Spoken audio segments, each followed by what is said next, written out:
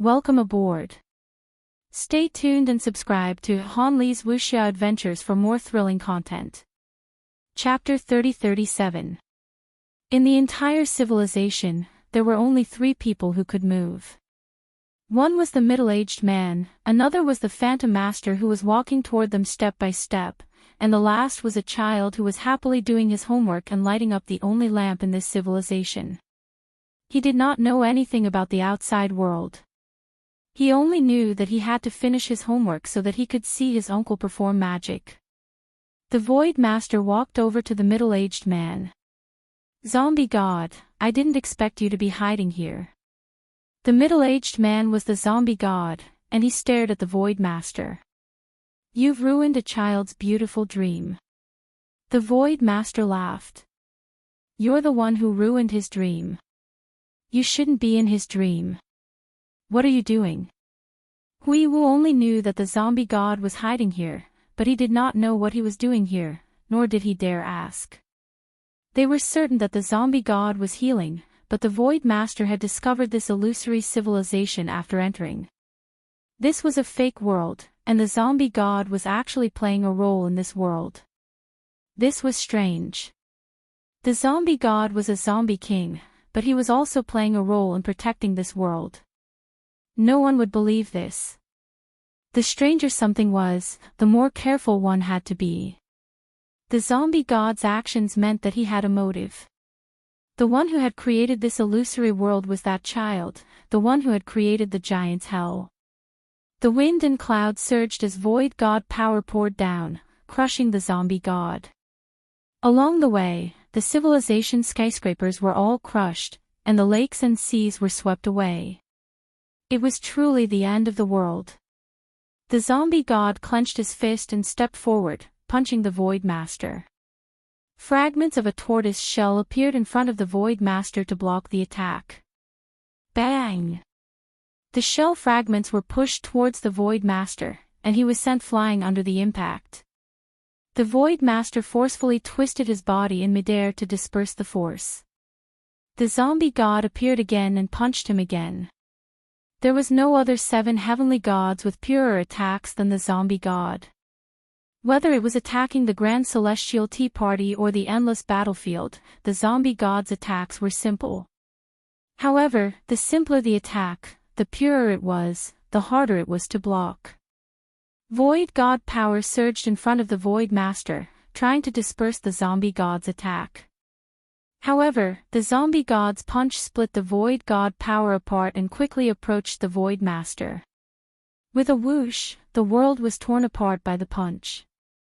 The only thing that was not affected was the farmhouse. The lights in the farmhouse flickered, and the child was still doing his homework. This was the quietest corner of the civilization. The Void Master descended. He had fought the zombie god before, and every time, he felt powerless. Before the turtle shell was broken, he could still block the zombie god's attacks. Now that the turtle shell was broken, he did not even have anything to block the zombie god's attacks. Why haven't those people appeared yet? The zombie god leaped down and unleashed a punch. He didn't need to be fast, he only needed to cover a large enough area. His body was originally incomparably huge, and now it was only the body of an ordinary person. However, when his fist came down, it was still enough to cover the entire sky. No matter how fast one was, they would not be able to dodge it. Void Master cursed under his breath as he turned around and rushed towards the farmhouse. The zombie god stopped and stared at the Void Master. Behind the Master of the Void was the farmhouse. He stared at the zombie goddess. "Even though I don't know what you want to do, this place must be very important to you." The zombie god raised his arm slowly. "It doesn't matter." Then, he threw a punch. The Void Master dodged immediately. The punch flew past where the Void Master was standing and shattered the void. It did not affect the farmhouse at all. The zombie god was extremely powerful. His attack was also extremely powerful. Unless the Void Master hid in the farmhouse, the zombie god would have nothing to worry about because the entire civilization had been destroyed. The Void Master dared not enter the farmhouse. He did not know what would happen if he destroyed this illusory world before knowing the zombie god's plan. As the master of the Void God's spacetime, he was not weak. However, he had lost his most powerful defense after his shell was broken. He was at a disadvantage when facing the zombie god. However, it would not be easy for the zombie god to end the battle. The Void Master lacked effective attacks, but he had too much Void God power. That was his advantage. The zombie god attacked a few times, but it did not work. The zombie god had no intention of leaving. The Void Master waited for the wood god and the others to keep an eye on the zombie god and prevent him from escaping. However, the zombie god had no intention of leaving at all. Finally, reinforcements arrived. An arrow shot out from afar towards the corpse god, enveloped in the aura of a three-colored monarch. The zombie god turned around and shattered the arrow with a punch. Luo Shan appeared in the distance. Lu Yin had sent someone to find him for this battle. As the spacetime master who had once been one of the three sovereigns, how could he not help? Lu Yin had agreed to settle their grudges, but that did not mean that the zombie god would not help the Six Direction Society. Luo Shan did not want to fight either, but Lu Yin had not schemed against him. The Six Direction Society truly lacked experts. If Lu Yin had wanted to scheme against him, he could have forced Luo Shan to participate in the Battle of Disaster Zone. The Void Master relaxed when he saw Luo Shan arrive. Attack together and finish him off. Many people had underestimated Luo Shan, but not the Void Master, Wood God, or the Lost Tribe's Grand Elder. They knew that the Grand Empyrean would not allow someone who only knew how to curry favor to become the leader of the Six Direction Society. Luo Shan had his own strength. Luo Shan frowned. The zombie god was definitely a powerful enemy. Enveloped by the Void God's power, the monarch's aura shot towards the zombie god. Luo Shan immediately used the sequence rule, teleport, to teleport himself behind the zombie god. This was no longer a matter of speed or space, but rather a type of rule that had to be accomplished. The monarch's aura had already transformed into a long blade in his hand, and he slashed at the zombie god. The blade landed on the zombie god's back without any resistance, but it did not harm the zombie god at all. Sequence particles circulated around the zombie god's body. He had used his full strength from the very beginning. After all, he was facing two spacetime masters. The Void God's power circled around the zombie god, wanting to form a life-form thermometer, but the zombie god casually scattered it and reached out to grab Luo Shan. Luo Shan was wary. He summoned his sovereign realm and materialized a monarch's aura in the zombie god's hand. The sovereign realm could not only materialize physical objects, but it could also materialize energy. However, the zombie god's strength was too great. He clenched his fist and shattered the sovereign realm as he punched at Luo Shan. Luo Shan blocked the attack with his blade. With a loud bang, his body was knocked back. Just like the Void Master, he could not help but spit out a mouthful of blood. Although the Spacetime Master could deal with the 7 heavenly gods, neither Luo Shan nor the Void Master were good at attacking. The Void Master was good at control, and Luo Shan was even better at escaping. Neither of them could restrain the zombie god. At that moment, a wooden lotus appeared under the zombie god's feet. It had appeared so abruptly from Luo Shan. He had approached the zombie god to plant this wooden lotus, which he had obtained from the wood god. The wooden lotus bloomed under the zombie god's feet. The zombie god raised his legs, wanting to crush them. However, although the wooden lotus seemed soft, it did not shatter. It contracted layer by layer, crushing the zombie god's legs, crushing the sequence particles and causing blood to seep out of the zombie god's legs. Luo Shan and the Void Master attacked at the same time. One of them had a life-form thermometer, while the other had a full-powered sovereign realm arrow. They wanted to determine the outcome of the battle before the zombie god could move.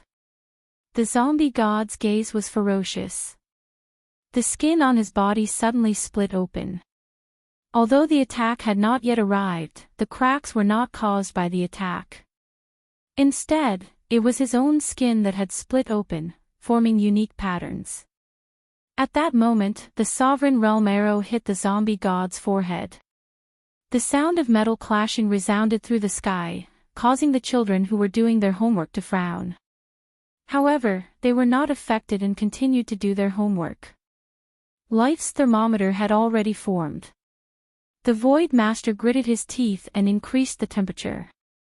At that moment, the zombie god's skin had completely split open, revealing unique patterns that resembled tree branches. These patterns emitted a faint green glow, spreading from his upper body to his lower body. As the green patterns spread to his legs, the wooden lotus shattered instantly. The zombie god raised his hand and punched out. From the inside out, he shattered life's thermometer and broke it. The Void Master's body swayed, and he spat out a mouthful of blood. He was shocked. How is this possible? The zombie god had not used this power in previous battles. To be precise, he had not experienced true life and death situations. He had not even used this power in the decisive battle in the endless battlefield. However, he had used his trump card in the face of death. The tree-like patterns were very unique. They formed on the surface of his body, giving off a strange and contradictory feeling. The zombie god and the tree. One was dead and the other was alive. They should not have appeared at the same time. The wood god appeared and looked at the tree branches on the zombie god's body. He said in a serious tone, "Mavis divine tree." The Void Master and Luo Shan heard this and looked at the wood god. What? The wood god's expression was unprecedentedly solemn. The tree branches on his body.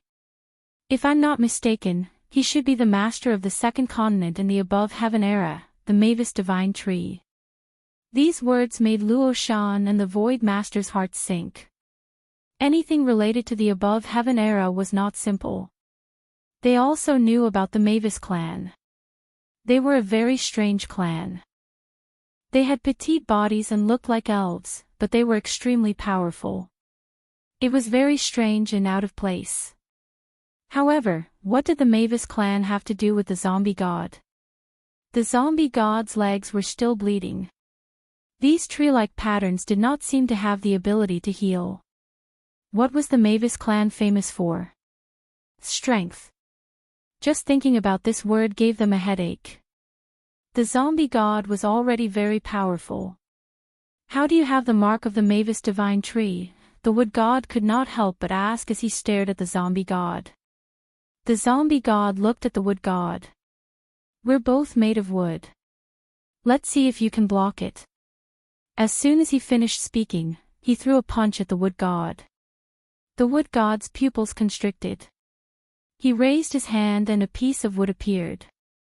With a boom, a huge force pressed down on the wood god. The wood god hurriedly retreated. This was bad. The zombie god and the star toad were two different types. The star toad attacked with its pitchfork, trying to break through his wood. However, his wood was not that easy to break, so he was able to delay the star toad. However, the zombie god was different. He did not need to break the wood. All he needed to do was push the wood horizontally. The wood was unable to block the zombie god's power. Although the wood could dissolve part of the zombie god's power, the remaining power was still enough to pose a fatal threat to them. Compared to the zombie god, he would rather deal with the star toad. Boom! The powerful force pushed the wood into the distance. The zombie god attacked again, throwing punch after punch at the Void Master and Luo Shan. The two of them did not even think about blocking the attacks. They hurriedly fled. There was no way they could block the attacks. The zombie god continued to punch. The tree-like patterns on his body started to bleed, and his power was rapidly weakening. Welcome aboard. Stay tuned and subscribe to Han Li's Wuxia Adventures for more thrilling content. Chapter 3038. Luo Shan's eyes widened when he saw the corpse god's weak aura. He hasn't recovered from his injuries yet. The wood god said. He was injured in the endless battlefield by the Lu family's ancestor, Lu Yuan. He'll reach his limit soon if he forcefully uses this power. We can't let him escape. The corpse god had not used this power during his battle with Lu Yin and would carving back in the giant's hell. Due to his injuries, he had not been able to use it back then. Now that his injuries had healed, he had forced himself to use it, but he had still suffered a backlash. How could it be so easy to deal with 3 parallel spacetime masters? The corpse god stopped. His body was dyed red with blood from his own body. The current situation was like ants attacking a giant. However, if they were in different positions, the corpse god might not be able to do anything to the wood god, void master, or Luo Shan if they wanted to escape. The wood god and the others weren't in a hurry to attack. They could exhaust the corpse god to death if they wanted to. The corpse god panted heavily. The green veins on his body were weakening until they were almost invisible. He looked around. The wood god and the others had already surrounded him and wouldn't allow him to escape. The corpse god looked at the farmhouse in the distance. His years of hard work were about to go up in smoke. What a pity. However, there was nothing he could do. He clenched his fist and punched out. This time, his target was the farmhouse. Before the punch arrived, the farmhouse shook and the lamp flickered. The child stopped writing and patted the lamp. The corpse god's punch wasn't fast, but it wasn't slow either. However, this punch seemed to be infinitely far away from the farmhouse, so far that the child patted the lamp. "Grandpa, the lamp is broken." No one replied. Within the farmhouse, the old man's body slowly dissipated. "Grandpa," the child shouted. The courtyard dissipated into specks of light that quickly spread throughout the entire farmhouse. The child ran to the balcony and looked down. What he saw was no longer a farmhouse, but a barren land. "Grandpa." The child looked up with a dazed expression. The punch had already arrived at the farmhouse.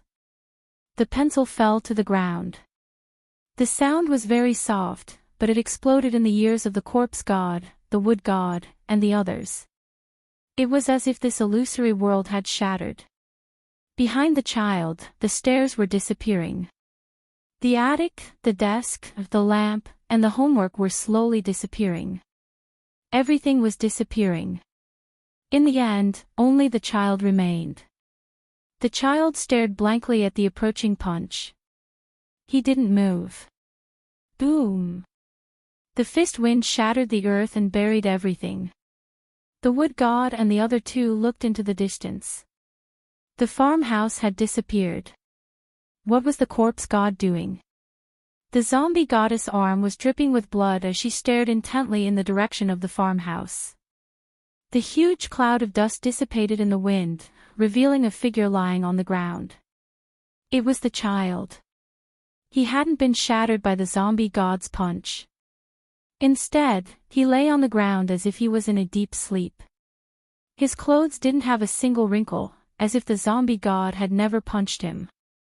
The ethereal master frowned. The farmhouse, the elderly, and the children are all illusions. This is the real body. Why is he still a child? Wood deity didn't understand. What ability could a child have? Creating this illusory world was one thing, but how could a child create the giant's hell? There were many supermassive giants trapped inside, as well as 2 giant kings with sequence nomological strength. But it was indeed created by this child. Back when the mountain-back giant king died, the image that appeared in the giant domain was exactly the same as this child's scream. How did the child do it? How long are you going to sleep? I accompanied you in your naivety, accompanied your grandfather for the rest of his life, and allowed you to enjoy your childhood. I fulfilled your wish. Don't tell me you want to watch me die. The corpse goddess stared at the sleeping child. What? The child didn't respond. The wood god frowned and immediately attacked the zombie goddess. Pieces of wood covered the zombie goddess from above and below. The zombie goddess gritted her teeth. Dim green patterns flashed across her body as she punched the wood away. The Sovereign King arrow approached and pierced her right shoulder. The zombie goddess, who had been covered in sequence particles and hadn't been injured, couldn't block Luo Shan's arrow. The ethereal master formed Vitality's thermometer again. The zombie goddess was at the end of her rope. You've wasted so many years here. Are you really going to watch me die? The zombie goddess roared. The thermometer's temperature rose. The ethereal master's expression was solemn. Although he didn't know what was so strange about the child, killing the zombie goddess as quickly as possible was the right thing to do. Below Vitality's thermometer, a giant wooden lotus bloomed. Even if the thermometer couldn't kill the zombie goddess, this wooden lotus would be enough to crush her into a puddle of blood. Okay, I promise you that I won't touch anything. I won't disturb you anymore. If you need, I can continue to perfect your childhood, the zombie goddess roared. In the distance, the child slowly opened his eyes. Thank you, uncle. The wood god trio looked into the distance and saw the child sit up and look at them. In an instant, everything changed. The wooden lotus disappeared, Vitality's thermometer disappeared, and Vitality's thermometer disappeared. The zombie goddess quickly retreated, escaping from certain death. The Sovereign King arrow in Luo Shan's hand shattered.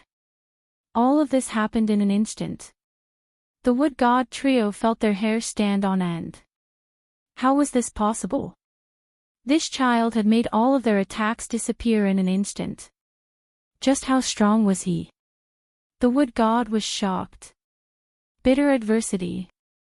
He's definitely an expert in the bitter adversity realm. The void master was shocked. The bitter adversity realm was the realm of the Grand Empyrean, the star toad, the only true god. Only the heavens knew that such an expert was hidden in the giant's hell.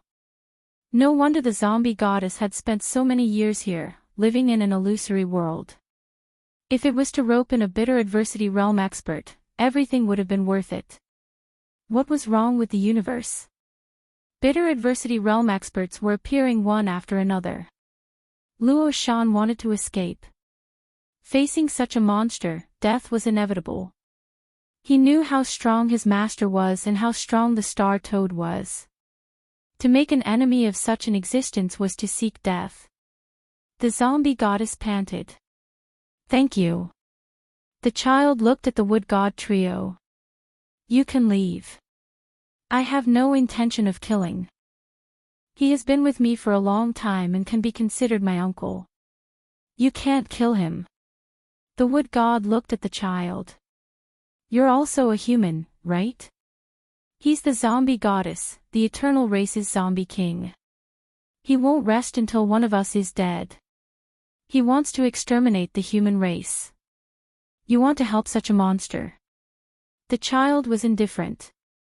When my home is destroyed, who will help me? The body is just a carrier of dreams and memories. As long as I'm alive, I only need my past memories. He raised a hand and looked at his own body. Race is not important. The wood deity's expression was ugly. When encountering such an existence, reason would not work. This was the bitter adversity realm. Yes, those in the bitter adversity realm were all madmen. They were obsessed with themselves and could magnify their obsession infinitely. To normal people, these people were all madmen. The child looked up at the wood god trio again. You don't have to be so obsessed. Who can guarantee that everything you've experienced is not an illusion? A reincarnation, a dream. Isn't it good for yourself? Even in a dream, there are good and evil, right and wrong. There are also emotions and ties. This civilization has traffic rules, systems, and levels. Are these not important to you? Then why does this civilization have them? What kind of civilization do you follow? He had been here for a long time, but he had not interfered in this battle. He was certain that each of the 7 sky gods had their own trump cards.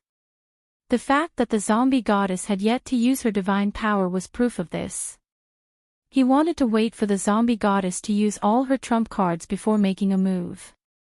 Otherwise, the situation in the giant's hell could easily repeat itself and allow the zombie goddess to escape. The 7 sky gods were very difficult to kill.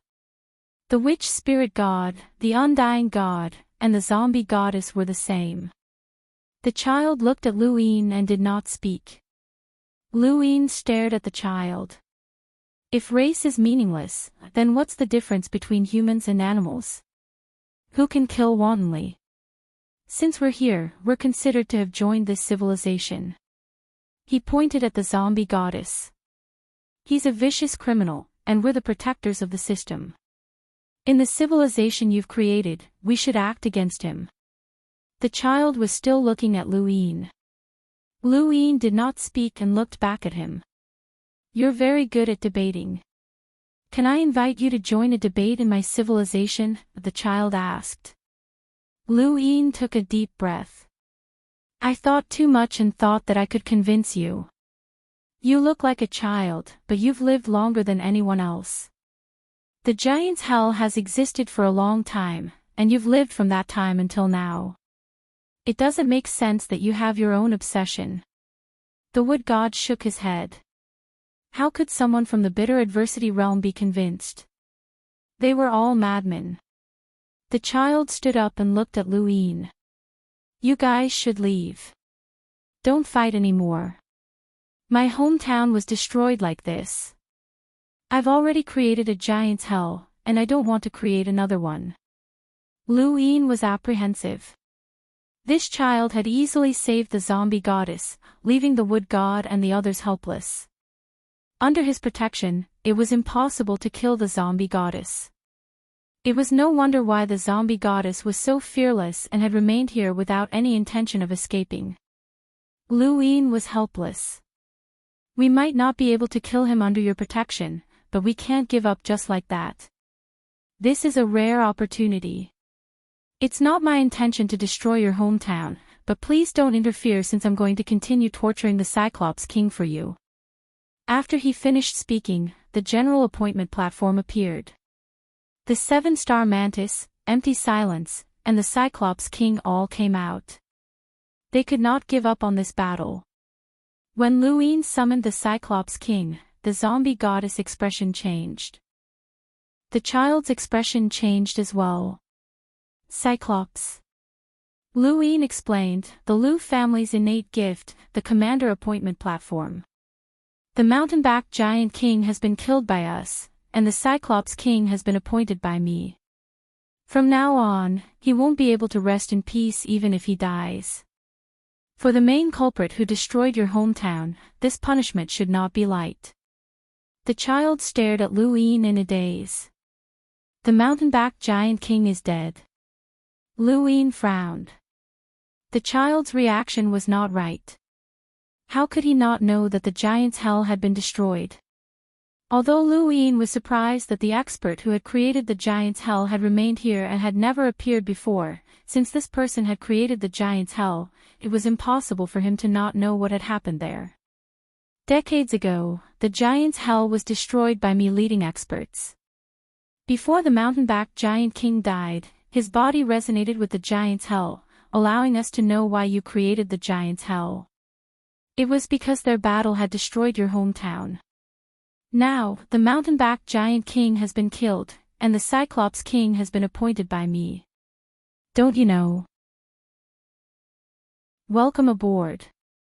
Stay tuned and subscribe to Han Li's Wuxia Adventures for more thrilling content. Chapter 3039. The child turned to look at the zombie goddess. Is what he said true? The zombie goddess' voice was low. You were the one who created the giant's hell. Whether or not it's true is up to you. The child roared. The Cyclops King was chosen by his innate gift, which means that he's living in another form. I've been sleeping all this time without entering the giant's hell, so how would I know? The zombie goddess did not reply. The child's words made Lu Yin's heart skip a beat. What did he mean? Was this person determining whether or not the giant's hell existed based on whether the Cyclops King or the mountain-back giant king was alive? How could he be sure? Furthermore, the rules of the giant's hell stated that if one side killed the other, the giant's hell would be broken. Wait, could this rule be false? Lu Yin looked at the child. What are the rules for breaking the giant's hell? The child met Lu Yin's gaze. One side completely kills the other. Then, the other side can live. They won't be able to live. What I gave them was an illusory hope. So that was how it was. Lu Yin understood now. No wonder the Cyclops King had been chosen by Lu Yin, but he had not known that the giant's hell had been broken. What was the other form that he was talking about? Lu Yin recalled the scene after the mountain-back giant king's death. He had clearly been made of flesh and could bleed, but he had turned into motes of light and dissipated. Even a bitter adversity realm powerhouse should not be able to revive them. Otherwise, how could the 7 sky gods have died? The sole true God should have been able to revive them. If a bitter adversity realm powerhouse could not do it, then how could they do it? Unless, they were not the ones that Lu Yin and the others had seen. Lu Yin felt like he had grasped something, but he could not recall what it was. Karma, what are you waiting for? My promise to you will not change. From now on, I will not come here again, provided that you help me get rid of them, the zombie goddess said in a low voice. The child was cold. You lied to me, and now you want me to help you. If you don't help me, you should know what will happen to you, the zombie goddess growled. The child laughed. He laughed very happily. Why do you think someone like me is willing to sleep here for so many years? Why would I deliberately create a giant's hell for revenge? What do you think I'm different from the others? These were questions that the Void Master and the others wanted to know as well. Cross the bitter calamity, said the wood deity. The obsession of a bitter adversity expert would be infinitely magnified. What this person cared about the most was his hometown. For the sake of revenge, for the sake of overcoming the bitter adversity, and for the sake of resolving his obsession, it was not impossible for him to hibernate here. In fact, the possibility was very high. Lu Yin's eyes twinkled. Grand Empyreans could sacrifice everything in order to cross the bitter adversity, so what was the bitter adversity of the one true God? What was the star toad's misery? There was also the legendary maiden, who was definitely an expert who had crossed the bitter adversity. After all, she had lived for far too long. There was also Mr. Mu, who had definitely reached this level. What was their misfortune? In the future, what would be his own suffering? The child laughed heartily. Passing the bitter calamity is indeed a very reasonable explanation. Unfortunately, people like us will never be able to pass the bitter calamity. We will never have the chance to pass the bitter calamity. Everyone was confused. What did he mean by that? My existence is for my hometown, to take revenge on those 2 gigantic giants, and to fulfill my childhood dreams. These are my obsessions, but they are also what I want to do for the rest of my life. I want to watch the sun rise and set in my hometown, watch my grandfather plant flowers and grass, watch this, the mountains and rivers are safe and sound, and I want to watch the years pass by peacefully. It's that simple of a wish. Those 2 giants are dead, and I've experienced countless years of rising and setting. I've done a whole basket of homework. Someone like me. He looked at the zombie goddess. Are you afraid of death? The zombie goddess' gaze turned cold. The child sneered. Someone like me can't wait to die. There's nothing else in this world that I want. Perhaps there really is a world after death in the universe, and perhaps the civilization that I'm looking forward to is in that world. Perhaps I can reincarnate and be reborn into a civilization of hope. Do you think that someone like me can be threatened by you?" The zombie goddess suddenly attacked, tearing through the void in an attempt to escape. Luyin had been watching her the entire time, and when she saw that the zombie goddess was about to escape, the seven-star mantis suddenly flew over with a speed that could rival that of time. Only the zombie goddess slowly turned her head, but she was still too slow. She was sent flying by Lu Yin's palm, and the seven-star mantis raised his arm to slash down. At the same time, Silence Void and the Cyclops King attacked as well. On the other side, two figures walked out of the void. They were the Moon God and the Moon Immortal from the Trillionaris Alliance. How could they not have made sufficient preparations to ambush the seven sky gods? Luyin had specially invited the Trillionaris Alliance to help, and he had no choice but to do so. Fortunately, the Trillionaris Alliance had come to help out on account of Lu Yin's kindness in dealing with the Berserk Corpse. The Moon God and the Moon Immortal were both sequence law powerhouses, and they attacked together, continuously depleting the zombie goddess sequence particles. The child did not attack Lu Yin and the rest. The wood deity and the others looked at each other before charging towards the zombie goddess. The zombie goddess growled, "Karma, if you don't attack now, I'll take your life." The child looked around. He just looked at the barren land and didn't care at all. The Cyclops King punched the zombie goddess into the ground. Silence Void raised his palm and pressed it down continuously. Sovereign King arrows, Void God power, and would all press down, causing the zombie goddess to cough up blood. The zombie goddess finally could not take it anymore, and her body recovered to its original size. The child was astonished, and a cold glint flashed across his eyes. "You're a giant as well." The zombie goddess had never recovered her true form in this illusory civilization, and she had always appeared as an ordinary person. "Karma, do you really want to die?" The zombie goddess' voice shook the heavens and earth, and the tree-like patterns appeared on her body once again. Although blood continued to seep out, another red color flowed within her body, divine power. The child stared at the zombie goddess with murderous intent. "If I knew that you were a giant, I wouldn't have let you stay here. If that's the case, why don't you help us get rid of her?" The Void Master shouted. The child did not move. Divine power surged out of the zombie goddess body and covered the tree-like patterns. The next moment, the divine power spread out in the form of the patterns, as if a tree had grown out of her back. It was the Mavis divine tree. The wood deity was on guard. "Be careful, the Mavis divine tree has limitless power. It's no laughing matter if you get hit." Luyin felt it deeply. He had known the Mavis divine tree for too long, especially during the battle with River Mavis.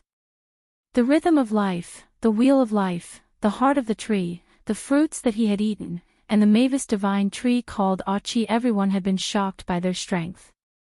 Why did the zombie goddess have the Mavis divine tree's brand? The Mavis divine tree had been imitated by divine power and grew behind the zombie goddess. The Moon Immortal's moonlight slash could not even get close to the zombie goddess as it was blocked by the divine power. Luo Shan shot out a Sovereign King arrow, and Luyin ordered the Cyclops King to attack, but it was also blocked by the Mavis divine tree. External forces can no longer harm her. "She can leave whenever she wants," the wood deity said with an ugly expression. Lu Yin's eyes narrowed as he stared at the zombie goddess. This was the reason why he was so confident. The zombie goddess had a huge body, and the amount of divine power she could absorb far exceeded that of the other seven sky gods. Using her divine power in such a way meant that she did not even think about attacking. She only wanted to leave. The child looked up and stared at the zombie goddess.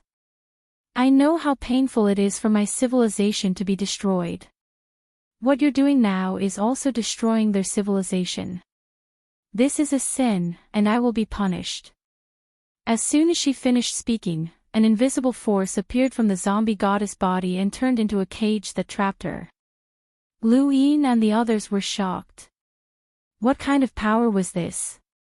The zombie goddess suddenly opened her eyes. This is not a power that I understand. Your power shouldn't be a threat to me. How much do you understand about my power? The child asked with a solemn expression. You're courting death, the zombie goddess said. She did not seem to do anything, but the child suddenly coughed up blood as the same tree branch pattern appeared on his body. Divine power was faintly flowing through it. This force continuously pulled at his body, causing it to crack open. The wood deity and the others could not understand. The zombie goddess was clearly an expert who could save her with a wave of her hand. How could she be so easily injured? The child coughed up blood, but he still stared at the zombie goddess. Piercing the sky. The cage formed by the zombie goddess body suddenly closed up, as if ignoring her physical body and entering her body directly. The zombie goddess expression changed, and she suddenly opened her mouth and spat out a mouthful of blood mixed with bits of her organs. Her originally incomparably powerful body began to crack open as she roared, I don't believe that you shouldn't have injured me. Karma, you've been hiding your power. The child laughed bitterly, and he looked exactly like the zombie goddess. His body continued to crack open, and he was on the verge of death. Although I don't care about my race, I still have to put an end to this body of mine. After all, the body is a carrier of memories. I feel that the human race is not bad, and we shouldn't be destroyed. Die. The zombie goddess growled as her body continued to crack open. Welcome aboard. Stay tuned and subscribe to Han Li's Wuxia Adventures for more thrilling content. Chapter 3040. Where is he now? The Void Master hurriedly asked. It had been so difficult for them to reach this point. If not for this person, they would not even have been able to force the corpse god to self-detonate. If they could not even kill it under such circumstances, how were they going to kill it in the future? The child replied, I don't know. The reason he stayed in the illusory civilization I created for so many years was to leave divine power in my body. Divine power is the true power of a bitter calamity realm combatant. In that civilization, I didn't have the will to resist. Is it because of this power that he was able to heavily injure you? The Moon Immortal asked. The child coughed up blood. Kill me. Lu Yin looked at the child. If I'm not wrong, you have another power that's related to illusions. The wood deity and the others were not surprised. They had also guessed it. The meaning of the corpse god myth was very clear. If one did not believe in it, they would not be harmed. This also explained why the karma could easily save the corpse god. His power was fake. The child looked at Lu Yin and sighed in admiration. You haven't reached the sequence laws, and you aren't even an extreme powerhouse, but you have such strength. You are the future master of this universe. I hope that you won't end up like me. At this point, he suddenly stopped, and his expression changed. Then, he suddenly stared at Lu Yin again. Is the Cyclops King really being tortured by you? Lu Yin thought about it for a moment before shaking his head. It's only about strength, it has nothing to do with the person. The child exhaled. I guessed it. Otherwise, the Lu family you speak of would have long ceased to exist. Humans shouldn't have such power. After that, he said, pick me. Lu Yin was astonished. The child was very serious. I'm going to die. Since that's the case, I might as well leave my power for you to use. Lu Yin hesitated. If I want to do that, I'll have to kill you myself. The child didn't care. I'm going to die anyway, so why should I care? Lu Yin looked at Wood God and the others. It was not easy for him to kill someone he had no enmity with, and he was not a bloodthirsty person. Wood God and the others nodded at Lu Yin. If they could obtain the power of the negative karma, it would definitely be of great help to them. Regardless of whether it was the illusory power that could scare others or the strange power that had severely injured the corpse god, they were both very powerful. Lu Yin took a deep breath. "Thank you, Senior." Wood deity and the others slowly retreated. Summoning and appointing generals was the power of the Lu family. It wasn't good for them to just watch. After all, they were all sequence principal powerhouses. It was hard to guarantee that they wouldn't discover anything. Lu Yin didn't mind being watched, but he didn't stop them from leaving. The child's life force continued to flow away. "I have two powers, one is sin, I use my own sin to imprison myself. Sky Piercer is a killer move formed from this. The more sins one feels, the easier it is for one to be injured. The second is fantasy. This is also the rule of my sequence. Under fantasy, if you believe it, then it exists. If you don't, then it doesn't exist." He looked at the wood deity and the others in the distance. The corpse goddess was surrounded and killed, and she asked me for help.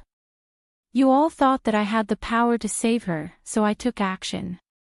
Naturally, you all believed everything and were easily controlled by my fantasy rules.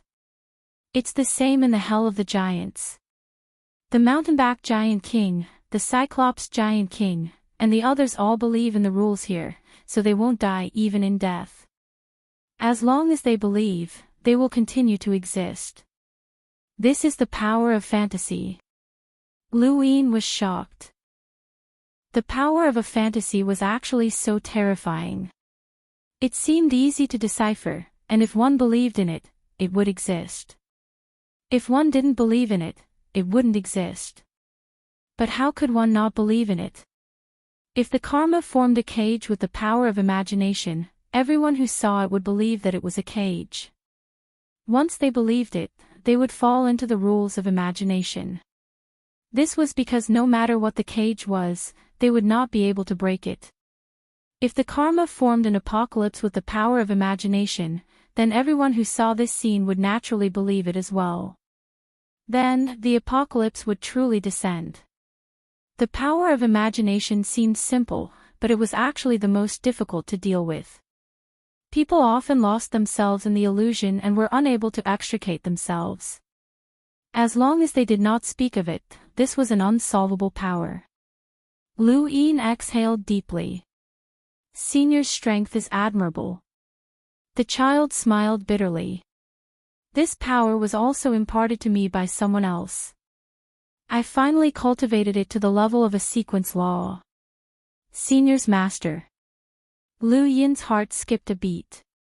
How amazing would such a person have to be able to create illusions? The child shook his head and coughed up blood again. He won't let me call him master. Then, that's Senior. He passed away a long time ago. Lu Yin nodded. He did not know why, but he suddenly felt relieved. The power of imagination was both unsolvable and impossible to guard against. If such an expert was still alive, Lu Yin would have suspected that he had seen something illusory. Cough, cough. It's almost time. I can't hold on any longer. Do it. The karma spoke with difficulty as blood flowed down his entire body. Lu Yin could not bear it, but he still raised his hand. Senior, I'm Lu Yin. My original name is Lu Shaoxian. I'm the Tao Master of the Heaven sect on the 5th continent of the primordial space. I'm here to send you on your way. The child's vision was already blurry and bloody. Protect your civilization well. I hope that you won't walk the path that I walked. Lu Yin solemnly said, Thank you. Then, he slapped down on the child's forehead. The child's body swayed and slowly fell to the ground. In the distance, Mu Shen and the others watched all of this. A powerhouse of a generation had finally died. The founder of the Giants' Hell was also once the focus of the Six Directions Association. Now, he was still dead. Lu Yin felt speechless and uncomfortable. He took a deep breath and the general appointment platform appeared. In my name, general appointment. A figure gradually appeared on the platform. Lu Yin did not know how to differentiate the karma's strength. If he did not understand the power of imagination, he would never be able to defeat him. If he did, however, this power would be easy to break. He did not know who to target, but he should be able to succeed. As the brand gradually deepened, the general appointment platform suddenly trembled, and Lu Yin coughed up a mouthful of blood. His face turned pale, and he heard a faint sound. When he looked up, he saw the word, sky, appear out of nowhere and viciously press down on Lu Yin. This was something that Lu Yin had never felt before. Even when he had been ambushed by Night King Jinwu, and even when he had faced a lofty Grand Empyrean, he had not felt this way. This was the feeling of being suppressed by the heavens. The firmament of the heavens was collapsing, and Lu Yin experienced the despair that ordinary people felt when facing doomsday. This was not just doomsday, but also the feeling of an ant looking up at the heavens. What was going on? What was this? Everything happened in an instant. The word, sky, suddenly pressed down, as if Lu Yin had offended something. At that moment, the die suddenly appeared without any warning, and its 5 dots faced the word. The flames that had once burned the Book of Destiny appeared, but they did not move towards the word. Instead, they moved towards the karma's corpse. Lu Yin did not know what they had burned, but the word disappeared just as it was about to suppress him. Was this real or fake? Lu Yin stared blankly above his head, but there was nothing. Not far away, the general appointment platform was empty, and there was no karma's brand. The die slowly disappeared, and everything was calm. Even further away, Mu Shen and the rest did not see anything. It was as if everything that had just happened had been an illusion. Imagination. Was this the power of imagination? But that was not right. Why had he believed that a word could suppress him? Or even kill him? Why had the die suddenly appeared? Also, Lu Yin wiped the corner of his mouth. There was blood. This was real. He had indeed been suppressed by a sense of despair that he had never felt before. He had experienced what ordinary people felt, where life and death were hanging by a thread. He looked at the karma's corpse, but his corpse had long turned into ashes and scattered. The moment the flames burned, it had turned into ashes. If he had not been injured and the die had not appeared, Lu Yin would not have believed what had just happened. Where did the word come from? Was it because of the karma? His gaze was deep, and streams of light appeared around his body. Look, he wanted to see what had happened. He was unwilling. Why should he be suppressed and killed? He had been injured for no reason, and he wanted to see where the strength came from. The streams of light shuttled back and forth, and the scene in front of him changed. The ashes slowly fell in front of him and formed the karma's corpse. He saw the flames, but he did not see the word, heaven. He suddenly stared in the direction where the flames were burning. The streams of light kept looking back, and the flames shrank and returned to the die's 5 dots. He stared at the karma's corpse. When Lu Yin saw it clearly. A word had appeared on the karma's forehead, slave. The word, slave, was engraved on the karma's forehead. Usually, it could not be seen at all, but when he called the general, the word appeared. Slave, heaven, what did it mean? The streams of light recovered, and his eyes were empty. Lu Yin's thoughts were complicated. There was actually the word, slave, on the karma's forehead. He knew very well what this word meant. What kind of person could use karma as a slave? Was it heaven? But what did this heaven represent? Lu Yin's fingers went numb, and he felt as if he had touched some kind of taboo. If not for the flames, would he still be standing here? The flames had appeared when the Book of Destiny was burned. At that time, he had stolen the innate gift of fire with his die's 5 dots and had always kept it in the die. He had never thought that it would save him this time. The flames were related to Immemorial City, and the Book of Destiny had been burned because it was divining Immemorial City. Then, was the word heaven also related to Immemorial City? Immemorial City was clearly the place where human powerhouses from ancient to modern times had resisted the Eternals from destroying the strings of the sequence. Logically speaking, he should have seen it clearly, but why had the word heaven still appeared? What did this word represent in Immemorial City? Lu Yin was even more confused. Immemorial City was definitely not as simple as Mu Ji had said. There was definitely a problem. He wanted to go to Immemorial City. Lu Yin's gaze was resolute. He had to go to Immemorial City to take a look. There were great secrets there. The general appointment platform slowly floated, and Lu Yin looked over. Not only had the Karma's brand disappeared, but even the Cyclops King's brand had disappeared. The Cyclops King had originally been a Karma that had appeared with the power of an illusion. Now that the Karma had told Lu Yin that this was an illusion, Lu Yin naturally did not believe in the Cyclops King's existence. Thus, this power had disappeared as well. It was painful to lose two powerhouses that could be called upon, but Lu Yin had seen some kind of secret that had to be uncovered. In the distance, Mu Shen and the others came over. Master Lu, how was it?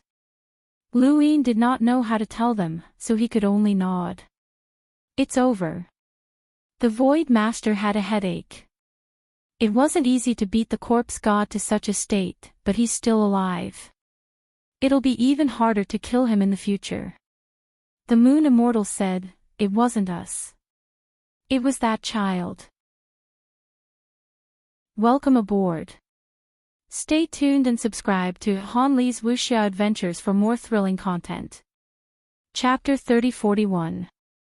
Void Master said, "Fortunately, Lu Yin chose that child.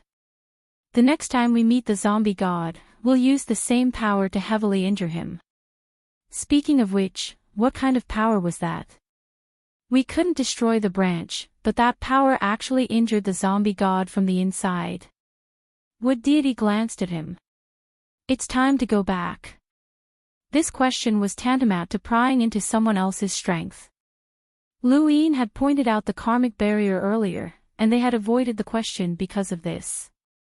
Void Master said apologetically, "Yes, it's time to go back. I asked too many questions out of curiosity." "Alright, Lu Yin, we'll leave first." Wood Deity said, "Although the zombie god isn't dead, he won't be able to come out anytime soon. This kind of injury is enough to prevent him from appearing for a very long time. By the time he appears again, you'll have broken through to the progenitor realm." Lu Yin looked forward to it. "I should be able to break through. Killing him won't be so difficult then." With that, Wood Deity, Void Master, and Luo Shan all left. The Moon Deity and Moon Immortal also bid farewell to Lu Yin. Lu Yin thanked them once again. He had repaid the debt of saving the Trillionaris Alliance, and it would not be so easy to ask for their help in the future. The Trillionaris Alliance was not part of either White Cloud City or the Six Direction Association. The three sequence Law Realm powerhouses were enough to form a faction of their own. Lu Yin returned to the Above the Sky sect. His next step was to find the nine-headed bird's nest, as there were some good things there. The nine-headed bird's treasures were definitely not bad, and Lu Yin had seen them through its memories. He also knew how to go to a parallel space where the flow of time was different from the nine-headed birds. These parallel spaces were the currency used by many powerhouses in the outside world. The only problem was how to find the nine-headed bird's nest. Although Lu Yin had seen the nine-headed bird's memories, he was not the nine-headed bird himself, so he did not leave a mark in the nest. The only way was to use Bai Rong's compass. Bai Rong's compass could point to the things he wanted the most. The most important thing was the thing. This thing was neither a human nor a beast. It was something that belonged to the universe. For example, a parallel spacetime with a different flow of time. This was something that existed in the universe itself. It could be found. The Lightning Lord could also find lightning through his compass. If he wanted to find a human or a beast, he could not find it. Fortunately, there was something in the nine-headed bird's nest that Luin had seen through its memories. It was an extremely rare item that had been nurtured by the universe itself, a piece of wood. This piece of wood was where the nine-headed bird had been born, and it was also the core of its nest. The nine-headed bird had been born from this piece of wood, and it had cultivated for countless years to reach the level of sequence laws. However, it had never been able to find a second piece of wood in its entire life. This item should be able to be located through the compass. As he thought about it, he calmed himself down and focused on cooking the wood. He raised his compass and tore through the void. When he saw the void crack open, he took a step forward and disappeared from the above heaven sect.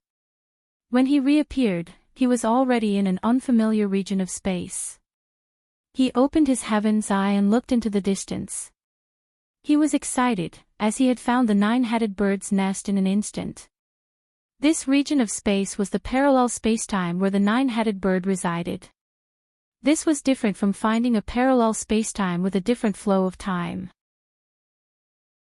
Those kinds of parallel spacetime had almost no sequence strings, and one had to rely on a compass to find them. However, the parallel spacetime where the nine-headed bird resided had sequence strings, which could be directly found by tearing through the void. This parallel spacetime was not some strange spacetime. Luin hurriedly headed into the distance. Not long after, he saw a huge tree towering in space. The nine-headed bird had found this tree, and it was also its nest. That was the core of the tree, the wood. Lu Yin's eyes flashed as he looked at the huge tree in front of him. There was a person within the tree, looking for something and constantly destroying the surroundings. "It's useless for you to search like this," a voice said. The person suddenly turned around and saw Lu Yin, his scarlet eyes filled with murderous intent. Lu Yin also saw the person clearly and was surprised. Nye. This figure was none other than the progenitor realm corpse king, Nye, who had attacked the carrier of the bestow technique when he had disguised himself as Xian Qi to enter the hyperspace and fight in the drifting cloud spacetime. Nye's attack had allowed Lu Yin to see the strength that Qiu Zhan displayed with the support of the black energy source. This person was just an ordinary progenitor realm corpse king. At most, he was slightly stronger than the progenitor realm corpse kings of the true God Guard. Nye stared at Lu Yin. "Why are you here?" Lu Yin's lips curled up. "It seems that you know me." "I'm curious, why are you here? Do the Eternals know the locations of all the alien powerhouses?" Nye suddenly attacked, throwing a punch at Lu Yin. The fist stopped in front of Lu Yin and was easily caught by him, unable to move. Nye growled and charged forward, but Lu Yin kicked out and sent Nye flying. Just as Nye was about to hit the ground, Lu Yin appeared and stomped down on him. Nye struggled wildly, but it was to no avail. Lu Yin was much stronger than him, and they were not on the same level at all. "Are you going to tell me? Do the Eternals know the locations of all the alien powerhouses? If one dies, I'll plunder it," Lu Yin said. Nye looked up, his scarlet eyes incomparably ferocious. "You will definitely be killed by the race." "Definitely, definitely. The humans can't resist my race." Lu Yin frowned and stomped Nye to death. Nye was a corpse king, so interrogating him was impossible. In fact, there was no need to interrogate him. Nye's appearance here must have been incited by the Eternals, and the fact that the Eternals had a way to find the nine-headed bird's nest was no small matter. The nine-headed bird was cautious, and only it knew how to return to its nest. The Eternals might be able to find it, but the nine-headed bird definitely didn't. If the nine-headed bird was like this, then were the other alien powerhouses the same? If that was the case, then the Eternals must have obtained the treasures collected by the alien powerhouses. If that was the case, then the Eternals' collection would be terrifying. No wonder the Eternals kept hiring the Star Toads, and the resources they lured seemed worthless to the Eternals. The Eternals could easily double the amount, and they were using the alien powerhouse's resources to bribe the Star-Toads.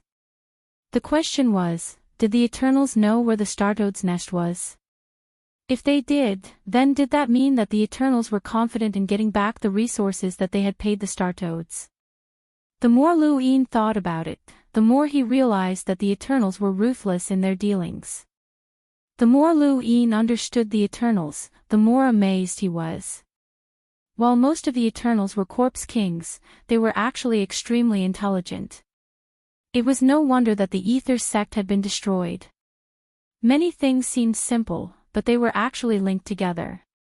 Lu Yin suppressed his guesses and followed the nine-headed bird's memories. He entered the depths of the forest and arrived at a corner. He pressed down with his palm, revealing the entrance to the nine-headed bird's collection of treasures. It did not have the habit of storing external items in its cosmic ring, so everything was stored below. Nya was searching for these items. Lu Yin quickly saw the nine-headed bird's collection, including weapons, cultivation resources, natural treasures, and more. There were too many to count, but none of them were of much use to Lu Yin. There were also star essence here, roughly 100 million cubes. It was neither too much nor too little, but it was better than nothing. Aside from star essence, there were also ultra crystals, Hui crystals, and other cultivation resources from the Six Direction Association. There were also many other resources that should have come from some of the cultivation civilizations that the nine-headed bird had encountered. Lu Yin took them all, as the number of stars in his heart could be increased without limit. Of the many resources, there were two that were the most precious. The first was a stargate that led to all of the parallel spacetimes that the nine-headed bird had encountered. Those parallel spacetimes had long since been opened up, and this stargate was the entrance. The nine-headed bird would patrol this place every once in a while. After all, someone could enter a parallel spacetime at any time, and no one could predict what would happen. It would not allow anyone to covet its things. The second precious resource was the Bojwood essence. Bojwood essence was a liquid that had been condensed from wood for countless years. Lu Yin did not know what it was used for, but he knew that it was the most precious thing in the nine-headed bird's memories, and it was even more precious than the parallel spacetimes. Ever since the nine-headed bird had been born, it had only accumulated a palm-sized bottle of Bojwood essence. It was extremely rare, and it had never been willing to use it. Lu Yin found it. The nine-headed bird had not been willing to use it, but Lu Yin had benefited from it. However, he did not know what it was used for, so he decided to put it away first. There was nothing else to do after that. Lu Yin brought the stargate out of the tree and looked back. There was no need to destroy it, as perhaps a new owner would arrive soon. He returned to the above-the-sky sect and took out the stargate at the back of the mountain. He entered and cultivated in the parallel spacetimes with different spacetimes. In the future, these parallel spacetimes could be used as rewards for the above-the-sky sect's elite disciples, and no one would refuse to cultivate in them. Ever since Lu Yin had become the above-the-sky sect's Dao master, he finally had tangible benefits for his subordinates. Even the fifth tower might not be as attractive as these parallel spacetimes. The nine-headed bird had 4 parallel spacetimes with different spacetimes, and it had taken Lu Yin 3 years to be fully recognized. His light flow retrospect had increased his time by 32 seconds, but he had actually spent 78 years in the parallel spacetimes. This was what it meant to be secluded cultivation. 3 years passed in the blink of an eye, and in the past, it would have been over with a sip of tea. It had been more than 90 years since Lu Yin had arrived on Earth, and this was real time. If he counted the 4 pips on his die and the time in the parallel spacetimes with different spacetimes, it would have been several hundred years. He was no longer a member of the younger generation. Lu Yin exhaled and swept his domain across the entire above-the-sky sect. Why was he ran here? He looked down the stairs and saw he ran playing with the sapling beside the cauldron. He was about to go take a look when the second Night King reported, "There's a war in the astral beast domain." Lu Yin was astonished. A war in the astral beast domain. With whom? A civilization that unintentionally intruded into the fifth mainland spacetime. Lu Yin found it funny. He had been constantly traveling to the outer realms and entering other parallel spacetimes, but now he had guests at home. Soon, the second Night King showed Lu Yin the images of the war in the astral beast domain. Lu Yin looked at the screen. On the screen, one after another, strangely shaped spaceships appeared, circling around the light barrier as they fired beams of light at the numerous astral beasts. These spaceships were completely different from the fifth mainland spaceships. Each of these spaceships was protected by a light barrier, and many of the astral beasts could only take a beating. Welcome aboard. Stay tuned and subscribe to Han Li's Wuxia Adventures for more thrilling content. Chapter 3042.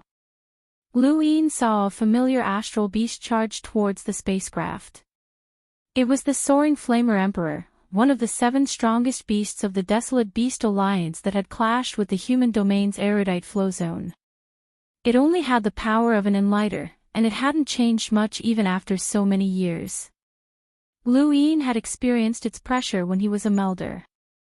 It was at the border of the erudite flow zone that he had encountered Yao Gu, who had been chased by the Void Thunder Beast. In the blink of an eye, it felt like a long time had passed. The soaring Flamer Emperor charged towards the spacecraft with black, white, and red flames. The tricolored flames engulfed the entire space. Aside from the soaring Flamer Emperor, a few other and lighter astral beasts also charged forward. One of the astral beasts tore the spacecraft apart, but before anyone could see anything, the spacecraft exploded and swallowed everything, including the astral beast. The soaring Flamer Emperor's tricolored flames burned, but it only managed to distort the spacecraft's light barrier. It was unable to break through, and a beam of light swept past, piercing through the soaring Flamer Emperor and killing it instantly. The battle did not last long, and the astral beasts of the desolate Beast Alliance were all killed. Tao Lord, this happened during the first year of your seclusion.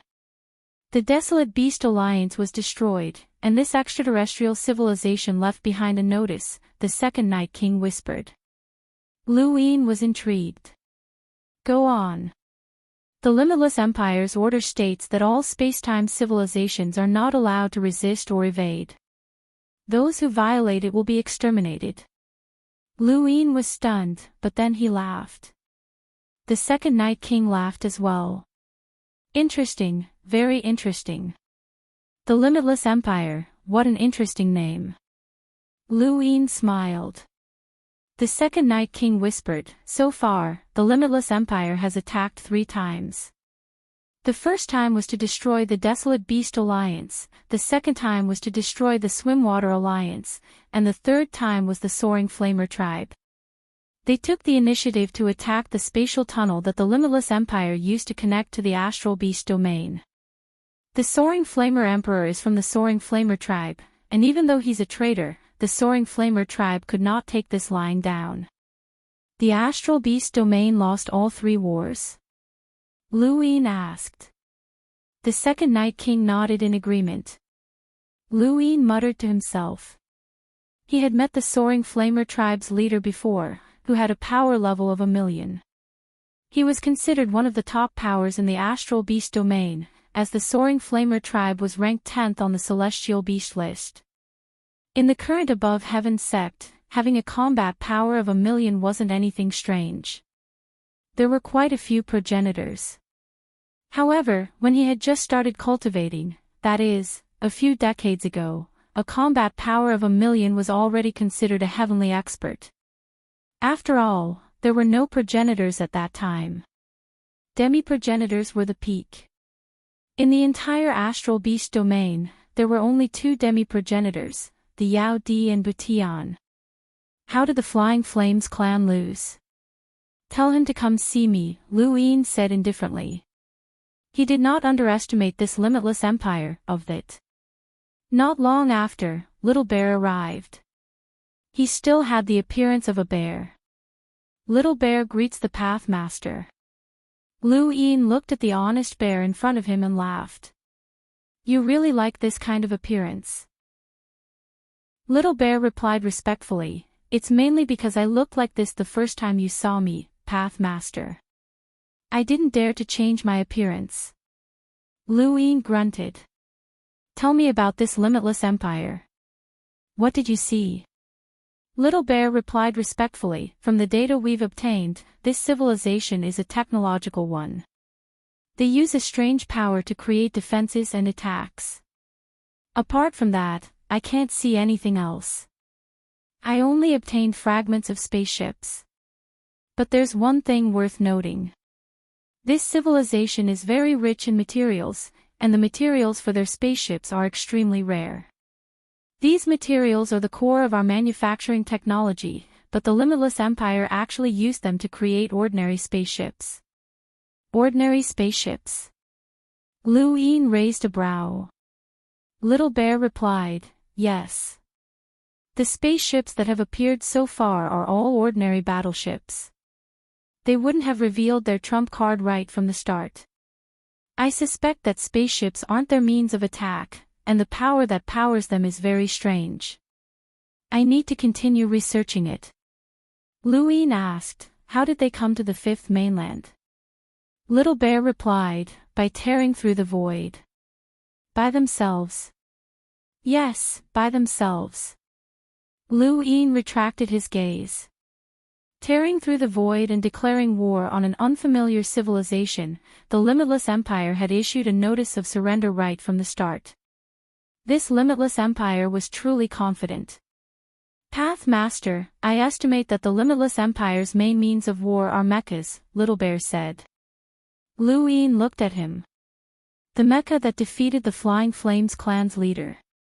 Yes. Generally speaking, technological civilizations don't easily cultivate. Instead, they use technology to replace cultivation to achieve certain effects. This is the case for the technocracy and hyperspace. This limitless empire has so many materials and strange power systems, so it's very likely that it's the same, Little Bear said. Lu Yin nodded. Understood. Continue researching. Yes, I'll take my leave. Lu Yin had the second Night King display the war footage again. I've been in seclusion for 3 years, which means that the Limitless Empire has been invading the astral beast domain for more than 2 years. 2 years and 3 months, the second Night King replied. They've won 3 battles. Although they've issued a notice of surrender, they haven't continued fighting. They're either waiting for something, or they're just pretending to be confident, but they're actually observing our space-time. Lu Yin muttered to himself, does Ling Qing have any methods to deal with them? The second Night King respectfully replied, Lady Ling Qing said that she'll wait for Path Master to finish his seclusion and await your orders. A civilization that dared to tear through the void was definitely not simple. Ling Qing must have thought of this. Although the Six-Way sect had gained the upper hand in the war against the Eternals, there was no guarantee that a civilization as powerful as the Eternals would not appear. Thus, he did not dare to make any decisions on his own. Pass down my orders. Have the astral beast domain pretend to surrender. I want to see what this limitless empire will come up with. The second Night King hurriedly passed down the order to the astral beast domain. In the astral beast domain, under the dark sky, a giant spatial tear continued to expand. Numerous spacecraft with light shields lined up on both sides of the tear, facing the surroundings. This was the entrance to the limitless empire that connected to the astral beast domain. It was not far from the erudite Flowzone's border, but it was actually quite far from the celestial beast empire. On this day, a group of astral beasts arrived, and they spread out endlessly. Many of the limitless empire's spacecraft activated and headed towards the astral beasts. On the other side of the spatial tear, several spacecraft appeared, bringing with them a tremendous pressure. Void Thunder Beast, lead all the astral beasts of the current civilization to negotiate with the Limitless Empire. Have someone who can make the decision come out. Su Qing reverted to his Void Thunder Beast form. His original body stared ahead. Beside him was the leader of the Flying Flames family, who had previously attacked the Limitless Empire. Behind him was a group of astral beasts that were not too powerful. This was to prevent the Limitless Empire from becoming vigilant. On the other side, several spacecraft blocked the Limitless Empire's path. One of the spacecraft said, "The Limitless Empire has issued an order. The current civilization cannot resist or evade. Violators will be exterminated." Su Qing shouted, "We are the current civilization's leaders. Even if you want us to surrender, someone who can make the decision has to come out and speak." He waited for a while, but there was no response. Su Qing was not in a hurry. No foreign civilization would be able to make contact smoothly, and both sides would be wary of each other. Even if the Limitless Empire was confident in themselves, this was because they were wary of the unknown, and no one was an exception. Otherwise, a progenitor like Ling Qing would have already acted. At least so far, the Limitless Empire had not shown any progenitor's combat power. After waiting for a while, a huge mecha walked out of the void crack. The leader of the Flying Flames family was familiar with this mecha. He had been defeated by this mecha. The mecha was blue in color, with smooth lines and a humanoid shape. It was basically a giant mecha. Things like this were not unique. As long as they were willing, the above sky sect and the technocracy could make them. The technology was not difficult, but the materials were different. This mecha could fight against a powerhouse with a combat power of 1 million. The materials used were extremely rare, especially when so many rare materials were used on such a huge mecha. No matter how one looked at it, it was a waste. This mecha was even bigger than those spacecraft. Just a group of beasts. If you don't surrender, just kill them. Who do you want to talk to? Are you qualified? The voice from the mecha was very young and arrogant. Although the language was not the same, Su Qing and the others could understand it through the mecha. Su Qing shouted, "You can make decisions in the Limitless Empire. I can make decisions for you." The voice from the mecha was extremely domineering. "How arrogant!" Su Qing shouted. The mecha raised an arm, and the entire arm turned into a sword that pointed at Su Qing. "If you don't surrender, kill without mercy. This is the rule of the Limitless Empire." As soon as it finished speaking, a light barrier appeared around the mecha. The mecha swung its sword, cleaving through space with a destructive power that neared the peak of an emissary. Su Qing and the other astral beasts were shocked. Such destructive power. This was definitely not the Limitless Empire's true strength. Welcome aboard. Stay tuned and subscribe to Han Li's Wuxia Adventures for more thrilling content. Chapter 3043. Big Brother Fei Fei is indeed powerful. He suppressed these beasts. A voice came from the mecha. Of course, Big Brother Fei Fei is powerful. He's the son of General Fei Yan, the future general of the empire. He's even qualified to compete for the position of commander. Don't say that. Xiao Qing is the future commander. I'm just a general at most, Fei Fei said proudly. Then, he looked at a green mecha in the distance. This mecha looked even slimmer than Fei Fei's blue mecha.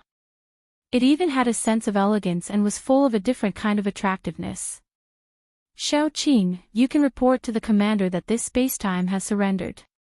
Start searching for resources. By the way, which one of these beasts do you like? Just use it as a mount. A voice came from the green mecha. Are you sure they surrendered? Fei Fei said, of course. Then, he stared at Su Qing and the other astral beasts. Get over here if you don't want to die. Su Qing was about to speak when Ku Wei walked out from his back. Hey, where did this beast come from? You're disturbing my rest. Do you want to die? Everyone looked at Ku Wei. Su Qing was surprised. Why did he come out now? Did the sect master give a new order? There was a moment of silence. The next moment, Fei Fei was furious. Who are you? A human. There are humans in this space-time. It doesn't matter.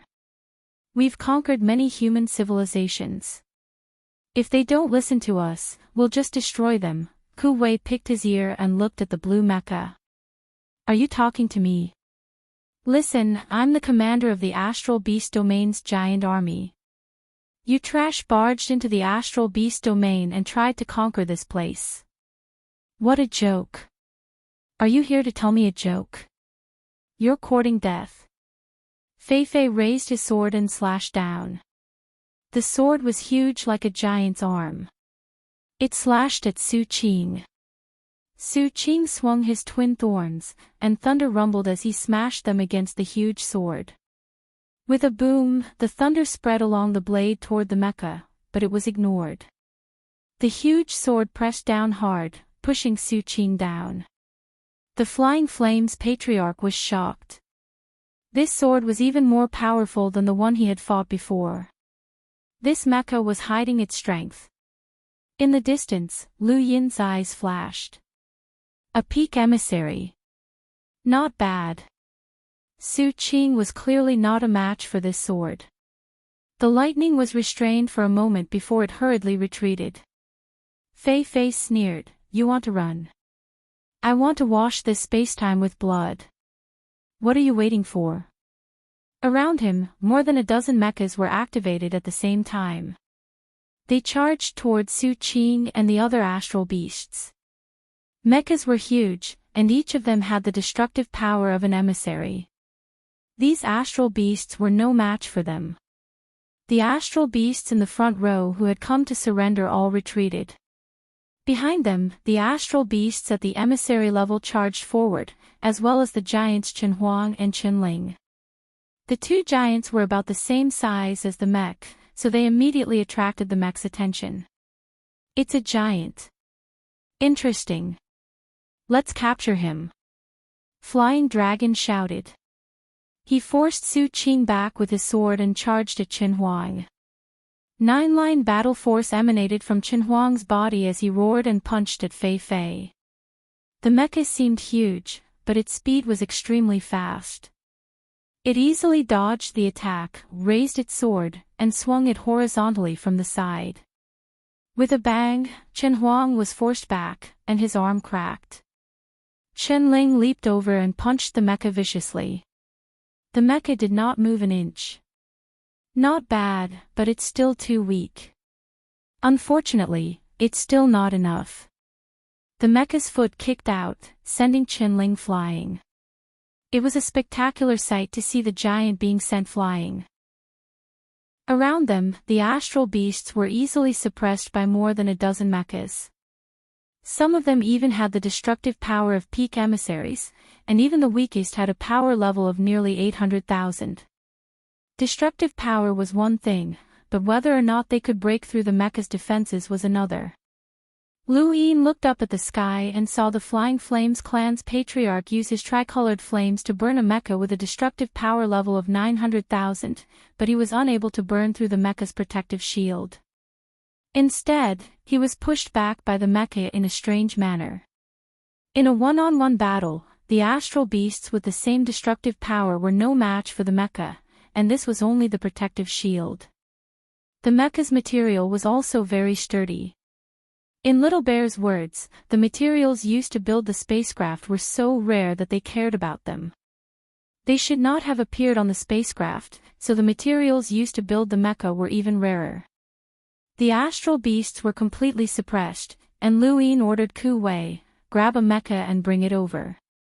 Ku Wei stood on Su Qing's back, feeling a lingering fear. His strength was not at the peak of emissary level, and even if he transformed into a giant, he was still far from it. However, he had to obey Lu Yin's orders. The above heaven sect could not act yet. Before they understood the enemy's strength, acting rashly would alert the enemy. Ku Wei gritted his teeth. Master has given the order. Everyone, attack. Above them, a mecha slashed down with a flywheel. This mecha only had a power level of 1,000,000, which was about the same as Su Qing. The man inside the mecha laughed maniacally. "Kid, you have a cheap mouth. Die." Suddenly, the mecha stopped, and the man inside looked up. There was an alarm, but he could not see an attack. Analyze. The power of essence, qi, and spirit. This spacetime is becoming more and more interesting. A celestial appeared. It was Yao Xian. He was also far from reaching a power level of 1,000,000, and he tried to attack with his spiritual force, but he found that it was useless. His spiritual force was also blocked by the protective shield. These mecha's defenses were quite comprehensive. Many emissaries from the astral beast domain appeared, but they could only be crushed by these mechas. Even if both sides were equal in strength, they could only passively take a beating. "Master, I can't hold on any longer. These things are too fierce," Ku Wei wailed. Lu Yin sighed. "Shifter Emperor, attack." The Shifter Emperor could not bear it any longer. The Celestial Beast Empire was the one being beaten. Lu Yin had said that the above heaven sect protected the entire origin space and did not force all forces to join. The Celestial Beast Empire was still the Celestial Beast Empire. The Sword Sect, the Mavis family, and so on could all be their own forces. Now that the Celestial Beast Empire was suffering losses, he naturally felt the most heartache. Hearing Lu Yin's order, the Shifter Emperor leaped out and spread his wings. The spiritual force of a demi-ancestor was released and swept across the starry sky toward the limitless empire's mechas and spaceships. Countless alarms sounded. Fei Fei's expression changed. 9-ring power. He hurriedly retreated. The other mechas also retreated. Then, the Shifter Emperor appeared, and his majestic spiritual force bombarded the mechas. The protective shield outside one mecha was the first to shatter. Then, one after another, the shields shattered one after another, and cracks appeared on the mecha's outer shells. Emissaries and demi-ancestors were on two different levels. Fei Fei, join forces. Okay. The green mecha and the blue mecha rushed toward the Shifter Emperor. The Shifter Emperor's gaze was cold. These two mechas actually dared to attack him. Now, only these two mechas' protective shields had not shattered. The blue mecha raised its sword and slashed down. The green mecha pulled its arm back and slapped out. Ripples appeared in the void and spread out in a unique way, forming a strangling force. The Shifter Emperor's true form was a giant bat. He spread his wings, looked up, and let out a sharp cry. His spiritual force bombarded the blue mecha, and the blue mecha was instantly obstructed. The green mecha grabbed the blue mecha and swam through the ripples in the void. The blue mecha borrowed the momentum and slashed down with its sword, slashing across the starry sky. As the sword slashed down, the Shifter Emperor pushed his wings forward. He had thought that with his demi-ancestor strength, he would be able to easily dodge the attack of a peak emissary. However, his wings were torn apart by the sword, and blood stained the starry sky. In the distance, Lu Yin's eyes narrowed. A peak emissary was challenging a demi-ancestor. Was this also the strength of this civilization? It was no wonder that they were confident in washing the astral beast domain in blood. A protective shield that a demi-ancestor could not break. The destructive power of a demi-ancestor to challenge a demi-ancestor. This was the limitless empire. The Shifter Emperor was forced back by the sword, and he was furious. He had underestimated these two mechas. In front of him, the blue mecha thrust its sword at him. So what if you're a 9th ring? You're not the only 9th ring that I've killed. Behind him, the green mecha followed closely. The mecha's hands twisted the ripples in a strange way, bringing about an even stronger strangling force. The Shifter Emperor raised his claws and slapped at the sword. There was a loud bang, and he was forced back again. He was shocked. What a powerful force. Faye was amazed. You can suddenly take a sword head-on. You're stronger than the ninth ring creatures I've seen before. Again. The sword continued to fall, and the Shifter Emperor could only keep retreating. He was the leader of one of the 12 Elysium gates. If he was an ordinary demi-ancestor, he would not even be able to take a sword. Regardless of the strength of the person inside the mecha, this mecha was indeed abnormally powerful. A black sun appeared behind him. The Shifter Emperor had used his inner world. As the black sun appeared, the alarm became more urgent. This alarm made Faye surprised. There was still power. Faye, something's wrong. The creatures in this starry sky are different from the ones we've encountered before, the person in the green mecha said. Faye's face darkened. It doesn't matter. Just take care of it. After saying that, he raised his sword and slashed down fiercely. The Shifter Emperor's eyes widened. The black sun descended and merged with his body. A terrifying spiritual force swept across, and the protective shields of the two mechas shattered at the same time. Their huge bodies were swept away by a storm, and they were pushed out uncontrollably. Faye's face turned pale. Shao Qing, retreat. Without him saying anything, the green mecha had already retreated.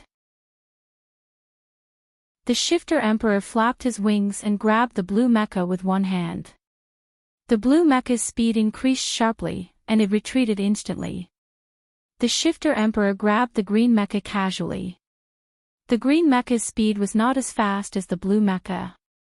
The Shifter Emperor's claws grabbed the green mecha, and with a slight force, the mecha was unharmed. Inside the mecha, the girl named Shao Qing did not panic. Activate the self-protection program. The green mecha's outer shell fluttered, forming machine-like ripples. The Shifter Emperor's claws were constantly crushed by the ripples, and the sound of metal clashing could be heard. The heavenly demons claimed that they did not have a physical body, only spiritual force. However, after the heavenly demons conquered the heavenly demon empire, the human domain also knew that the heavenly demons had a physical body. The spiritual force was just an illusion to protect the physical body. The heavenly demons' physical bodies were weak and could not withstand the ripples that could kill a peak emissary mecha. They had to retreat. However, the Shifter Emperor could not let the green mecha go. Lu Yin had ordered him to capture the mecha. If he did not, he would not be able to explain himself to Lu Yin. As he thought about it, his spiritual force bombarded and crushed without restraint.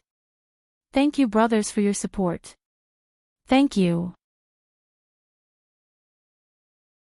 Welcome aboard. Stay tuned and subscribe to Han Li's Wuxia Adventures for more thrilling content. Chapter 3044. Inside the mecha, the woman was dizzy and had no strength to operate it. The mecha rushed into the distance under its self-preservation program. Suddenly, the mecha was hit by something, and the cracks on the outside shattered a little. Then, with that point as the center, the cracks spread in all directions. At the void crack, Fei and the others were shocked. Not good, save her. Before they could do anything, a mecha flew past and headed for the green mecha. This mecha was not like the blue mecha. The green mecha was smooth and bright. Instead, it was mottled with a grayish-brown color and looked very inconspicuous.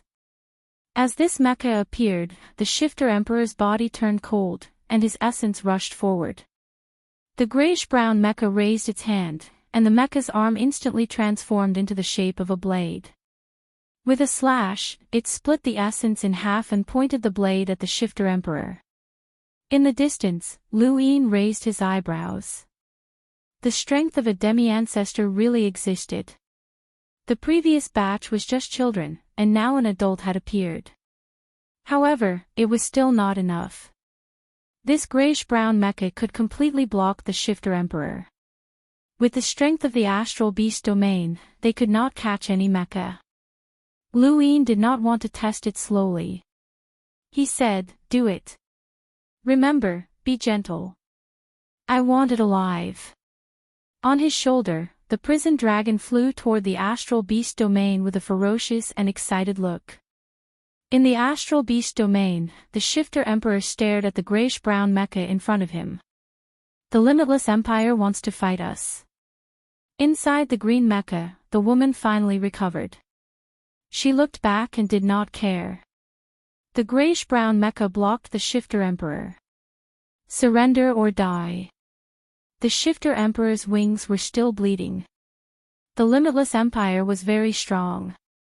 The one in front of him did not look like a leader at all. He looked more like a protector protecting the elites. This was troublesome. If he did not catch the mecha, the Tao Lord would be unhappy with him. "We have surrendered, but let the leader talk to me," the shifter emperor said in a low voice. A cold voice came from the grayish-brown mecha. "You are not qualified." "Then let's see if you can conquer this space," the shifter emperor shouted. The grayish-brown mecha raised its blade. "Release." The shifter emperor and the other astral beasts were confused. The next moment, countless mechanical objects similar to hummingbirds shot out from the spaceships at the void crack. They flew in all directions. It was obvious that they were investigating the current space and time. Once these mechanical hummingbirds spread out, they would transmit detailed information about the current spacetime to the limitless empire. Lu Yin frowned. Was this only the beginning? Then let's end it for now. I'll give you a month at most. In a month, you can gather all the forces you can. Either you surrender or let the stars bleed. The grayish-brown mecha turned and left. In the distance, the people in the mechas relaxed. They had seen too many situations like this. "I really want to find a giant beast as a mount. These giant star beasts are wild and hard to tame. Every species should be brought back for research so that their next generation can become mounts that can be tamed. Only then will they be valuable. That's what my family does. When the time comes, whoever wants it can come to me. 10% off. I want all the materials from these beasts. The family has already negotiated with the commander. Hee, they are quite valuable. Humph. If it weren't for you people, we would have already conquered this space-time. Short-sighted, give them some time, and reduce our search. Isn't it great to find the time to discuss the distribution of benefits? Excuse me, do you feel that the sky is getting dark? Pfft. Brother, this is space. Where is the sky coming from? I feel that it's getting darker too. A woman in a mecha looked up and screamed, "Monster! Monster!" All the mechas looked up at the sky. Unknowingly, a huge figure covered the sky above them. It was the Hellworm. The alarms of the Limitless Empire's spaceships were broken. In the distance, the man in the grayish-brown mecha stared ahead and looked at the Hellworm. His eyes were filled with shock. 10th ring. There's a 10th ring creature in this spacetime. The Hellworm looked up and roared. It bared its fangs and brandished its claws, shaking the starry sky. All the giant star beasts retreated and submitted. Even the shifter Thearcha's heart trembled. Countless light beams shot toward the Hellworm. All the mechas activated their self-protection programs. The man in the grayish-brown mecha gritted his teeth and slashed at the Hellworm. It turned out that this was the strongest creature in this spacetime. The Hellworm's claws landed and collided with the blade. With a clang, the blade broke, and the mecha was sent flying. Below him, a group of mechas rushed towards the spatial tear. The Hellworm was very human-like as it grabbed several mechas with its claws. It did not dare to use too much strength as it was afraid that Lu Yin would scold it. Although the Hellworm did not have any intelligence, its defense was something that even the god of Forgotten Ruins had marveled at. Its body was extremely tough, and even Xia Shinji had found it difficult to subdue it. In terms of strength, it was a powerhouse even among the progenitors, and it would not be easy for even someone with a law of sequence powerhouse to kill it. How could these mechas, which were at most half progenitors, fight against such an existence? The grayish-brown mecha was sent flying by the hellworm's claw, and it even cracked open. This creature was not as simple as a 10th ring creature. Everyone, retreat. The hellworm grabbed several mechas, but it did not chase after the limitless empire. Instead, it rushed towards the border of the erudite flow zone as if it was presenting a treasure.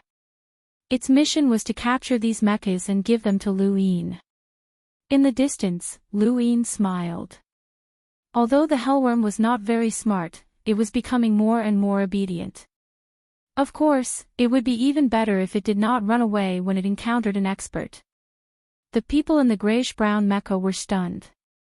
The hellworm clearly had overwhelming strength, but it did not attack them. Furthermore, it had only grabbed a few mechas and fled. What was the meaning of this? He looked at the Yao Emperor. The Yao Emperor was speechless, as he could not understand the hellworm's train of thought. He was not stupid. Release them immediately. Otherwise, even that 10th ring creature is nothing more than an ant in the eyes of my limitless empire. If you don't want to be slaughtered, then do it. The man in the grayish-brown mecha spoke anxiously, as the blue and green mechas were among the mechas that had been captured. Nothing could happen to the others, but these two definitely could not. The Yao Emperor coldly replied, "You wanted to slaughter this spacetime in the first place. What's the point of letting them go? I'm warning you, don't harm the people who have been captured. Otherwise, you'll regret it. There are many ways to die, and we have plenty of ways to make you beg for death," the grayish-brown mecha threatened before hurrying towards the spatial tear to ask for help. The reason why they had not attacked this spacetime for such a long time was because they had not made sufficient preparations. This could be considered an early probe, but they had not expected that there would be a 10th ring creature in this spacetime. If they had known earlier, they would not have been careless. The mechanical hummingbirds that had been released had all been crushed by the hellworm. It was impossible for the limitless empire to understand this spacetime. Erase. If they had not retreated, Lu Yin would not have been able to find them. Otherwise, the initiative would have changed hands. Whoever had information on the other party would have the upper hand. Although Lu Yin did not underestimate the limitless empire, he did not believe that they had the strength to defeat the above heaven sect. Although the universe had countless parallel spacetimes, there was a limit to the development of spacetime. The above heaven sect had once reached this limit, and Lu Yin had not seen any other civilization that could do so. Up ahead, the hellworm arrived and excitedly grabbed a few mechas before smashing them into the planet's ground. A few loud explosions attracted the attention of the cultivators at the border of the erudite flow zone. When they saw that it was the hellworm, they looked away. The hellworm was too famous on the fifth mainland, and it was equivalent to the above heaven sect's guardian beast. A total of 4 mechas had been captured by the hellworm, and among them were a blue mecha and a green mecha. These two were much stronger than the other mechas, and they had the strength to challenge a half-realm ancestor. The other two only had the destructive power of an emissary with a power level of 1,000,000. On the ground, dust filled the air as the mechas stood up amidst the rubble. The people inside were all dizzy. Within the green mecha, the woman rubbed her head. She had first been attacked by the Shifter Emperor's spiritual force, and now her protective shield had been destroyed by the hellworm. She had been viciously smashed into the ground, and if not for her mecha's powerful defensive capabilities, she would not have survived. When she finally recovered, she looked to the side and saw that the blue mecha was wobbling as it stood up. The other 2 mechas were unable to get up. "Fei, how are you?" "I'm fine. Where's that 10th ring creature?" The woman looked around, but she did not see it. Instead, she saw a defensive structure in the distance. "Where is this?" At that moment, an alarm sounded from within the mecha. A creature was approaching. She looked in the direction of the alarm and saw a tiny figure slowly approaching from the ground. The image was enlarged and gradually became clearer. It's a person. Fei and the people in the other two mechas saw it too. Someone's here, Fei shouted. The woman stared at the approaching figure. Be careful. This person is not simple. Wait, look at his shoulder. The people in the mechas focused their gazes on the person's shoulder and saw a mini hellworm. Their expressions changed. How was this possible? A 10th ring creature was actually standing on that human's shoulder. No matter how they looked at it, it looked like a pet. Fei's expression turned ugly. This is troublesome. It's a special incident. For resources, the Limitless Empire crazily tore through parallel universes, causing wars and conquering civilizations. They divided the wars they caused into different levels. Originally, the Astral Beast domain was only a level 3 incident, and with the appearance of the Shifter Emperor, it was still a level 3 incident. However, the arrival of the Hellworm raised it to a level 2 incident, or even a level 1 incident. However, the scene in front of them refreshed their understanding. To be able to use a 10th ring creature as a pet, it was definitely a special incident. It had nothing to do with the person's cultivation. As long as this phenomenon appeared, it was a special incident because this phenomenon was abnormal. It was impossible for an ordinary person to have a 10th ring creature as a pet. Even in the Limitless Empire, this had never happened before. The woman and Fei stared at the newcomer. The newcomer was Luin. He approached the giant mecha step by step. The mecha's height reached the clouds, and it was incomparably huge. However, it was still an ant in his eyes. I'm also from this spacetime. You can try and see if you can conquer me. Luin clasped his hands behind his back and looked at the 4 giant mechas. Welcome aboard. Stay tuned and subscribe to Han Li's Wuxia Adventures for more thrilling content. Chapter 3045. The woman's expression was extremely serious. Fei stared at Luin. You're a human. Obviously. What's your relationship with those beasts? They've submitted to me. Lu Yin's lips curled up as he spoke indifferently. Fei's pupils constricted. That 10th ring creature on your shoulder also submitted to you.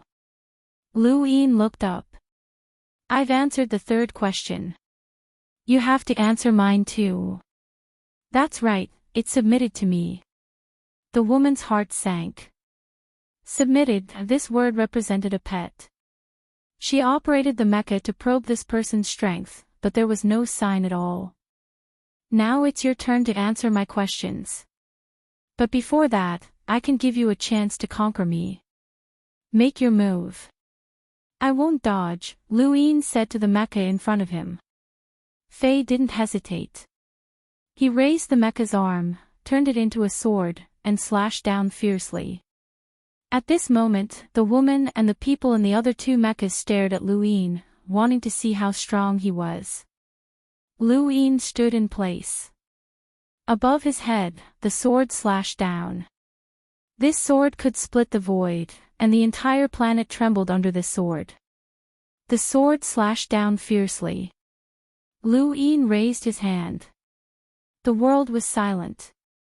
The wind was gone, and the earth stopped trembling. Everything became calm. Even the lake in the distance didn't have any ripples. The incomparably huge sword froze in midair. It was stopped by Lu Yin's finger, unable to move. Fei stared blankly at this scene. Beads of sweat dripped from his forehead. The woman closed her eyes. As expected, how could they fight against someone who could make a 10th ring creature submit? This person just wanted to establish his power in preparation for the next question. But it didn't matter. The Limitless Empire's information told this person without reservation. This was their right. If their lives were in danger, this would be their life-saving method. With a bang, the sword fell to the ground. The green mecha opened, and the woman walked out. Faye was shocked. Shao Qing. The woman was calm. It's useless. Do you think this mecha can protect us? Faye was stunned. Helpless, he lost all his strength. Lu Yin looked at the woman in front of him with interest. She was quite good-looking and had a heroic aura. She reminded him of Wendy and was similar to Jiang Qingyue. This woman was quite decisive. She exposed herself outside and saw everything clearly. The woman walked in front of Lu Yin and slowly bowed. Her long hair cascaded down her back, revealing her snow-white neck. Bu Qing pays her respects to this lord. Lu Yin looked past the woman and behind him. He quickly walked down, and the people in the other two mechas struggled to get down as well. Step by step, they walked towards Lu Yin and bowed. Lu Yin sized up the four of them. There were 2 men and 2 women. You're able to spout such arrogant words, but you're also able to keep your temper in check. You're all elites, Lu Yin praised. Fei's face twitched, and he was unwilling to accept this. He had always been high and mighty in front of the astral beast domain, and he had even declared that he would wash the universe with blood. Now, things had turned out this way. However, the strength of the person in front of him was beyond his imagination. Bu Qing replied respectfully, "How should I address you, sir? You don't have a cultivation base." Lu Yin did not answer. Bu Qing replied, "No." Lu Yin nodded. This was strange. Someone without a cultivation base was able to control such a powerful mecha. This reminded him of an energy source that transcended space-time. However, even an energy source required the user to have the ability to control that energy, no matter how low the requirements were. However, these 4 people in front of him were just ordinary people. This was strange. After that, Lu Yin learned more about the Limitless Empire from the 4 of them. The Limitless Empire used a type of energy called ring energy to supply everything. This energy filled every corner of the Limitless Empire. Be it protective shields or mechas, they all needed this energy. This included tearing through the void and maintaining it.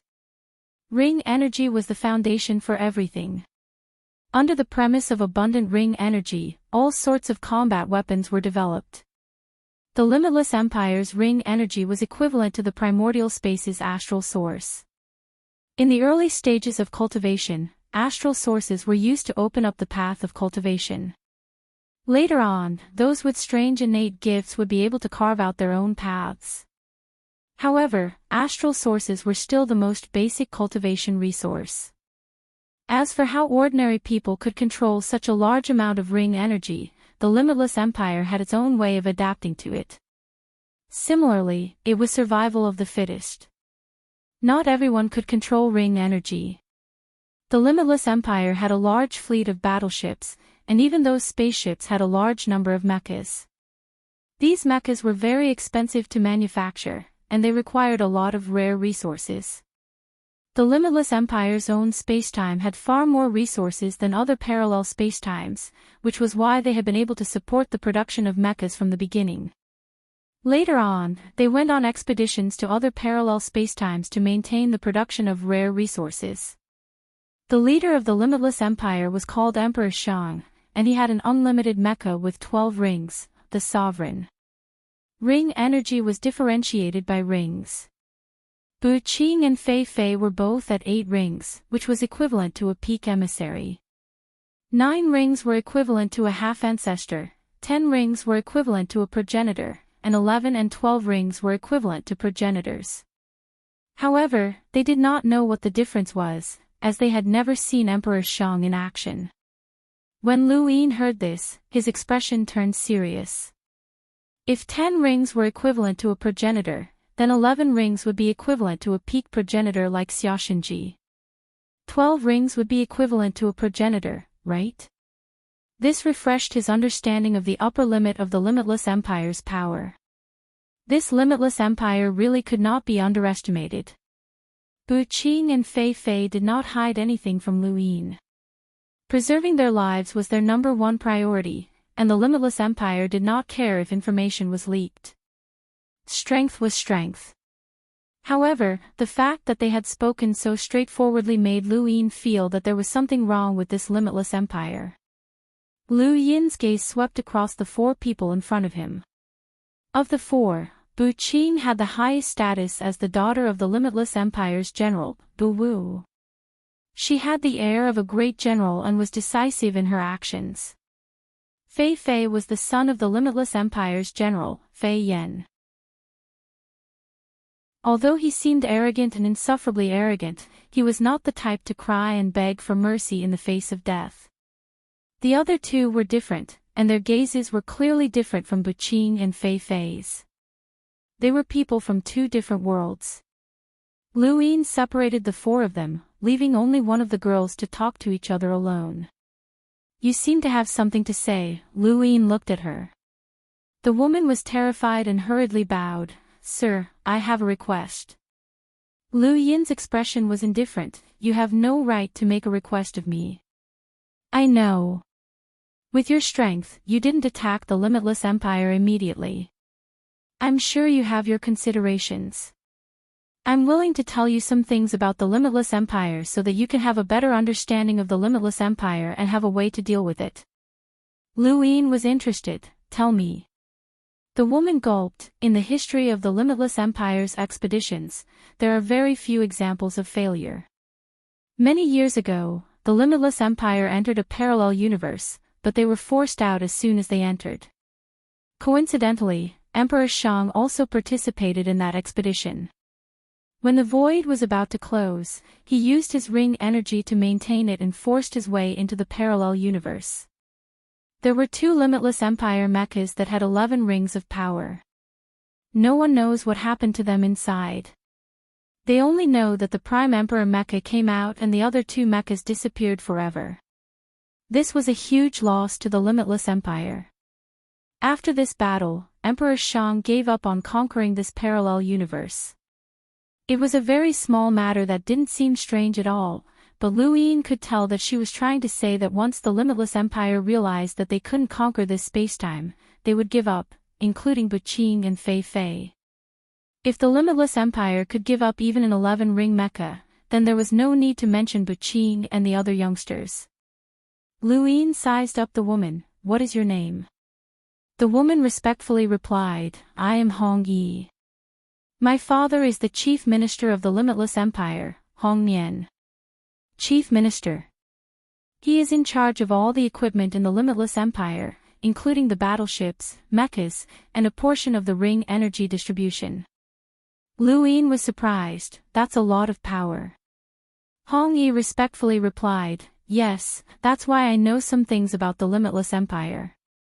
If you need anything, please feel free to ask.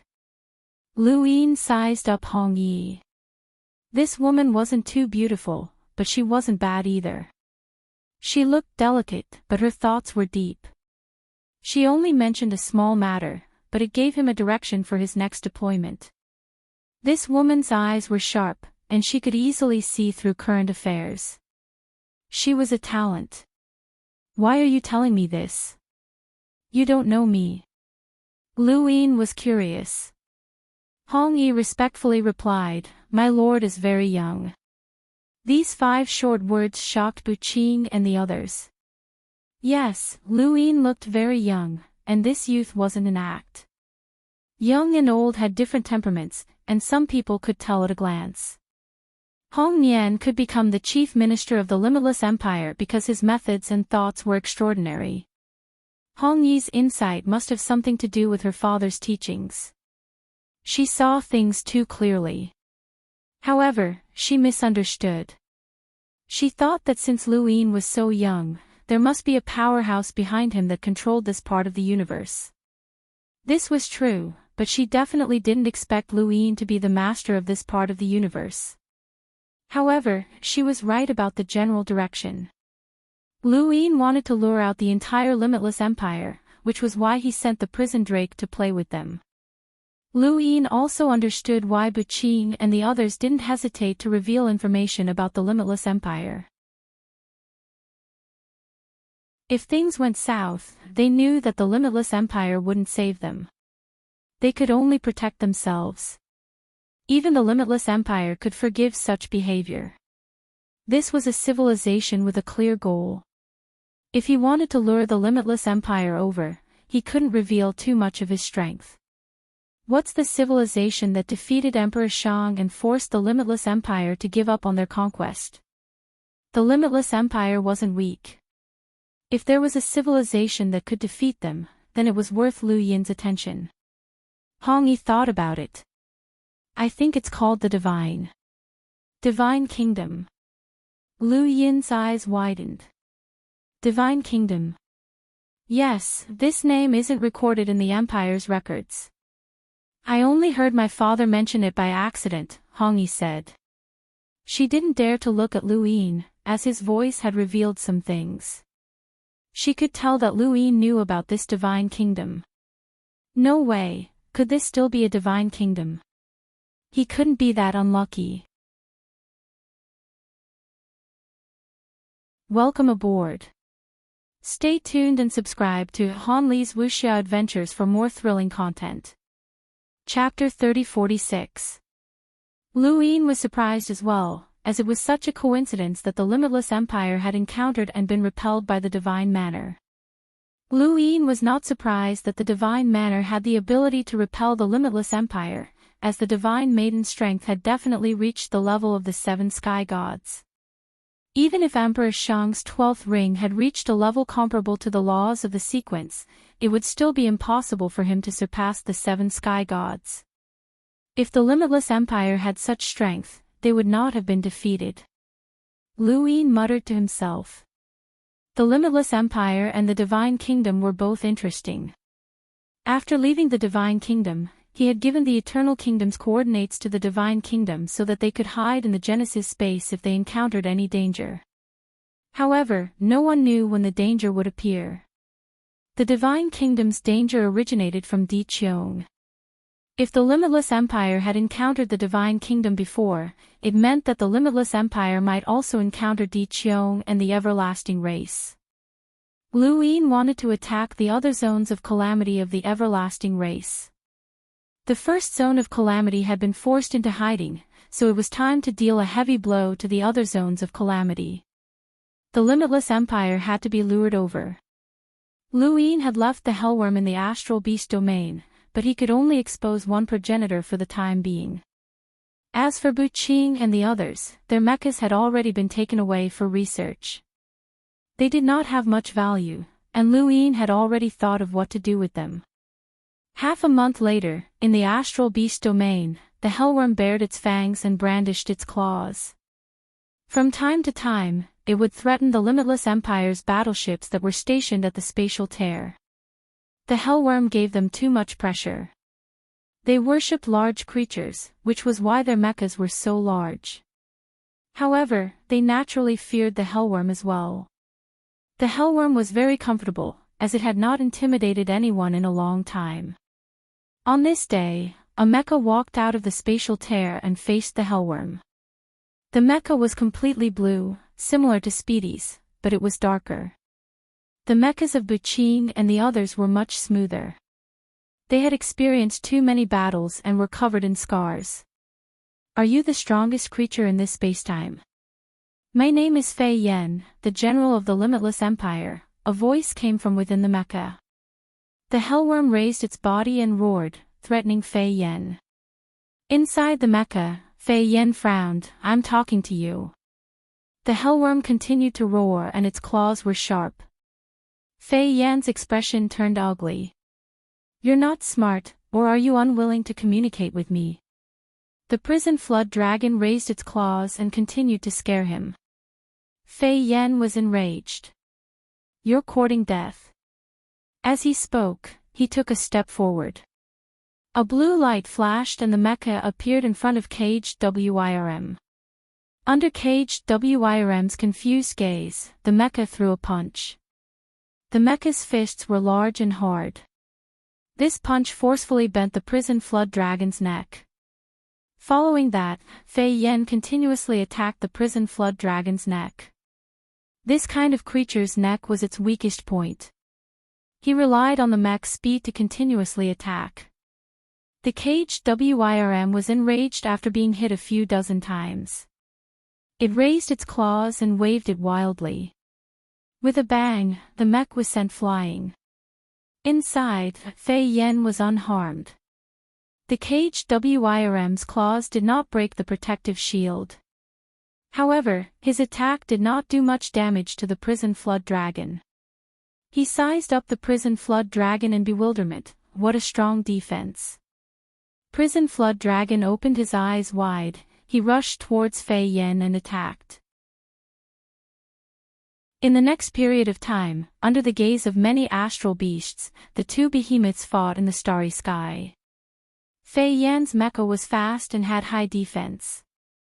The prison flood dragon was large, had a wide attack range, and both had high defenses. However, neither of them could do anything to the other.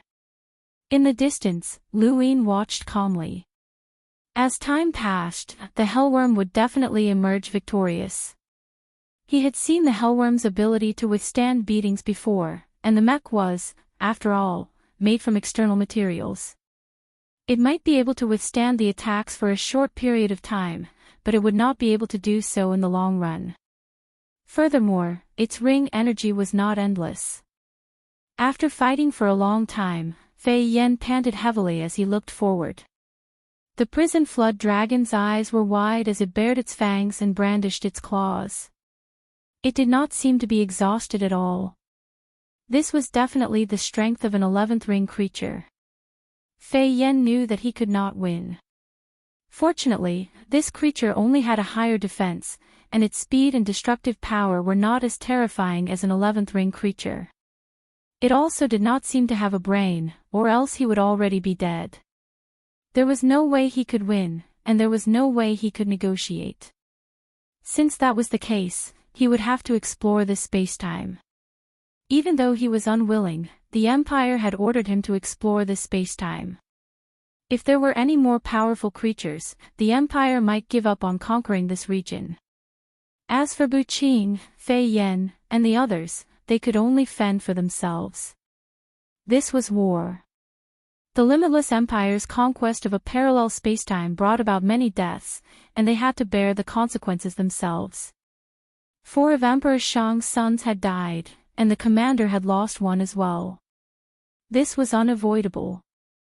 Fei Yan gave the order and released the mechanical hummingbird once more. In the distance, Lu Yin frowned and had the prison flood dragon intercept it. When the prison flood dragon attacked the mechanical hummingbird, Fei Yan hurriedly tried to stop it, but this time, the prison flood dragon did not even retaliate. It only focused on blocking the mechanical hummingbird and did not resist even when Fei Yan beat it up. Due to its large size and the obstruction of the other astral beasts, the mechanical hummingbird could not escape this region at all. Fei Yan felt uneasy and had a terrifying guess. This creature clearly did not have any intelligence and looked foolish, but it knew how to stop the mechanical hummingbird from exploring this region. Could it be that there was an order behind it? It was very likely. He knew that there were humans in this region, and there were also giants, which meant that there were intelligent creatures. Generally speaking, there were very few beasts in this region that ruled over intelligent creatures. No matter how he looked at it, this creature seemed to be following orders. The more he thought about it, the more likely it seemed. In the distance, Lu Yin frowned. The prison flood dragon's actions were too obvious, and it might have alerted the Limitless Empire. However, there was no other way, as they could not allow the Limitless Empire to explore this region. Even if the prison flood dragon did not attack, these hummingbirds would be destroyed, and the Limitless Empire would reach the same conclusion. There was no other way. If there was no other way, Lu Yin would have to personally take action. The Limitless Empire could rely on the ring to maintain the void crack, and Lu Yin could rely on his sourcebox array. He was already prepared to have Celestial Master Xiao Mingxia act as soon as the Limitless Empire gave up on this region. Everyone had their own selfish motives. Fei Yan stared at the prison flood dragon as he guessed at something. However, he was not prepared to report this to the Limitless Empire. Once he did, this region would be classified as a special incident, and the Limitless Empire might give up on this region, which would mean that his son would be abandoned as well. If there was a chance, he would rather take the risk. When he thought of this, he returned to the void crack and prepared to ask for help. There were some things that did not need to be said, but there were also some that could be said. The prison flood dragon roared and was about to attack, but Lu Yin stopped him. It was best not to provoke the Limitless Empire and prevent them from escaping. No one could say for sure whether the Limitless Empire was behind the void crack or if they were just passing through a parallel region. The Limitless Empire did not exist in the universe itself. This was because he could not use his compass to locate them. On the other side, there was an incomparably large spacecraft behind the void crack that could hold dozens of mechas. Its size was something that had never been seen before in the primordial space. Fei Yan returned to the spacecraft and disembarked from his mecha. Along the way, many people bowed and greeted him. Fei Yan's expression was solemn as he approached the screen. Connect to the commander. Soon, a middle-aged man appeared on the screen. His expression was dignified, and his eyes were cold. There was a scar on his face that made him look quite ferocious. How was it? The man was the commander of the Limitless Empire's expedition, Bu Wu. Fei Yan's expression was grave. It wasn't easy to deal with. That creature probably had the defensive power of an 11th ring soul armature. Fortunately, its destructive power and speed weren't too high. Bu Wu asked, "Did you manage to explore that region?" "We didn't succeed. That creature was huge and could destroy a large area of space with a single attack. Our exploration vehicles couldn't leave at all." "In your opinion, what level is that region?" Fei Yan thought for a moment. "We need reinforcements from an 11th ring soul armature." "No," Bu Wu replied bluntly. Fei Yan frowned. "Without an 11th ring soul armature, it's impossible to defeat that creature. Your daughter was also captured." "I know. This is her life." "You don't have to worry about it," Bu Wu interrupted. Fei Yan was silent. It wasn't that Bu Wu didn't care about his daughter, but his position didn't allow him to have any emotions at this time. When his son died in battle, he didn't show any emotions. However, after the battle, he locked himself up for 30 days. When he came out, his hair was already white. This matter made the entire Limitless Empire admire him. His son was dead, and he only had one daughter. The pressure he was facing right now was unimaginable. He doesn't have an 11th ring soul armature, but I used my personal connections to invite Jiang Dongjian. If even he can't win, then let's give up on that region. We can't explore a region without a bottom line. If we have the time, why don't we explore other regions instead?" Bu Wu said. Fei Yan was shocked. Jiang Dongjin. The #1 prodigy of the empire, Jiang Dongjin. He's the same age as Little Qing and Fei Yan, but he can operate a 10th ring soul armature mecha. He's one of the top 10th ring soul armature in the empire.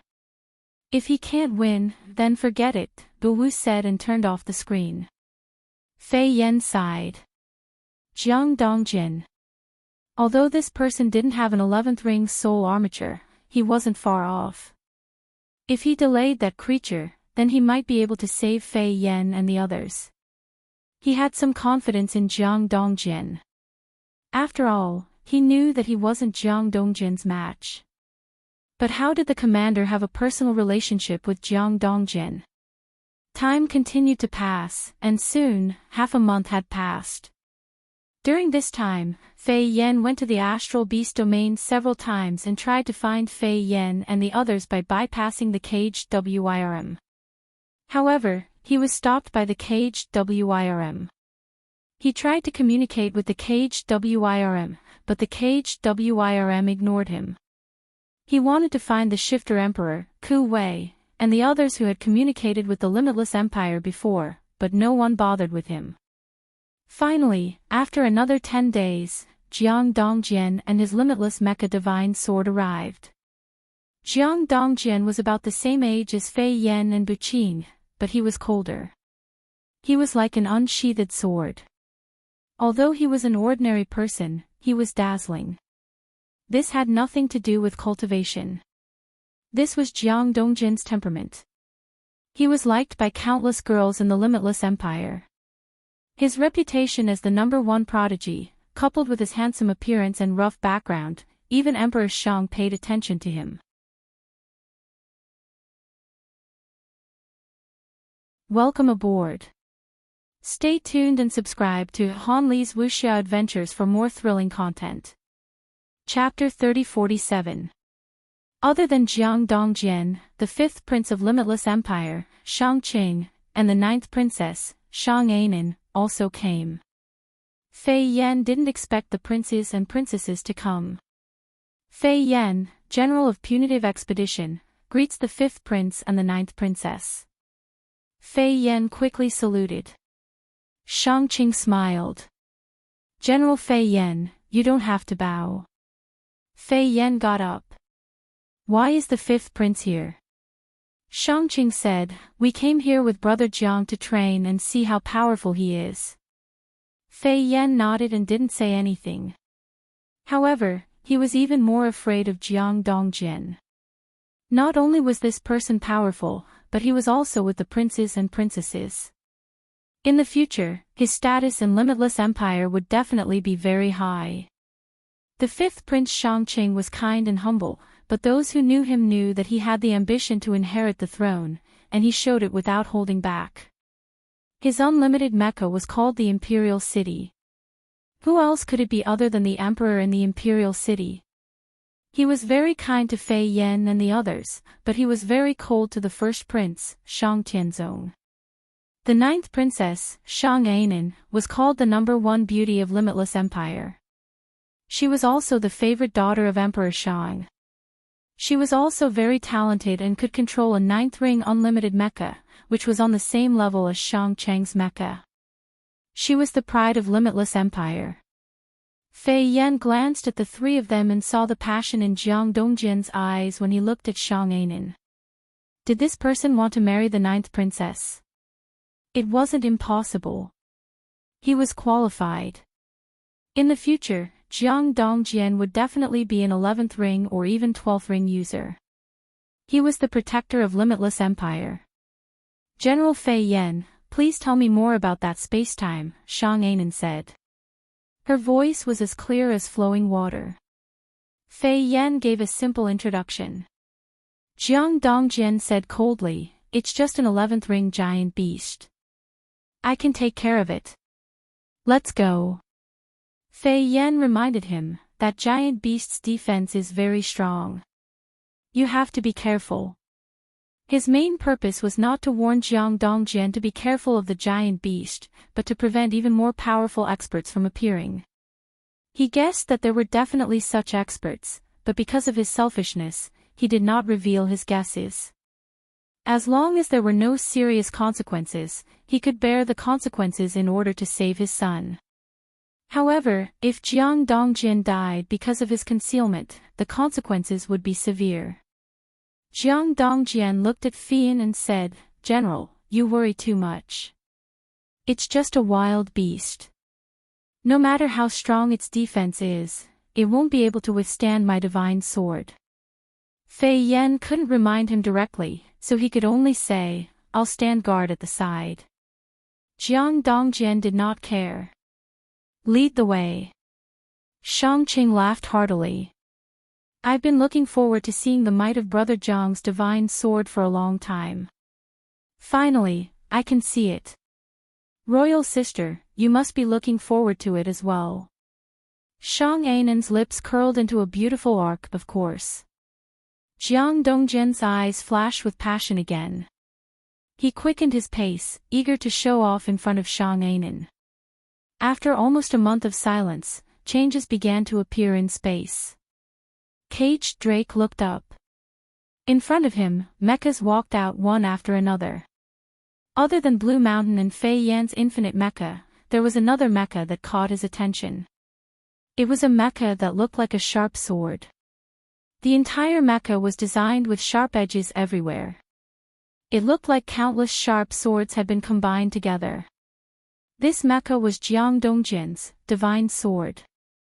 With this mecha, Jiang Dongjian was firmly at the top of the 10th ring and was recognized as one of the strongest in the future. He was one of the strongest young protectors in the world. This mecha was filled with killing intent. Compared to it, there were two other mechas that could not be underestimated. One was Shang Chang's Huangqing. It was completely golden and filled with a majestic aura. The other was Shang Ainen's Angel. The angel was white and very beautiful. It looked much more noble than Buqing's Ripple. The appearance of the four mechas attracted Lu Yin's attention. He opened his celestial eye and saw the four people inside. Shang Ainen's beauty stunned him, but it was only a small surprise. He had seen too many beauties in his life. His gaze landed on the divine sword mecha.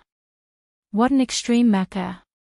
During this time, the technocracy had disassembled the captured mechas for research. They found that these mechas had both offensive and defensive capabilities. It was just that they had been adjusted according to the individual strengths. Flying Lan Feng was fast, and Buqing's Ripple was very controllable. No matter how they leaned towards the individual, each mecha had suitable defensive and offensive capabilities. However, this mecha was different. It had no defensive appearance. It was just a sharp sword. In the starry sky, Caged Drake stood up and roared at the sky, threatening. Shangqing praised, "It's indeed mighty. If I can capture it and use it as a mount, my chances of winning the throne will be higher." Shang Ainen was helpless. "Brother, be more reserved. Don't be so straightforward." Shangqing did not mind. "Everyone in the Infinite Empire knows that I want to fight for the throne. It doesn't matter." As he spoke, Jiang Dongjian controlled the divine sword mecha and rushed out. The divine sword was like a real divine sword. Under Jiang Dongjian's control, it turned into a sharp light and slashed at Caged Drake. Caged Drake raised its claws and slapped out. A loud noise caused the surroundings to distort and shatter completely. Even the void could not be formed. Jiang Dongjian's face was solemn. Although the attack just now was just a test, this creature did not move at all. Fei Yan was right. This creature definitely had a terrifying defense of the 11th ring. He was excited. If it was just an ordinary 10th ring creature, even if he killed it, it would not attract the attention of the 9th princess. Only by killing an 11th ring creature could he stand out in the eyes of the 9th princess and be more qualified to propose marriage to Emperor Shang. Thinking of this, he controlled the mecha and turned it into a sharp sword. The huge mecha slashed at Caged Drake. Caged Drake's eyes were ferocious. It bared its fangs and brandished its claws to scare people. However, at this moment, no one was scared by it. They were all watching Jiang Dongjian smoothly controlling the divine sword mecha. Every attack was like a huge cultivator using a battle technique. Fei Yan praised, "In the entire Infinite Empire, even the 5 people in the Optimus Prime can't control the divine sword mecha better than Jiang Dongjian. This is a mecha that is completely suitable for him." Shang Ainen smiled and said, "The divine sword was originally made for Jiang Dongjian. He will be the 6th cornerstone of the Optimus Prime." Shangqing looked at Shang Ainen and said, "Sister, why don't you help your brother and persuade this Jiang Dongjian to join your brother? As long as he is willing to join us, your chances of getting the throne will be higher." Shang Ainen was calm. "I won't participate in the battle for the throne. If you want to rope him in, you can do it yourself. Shang-Qing was helpless. Although I don't want to admit it, Shang Tianzong is indeed more attractive than me. If you don't help me, this Jiang Dongjian will probably be taken away by Shang Tianzong. Sister, can you bear to see your brother killed by Shang Tianzong in the end? Shang Anan frowned and looked at Shang-Qing. Brother won't do anything to you. You think too much. Shang-Qing shook his head. You think too simply. As they spoke, the battle between the two huge creatures in the starry sky became more and more intense. Fei Yan looked and felt that something was wrong. What was the difference between this battle and his previous battle? Although the divine sword was extremely powerful and far stronger than his blue mountain, it still couldn't break through the creature's defense. There was no difference between the creature fighting the divine sword and him. No, before the others reacted, he had to save Fei Yan. It seemed that Jiang Dongjian couldn't handle it. He might have to team up with Jiang Dongjian, and then he wouldn't be able to save Fei Yan. Fifth Prince, Ninth Princess, this spacetime hasn't been explored yet. Our methods can't spread out. I've decided to go and see what's in this spacetime, Fei Yan reported. Shang-Qing nodded.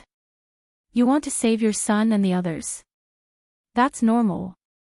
Go. Fei Yan's face changed. This fifth prince was too straightforward. Shang Anan said lightly, General Fei Yan, you can save them, but please don't forget to explore. Also, Jiang Dongjian might not be able to take down this creature. Please come back as soon as possible. Fei Yan looked deeply at Shang-Qing and Shang Anan. Yes, I understand. He had underestimated these two. They knew that Jiang Dongjian couldn't take down the creature, but they still allowed him to leave. No wonder only Shang Tianzong and fifth prince Shang-Qing could compete for the throne. The other princes couldn't compare to them at all. As for the ninth princess, she was just as smart. Fei Yan controlled Blue Mountain to rush into the distance in the direction where Bu Qing and the others were taken by the caged dragon, which was also where Lu Yin was. Lu Yin raised his eyebrows. You want to come over? That won't do. He immediately ordered the caged dragon to stop you. The caged dragon swatted the divine sword away with one claw and spread its wings, chasing after Blue Mountain. The caged dragon wasn't slow, and Blue Mountain couldn't shake it off. Fei Yan was shocked and wanted to increase his speed, but the caged dragon raised its sharp claws and slashed down. The void was cut into several pieces and extended towards Blue Mountain. Blue Mountain could only turn around and block. Behind the caged dragon, Jiang Dongjian's face turned ugly. This creature wanted to fight both of them at the same time. Reality proved that the caged dragon could do it. Anyway, the two mechs, Blue Mountain and Divine Sword, could not break through its defense. Although it was stupid, its defense was amazing even to the god of Forgotten Ruins. Although it had avoided the battle several times when facing strong enemies and escaped directly, the enemies who could make it escape were all sequence rule powerhouses. Divine Sword was stronger than Xiaoshinji, so the two of them together couldn't take down the caged dragon.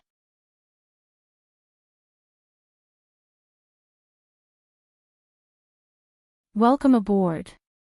Stay tuned and subscribe to Han Li's Wuxia Adventures for more thrilling content. Chapter 3048. Jiang Dongjian gritted his teeth, he could not afford to fail. This was his first time accompanying the ninth princess in a battle, and countless people were watching.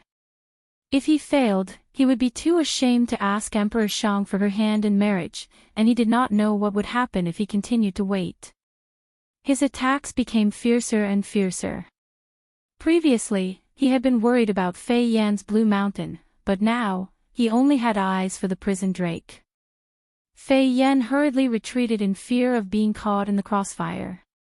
The prison drake continued to raise its claws, and loud collisions rang out.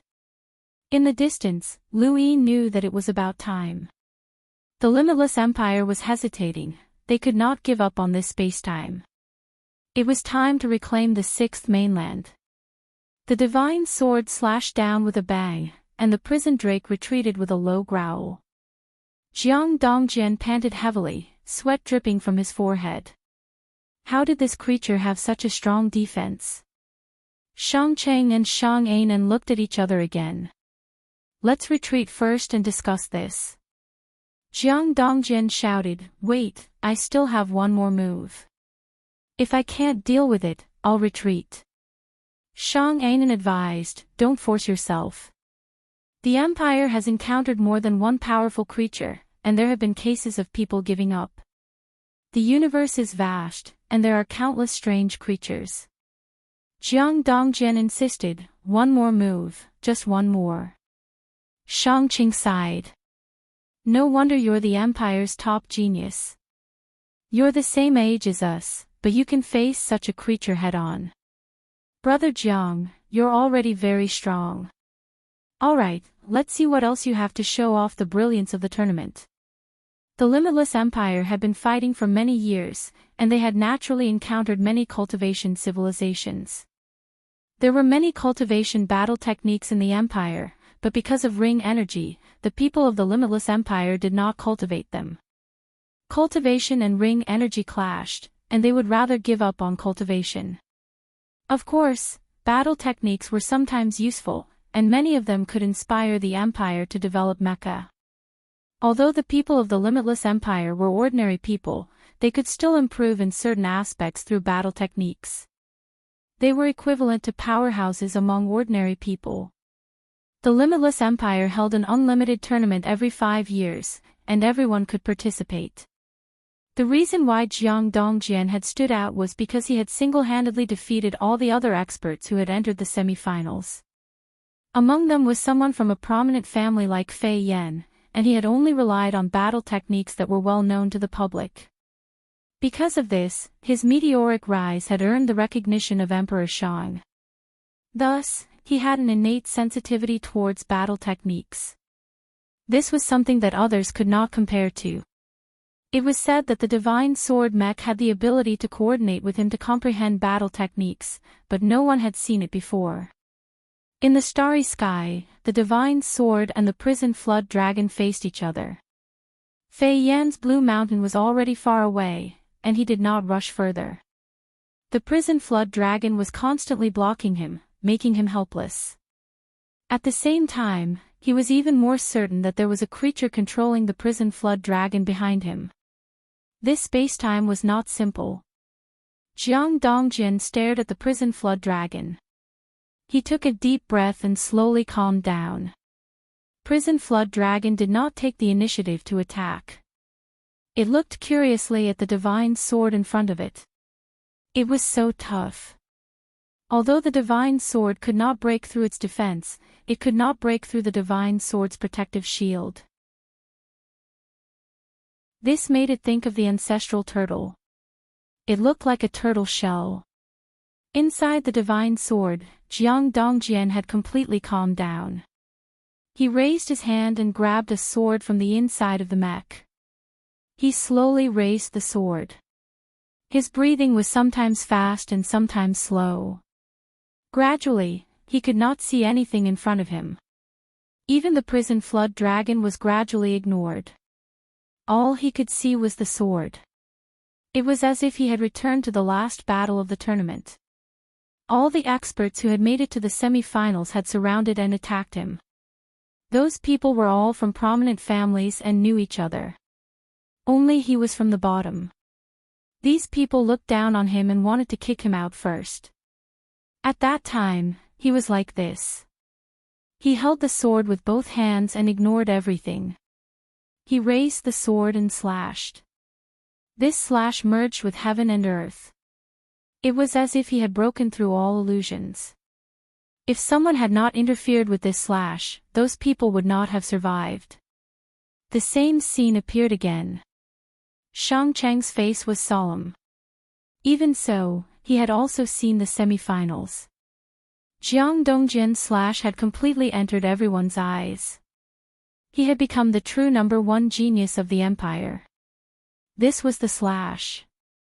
The divine sword was raised with both arms, and the mech instantly combined into a blade. It fell down, looking ordinary, but this slash shook the hearts of countless people. In the distance, Lu Yin's eyes lit up. Not bad, an ordinary person had actually displayed such sword intent. This person's talent in the way of the sword was no less than Lu Xiaoqiu or Li Zimo's. Unfortunately, he was just an ordinary person. Although this slash was powerful, it could not change the situation. However, this slash gave Lu Yin the perfect opportunity. Now was the time. Idiot, run. The prison flood dragon's eyes spun. The divine sword slash seemed to be very powerful, but it quickly turned and ran with its tail between its legs. It looked rather pathetic. The slash cut through the void. This was the destructive power of the mech itself, but with the Jiang Dongjin's help, the power of the ring energy increased once more. This slash's destructive power extended endlessly, causing Fei Yan's eyelids to twitch. 11 rings. This was definitely the destructive power of an 11th ring. This Jiang Dongjian could actually unleash such a powerful slash. The slash was very destructive, but the prison flood dragon slipped away and did not hit its target. Jiang Dongjian was unwilling to give up and hurriedly chased after him. Brother Jiang, don't chase, Shangqing stopped him. Jiang Dongjian's voice rang out, beasts have their instincts.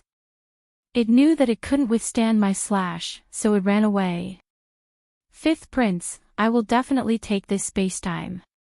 Seeing the divine sword chase after him, Shangcheng's eyes flashed. Although Jiang Dongjian's talent was extraordinary, his character was too shallow. He had been praised as the Empire's top genius for a short period of time, which had caused him to forget himself. Chase, Shang Ainen ordered. Fei Yan wanted to search for Fei Yan, but he could not allow anything to happen to Jiang Dongjian. Shang Ainen stared at him, General Fei Yan, this spacetime isn't that simple.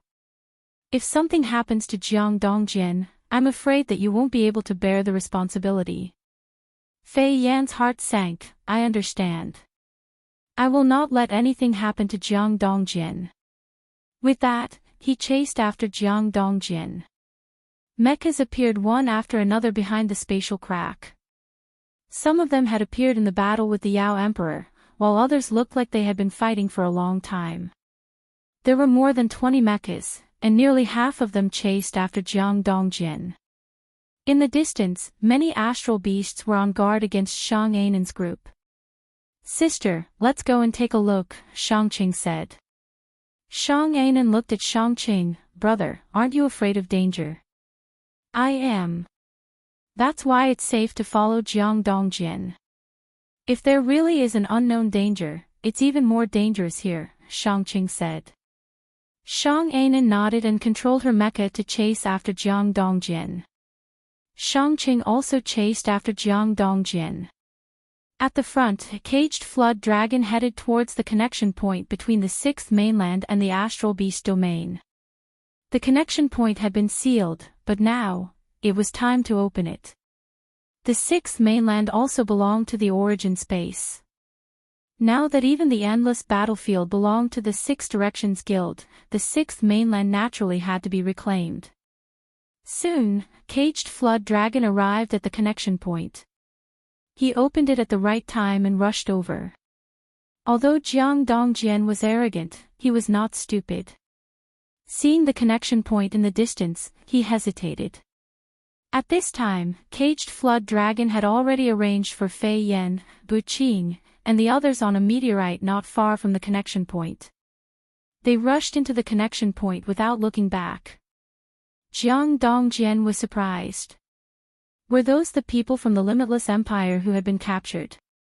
One of them had even fought with him at the competition. The divine sword stood in the sky and did not chase after them. Behind them, Lan Shan chased after them. Fei Yan also saw caged flood dragon grab Fei Yan and the others and rush into the connection point. Seeing that his son had been captured, he did not care about anything else and had to try to save him no matter what. Lan Shan rushed into the connection point while a group of mechas approached from behind. The fastest were still Shangqing and Shang Ainen. Shangqing frowned. General Fei Yan is too impulsive. He doesn't even know where the other side is, and he rushed in recklessly.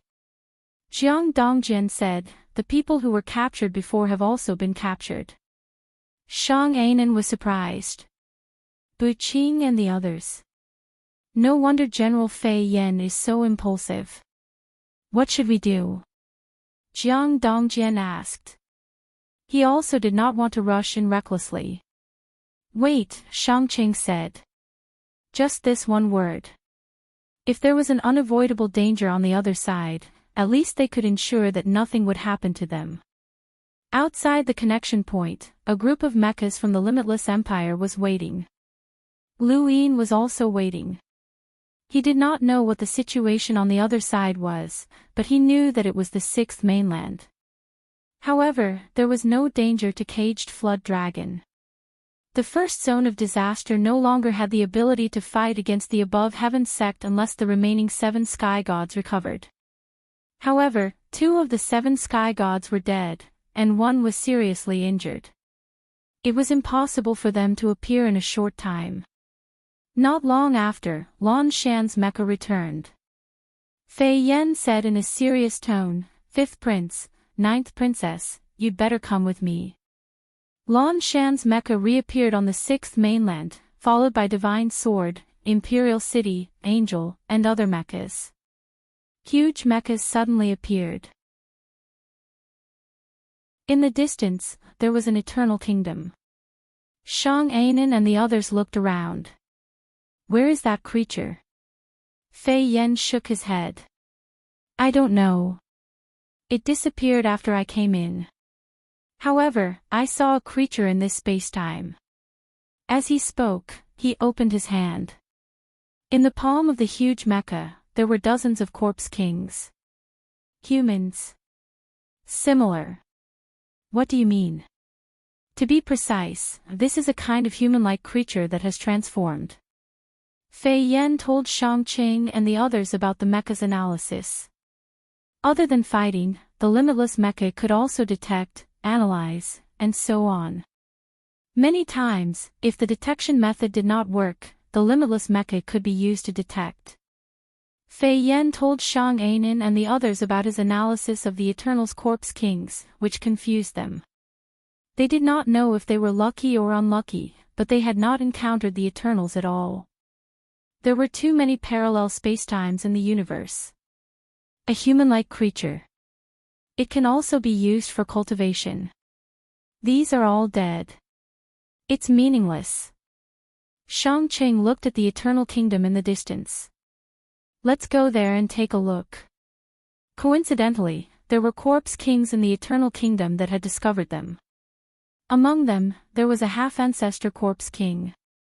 Every Eternal Kingdom was guarded by experts.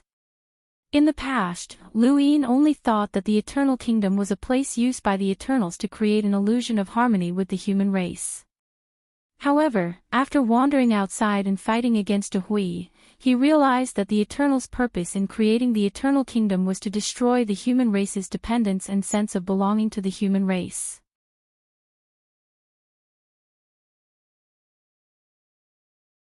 Welcome aboard. Stay tuned and subscribe to Han Li's Wuxia Adventures for more thrilling content. Chapter 3049. The Eternals didn't care about the first generation of people who were captured and brought to the Eternal Kingdom. What they wanted were people who were born in the Eternal Kingdom and had a sense of belonging to the Eternal race. These people were what the Eternal race needed.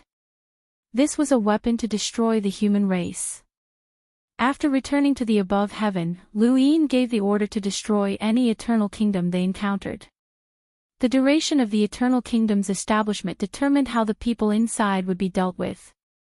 If the first generation of people were captured, they could be released, but if they were the second, third, or even later generations, they had to be watched.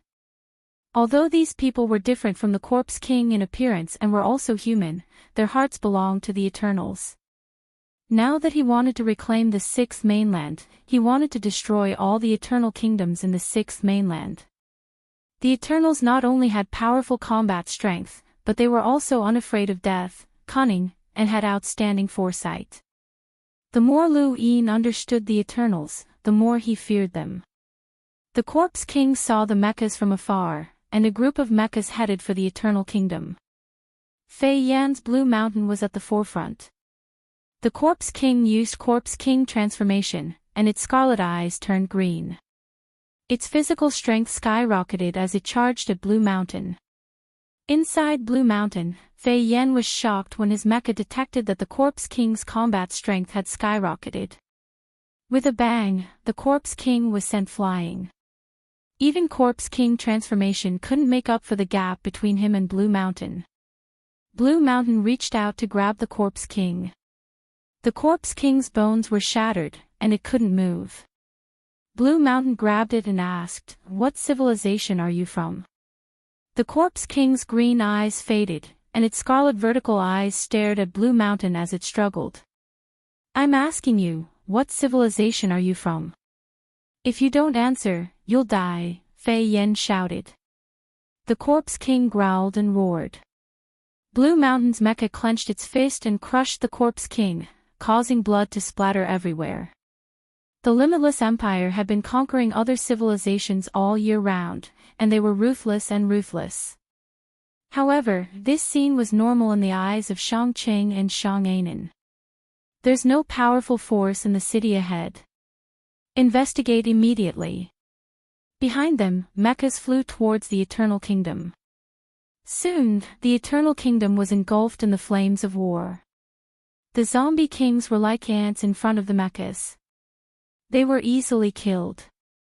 Occasionally, there would be strange giant zombie kings, but they were no match for the mechas. Far away, Lu Yin stood in the starry sky and looked towards the Eternal Kingdom. Bu Qing and the other three were beside him, and the Hellworm was perched on his shoulder. If Eternal Kingdom and Limitless Empire were to encounter each other, Limitless Empire would not let Eternal Kingdom off. They would definitely go to war. However, the premise was that Limitless Empire had never come into contact with Eternal Kingdom and did not know how powerful the Eternals were. Looking at it now, the Limitless Empire really hadn't come into contact with the Eternals. Were they lucky or unlucky? No matter what, any human would treat the Eternals as their mortal enemy. The Limitless Empire was no exception. Humans had an innate resistance and disgust towards Corpse Kings. Bu Qing glanced at Lu Yin. He was clearly not too far away, but General Fei Yan and the rest had not been able to detect him. This person was far more powerful than they had imagined. Over the years, the Limitless Empire had encountered many human civilizations that could cultivate, but there were very few people who were as powerful as Lu Yin. If Optimus Prime could take action. Bu Qing's heart warmed, but he quickly smiled bitterly. Optimus Prime was the cornerstone of the Empire and would not be too far away from Emperor Shang. How could he take action? The mechas in the distance were indeed the 9th princess, the 5th prince, and Jiang Dongjian. However, they could not do anything to this person. It would be a long time before they could return. But what was this person thinking? Was he planning to attack the Limitless Empire? If so, there might be a chance to return in the future. Lu Yin suddenly looked at Bu Qing, and she quickly looked away. Pray that your Limitless Empire does not give up on this spacetime. Otherwise, you really won't be able to return, Lu Yin said calmly. Hong Yi glanced at Lu Yin. Even if the Limitless Empire wanted to give up on this spacetime, it would not be easy. This person had already set his sights on the Limitless Empire and would not give up easily. She was also very curious as to what kind of background this spacetime had. The Eternal Kingdom could not withstand the destruction of the mechas, and the battle quickly stopped. Immediately after, the mechanical hummingbirds scattered in all directions. The Limitless Empire was exploring this continent. Lu Yin did not stop them. If they wanted to explore the 6th mainland, then let them. If they were interested in the sixth mainland, then fighting with the Eternals was not a bad idea. The Eternals did not have much strength left in the sixth mainland. In the blink of an eye, half a month passed. During this time, the Limitless Empire continued to explore the sixth mainland and encountered the Eternals. They had a good understanding of the Eternals, and their conclusion was the same as Liu Yin's. Humans and corpse kings could not coexist. They had also seen the truth about the Eternal Kingdom, and they had also learned about the sixth mainland and the fifth mainland through the people who were imprisoned in the Eternal Kingdom. For a time, Shangqing, Shang Ainen, and the others could not accept this.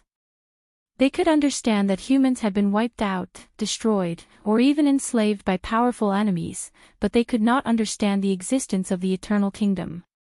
What was the point of such a place? Was it for assimilation? I think that we should eliminate the Eternals. According to the information we received, although there are many of them in the sixth mainland, they do not have many experts. There are less than 2 who have the destructive power of a 10th ring. We are fully capable of eliminating this race completely, Fei Yan analyzed. Shangqing said, this race should be eliminated, but the people in the Eternal Kingdom also said that this is the sixth mainland. There is a fifth mainland in the same universe, and both are ruled by humans. Fei Yan and the others also faced humans when they first attacked. We should be here to divert attention from the fifth mainland so that we can fight to the death with the sixth mainland's Eternals. I agree. I've always felt that there was something wrong. That 11th ring creature never spoke, and its movements were somewhat clumsy. There might have been a commander behind it. Now that it's clear, it should be someone from the fifth mainland. Someone who can command such a creature is a special event in this spacetime, Shang Ainen said. Jiang Dongjian agreed, we cannot be used. Fei Yan's expression darkened. This matter could not be hidden forever, but it was a pity that he had not been able to save his son. Shangqing looked around. Since that's the case, let's go back. The fifth mainland wants us to fight to the death with this so-called Eternals. Even if we have to take action, we have to deal with them first. As for this Eternals, it won't be too late to deal with them later. Shang Ainen agreed, and so did Jiang Dongjian. Fei Yan could only agree. Alright, gather the information and report it to the commander. The commander will decide the final outcome. In the distance, Liu Yin frowned. Were they going to give up? He had underestimated the Limitless Empire's tolerance towards the Eternals. They did not care about the Eternals at all, just like how heavens above heaven had done in the past. The Eternals were not a threat to the Limitless Empire. The Limitless Empire's confidence in themselves was exactly the same as heavens above heaven. They did not think that the Eternals could pose a threat. Since that was the case, Liu Yin decided to take action and leave the princes and princesses here. He did not believe that the Limitless Empire would not care. If they really did not care, he would have to make a trip there himself. Since they were already here, they could forget about leaving. However, something unexpected happened very quickly. The results of the sixth mainland's investigation shocked Shangqing and the others. This result made it impossible for them to give up on this place. It might even surpass the 13th ring's energy utilization rate. I've never seen such a high energy utilization rate before. What's going on with this spacetime? Shang Ainen's expression changed. Shang Cheng's eyes blazed. Regardless of what's going on with this spacetime, and we've found the Empire's hope of breaking through. Fei Yan was also excited. The Empire has been on expeditions for countless years, and we've only encountered a 12th ring energy utilization rate once. That's why we have our current strength. Now that this spacetime has a 13th ring energy utilization rate, Emperor Shang will definitely not give up on this place. We won't either. Shangqing suppressed his excitement. It was the 13th ring. Once the Empire confirmed and obtained it, it would be his achievement. He had the highest status in this spacetime, and even if he had not taken action, Fei Yan would not have been able to do anything if Lu Yin had not allowed him to come here. He had tacitly approved of Fei Yan's arrival and the investigation of this spacetime, which had led to this result. This achievement could not be escaped. Shang Ainan's expression was solemn. The utilization of the 13th ring is indeed attractive to the Empire, and is the hope of a breakthrough. But have you ever thought about the war that happened when the utilization of the 12th ring was discovered? That war almost dragged the entire limitless empire into the abyss of death. Because at that time, the 12th ring was a power that the limitless empire had never had before. But now, this spacetime has the utilization of the 13th ring. There might be a powerhouse behind that creature, and the fifth mainland has never been explored. It might seem like we're conquering this spacetime, but in reality, someone in this spacetime might be using us to deal with the sixth mainland. We're just pawns. These words calmed everyone down. Shang Qing was not stupid.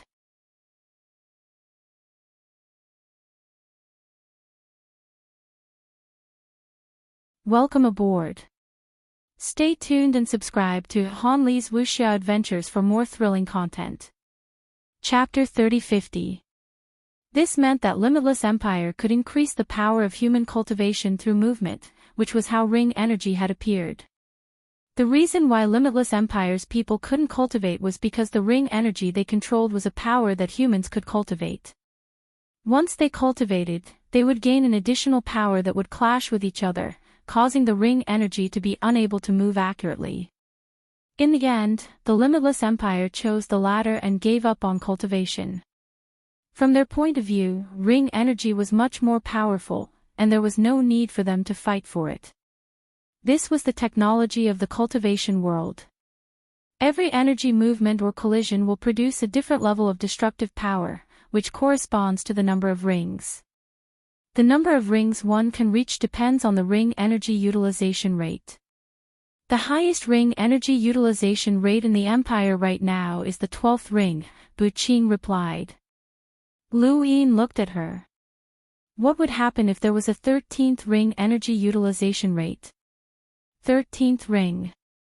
Bu Qing was about to answer when she suddenly realized something. 13th ring. Beside her, Fei Fei, Redbeard, and the other person were all stunned. From their expressions, it was obvious that the 13th ring energy utilization rate was a huge shock to Limitless Empire. Lu Yin also understood that this was similar to the shock of the Lost Tribe's ancient card. Or rather, there would be a chance for the 6 parties to succeed. This was a huge temptation for Grand Empyreans and the others, and they wouldn't give up no matter what. In that case, Lu Yin left and returned to the above heaven, no longer paying attention to Limitless Empire. If they could give up on the 6th mainland under such circumstances, then Lu Yin would accept it. But now, Limitless Empire knew about the 5th and 6th mainlands. To prevent them from rushing to the 5th, Lu Yin decided to leave the ancestral turtle at the astral beast domain's border. In any case, if Limitless Empire wanted to collect the 13th ring energy, they could only go to the 6th mainland. This was clearly using them to deal with the Eternals and help the above heaven reclaim the 6th mainland. What they did was up to them. Lu Yin also took Bu Qing and the others to the above heaven. When they saw the enormous above heaven, Bu Qing and the others felt an unprecedented shock that almost caused them to collapse. The Limitless Empire also had an incomparably huge imperial city, but it was of a completely different style from the above heaven. One was similar to a technological civilization, while the other was purely a cultivation civilization. Letting people from a technological civilization see the existence of a cultivation civilization that suppressed everything, that kind of shock was incomparable. Lu Yin didn't have time to bother with these 4, so he had the Second Night King keep an eye on them. After all, they were ordinary people who couldn't even leave the above heavens mountain. He then went to the hexagon to look for the fog progenitor. During the first battle of Disaster Zone, the ancestor of the past had not killed the mistress, he had only knocked her out. When Lu Yin and the others had retreated, they had naturally brought the mistress with them, but she had not returned to the origin space. Lu Yin had always been concerned about the Shi ancestor's existence, and he wanted to find out more through the fog ancestor. Even now, ancestor of the fog had not returned to the origin space. The four-way scales had been eliminated. Xie Shenji only had a clone. Bai Wang Yuan had escaped to the reincarnation spacetime. Wang Fan had betrayed humanity, and Long Air had died in battle. After the Lu family returned, she did not return to the starry sky tree to see old ancestor Tianyi. Lu Yin arrived at a new inn in the void god spacetime. The endless battlefield was now under the control of the Hexagon Society, and the Eternals had no way of breaking into their parallel universes. Thus, the void god spacetime border had stopped. The atmosphere in the new inn was very good. Lu Yin changed his appearance and entered. The fog progenitor was at the void god spacetime border, and she often entered the new inn. She had become good friends with Cho Shui. "Bro, I've never seen you before. Did you just arrive?" Lu Yin sat down, and the waiter hurried over to greet him. Many gazes fell on him. Lu Yin smiled. "Yes, my family sent me here to gain experience." Ha ha ha. As soon as these words were spoken, it caused a wave of laughter. Lu Yin was surprised. "What's wrong?" A muscular man at a nearby table put down his wine bowl. "Gain experience. Gain experience, my ass. The Eternals have been chased away." "Xiao Bai, you've come to the wrong place." "I didn't come to the wrong place. It's precisely because the Eternals aren't here that I came to gain experience. When I return, I can say that I went to the border and even fought there." "Brat, you're really lucky. If Master Lu hadn't led the Hexagon Society to defeat the Eternals, you wouldn't even have found a place to gain experience. Back then, Master Lu hadn't appeared, and the Hexagon Society was nowhere safe. You could have died at any time." "Yes, brat. You should thank Master Lu. He saved your life and even gave you a chance to gain experience." Xiao Bai, Ba. Some were happy, while others mocked. The Eternals had retreated, and everyone's lives were guaranteed. However, there was also a group of people who took the opportunity to gain experience for their juniors. This was normal, but it caused many to be jealous. "Ignore them. What would you like to drink, little brother?" the waiter asked enthusiastically. His attitude was different from before. Actually, if possible, no one wanted to die. It was impossible for the people in the new inn to leave alive. At first, they wanted to die even more, but as time passed and they got used to the parting of life and death, some things were not that big of a deal. It was even better to be alive. "Give me a jug of your best wine," Lu Yin said, and then paused. "I'll take care of everyone's debts today." Everyone looked at Lu Yin. How generous. "Bro, no matter what you're here for, whether it's to gain experience or gain experience, I'll thank you for your generosity." "Thank you, bro, many thanks." The expressions of those who had been mocking and jealous changed. Those who had truly fought on the battlefield were not shallow, and a single meal was enough to resolve conflicts. Everyone had their own fate.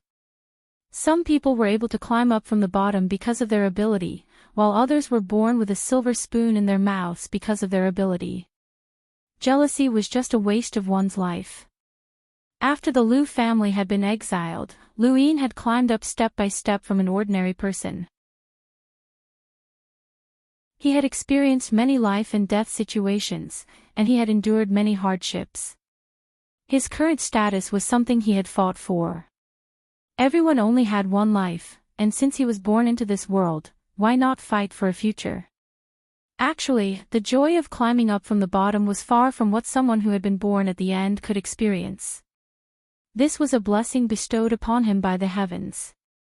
Upstairs, Chohuo looked at Lu Yin. He was an unfamiliar family member, but he had an unusual temperament. Interesting. For more than 10 days, Luin went to the new inn to wait for the missed ancestor. He could have searched for the missed ancestor, but he did not. He simply waited for the missed ancestor to arrive. The new inn's guests changed batch after batch. Every day, Luin would say, "I'll take care of their debts." This would always lead to laughter. The laughter of the battlefield was always delightful. In the new inn, the woman with heavy makeup and a vengeful heart came over. "Do you know that the outside world is saying that there's a spendthrift in the new inn? He's treating people to drinks." Luin took a sip of wine. "That's pretty good." "Huh, you're really generous." "My new inn isn't expensive, but it's not cheap either." "Kid, tell me, which family are you from?" Luin looked at the woman. "I heard that you like the boss here." The woman smiled sweetly. "Who told you that?" "It's embarrassing to say it out loud." "A crush is the truth." Luin shook his head. "If you like him, then say it out loud." "Ah, kid, I don't need you to lecture me." The woman twisted her waist and left. Soon, she returned with a flask of wine. "The boss is treating you." Luin was surprised. "I'm honored. The boss is a virtual realm powerhouse. Why would he notice me?" The woman smiled. "The boss said that your gaze is very familiar." Luin smiled and opened the flask. "Good wine. Do you know what wine it is?" "I don't know. Actually, I prefer tea." "Kid, you'll get beaten up if you say that." The woman rolled her eyes. It was really rare to meet such a person at the border. Normally, the people she met would either be dejected or have a lingering fear. They would never be like this kid, who would tease her. Those people are right. If Lord Lu hadn't forced the Eternals to retreat, you little guys wouldn't have come to the border, and I wouldn't have met such an interesting little guy like you. Ha ha.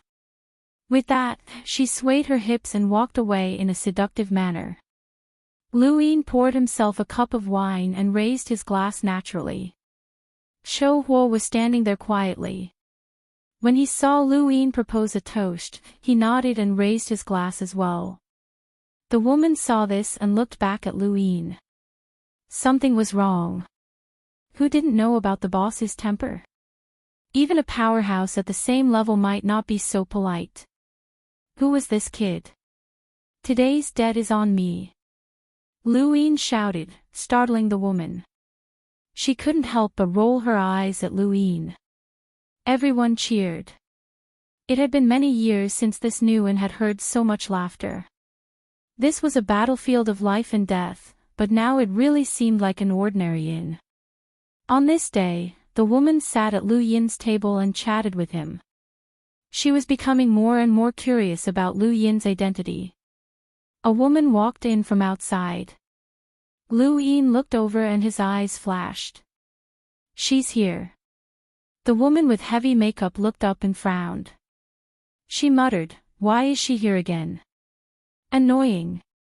Lu Yin was curious. "She's not welcome." The woman with heavy makeup rolled her eyes. "You have sharp eyes." Lu Yin smiled and raised his arm. "This way." The woman was startled. "What are you doing?" "She's not welcome, so I'm helping you teach her a lesson." The woman was shocked. "Don't be rash. You can't afford to offend her." At the door, the missed ancestors saw Lu Yin and walked over. The woman grew anxious and glared at Lu Yin. She stood up and walked towards the missed ancestor. "Senior, please forgive her.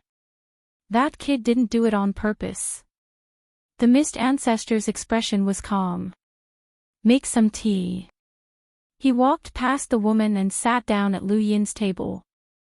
"Why are you here?" Only then did the woman with heavy makeup come to her senses. She was so angry that she ground her teeth. This little fellow actually knew that senior. Damn it, to think that she was worried about him.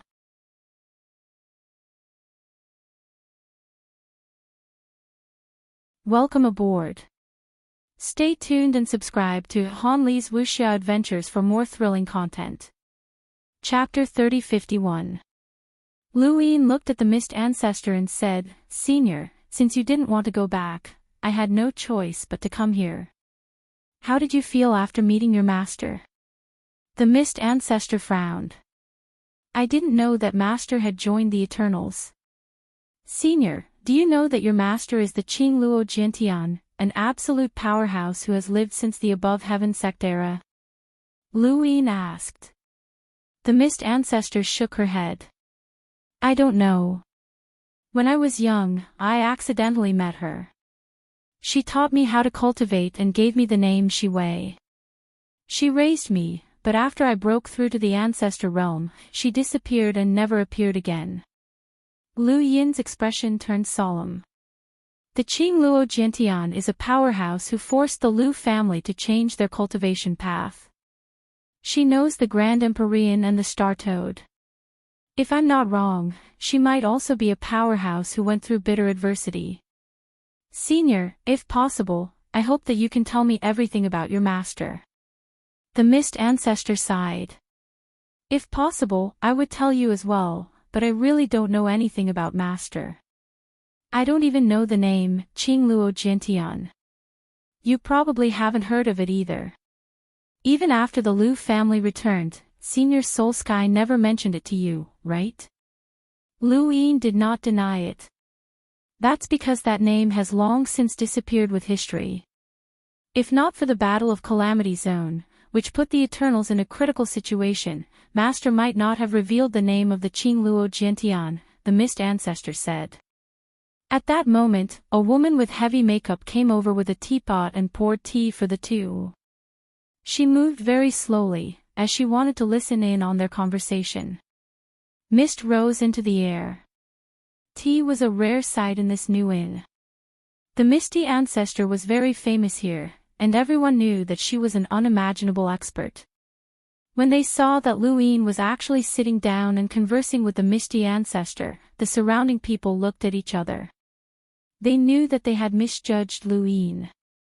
This guy was no fool, nor was he here to gain fame. He was actually a hidden expert. It was no wonder that everyone in the new inn treated him differently. That woman with heavy makeup was always sticking to him. When they thought of this, everyone lowered their heads and no longer dared to talk. "Based on your master's personality, why is he hiding in the first calamity zone?" Lu Yin asked. The hand of the woman with heavy makeup trembled. The first zone of calamity, this was a name that had only been spread recently.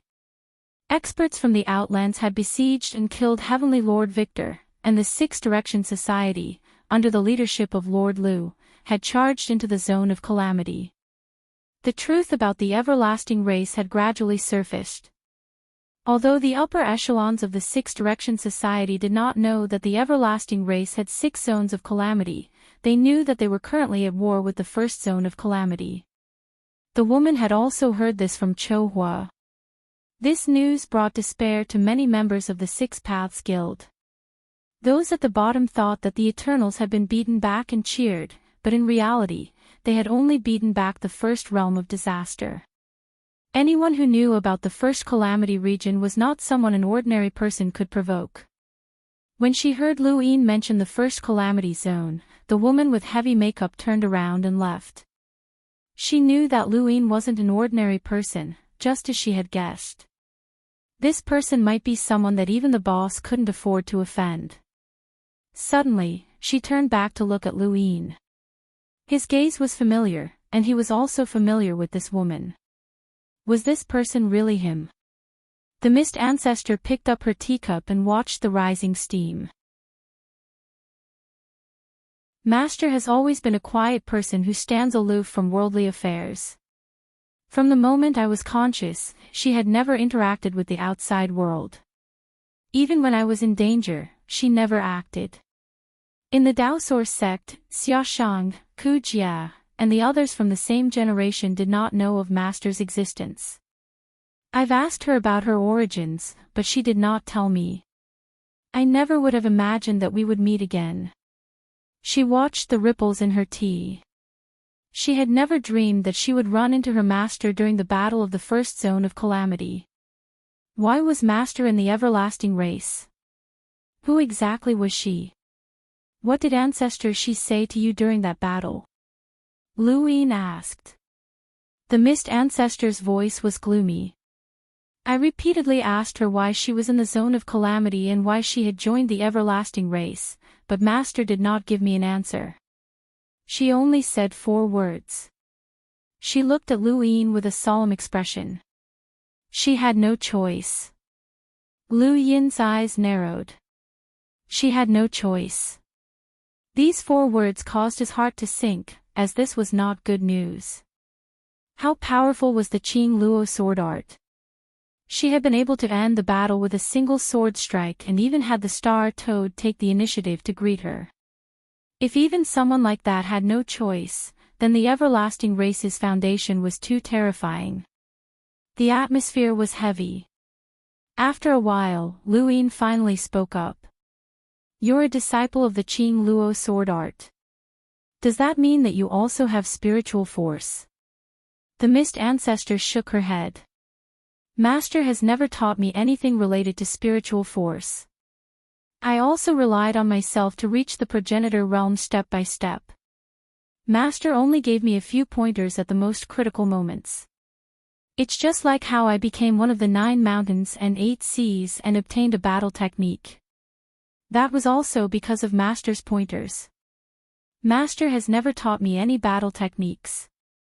The reason why I gave Long 2 pointers is also related to Master. Master's every action, every word, and every action affects me. I saw a shadow of myself in Long 2, so I couldn't help but give him pointers with my battle technique, allowing him to break through to the progenitor realm. Luwine felt that it was a pity. If you understood your master's strength, then we might have a way to deal with her. The mist ancestor's expression turned ugly.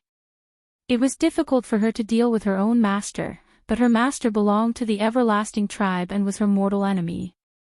This was something that could not be changed.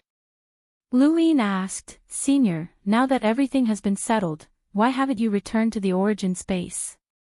The mist ancestor took a deep breath. I want to deal with Wang Fan. Lu Yin's gaze turned cold. Wang Fan is a traitor. It's not just you who wants to deal with him, but everyone else. This is not just your problem. The mist ancestor bitterly replied, It's my fault. Actually, I had the chance to kill Wang Fan back then, but I didn't. It's all my fault. If I had killed Wang Fan back then, many things would not have happened, and your Lu family would not have been exiled. Luwine did not understand. What do you mean you had the chance to kill Wang Fan? The mist ancestor stood up. This is my fault, and I will take responsibility for it. Master Lu, protect the humans well. She then turned to leave. Luwine stood up. Senior, Wang Fan is hiding in the first calamity. If you go in, you'll be seeking death. I won't seek death. I'm also waiting for an opportunity. Don't worry, I'm not stupid. Don't forget what my battle technique is. Luwine softly said, I saw progenitor Qin. The mist ancestor suddenly turned around and looked at Luwine excitedly. He's still alive. Luwine smiled. I still don't believe that the once invincible progenitor Qin would die. I also don't believe that progenitor Ku, who possessed the ability to reverse things when they reach an extreme, would die. The rune progenitor was well-read and created rune lines. The Hui progenitor saw through the past and present, and her strategies were unparalleled. I don't believe that they're all dead. Senior, take care. The mist ancestor's eyes reddened, and she turned to leave without another word. At this moment, only she could understand her own feelings. That era had been the best. The enemy progenitor Qin, the low-key Ku progenitor, the sinister Wang Fan, the show-off by Wang Yuan, and so on. The Hui progenitor would occasionally sow discord. That era had been their era, the era of the 9 mountains and 8 seas. She really wanted to go back and take a look, even if it was just a glance.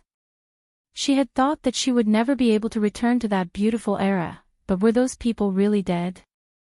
Wang Fan wanted to settle this matter, and she also needed to give Ku Jia an explanation. Was he really secretly in love with her? Countless thoughts appeared in the mist ancestor's mind, and even a progenitor like her could not control her emotions. She really wanted to see them again. Lu Yin watched as the mist ancestor left. With progenitor Chen holding her back and Ku Jia and the Lu family, she would not act rashly. Wang Fan would definitely settle this score. Lu Yin drank the tea in his cup and left as well. From start to finish, Qiu Shui did not appear. A woman with heavy makeup walked over and looked at the door in a daze. In the astral beast domain, within a spatial tear, Shangqing and the others were waiting for news from the Limitless Empire. They had already sent all the information regarding this spacetime back to the Limitless Empire more than 10 days ago. Emperor Shang had to decide whether to attack this spacetime or not.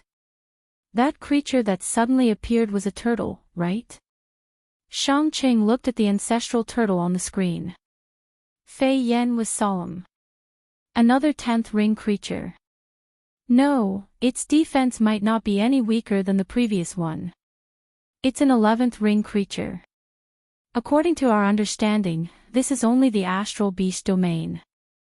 The other side of the creature is the 5th mainland, the human domain. Although we have some information about the 5th mainland, the 6th mainland only knew about the 5th mainland decades ago. No one knows what the 5th mainland is like now, Shang Anan said. Shangqing guessed, there shouldn't be too many changes. After all, it's only been a few decades. Shang Anan glanced at him. The 6th mainland said that the astral beast domain is ruled by the celestial beast empire, but what about now? No matter how you look at it, the astral beast domain is ruled by the 2 creatures. The celestial beast empire only exists in name. Something must have happened to the 5th mainland. It's better to be careful. Shangqing had the highest status here, but even he could not make such a big decision. This decision might bring the Limitless Empire to unprecedented heights, or it might cause the Limitless Empire to collapse. Only Emperor Shang had the right to decide. A day later, Fei Yan was excited. The Empire has sent an order. The others looked at Fei Yan with solemn expressions. Fei Yan's expression was solemn. The Empire has decided to conduct a comprehensive investigation of the 6th mainland. At the same time, we will use the 6th mainland's energy as a foundation to test the 13th ring. His Majesty has sent us a message. He paused for a moment. Others can use us, and we can use them. Everyone has their own goals. As long as the 13th ring is successful, no enemy will be a match for the Limitless Empire. Shangqing was excited. Good, as expected of father. That's right. No matter how the 5th mainland uses us, since they have used us, it means that it won't be easy for them to deal with the 6th mainland. According to the results of our investigation, the 6th mainland might be hiding their strength, but as long as the Empire sends reinforcements, we can take them down. No matter how strong the 5th mainland is, it can't be stronger than the Limitless Empire. Jiang Dongjin's gaze was stern. No matter how strong the 5th mainland is, as long as the 13th ring is a success, the Empire's strength will skyrocket and suppress all enemies.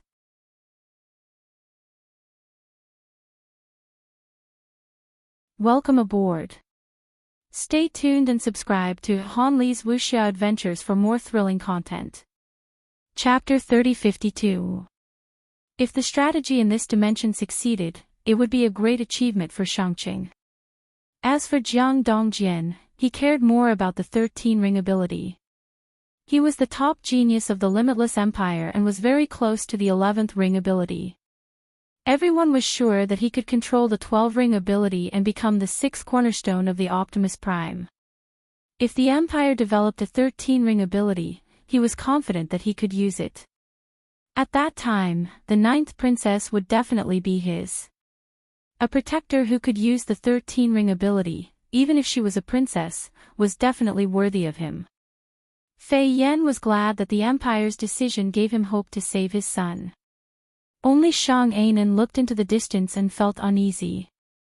Was it really that simple? She couldn't be at ease until she saw the 5th mainland clearly. She always felt that there was a pair of eyes staring at them. General Fei Yan, did father say who he would send reinforcements to? Shang Qing asked anxiously. Fei Yan hesitated and said, the Crown Prince, Shang Tianzong. Shang Chang's expression changed. If Shang Tianzong came, half of the achievements here would be taken away. Father didn't want him to surpass Shang Tianzong. Damn it. Expedition Army Commander Bu Wu, Reserve Minister Hong Nian, Expedition Army General Gu Shan, and Empire Academy Vice Principal Lu Ling are all on the list, Fei Yan said. Jiang Dongjian was surprised. Even Vice Principal Lu Ling is here. Shang Qing said in a low voice, Shang Tianzong must have asked her to help. The Vice Principal of the Empire Academy is so important. She isn't even assigned by the Empire, but she can come here to help. Other than Shang Tianzong, the student she cares about the most, no one else can ask her to help. Shang Ainen heaved a sigh of relief. Gu Shan and Lu Ling are both 11-ring masters. In addition to Shang Tianzong and Hong Nian, we already have General Fei Yan and Jiang Dongjian here. We should be able to deal with anything in this battle. Fei Yan said, the Empire has been on expeditions for so many years, and we rarely send out so many masters. Either we directly give up when we encounter a powerful master like the Divine Kingdom, or we send out several 10th-ring mechas to defeat them. In this situation, this battle will definitely be recorded in the history of the Empire. Please don't be careless. Limitless Empire was waiting for reinforcements, and when Lu Yin saw this, he relaxed. The temptation of the 13 rings was too great for Limitless Empire to stay behind. Actually, the 6th mainland didn't have many powerhouses, so it wouldn't be too difficult to subdue it. However, since the Limitless Empire was willing to do the job for him, Lu Yin was happy to be idle. Once the 6th mainland's Eternals were eliminated, he would continue to surprise the Limitless Empire. The Stargate that led to the 4th Zone of Calamity was still in his cosmic ring.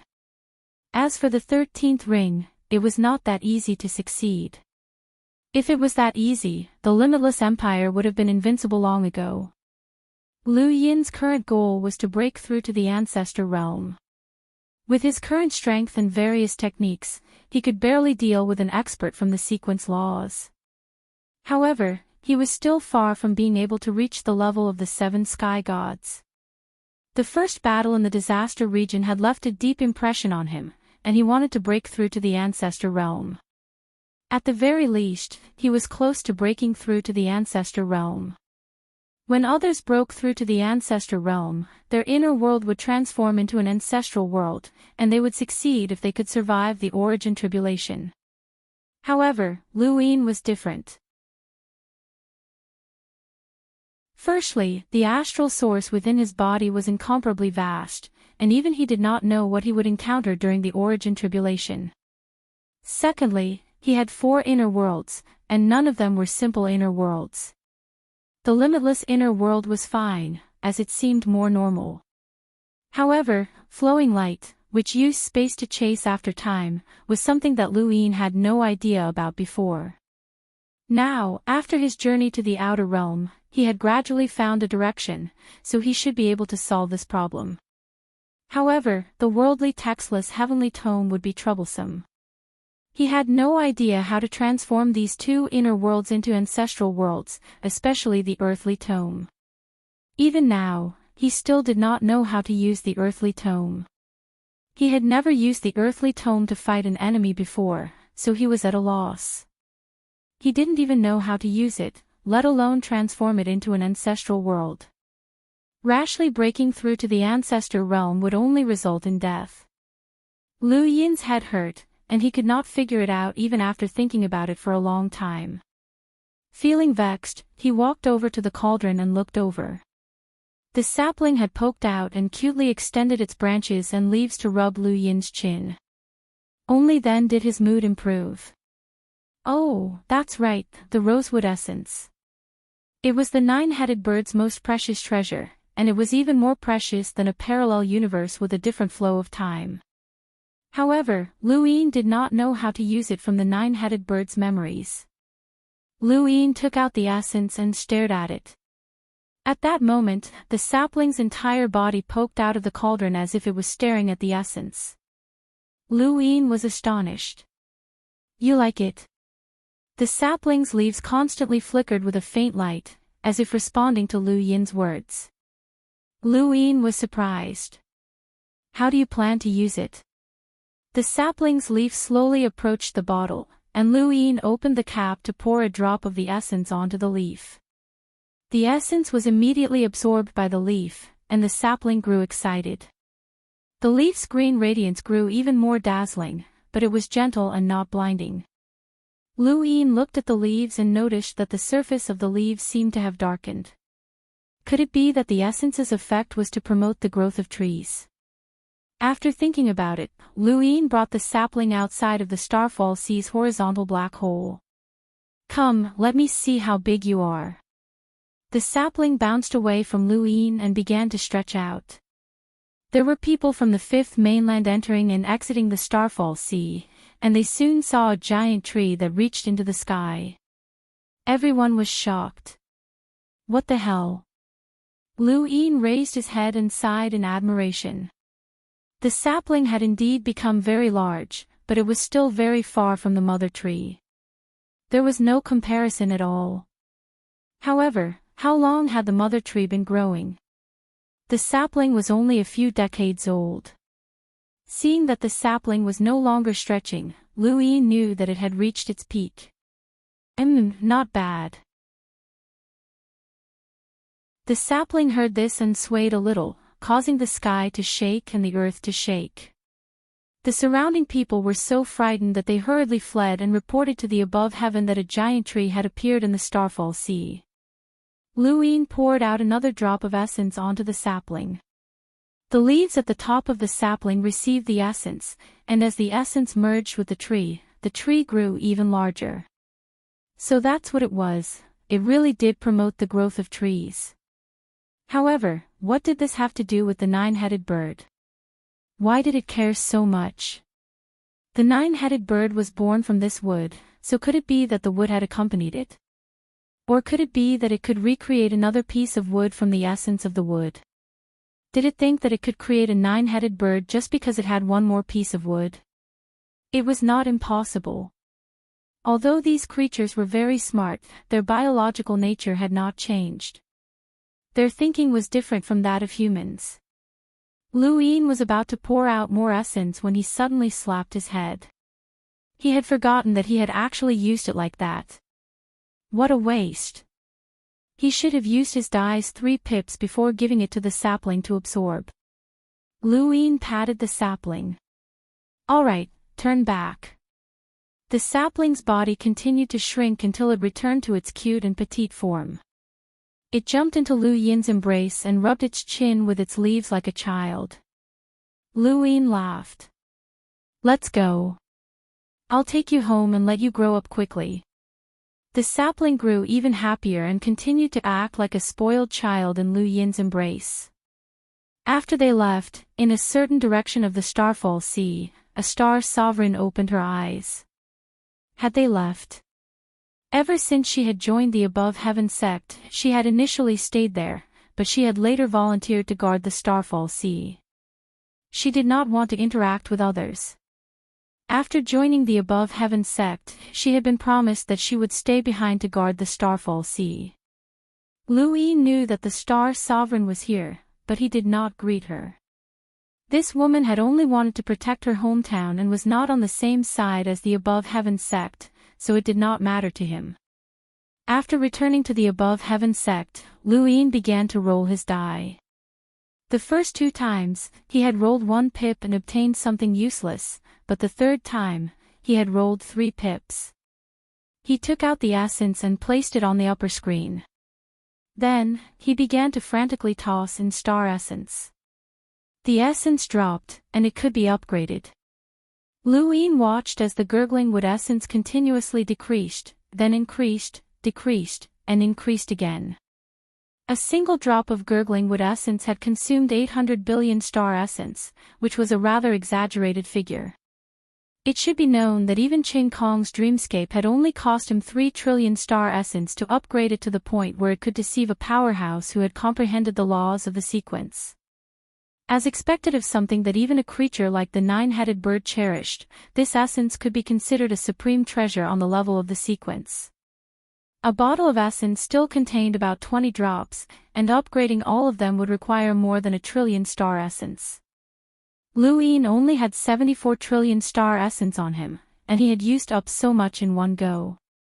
His heart ached, but he had no choice. For the sake of the sapling, he had to be willing to part with it. He took a deep breath and started upgrading. Every time he upgraded a drop, he would toss the drop to the sapling, which it happily accepted and absorbed. Then, drop after drop, drop after drop.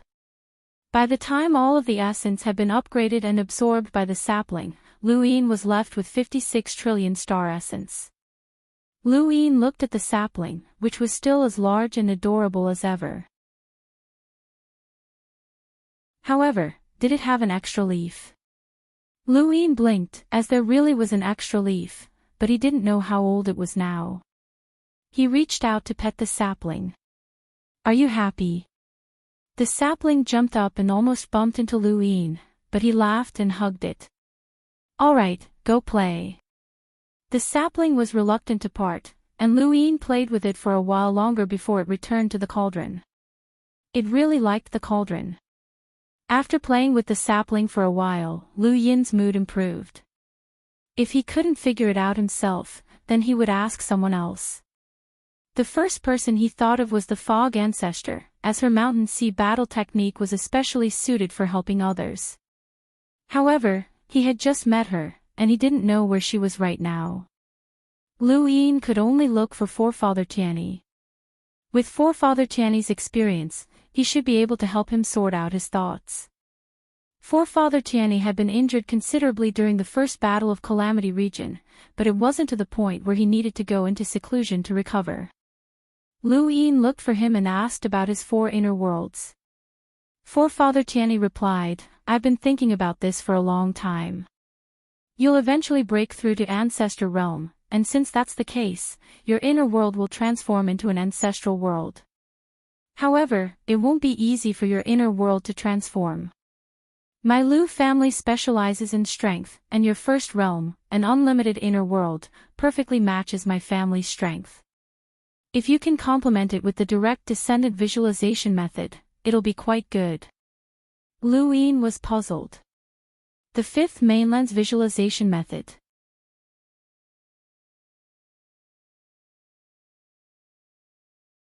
Welcome aboard.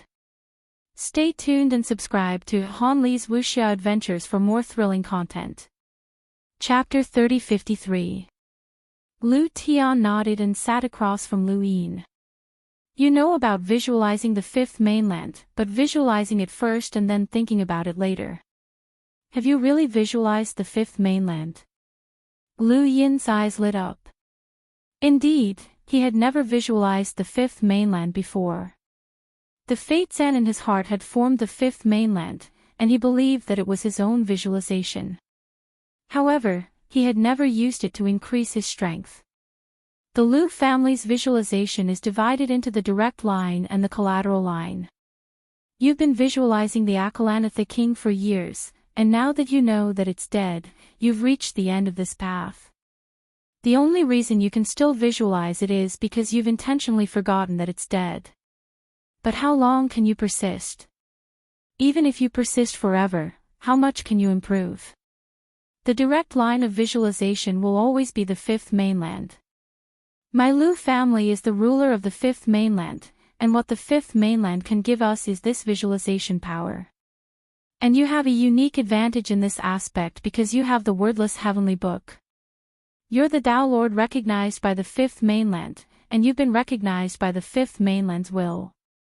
Patriarch Lu Yuan should have told you this before. Lu Yin nodded. I think I understand. Lu Tianyi smiled. Actually, I've wanted to tell you this for a long time, but your path is different from ours. Perhaps you'll do better than I expected, so unless it's absolutely necessary, no one will try to change your cultivation path. Patriarch Lu Yuan doesn't dare to tell you anything because he's afraid that changing you, even if it's just a little, will change your future path. Little 7, you're the hope of the Lu family, and everyone in the Lu family will risk their lives to protect you. We want to nurture you, but we don't dare to. Do you understand? Lu Yin's heart warmed. I understand. Lu Tianyi smiled. Visualizing the fifth mainland will increase your strength and strengthen your limitless inner world. One day, you'll be able to use the limitless to encompass the limited and turn the limited into the limitless. When that time comes, your limitless inner world will be complete, and I believe that no one will be able to compete with you in terms of strength. Lu Yin solemnly replied, I understand. Don't worry, Patriarch. I'll definitely be able to do it. Lu Tianyi grunted and thought about it.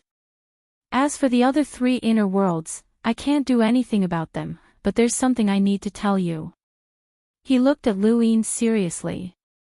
Did you encounter a speck of dust when your 3rd inner world was formed? Lu Yin nodded.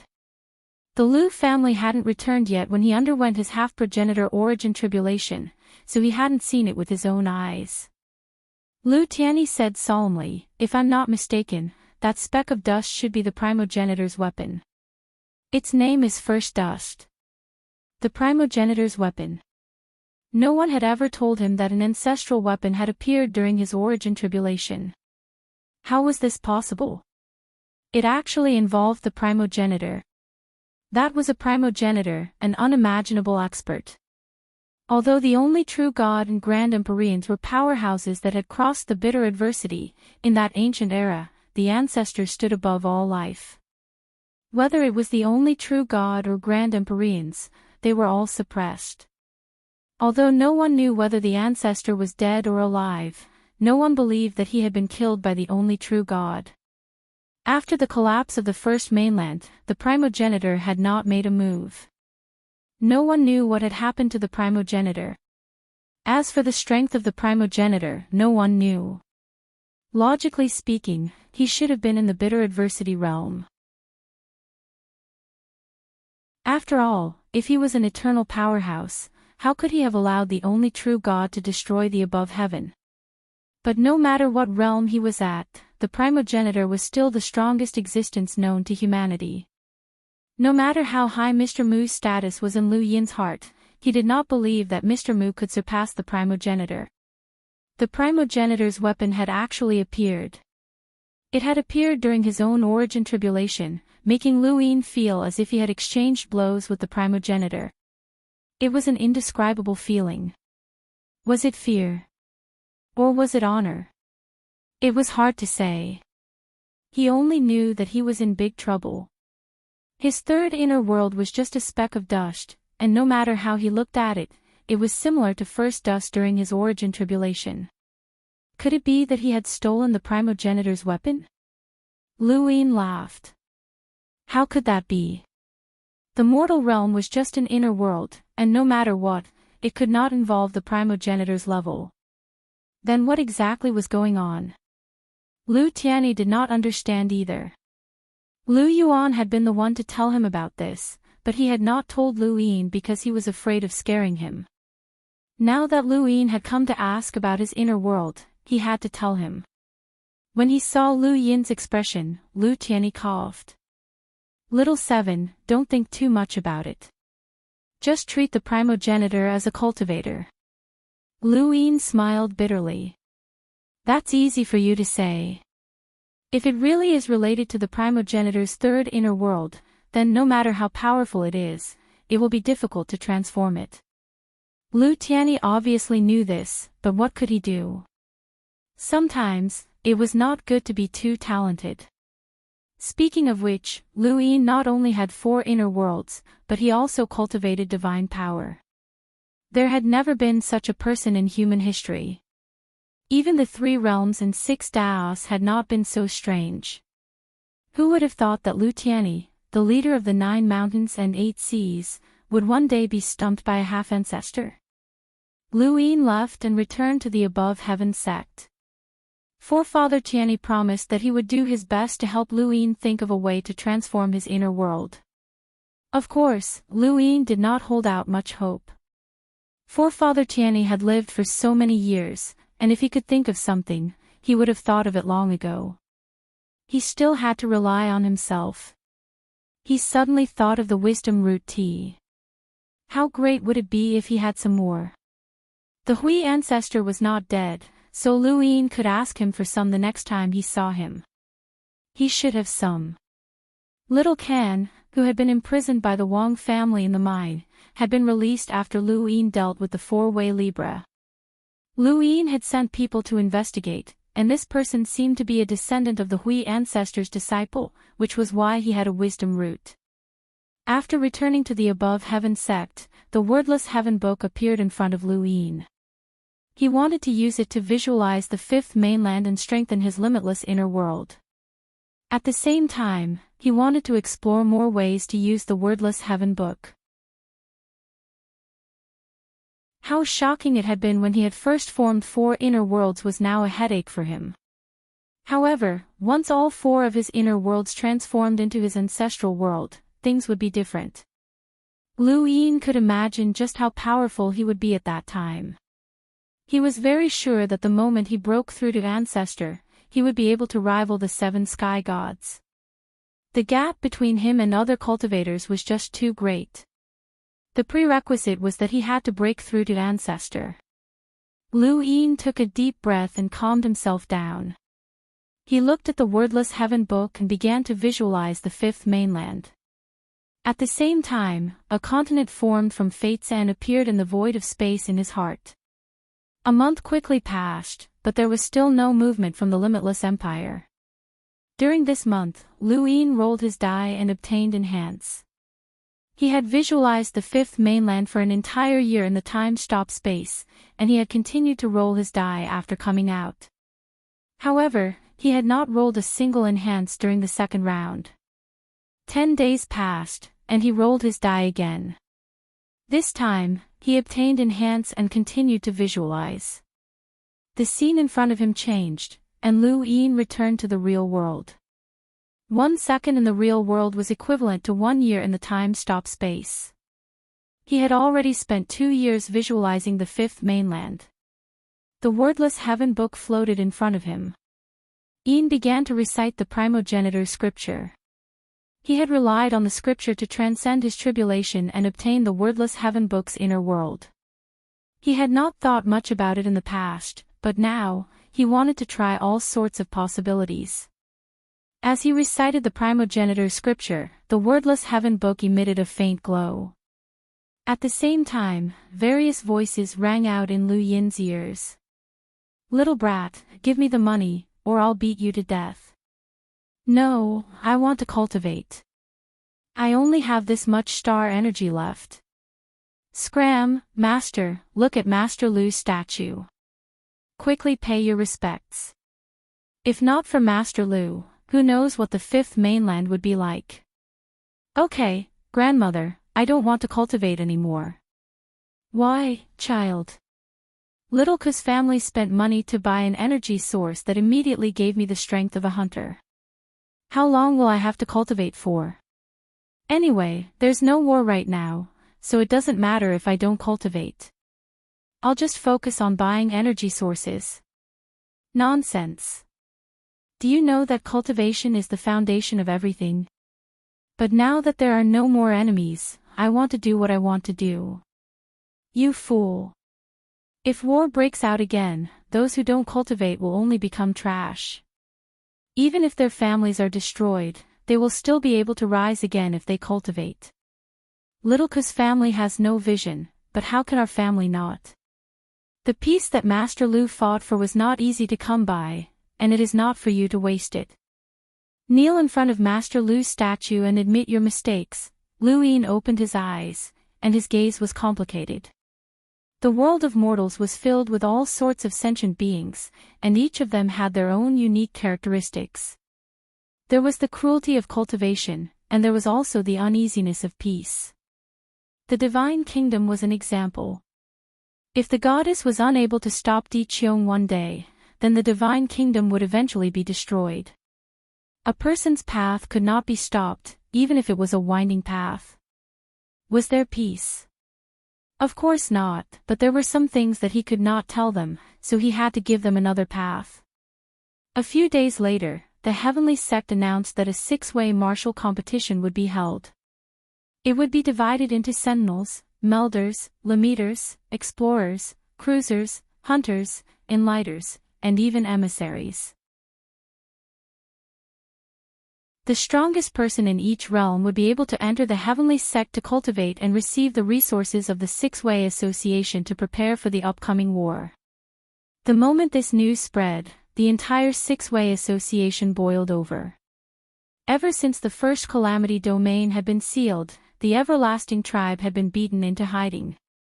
The Six-Way Association had already begun to relax, but this news caused countless people's hearts to burn with passion once more. Who didn't want to leave their name in history? This competition would be held for all realms, and even the sentinels would be able to enter the martial competition. For many people, this was a chance to soar. Immediately, countless members of the Six-Way Association made the decision to shine in the Six-Way martial competition. Lu Yin closed his eyes and recited the primogenitor scripture, the sounds of the mortal world ringing in his ears once more. I want to compete, and I want to come out on top. Little brat, you think you can do it? Can you win? Father, if I win, I'll soar in the future. What can't you have? That's right, ha ha ha ha. Little brat, go. Father supports you.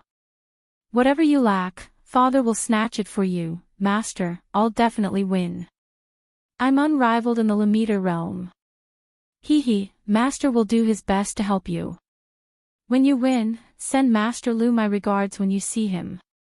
I understand, Master, my son, you must do well and bring glory to our fifth mainland. In this six-way martial competition, our fifth mainland must come out on top in each realm. We cannot embarrass Master Lu.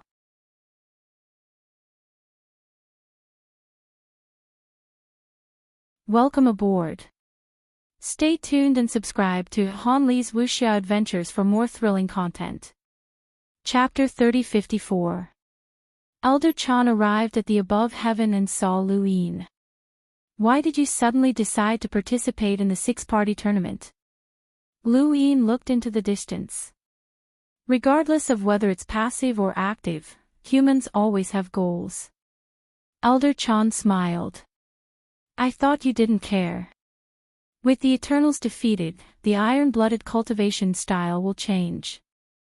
It seems like a good thing, but it's actually a bad thing. After all, the enemy hasn't been destroyed yet. Lu Yin looked at Elder Chan, Sr., you once wanted to turn the fifth mainland into a place like the Divine Kingdom. What do you think now? Elder Chan sighed. Since ancient times, the conflicts between humans have never stopped. Even without the Eternals as an external enemy, we would still be fighting among ourselves. This will never change. However, the more it is like this, the more likely it is to bring about the progress of the times. Humans' greatest invention is lies. Everything we see and experience is built on lies. Lies give birth to wars, and wars become the ladder for human evolution. There is no need to forcefully interfere. Lu Yin clasped his hands behind his back.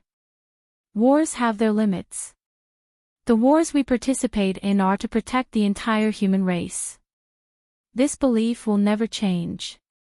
Moreover, preparing for war is also a form of war. The headmaster has given the six-party club a new path, Elder Chan said. Lu Yin said, no one can truly resolve a war. All I can do is give them a goal. When humans need it, there will be the time for them to enter the battlefield. Will the headmaster personally host this six-party tournament? There's no need for that. What's the point of a reward if I can be seen so easily? Senior, I'll leave it to you. Understood. In the astral beast domain, reinforcements had arrived. Mechas arrived one after another, and at the very front was First Prince Shang Tianzong's unlimited mecha, Tianzong. Its silver color was extremely dazzling. Following closely behind was a black and white mecha. The entire Limitless Empire knew that this mecha was called Ling Luo. It was the unlimited mecha of the Empire's vice principal Lu Ling. Countless people in the Empire had started their mecha dreams from Lu Ling. Behind Ling Luo was Gushan's unlimited mecha, Skypiercer. The fourth mecha was a seemingly ordinary limitless mecha. It belonged to the Empire's chief minister, Hong Nian. Behind Hong Nian were more than 20 mechas, all of which had been transferred from the Empire. This included the limitless mechas that were originally in the Astral Beast domain. The Astral Beast domain had gathered nearly 1/5 of the Limitless Empire's limitless mechas. For the Limitless Empire, this was a huge force. Neither Shang Tianzong nor Shang Qing had ever commanded such a powerful group of limitless mechas. Greetings, First Prince. Greetings to the First Prince. Shang Tianzong's voice was mellow and gentle. Get up, everyone. Thank you for your hard work. Shangqing curled his lips and looked away unwillingly. Fei Yan replied respectfully, reporting to the First Prince, this subordinate is incompetent and was unable to conquer this space-time. Please punish me. Haha, General Fei Yan, you're exaggerating. This is a special situation, not a war, Shang Tianzong said. After that, he stepped aside and asked, Teacher, what can I do for you? Lu Ling said, on the battlefield, we will listen to the commander-in-chief. Is he not here yet? Fei Yan replied, the commander will be here soon. Shang Tianzong said, in that case, let's wait. Then, he looked at Shang Qing. Fifth brother, it's great that you're fine. In a special situation, I was really worried that something would happen to you. Shang Qing rolled his eyes. Brother, thank you for your concern. Unfortunately, I'm fine. Shang Anan immediately said, Brother, what does father think of this space-time? Shang Tianzong was used to Shang Chang's attitude. He looked at Shang Anan. Our limitless empire has been used before. As long as we can get what we want, it's fine. As long as we can get the 13 rings, we can kill everything. Shang Anan smiled. Father, you're so wise. We're all planning to retreat. Shang Tianzong laughed. It's okay if we retreat. As long as we come to this space-time, we can find it again. A temporary retreat can also numb the fifth mainland. However, we don't know anything about the fifth mainland now. We're not confident, Gushan said with a heavy voice. He was the former general of the empire. Fei Yan was trained by him. When he spoke, everyone became serious. Fei Yan bowed. We're useless. We couldn't break through the blockade of those two creatures. Shang Tianzong waved his hand. It's not your fault. Two creatures with the defense of 11 rings aren't something you can fight against. As they spoke, the general of the Empire's expedition army, Bu Wu, arrived. When Bu Wu appeared, everyone bowed. Even Shang Tianzong, Shang Qing, and Shang Anan bowed to show their respect for Bu Wu. Gushan knelt on the ground excitedly. When he was in the expedition army, Bu Wu was the general. He was saved by Bu Wu several times. His life was saved by Bu Wu. Buwu's limitless mecha was called Stop Troops. The meaning was simple. It could make the enemy surrender and win without a fight. This was what he hoped to encounter in every parallel spacetime. At the same time, it also represented his strong confidence that he could make the enemy surrender. Buwu's gaze swept across everyone. Neither Shang Tianzong nor Shang Qing made him stop. He only paused for a moment on Luling. Then, he looked away and stepped forward. The Sixth Mainland. Buwu's arrival meant that the Limitless Empire had concentrated their expedition army on the Sixth Mainland. As a result, the Eternals there were constantly being wiped out. Mecha after mecha slaughtered the Eternal Corpse Kings. At the same time, a spacecraft's beam swept across, leaving the Eternals unable to fight back. The only two progenitor corpse kings of the Eternals were personally dealt with by Gushan. His limitless mecha had 11 rings of destructive power, which surpassed that of an ordinary progenitor, let alone a progenitor corpse king. In just half a month, the 5 eternal kingdoms that the Eternals had placed in the Sixth Mainland were destroyed. The Limitless Empire was unstoppable, and the Eternals had no ability to resist. Those imprisoned in the Eternal Kingdoms were also released. The Limitless Empire only wanted resources, not people. They didn't care about these people and left them to fend for themselves. The Limitless Empire was like an emotionless mecha that took what it wanted without limit. It didn't care about unrelated people or things. If those in the Eternal Kingdoms tried to stop the Limitless Empire from taking resources, they would also become the Empire's enemies. The Eternals simply gave up on the Sixth Mainland. Lu Yin sat on the caged Wirm's back and watched the Eternal Kingdoms turn into empty cities. The Eternal Kingdoms that had progenitors guarding the Death God's force field also became empty cities.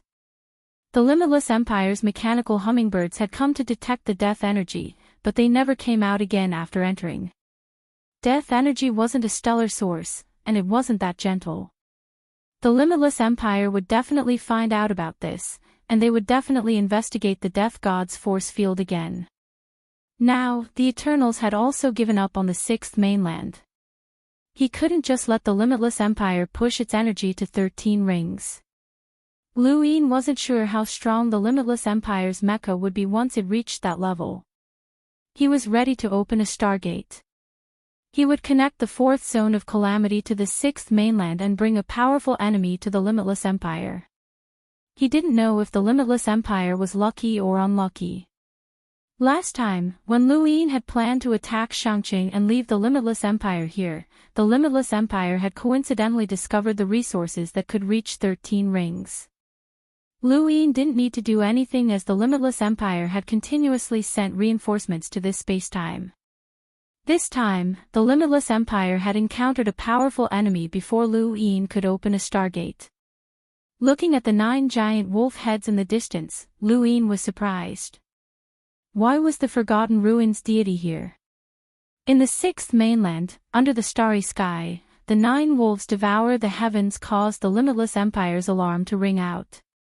A mecha crashed down and shattered into pieces. Buwu looked at the sky as Gushan's sky-piercing sting and Fei Yan's blue mountain attacked at the same time. The 9 wolves devour the heavens covered the entire starry sky, blocking out everyone's view. Each wolf head was shocking.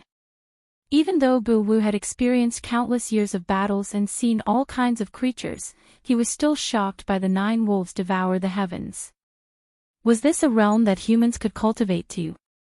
The strongest cultivator he had faced was equivalent to a 10th ring cultivator, and that was already hard for the Limitless Empire to comprehend.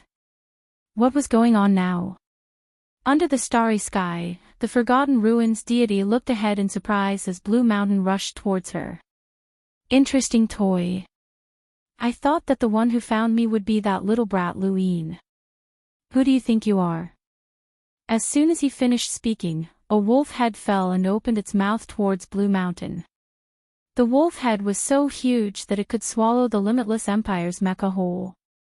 The 10th ring's defensive barrier opened around Blue Mountain, and he rushed out to knock the wolf head away. Bang! The The starry sky exploded, and the defensive barrier was destroyed immediately. Blue Mountain was bitten by the wolf head, and with a crack, cracks appeared on the mecha. Fei Yen was shocked. Was this the destructive power of a 12th ring? A sharp spear-like object shot from afar towards the wolf head. On the way, another wolf head fell and blocked the attack. This was an attack from Gushan's Sky Piercer. The Forgotten Ruins deity's eyes lit up. Not bad. This civilization is interesting. The black and white mecha leaped up, and countless blades danced around it as it slashed towards the wolf head. Beside him, Bawu controlled Ji Bing to rush out. This was an enemy with 12th ring combat power, and they could not fight against it. Blue Mountain continued to crack, and Fei Yan's body was squeezed by the fragments of the mecha. He could die at any time. Ji Bing raised his hand, and the mecha's arm turned into a cylindrical object. He aimed at the wolf head biting Blue Mountain and punched out like a fist. The cylindrical object smashed into the wolf's head, shattering it into pieces. Blue Mountain took the opportunity to escape. He panted heavily as Bawu threw him to the ground. In the starry sky, the Forgotten Ruins deity looked at Bawu's Ji Bing. A new civilization. Bawu stared at the Forgotten Ruins deity.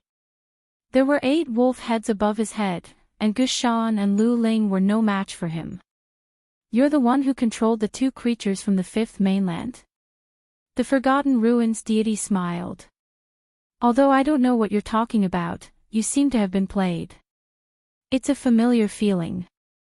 Then, her eyes wandered, and she suddenly stared in a direction. Her smile became even more beautiful. Little guy, you're watching me play. Thank you. Desert Dust is finished.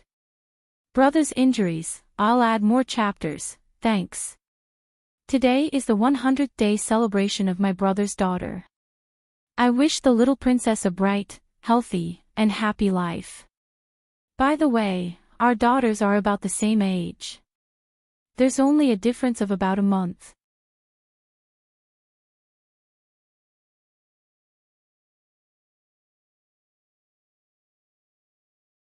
Even if they could block one of the meditative ruins fragments, they would forget to block the next attack because they touched the meditative ruins. Whether or not they could survive depended entirely on luck. Shang Ainan's angel mech was smashed in half. Mountain Sky Piercer was the most unlucky. It was torn to pieces by 2 wolf heads, and the Limitless Empire collapsed. Only Bawu's mech was undamaged. After all, it was a 12th ring defense. It could not defeat the God of Oblivion, but it was not as easy as the meditative ruins. Bawu looked at this scene. Just one person was able to wipe out the entire punitive expedition army. 13th ring. This was the power of a 13th ring civilization. Any breakthrough would bring about extreme danger. He knew this very well, but he did not expect to underestimate this civilization. Lu Yin used reverse steps to dodge the attacks of the meditative ruins fragments. He would be finished if he was hit once. The God of Oblivion wanted that moment. The God of Oblivion sneered, "How long can you hide?" Lu Yin looked back at the God of Oblivion. "You think you can kill me? I'll try. You can't kill me anyway. We've already killed the Witch Spirit God and the Undying God. Oh, I've lived long enough." Lu Yin was helpless. Discovering the 7 sky gods was a good thing, but it had to happen when there were people around. Now that the Tianyi Elder was injured, it was impossible for the above heaven to kill the God of Oblivion. She definitely had the ability to escape. Contact the 6 Direction Society. It was too late. The God of Oblivion was not stupid. This woman was smarter than anyone else. The more they did not leave, the more problems there would be. The price to pay to deal with the God of Oblivion would be huge. He did not want the above heaven to bear this price, so it could only be the Limitless Empire. One wolf head after another charged at Lu Yin from all directions, but Lu Yin used the reverse step to parallel time. In an instant, everything stopped. He easily swept past the wolf heads and appeared above Bu Wu. As the reverse step stopped, both the god of oblivion and Bu Wu were in disbelief. Little Lu Yin, you really know how to surprise people. You can even do something like this. You've even touched upon the domain of time, the god of oblivion praised. Bu Wu's eyes flickered. This was troublesome. The humans of this spacetime were actually able to touch upon the domain of time. This was something that the Limitless Empire could not touch no matter how hard they tried. He had to send this information back. This spacetime could not be left behind. Lu Yin lowered his head and met Bu Wu's eyes. We finally meet. Bu Wu's expression was solemn. You're the one who controlled that creature to capture Shao Qing and the rest. In the distance, Shang Anan, Jiang Dongjian, and the rest were watching. They were lucky to have not died under the 9 wolves devouring the sky and the meditative ruins, but their mechas could not move. Lu Yin sighed. I don't know if your Limitless Empire can stop this woman. If not, then you're out of luck. He then turned and headed towards the astral beast domain. Bu Wu's expression changed. This was not good. This person wanted to lure that woman to the empire. The god of oblivion naturally understood the meaning behind Lu Yin's words. Little Lu Yin, do you think you can escape? He then chased after Lu Yin. Bu Wu controlled his mecha and leapt into the air. The empire could not be exposed to this spacetime. This was definitely a special event, and if it was not handled properly, it could bring disaster to the empire. He rushed out of the 6th mainland and arrived at the astral beast domain. He immediately contacted someone in the distance. Activate the nightmare grade record. I repeat, activate the nightmare grade record. In the distance, outside the spatial tear, Hong Nian heard Bu Wu's order and her expression changed. She did not hesitate to order, activate the nightmare grade record immediately. The nightmare grade record had only been activated once in the history of the Limitless Empire. At that time, a powerful enemy had invaded the empire and killed Emperor Shang of that generation, almost severing the royal bloodline. Fortunately, the nightmare grade record had allowed the Limitless Empire to escape that disaster, but that disaster had caused their strength to regress by 10,000 years. Hong Nian would never have dreamed that so many experts would activate the nightmare grade record so soon after arriving in this spacetime. Once the crisis was resolved, the Empire would analyze that this record had not reached the nightmare grade record, and Bu Wu would have to take responsibility. Given Bu Wu's cautious personality, if he activated it, then it would definitely be useful. In the astral beast domain, Lu Yin headed towards the spatial tear. Almost at the same time that Hong Nian ordered the nightmare grade record to be activated, he also arrived and charged into the tear, not giving the Limitless Empire any time to escape.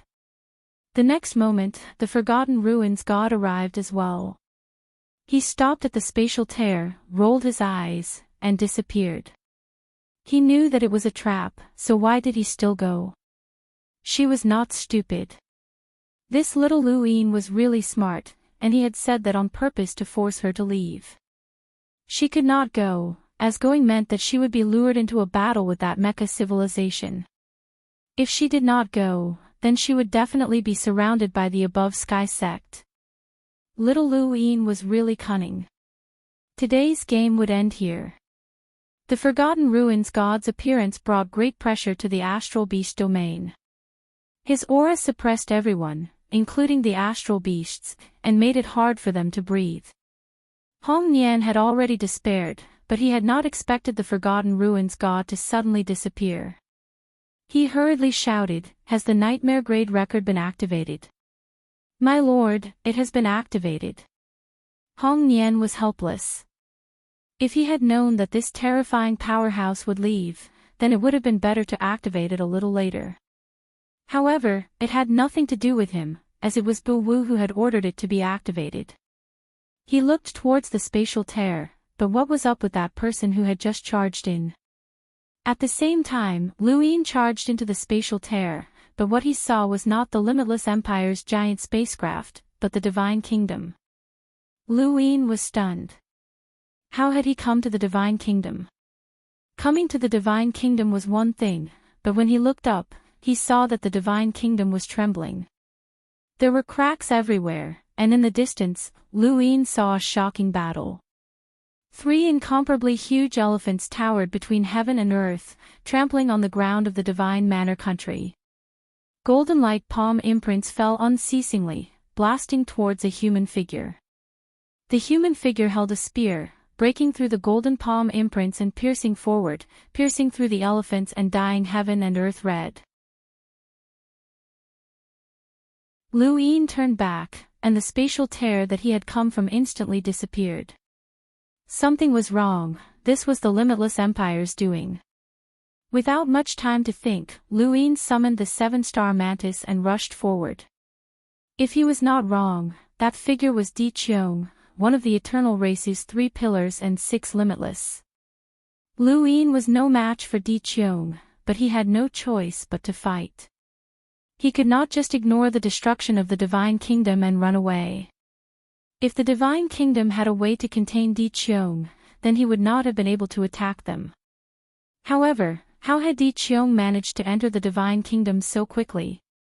Was it fake that he had not been able to do it before? He could not defeat Di Qiong, and if there was no other way, he could take the goddess and the others to the above heaven sect and kill Di Qiong there. The god of forgotten ruins should not have stayed on the 5th mainland. Rumble, the ground was torn apart, and blood splattered across the sky. The goddess' face was pale, and the veil on her face was long gone. Beneath her was the enormous gate of many arts.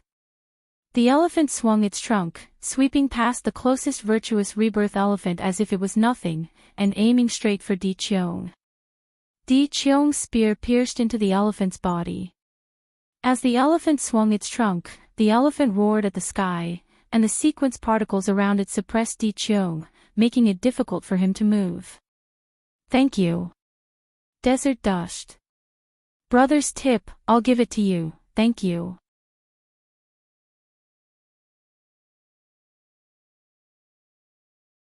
Welcome aboard. Stay tuned and subscribe to Han Li's Wuxia Adventures for more thrilling content. Chapter 3056. Di Qiong said arrogantly, I've already seen through you. I'm just using you to train. Now that I've slaughtered the 3 elephants, you can only blame the 6 Paths Guild for suppressing the first zone of disaster and forcing us to help. With that, he loosened his grip on the spear and clenched his hands into fists. Then, he let out a low roar. Terrifying pressure formed into a shockwave that swept out in all directions, scattering the great sage transcendent sequence particles.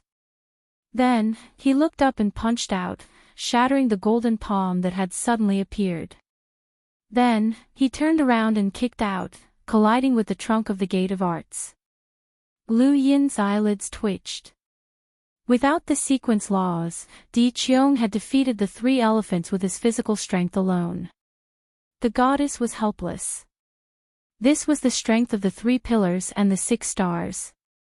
The goddess was shocked. She had thought that she could still defeat Di Qiong and had decided to leave within 100 years. How could this happen? Di Qiong looked up and his pupils disappeared. This was the eyeless transformation. The eyeless transformation was the highest level of the Corpse King transformation. An ordinary progenitor realm Corpse King could strike fear into the hearts of the sequence laws. For example, the middle plate might not even be able to kill him. Di Qiong was a sequence law master and was comparable to the 7 sky gods. Now that he had used the eyeless transformation, Luin found it hard to breathe. Fortunately, Di Qiong did not pay attention to Luin. Luin was only a demi-ancestor. In the divine kingdom, there were a few people at his level.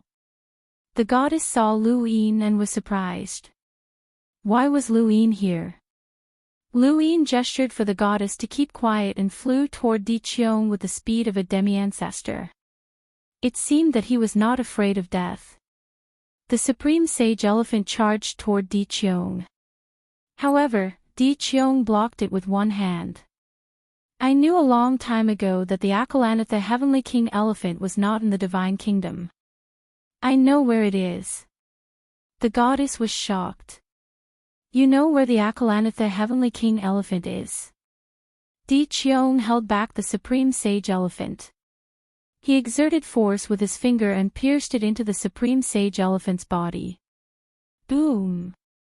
Something happened inside the supreme sage elephant's body. The supreme sage elephant spat out a mouthful of blood and slowly fell to the ground. The Akalanth, the heavenly king elephant, came from the other side. The goddess's eyes flickered as she watched the reborn elephant of Duanda being defeated by Di Qiong. Di Qiong was a monster who had been teasing the divine land nation for so many years. She had thought that the divine land nation would be able to stop this monster. Let's run. A voice sounded by the goddess' ears. It was the gate of Method's image. It could see through the void, confident in bringing the goddess away. However, this divine manor country would be abandoned. The goddess stared at Di Qiong from afar. Di Qiong looked at her with interest. Why? Don't you want to know where the Akalanth, the celestial king elephant, is? You caught it. This was the only thing the goddess could think of. Di Qiong sneered. It's in the primordial space, in a place called the Daosaur sect. The goddess suddenly looked at Lu Yin. The primordial space, the Daosaur sect. Wasn't that where Lu Yin and the others were? When Lu Yin heard Di Qiong mention the Daosaur sect, he knew that something was amiss. The goddess knew that they had come from the primordial space, and she had also heard of the Daosaur sect. As expected, the goddess immediately looked at him. Di Qiong frowned and looked at Lu Yin at the same time. He had only mentioned the starting space and the Daosaur sect to tease the divine lady, as she should not have heard of this name. However, when he mentioned this name, the first thing she looked at was that piece of trash who had rushed towards her as if he had a death wish. That piece of trash had already rushed towards her, and Di Qiong had not even bothered to pay attention to him. Lu Yin sighed. This was fate. He could have used a sneak attack or at least hit Di Qiong with his slipper, but the goddess had ruined his plan. The goddess was born in the divine manor country and did not know much about the outside world. If she had not been recognized by the divine manor country, she would not have been able to borrow the power of the four symbols, let alone fight against Di Qiong. She had the world's top combat power, but she did not have the experience to match it. If she had been an experienced cultivator, she would not have exposed Lu Yin's uniqueness. Since he had been exposed, then he would fight. Reverse step and parallel time. At the same time, Lu Yin said to the goddess, prepare to escape. Go to the place where I left the coordinates. Only there can we kill Di Qiong and bring the divine manor country's last hope. Although the goddess did not have much combat experience, she was not stupid. She had just realized what was going on. Now that she heard Lu Yin's words, she decisively ordered the person who had followed Lu Yin to the Eternal Kingdom to tear through the void. Although she did not want to participate in the war between the Six-Party Society and the Eternals, Di Qiong and the Six-Party Society were mortal enemies. The divine manor country was already in such a state, so how bad could it be? As long as there was a chance, she had to save the divine manor country. Everything around them became still. Under the parallel time, Lu Yin hit Di Qiong with his slipper. This time, it hit the back of Di Qiong's head and sent him crashing into the ground. Lu Yin did not expect things to go so smoothly either. It was so smooth that it was unbelievable. His slippers had never successfully slapped an expert at the level of the 7 sky gods before. Even the 7-star mantis would be wary of his slippers and try its best to avoid them. How could Di Qiong not be able to avoid Lu Yin's reverse step? If that was the case, it would be useless no matter how strong San Qing and Lu Hao's bodies were. Lu Yin continued to use reverse step to chase after Di Qiong and hit him with his slipper. With a loud bang, Di Qiong was sent crashing into the ground. Lu Yin followed closely behind and hit him with his slipper. Suddenly, everything around them changed. Lu Yin's action of hitting the slipper was inexplicably restrained by an indescribable force. He was frozen in place. In front of him was Di Qiong's cold, pupilless eyes. Around him were pages of paper. It was as if he had left the divine manor country and appeared in a new place. Was this the ancestral world? On one of the pages, a movement that was exactly the same as Lu Yin's movement appeared. It emitted a faint light. Lu Yin looked at it in confusion. What happened? You are not from the divine manor country. Di Qiong's voice was deep and cold. The back of his head was hurting. How many years had it been? How many years had it been since he had last felt pain? This person had actually hit him and hurt him with a slipper. Di Qiong was furious when he saw the slipper in Lu Yin's hand. It looked familiar. He felt humiliated.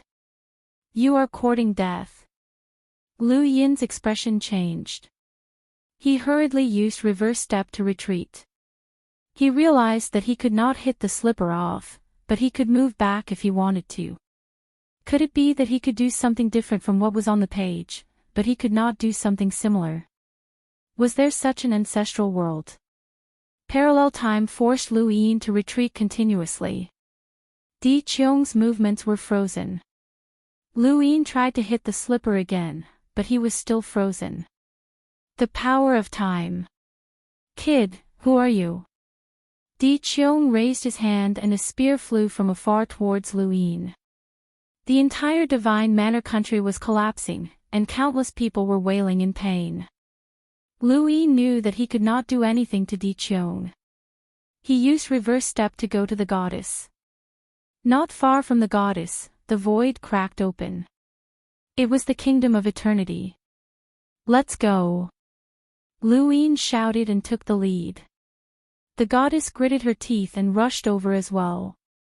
The three elephants shrank their bodies and endured their injuries as they rushed towards the void crack. Behind him, Di Qiong waved his hand and tore open the sky of the divine dwelling nation. He took a step forward and appeared next to the crack in the void. He entered the crack without hesitation. For him, there was nothing in the universe that could threaten him. Moreover, that brat had to die. The back of his head was hurting. Under the state of the eyeless transformation, he knew that even the 3 masters and 6 heroes would not be able to hurt him. What was wrong with that brat's slipper? It almost cracked his head, and he felt like he had seen it somewhere before. Through the void crack, Lu Yin returned to the kingdom of eternity. He immediately sent someone to inform the above heaven sect and ask Big Sis, Elder Chan, and Lu Tianyi for help. They did not want to kill Di Qiong, but they wanted him to at least retreat. It was a pity. If Tianyi and the others had not been injured in the first battle of Disaster Zone, they would have been able to kill Di Qiong. Now, even if Tianyi and the others came, they would not be able to stop Di Qiong from leaving. The goddess and the 3 elephants rushed through the void crack. Di Qiong rushed out and met Lu Yin's 100 fists head-on. Di Qiong also raised his hand and punched out. He was not afraid of anyone when it came to physical strength. With a bang, the kingdom of eternity shook. Many people looked up and saw a shocking scene. The sky of the kingdom of eternity had turned dark. Lu Yin dodged to the side and was blasted out of the void world. His forehead was covered in cold sweat. He was no match for Di Qiong. Di Qiong was shocked. You can actually dodge my punch. Your punch was not bad. Kid, who are you? The goddess attacked with a palm of light. The 3 elephants were heavily injured and could not attack. Di Qiong raised his spear and pierced through the palm. The goddess was no longer attractive to him. He stared at Lu Yin curiously. This person was not even an extreme powerhouse, but he was able to display such strength. Even a sequence lower realm powerhouse might not be able to withstand it. Was there such a person in the universe? Suddenly, his expression changed. You are Luin. If there was a half-ancestor in the universe who could shake a sequence lower realm powerhouse, there was only one person who could think of in this era, Luin. Di Qiong had never seen Luin before. They had not participated in the first war of tragedy, but they had heard of Lu Yin's name. As one of the 3 pillars and 6 heroes, they had been shocked by Lu Yin's achievements. Now, Di Qiong was able to guess who else besides Lu Yin could have accomplished such a feat. Lu Yin did not intend to hide it. The commander appointment platform appeared. Di Qiong, which disaster realm's master are you? Di Qiong stared at Lu Yin in a daze and then laughed. You are really Lu Yin. Interesting. The first disaster realm was forced into hiding by you and had no choice but to seek reinforcements from the other disaster realms. The reason I wanted to destroy the Divine Kingdom was because I did not have time to waste with them. I was also afraid that they would escape, so I might as well destroy them first. I did not expect to meet you here. You indeed live up to your ancestors' evaluation. But no matter what, you still have to die. How can you stop me alone? I did what the first disaster realm could not do. Interesting. Di Qiong raised his spear and smashed it towards Lu Yin. The spear pierced through the void and reached Lu Yin in an instant. A 7-star mantis appeared below Lu Yin and spread its 6 wings. Thank you. Book friend 4689933 Brothers Reward, I'll give it to you, thank you.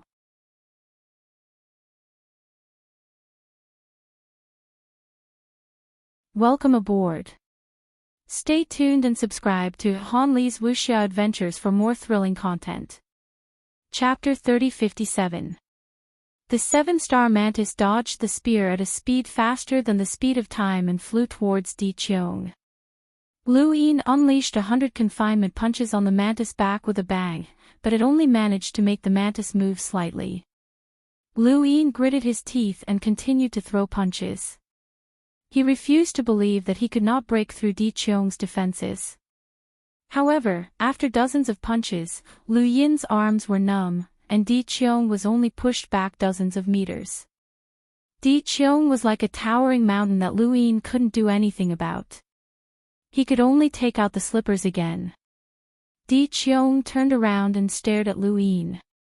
Di Qiong might not have mastered the power of time, but at his level, the grand force of time was no longer a force that couldn't be countered.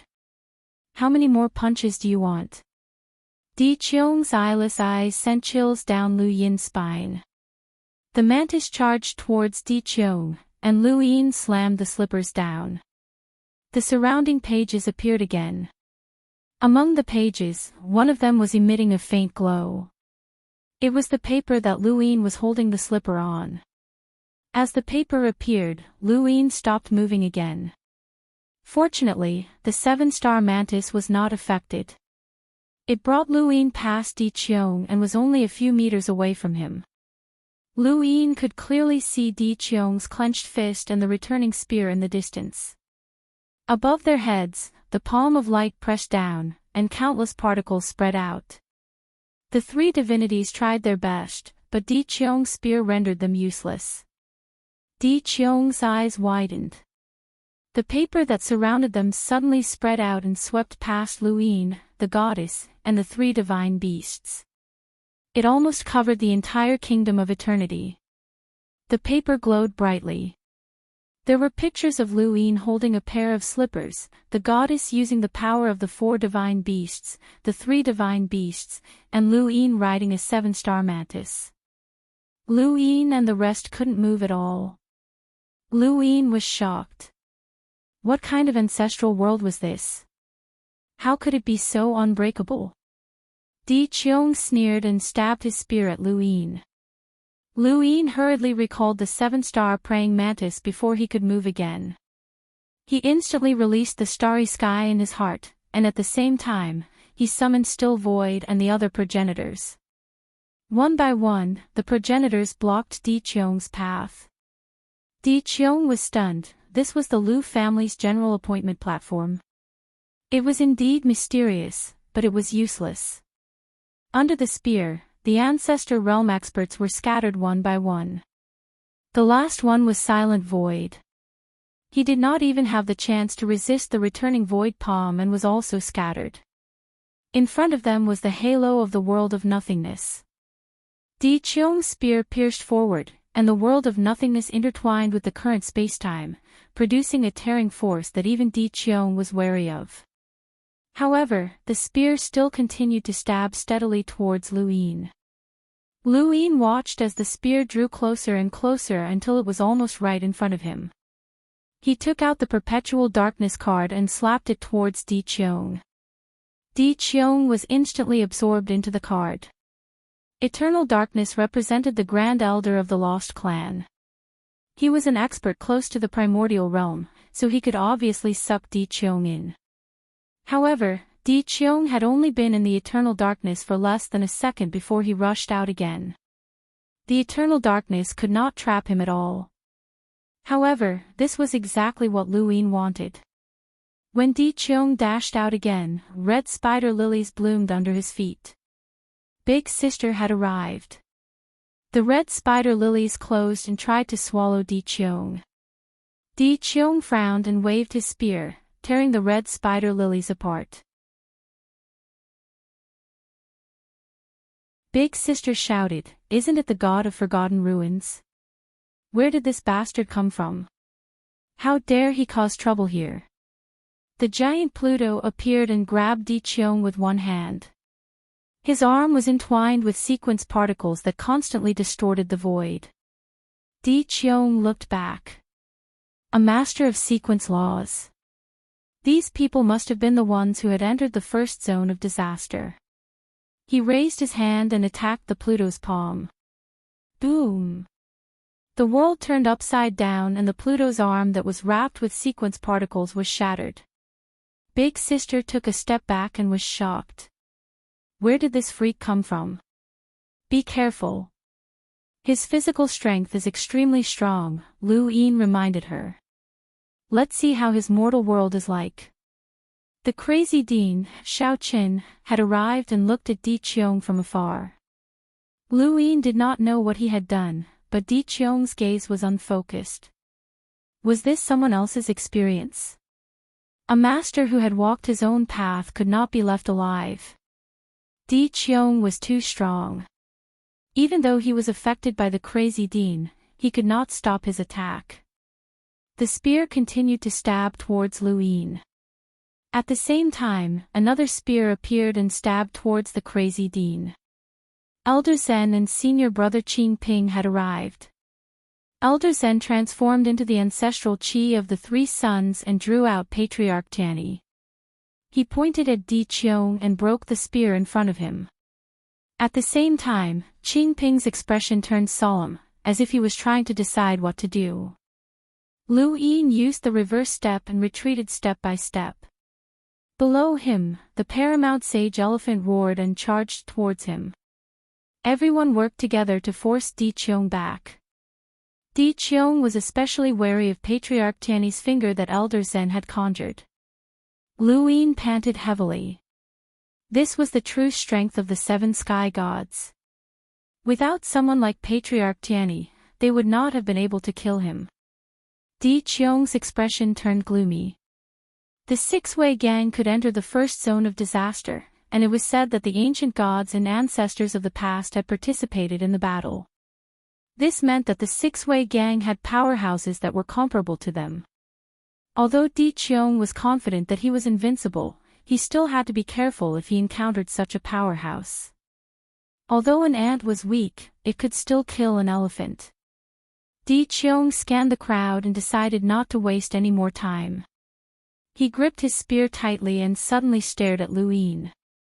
He took a step forward and killed this person. Big Sis and the others all attacked, but this time, Di Qiong did not even look at them. His gaze was fixed on Lu Yin. It was still the same spear. It looked simple, but it could destroy anything. Lu Yin's scalp went numb. At this moment, the threat that Di Qiong posed to him skyrocketed. He saw sequence particles appear around Di Qiong, and he used his sequence laws. Big Sis attack was the first to reach him. Di Qiong did not dodge or block, allowing the attack to land. However, the attack went past Di Qiong's body and hit the ground, tearing apart the deathly aura. At the same time, Patriarch Tianyi, who had been conjured by Elder Zen, pointed at the ground. Their attacks were useless. Di Qiong seemed to be standing on top of the dome, and any attacks could only land on the ground. They could not attack him. In Lu Yin's eyes, the spear was getting closer and closer. Judgment, near or far? I choose, far. Qing Ping's voice rang out. At the same time, the scales appeared beneath Qing Ping's feet and Di Qiong's feet respectively. The scales appeared beneath Di Qiong's body and did not contradict his sequence laws. But what the hell was near or far? Di Qiong saw himself being pulled up into the sky by the scales. He turned around and looked at Qing Ping in shock. Lu Yin heard it too. Di Qiong did not know Senior Qing Ping, so he did not react immediately. However, Lu Yin knew that the rules of Senior Qing Ping's trial were equally disgusting. He chose to be far, which meant that the further he was from Di Qiong, the more advantageous the trial would be for him. On the contrary, the closer Di Qiong was to him, the more disadvantageous it would be for him.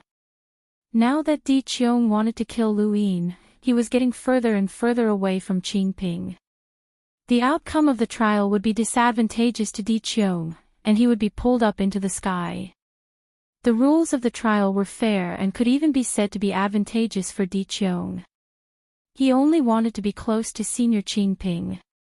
That would be enough. However, he wanted to kill Lu Yin. Senior Qing Ping's trial was purely to save Lu Yin.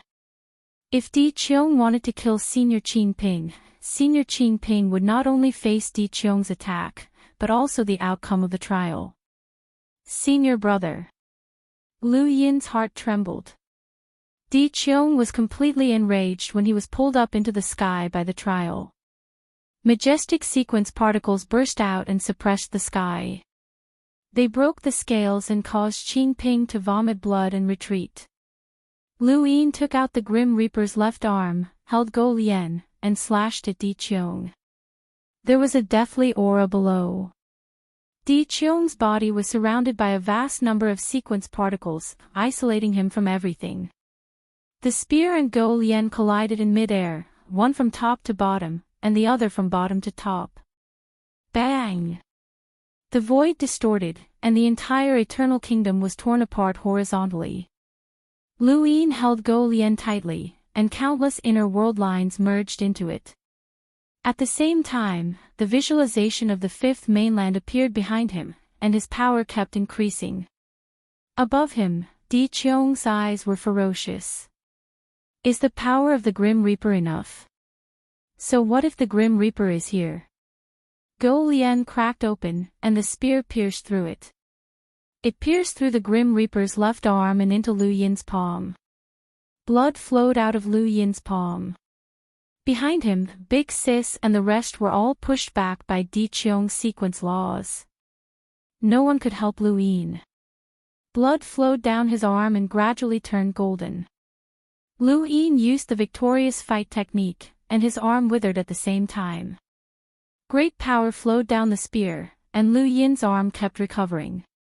It withered and recovered again, and this process repeated several times. Lu Yin released the power of the victorious fight technique, and Go Lian pushed the spear back for the first time.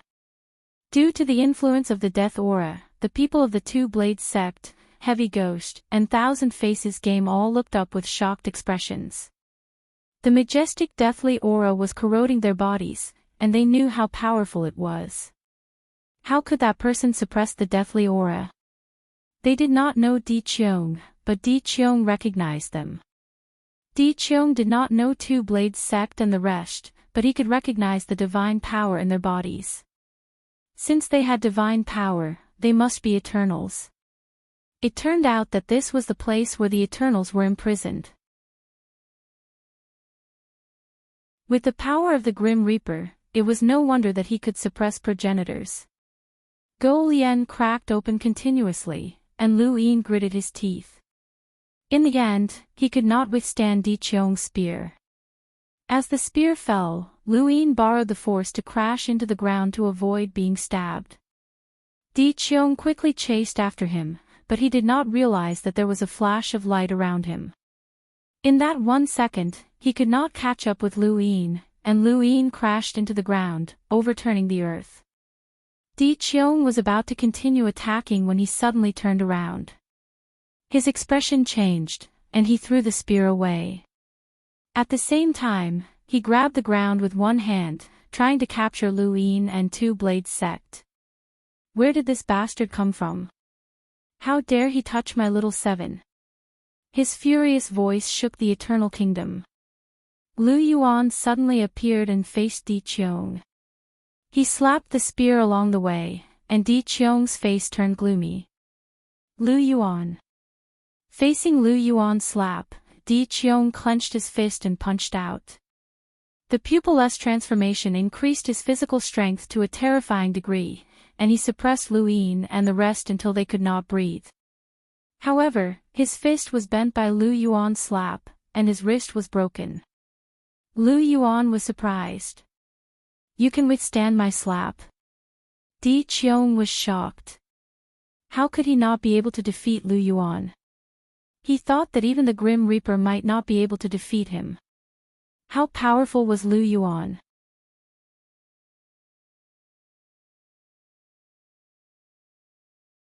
Welcome aboard. Stay tuned and subscribe to Han Li's Wuxia Adventures for more thrilling content. Chapter 3058. Lu Yuan slapped Di Fui again. It was a simple slap. This time, Di Qiong used his divine power. Underground, Lu Yin spat out a mouthful of blood. He looked up and saw a dark red divine power covering the sky. Just as he was about to leave, the divine power covered the ground. Lu Yuan, now is not the time. I will fight you sooner or later. Little brat, don't run. Lu Yuan shouted angrily. The next moment, Lu Yin saw darkness in front of him. Oh no, was he taken away? He was doomed. Even the patriarch could not save him. Once Di Qiong took him away, he would definitely die. Under the protection of the divine power, no power could break through, including reverse steps. He thought quickly and suddenly slapped the back of his right. The person from the Game of Thousand Faces was killed by Lu Yin's palm on his head. Lu Yin took out the dreamy illusion bubble and changed his appearance. Although he was unwilling, it seemed like he had to rely on Yibo to survive. The next moment, light returned to his eyes. Lu Yin fell to the ground and coughed a few times. He looked up and saw the familiar dark red ground. This was the zone of disaster, but he did not know which zone of disaster it was. Next to him was Heavy Ghost, who was screaming. Further away, Two Blades fell to the ground, along with the corpses of the people from the Game of Thousand Faces.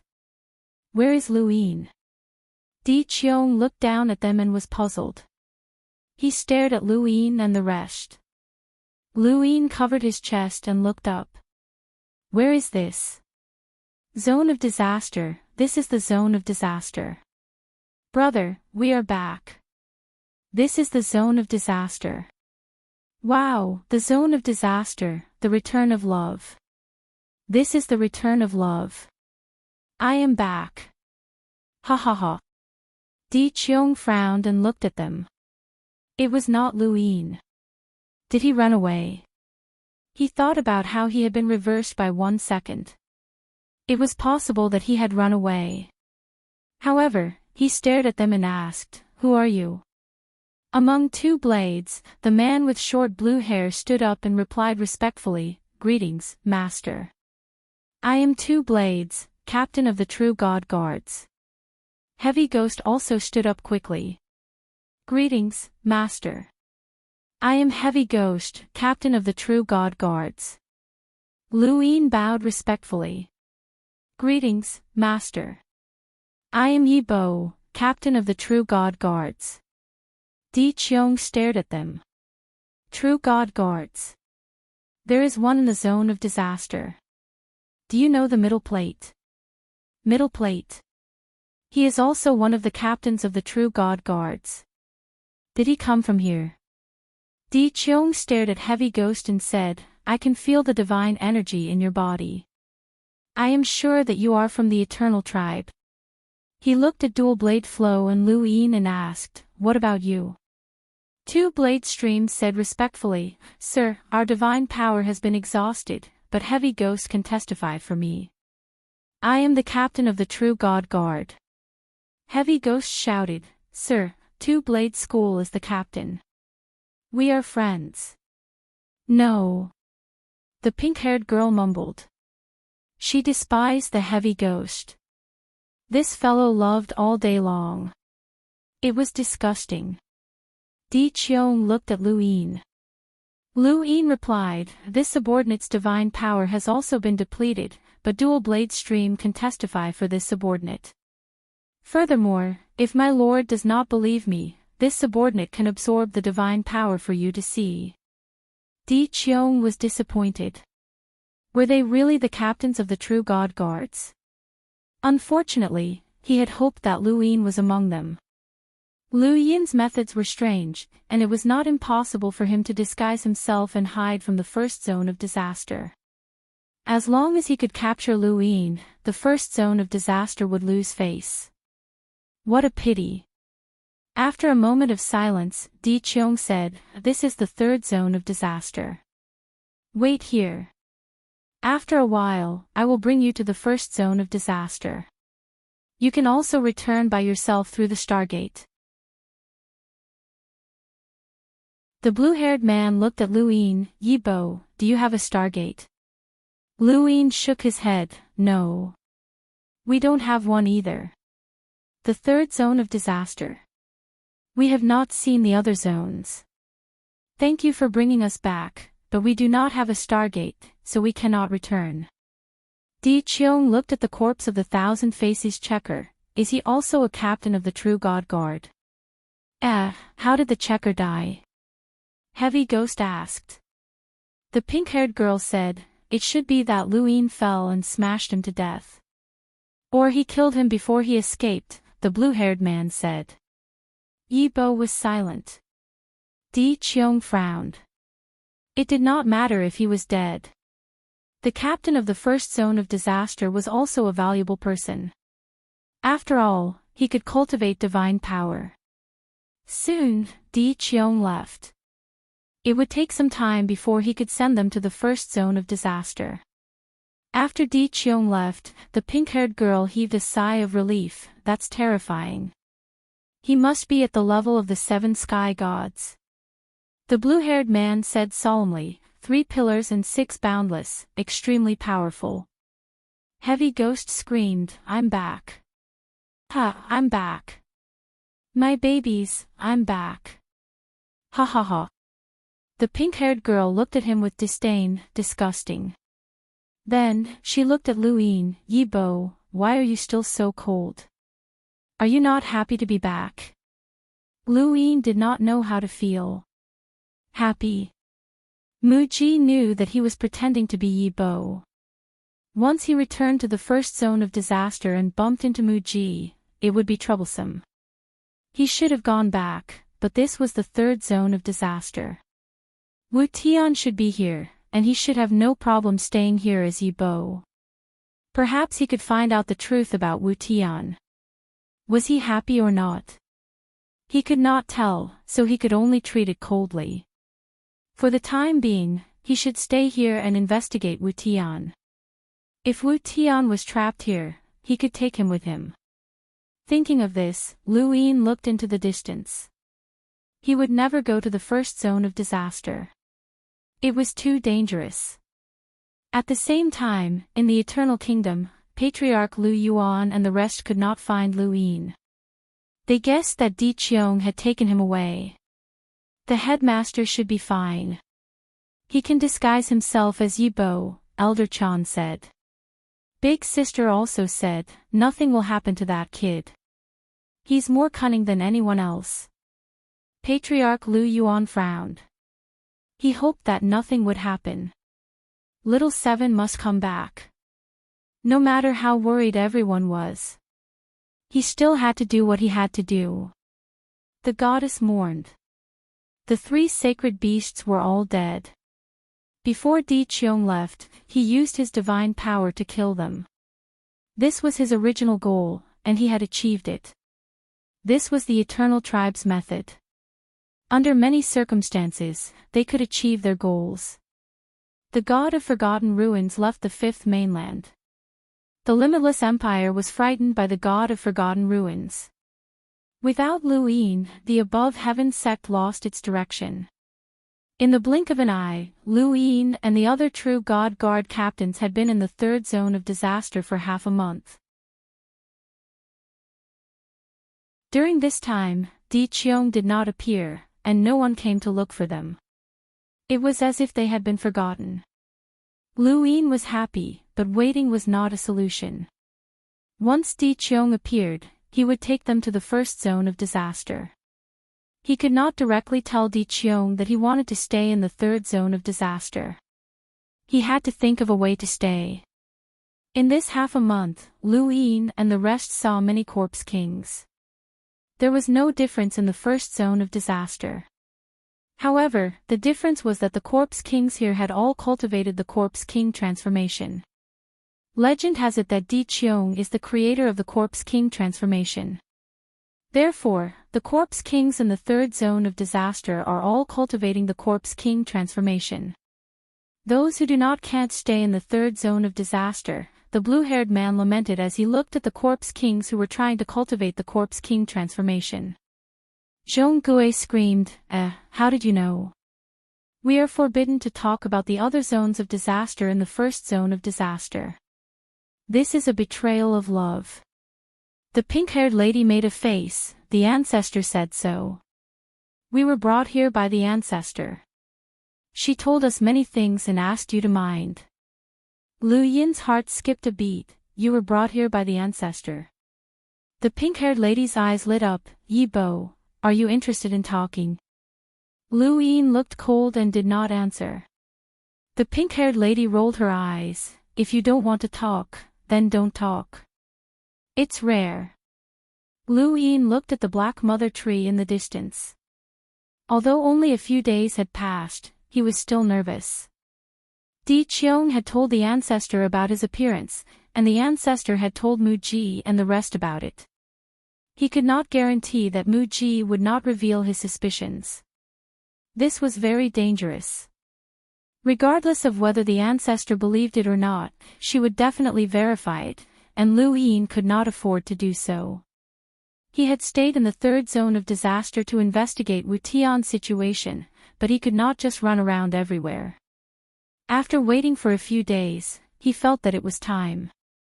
With that thought, he headed in a certain direction. Over the past few days, he had seen all the corpse kings heading in that direction. Yi Bo, where are you going? The pink-haired lady asked. Lu Yin did not even turn around. I'm going to take a look. I want to go too. The pink-haired lady was impatient. The blue-haired man hesitated. Brother, let's go take a look. Look, even Yi Bo is going, the pink-haired lady pleaded. Zhong Gui screamed from the side, let's go together. This is a patrol of love. Get lost. The pink-haired lady was disgusted. The blue-haired man said, Lord Di Qiong might have forgotten about us. He wouldn't go to the 1st zone of disaster just for us. Let's take a look at this zone of disaster first. I'm curious too. Lu Yin did not wait for them and headed straight into the distance. He had his own goals, so how could he wait for these people? It was best to split up. But even if he wanted to split up, Two Blade Stream and the others did not want to, so they followed closely behind him. Towers stood tall on the ground, and they were more densely distributed than the fourth zone of disaster. The third zone of disaster's strength surpassed the fourth, but it was still far from the first zone. They were now facing away from the Black Mother Tree, which was equivalent to walking towards the periphery of the third zone of disaster. The further they went, the more corpse kings they saw. There were also human cultivators among them. Some were trying to cultivate corpse king transformations, while others were trying to cultivate divine power. Although there were no true god guards in the third zone of disaster, as long as one cultivated divine power, they would be different from the other powerhouses. There were different levels here, and divine power was different in every zone of disaster. Bang! The sound of a collision came from afar. Lu Yin looked over and saw two figures using corpse king transformations at the same time. They were both humans. Could humans cultivate corpse king transformations? Of course, they could. The first person Lu Yin saw was Zirong, but Zirong's cultivation was far from mature. On the other hand, the two humans here did not seem to be unfamiliar with corpse king transformations. They had already reached the level of green eyes transformation, and their attacks were different from corpse kings. They had the flexibility of humans in battle, but they were also fearless.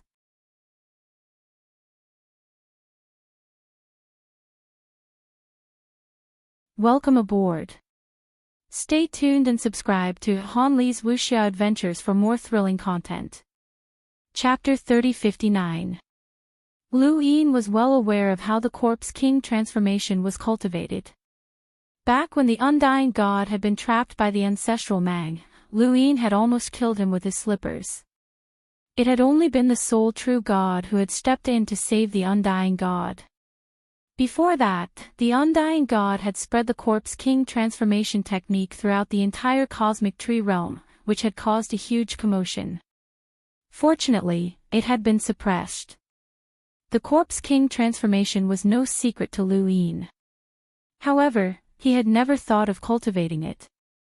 If he did, the consequences would be unpredictable.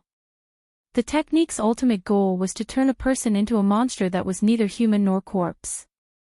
If we were to compare the power of the corpse kings, this third region of calamity should be the strongest out of all the regions in our clan. After all, they have all cultivated the corpse king transformation. In our region of calamity, only some of the corpse kings are qualified to cultivate it, the blue-haired man said. The pink-haired girl didn't care, so what if they're strong? Without enough powerhouses, these corpse kings are nothing but ants. Haha, you're right. This is the reprimand of love. Two blades, well said. The heavy ghost swayed as he spoke, making people feel uncomfortable. Lu Yin sped up. The zone of calamity was vast, and he didn't know how long it would take him to reach the end. On the third day after he sped up, there were already a lot of corpse kings around him. They were densely packed together, and they were all heading in one direction. Through the occasional conversation between the human traders, Lu Yin knew that they were heading to the Corpse King Tablet. It was a place that Di Qiong had built for the third zone of calamity. Anyone who set foot in the third zone could head to the Corpse King's steel to cultivate the Corpse King transformation. Two blades claimed that the Corpse King transformation had been created by Di Qiong, but Lu Yin didn't know if that was true. At least, based on the current situation, it was possible that Di Qiong had created it. Not long after, Lu Yin saw a huge stone stele. It was simple and ancient, surrounded by corpse kings. They seemed to be densely packed, but their distribution was very orderly. The stronger the corpse king, the closer they were to the center, and the fewer corpse kings there were. The further one went, the more densely packed there were. The corpse kings of the eternal race all had different shapes. Although they were all transformed from humans, some had grown up in different environments and had undergone changes. Among the countless corpse kings surrounding the corpse king's stele, there were giants that were 1,000 meters tall and some that were less than a meter tall. They were all humans. Lu Yin could forget everything here at a glance, but he was disappointed that there was nothing related to Wu Tian. He had assumed that the Corpse King's steel had something to do with Wu Tian, but his celestial eye hadn't reacted. Then, where was Wu Tianhui? Was he really in the third disaster region? They're all Corpse King transformations. It's useless. This is the bewitchment of love. It's useless. The heavy ghost cried out. His words attracted the attention of many, but the zombie king didn't care. Their way of thinking was fixed. However, there were many traitors among them, or rather, people born in the eternal kingdom. The words of the heavy ghost made them unhappy. The pink-haired woman frowned. Hey, shut up. The heavy ghost shouted, is it wrong? A group of people walked over and surrounded the heavy ghost. The heavy ghost exclaimed, what are you doing? What do you want? You aren't from our third calamity region. Someone spoke up with an unkind expression. The heavy ghost was dancing with joy. No. No wonder. Which calamity region are you from? The heavy ghost leaned over and whispered into his ear, what did you say? Love loud. The incomer's gaze turned cold. Which calamity zone are you from? The heavy ghost waved his arms and legs and screamed, what did you say? The loudness of love. The incomer suddenly attacked and slapped the heavy ghost. The heavy ghost didn't move, and the incomer's palm landed on the heavy ghost's shoulder. However, the incomer's body was repelled by an even greater force, and the heavy ghost's arm was broken. The surrounding people attacked at the same time. The surrounding Corpse Kings only moved aside slightly, but they didn't attack. Corpse Kings rarely had other emotions. The heavy ghost still didn't move. The group's attacks all landed on his body, but they couldn't even make him move. They were all repelled, and a few of them were even killed. No matter what, he was still the captain of a true God's guard.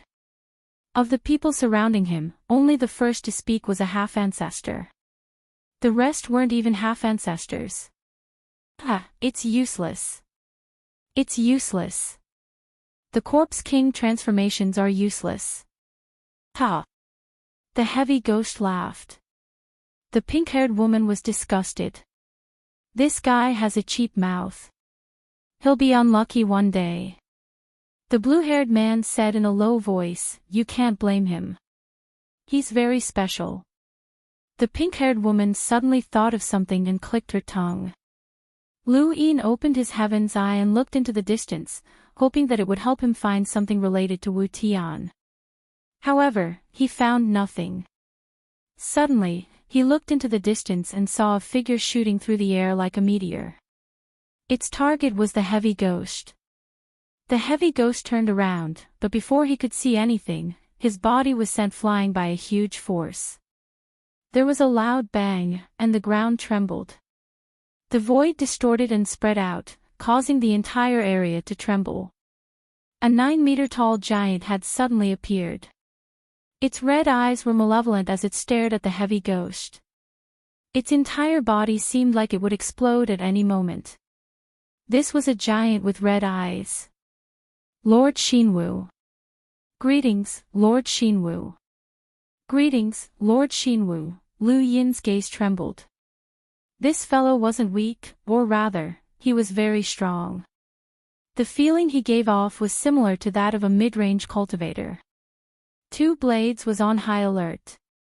As for the heavy ghost, it crashed into the ground and still hadn't gotten up.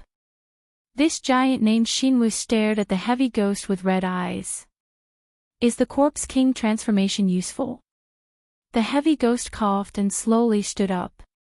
Heavy blow of love. This is the heavy blow of love. The giant Xinwu's eyes widened. It took a step forward and punched the heavy ghost again. A pitch-black mace suddenly appeared in the heavy ghost's hand. Lu Yin didn't know where it had been hiding. Seeing Xinwu's punch coming, the mace expanded and swept out. Bang! The ground trembled. A huge force blasted into the clouds and cracked the sky, attracting everyone's attention. Shinwu took a step back, and the heavy ghost took a step back at the same time. Lu Yin narrowed his eyes. This Shinwu's physical strength wasn't below that of a mid-range cultivator. Two Blades was amazed. Among the captains of the True God Guards, there weren't many who could compete with the heavy ghost in terms of strength. As expected of a monster that cultivated the Corpse King transformation. Shinwu was surprised. No wonder you looked down on the Corpse King transformation. It turns out that it has this kind of strength. Alright, I'll make you convinced. As soon as it finished speaking, its pupils changed from red eyes to ghost eyes. Its terrifying strength surged crazily and burned the void. The heavy ghost screamed, "Stop. You can stop the fight of love." Shinwu turned around and rushed to the heavy ghost at an extremely fast speed. It sent the heavy ghost flying with a slap. The heavy ghost smashed into the divine power river in the distance. It's over. Those who don't cultivate divine power will die if they fall in, someone commented. Serves him right. Who asked him to mock the Corpse King transformation? This is the strength of our third zone. The chosen of God's battle is near. Lord Shinwu also wants to show off in front of Lord Di Qiong. Shinwu took a deep breath, and her pupils returned to normal. No matter which zone he was from, mocking the Corpse King transformation in the third zone was courting death. There were 6 eternal zones. Other than the first zone, the other 5 zones would occasionally interact with each other. The Corpse Kings wouldn't compete with each other, but the eternal race didn't only have Corpse Kings. Behind Shinwu, the void distorted, and another figure appeared. This guy's mouth is too cheap. It's good that you taught him a lesson. Shinwu was puzzled. Taught him a lesson. He can still survive. Of course. He's the same as me. He's a captain of the True God Guards. The newcomer smiled and looked not far away. Right? Brother Yibwa. Lu Yin stared at the newcomer. Muji. Two Blades was also surprised. Muji. Why are you in the third zone? The pink-haired girl exclaimed. Muji smiled brightly. The first zone went through a huge battle. Those who were injured were sent to the other zones to rest. After all, no one knows if that lunatic Lu Yin will attack the first zone again. When he said this, he glanced at Lu Yin with a smile in his eyes. Lu Yin looked at him. The zone of calamity was attacked. Brother Yibwa, can I have a word with you? Muji smiled. The pink-haired girl warned, Yibwa, be careful. This guy is very cunning. At this moment, a heavy ghost climbed out of the divine power river. My love is injured. Shinwu stared at the heavy ghost.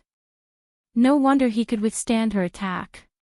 The captain of the first zone's True God Guards. He went to the first zone in the middle game. With Muji's arrival, the heavy ghost was knocked out of the divine power river. The farce finally ended. Although it was a farce, it didn't affect the Corpse Kings at all. Only the people around them were affected. Lu Yin and Muji distanced themselves from the crowd. Should I call you Brother Yibwa or that person? Muji smiled at Lu Yin. Lu Yin was calm. That person. Brother Yibwa, are you still playing dumb with me? Muji stared into Lu Yin's eyes. Lu Yin's tone was cold. That person, who is it? Muji stared at Lu Yin. Lu Yin looked back at him without flinching. After a while, Muji sighed. Alright, I'm not sure. Normally, with that person's identity, he shouldn't take the risk to come to the zone of calamity. No one would believe him. What's more, Brother Yibwa cultivated divine power. What a joke. Once the news of that person cultivating divine power spreads out, do you think his side will accept it? If this place wasn't the zone of calamity, Lu Yin would use all means to kill Mu Ji. He could tell old ancestor Tianyi and the others that he cultivated divine power without hesitation, but this matter could not be spread in the Six Directions Society. Mu Ji sized up Lu Yin. Actually, I'm rarely wrong when I see evil. Other than identifying a person through evil, I can also see through evil. You don't have much evil.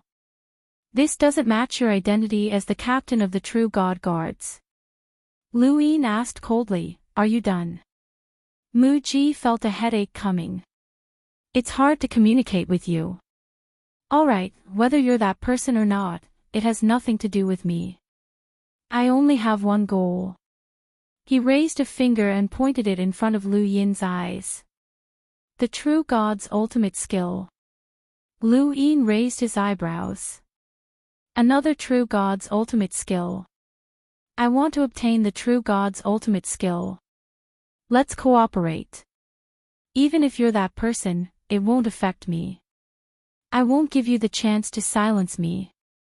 With that person's ability, he might be able to help me obtain the true God's ultimate skill. He's famous for turning the impossible into possible. Lu Yin shook his head. Not interested.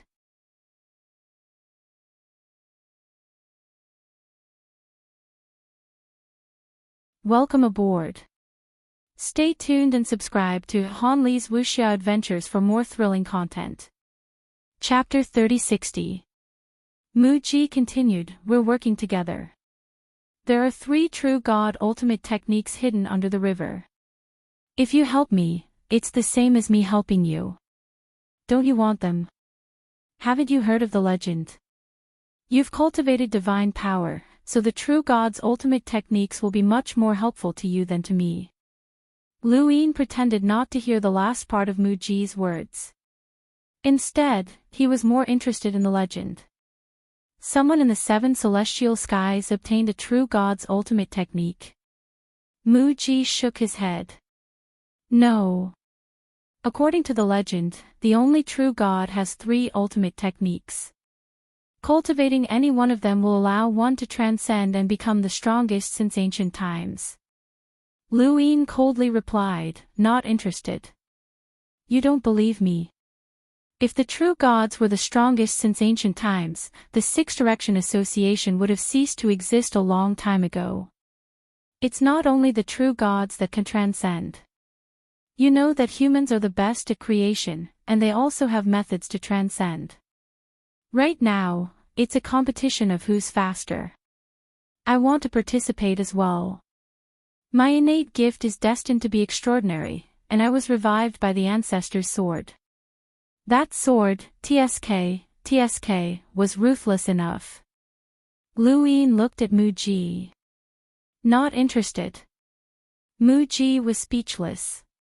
Do you have anything else to say other than that? Lu Yin turned to leave. He had already decided to return to the above heaven. Whether or not Mu Ji confirmed his identity, he could not take the risk. Huewu, have you heard of this name? Lu Yin suddenly stopped, his eyes flashing. Wang Ho is also problematic. She's not evil. How interesting. A captain of a true God's Guard, one of the greatest traders in the history of the Fifth Mainland, is actually not evil. Brother Yibwa, don't you find it ironic? Lu Yin looked back at Mu Ji. This has nothing to do with me. Mu Ji's lips curled up. I'm afraid of offending people. Why don't you tell the ancestor about this? Lu Yin stared at Mu Ji, and the smile in Mu Ji's eyes grew wider. It has nothing to do with me, Lu Yin replied. Mu Ji was speechless. What's the point of jumping around with 4 words? Who's Huewu? Wu Ho's name. Is there a problem? No problem. Pausing for a moment, he slapped his head. That's right, I almost forgot. After the Six Direction Association attacked the Calamity region, Wu Ho went out once. Others don't know, but I do. Not long after, the corpse god almost died. The corpse god is a member of the 7 sky gods.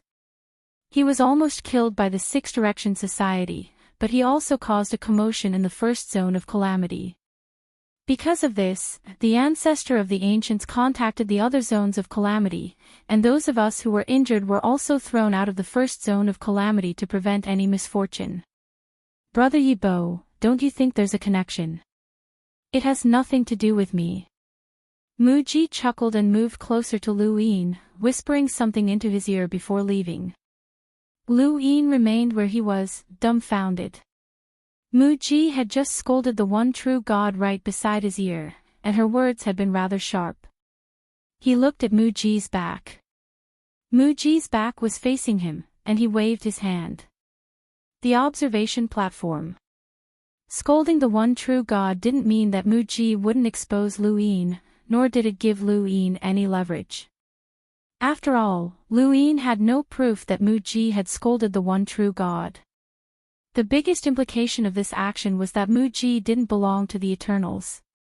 No one who cultivated divine power would dare to scold the one true God.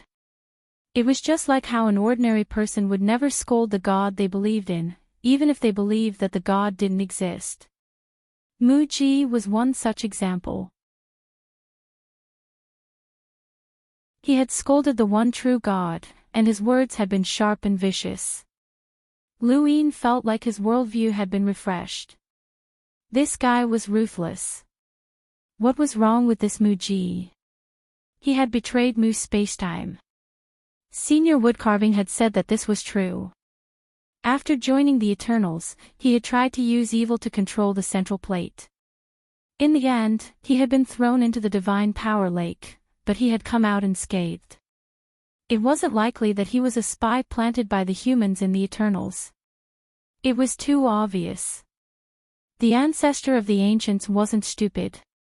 How much had Huewu sacrificed to infiltrate the Eternals? Muji definitely couldn't compare to him, but if he had really betrayed the humans and joined the Eternals, then he had constantly courted death and even dared to scold the one true God. He hadn't told the ancestor of the ancients about Huewu. Once he did, Huewu would be finished. Also, he hadn't said anything about Wang Xiaoyu and his own speculations. What was this guy trying to do? Was he really trying to get the true God's ultimate skill? Lu Yin was confused. Dual Blade walked over. Yibo, are you stupid? Muji must have said something to you. Be careful of him, he's a villain. Lu Yin agreed. He is indeed a villain. What did he say? The pink-haired girl was curious. Lu Yin said, he mocked us for being caught. Bastard. At this moment, Lu Yin heaved a sigh of relief. If Muji wanted to harm him, he could have done so now. He would have told Di Qiong that Lu Yin had been captured by Di Qiong before he showed himself. Muji did not do so. Although Lu Yin could not see through Muji's intentions, at least he would not be so nervous that he would be exposed. There must be a reason why he didn't expose him now. What Lu Yin needed to do now was to understand Wu Tian's situation as soon as possible. The last 3 words he left were, observation platform. What did that mean? The little giant Xinwu also left. He seemed to have only come to teach the heavy ghosts a lesson and wasn't interested in Dual Blade or Lu Yin. A few days passed. Lu Yin shook off Dual Blade and the heavy ghosts and headed into the distance alone. He already knew where the observation platform was. There were 81 eternal kingdoms in the 3rd zone of disaster. They were arranged in a circle. Outside the eternal kingdoms, the Corpse King tablet was in the direction of the Black Mother Tree. The Corpse King tablet went straight to the eternal kingdoms and reached the center of the 81 eternal kingdoms. That was where the observation platform was. Lu Yin walked past one eternal kingdom after another, and the further he went, the weaker the Corpse Kings became. He saw several eternal kingdoms that were completely different from the 5th mainland's eternal kingdom. No one had been slaughtered by the Corpse Kings here, and it seemed as if the two races were truly living together. To be honest, Lu Yin didn't believe that humans and corpse kings could coexist. He carefully observed every eternal kingdom that he passed by and found that the humans and corpse kings did indeed coexist, but they had their own way of coexisting. Just like the eternal kingdoms that had been modified by the Sea King's dome, humans and corpse kings lived on opposite sides of the eternal kingdoms. Although they interacted with each other, they both had their own misgivings. This superficial harmony was maintained because the corpse kings no longer attacked the humans, and because the people here didn't fear them. The first batch of people who had been captured and brought to the eternal kingdoms to coexist with the corpse kings must have been terrified. The more terrified they were, the more the corpse kings would want to kill them. Now, almost all of these people had been born in the eternal kingdoms, and they knew that the eternal kingdoms were their home. The corpse kings were also a type of human, so they naturally didn't fear them. Lu Yin's heart sank. What were the Eternals trying to do? Building the eternal kingdoms meant taking drastic measures to erase the sense of belonging that humans had to their own race. What would they gain from that? To put it bluntly, wouldn't it be better to transform these people into corpse kings? More square. So they could use them. What was their goal? There were too many things that Lu Yin wanted to understand, and the answers to these questions could only be obtained from the Eternals. The path ahead suddenly opened up, and Lu Yin walked to the end of one of the eternal kingdoms. Further ahead was the center of the 81 eternal kingdoms, where there was an observation platform. Mu Ji had definitely mentioned the observation platform for a reason. Soon, Lu Yin saw the platform, and his pupils shrank. He stood there, his mind blank. Was that the observation platform? In the center of the 81 eternal kingdoms, there was a cylindrical platform. On the platform, there were chains connected to nothingness. The chains bound a man in ragged clothes, who looked extremely wretched. The man had been bound for an unknown period of time, and the chains and the platform were filled with the decay of time. Crows circled high up in the sky, letting out mournful cries. What truly stunned Lu Yin was that the chains that bound the man formed a single word, Wu Tian. This person was Wu Tian. Lu Yin's limbs went cold, and he was completely stunned. Wu Tian. This man was Wu Tian. So that's what the viewing platform was. That person was Wu Tian. That person was Wu Tian. Lu Yin approached the platform step by step, and people rushed over from time to time. There were old people, children, corpse kings, and all sorts of strange creatures. These people walked around the platform, and they were already used to it. None of them even glanced at the platform, and everyone avoided it with disgust. The stench around the platform assailed Lu Yin's nostrils. Lu Yin couldn't see anything other than that man. Was he really Wu Tian? Laughter rang out, and a child bumped into Lu Yin, fell down, and cried, attracting the adults. Who are you? Don't you see the child? Don't you know how to support him? Kid, are you asking for a beating? Turn around and look at me. I'm talking to you. Answer me. Kid, Lu Yin approached the platform step by step, completely ignoring the shoving of the man behind him. Forget it, you're crazy. Let's go. Wait, Lu Yin said, his back facing them. What, are you looking for a beating? Lu Yin asked, who is this person? Wu Tian. Can't you see him? Do you know him? Who knows him? The higher-up said that he's a sinner who wants to destroy the peace of the eternal kingdom. Kid, who are you? Don't you know? You're not from the eternal kingdom, are you? Lu Yin's eyes flickered. Don't you know him? Human history had long disappeared in the eternal kingdom, and history had been forgotten. Are they still the same as me? No one can blame them. They were born in the eternal kingdom, and they knew nothing. They could only blame those who failed to protect the human race. What was the reason for people to cultivate? To transcend? To live forever? No. The purpose of cultivation was simple: to protect history and the race. That was all.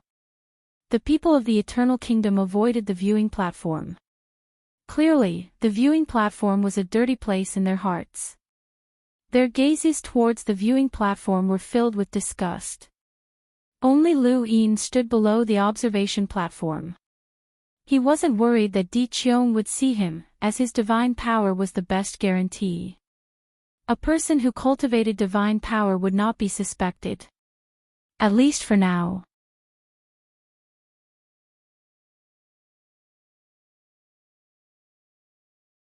Welcome aboard.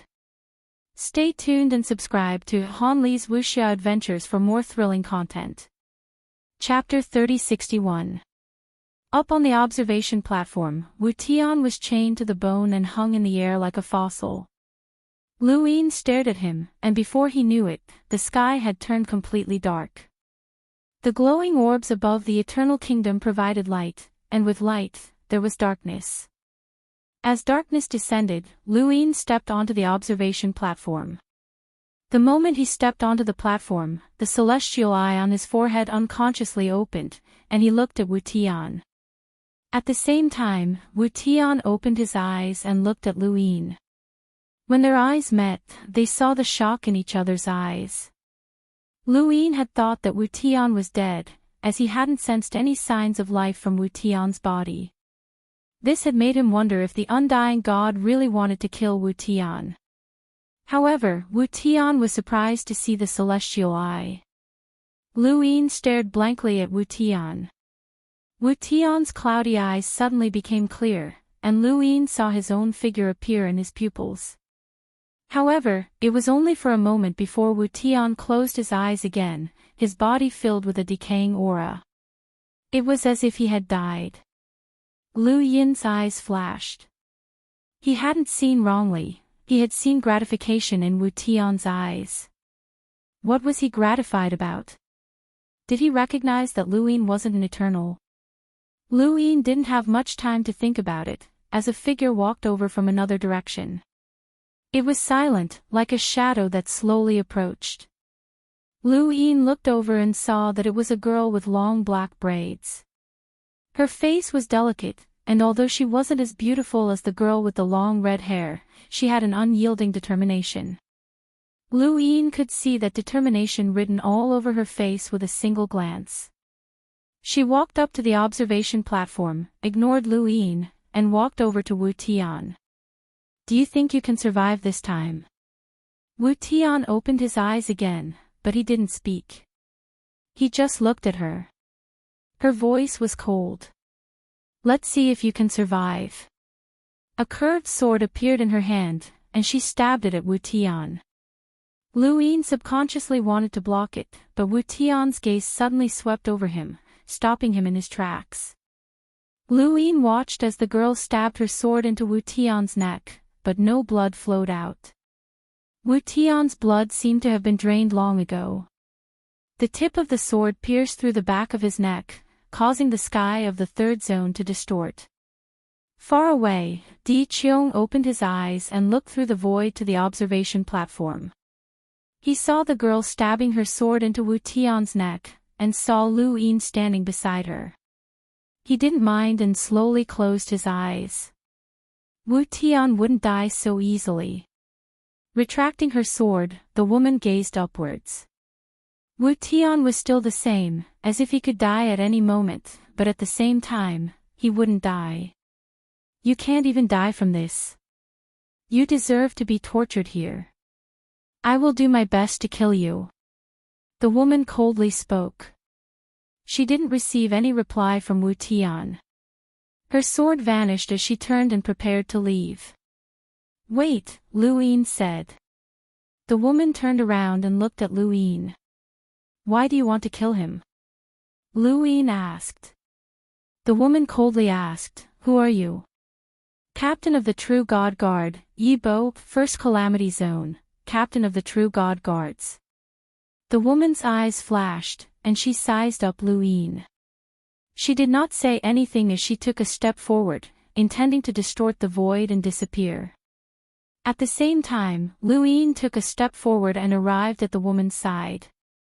She casually struck out with her palm, and although it seemed gentle, the wind from her palm pressed down on the void. This palm force was definitely not weaker than Silent Void's emptiness palm. Ordinary progenitors would not be able to withstand this attack. Lu Yin drew out his divine power and dodged the palm strike. He then reached out to grab the woman's arm. The woman allowed him to grab her arm, and her eyes suddenly turned scarlet. Her eyes turned red. A terrifying force came from the woman's arm and flung Lu Yin away. A thin sword appeared in her hand again, and its tip curved as it pierced towards Lu Yin in an unpredictable trajectory, sealing off all of his escape routes. Lu Yin had encountered many sword experts since he started cultivating. He himself was a sword expert, and he had obtained the heavenly eye of martial law, which made it extremely easy for him to break through weapons. However, this sword gave him a different feeling. It was not a sword move, but a living thing. He could not see the tip of the sword clearly and could only retreat. His arms and abdomen had been slashed by the sword, leaving bloody wounds. The woman did not use too much strength, or else her sword would have been aimed at Lu Yin's head. Lu Yin could see that, or he would not have used only his current strength. Captain of the True God Guards, that's all you amount to. The woman sheathed her sword and stood there, her gaze indifferent. Lu Yin sighed, your sword technique is very strange. Why did you stop me? The woman stared at Lu Yin. The people of the Eternal Kingdom were all cold, and Mu Ji was an exception. Is he really Wu Tian? Lu Yin asked. The woman was surprised, you know Wu Tian. I come from the sixth direction beginning space, and Wu Tian is a legend in our space-time. The woman stared at Lu Yin. She looked at him deeply, so what? If possible, I also want to kill Wu Tian. Lu Yin said. The woman retracted her gaze, did you betray your space-time? Lu Yin was indifferent, I have always been their enemy. Then I'll have to disappoint you. He is Wu Tian, but you can't kill him. Why? Even I can't kill him, with just you. Lu Yin's tone was low, why do you want to kill him? The woman looked into the distance, most of the people in the Eternal Kingdom want him dead, but I... She paused and looked at Lu Yin again, experiment. Lu Yin's eyes flashed, experiment. Killing Wu Tian will allow me to reach a certain height, even if he is half dead. Unfortunately, I can't kill him in this state. The woman casually replied. Lu Yin didn't say anything and just looked at her. Many people in the zone of calamity are like this, and he often has to endure different kinds of attacks. As expected of someone who once reached the legendary realm, he has managed to survive until now. But one day, he will die at my hands. She then distorted the void and left. Lu Yin watched her step into the void and slowly said, well said.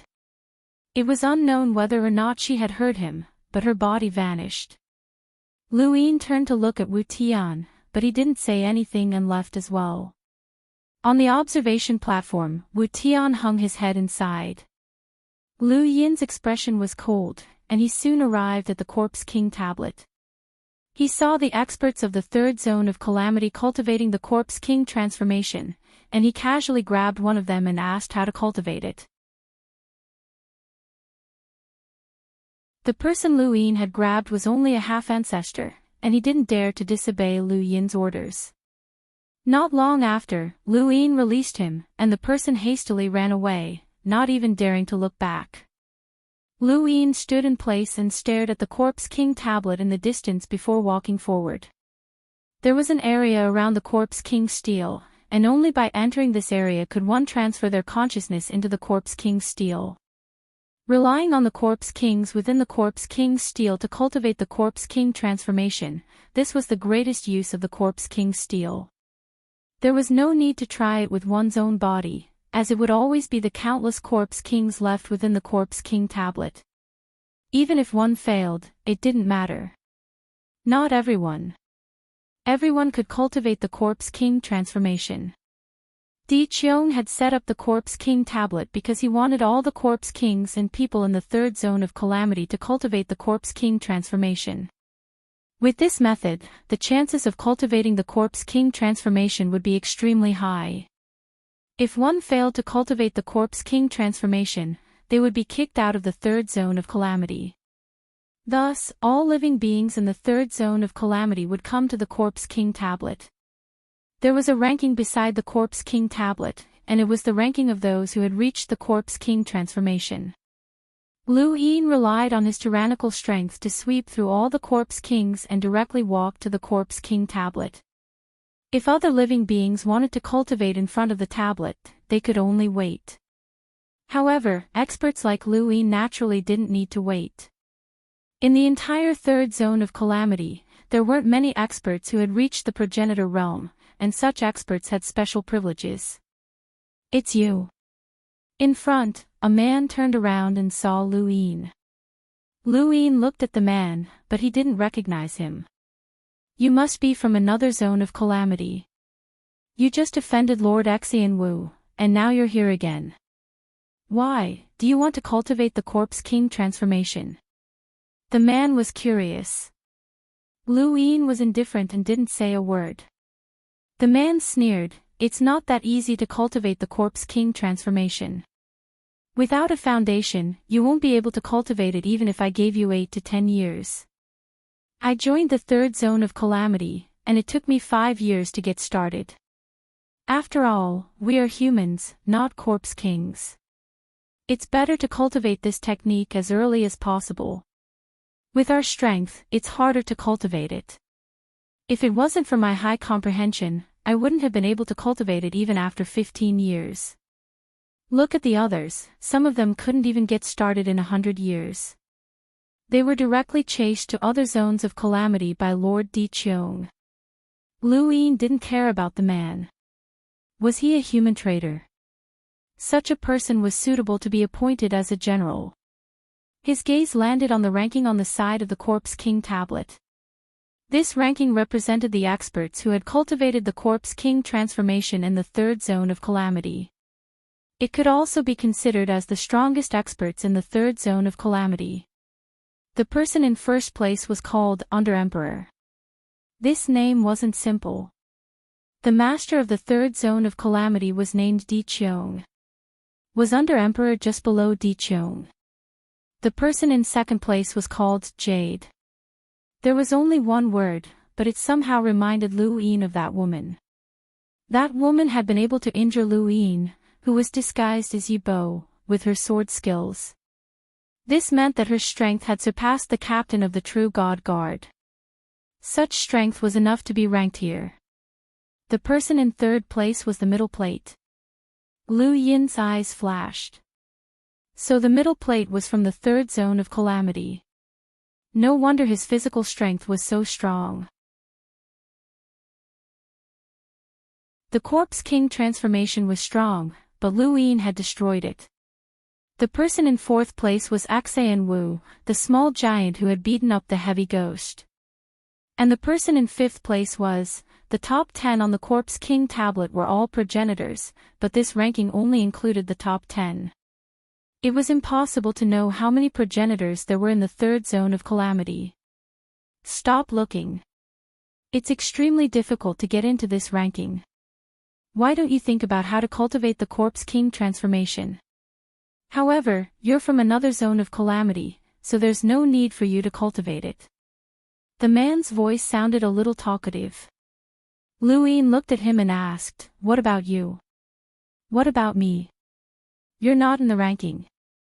Are you mocking me?" "No. I feel like you're mocking me." "Up to you." The man's face twitched. There are no less than 20 extreme experts in the third zone of calamity. In addition to those corpse kings that are extremely strong but lack intelligence, there are at least 50 of them. There are so many extreme experts, but only 10 can get into this ranking. You should know that these 10 all live in the third zone of calamity most of the time. None of them are in the same situation as us. People like us can never get into the ranking.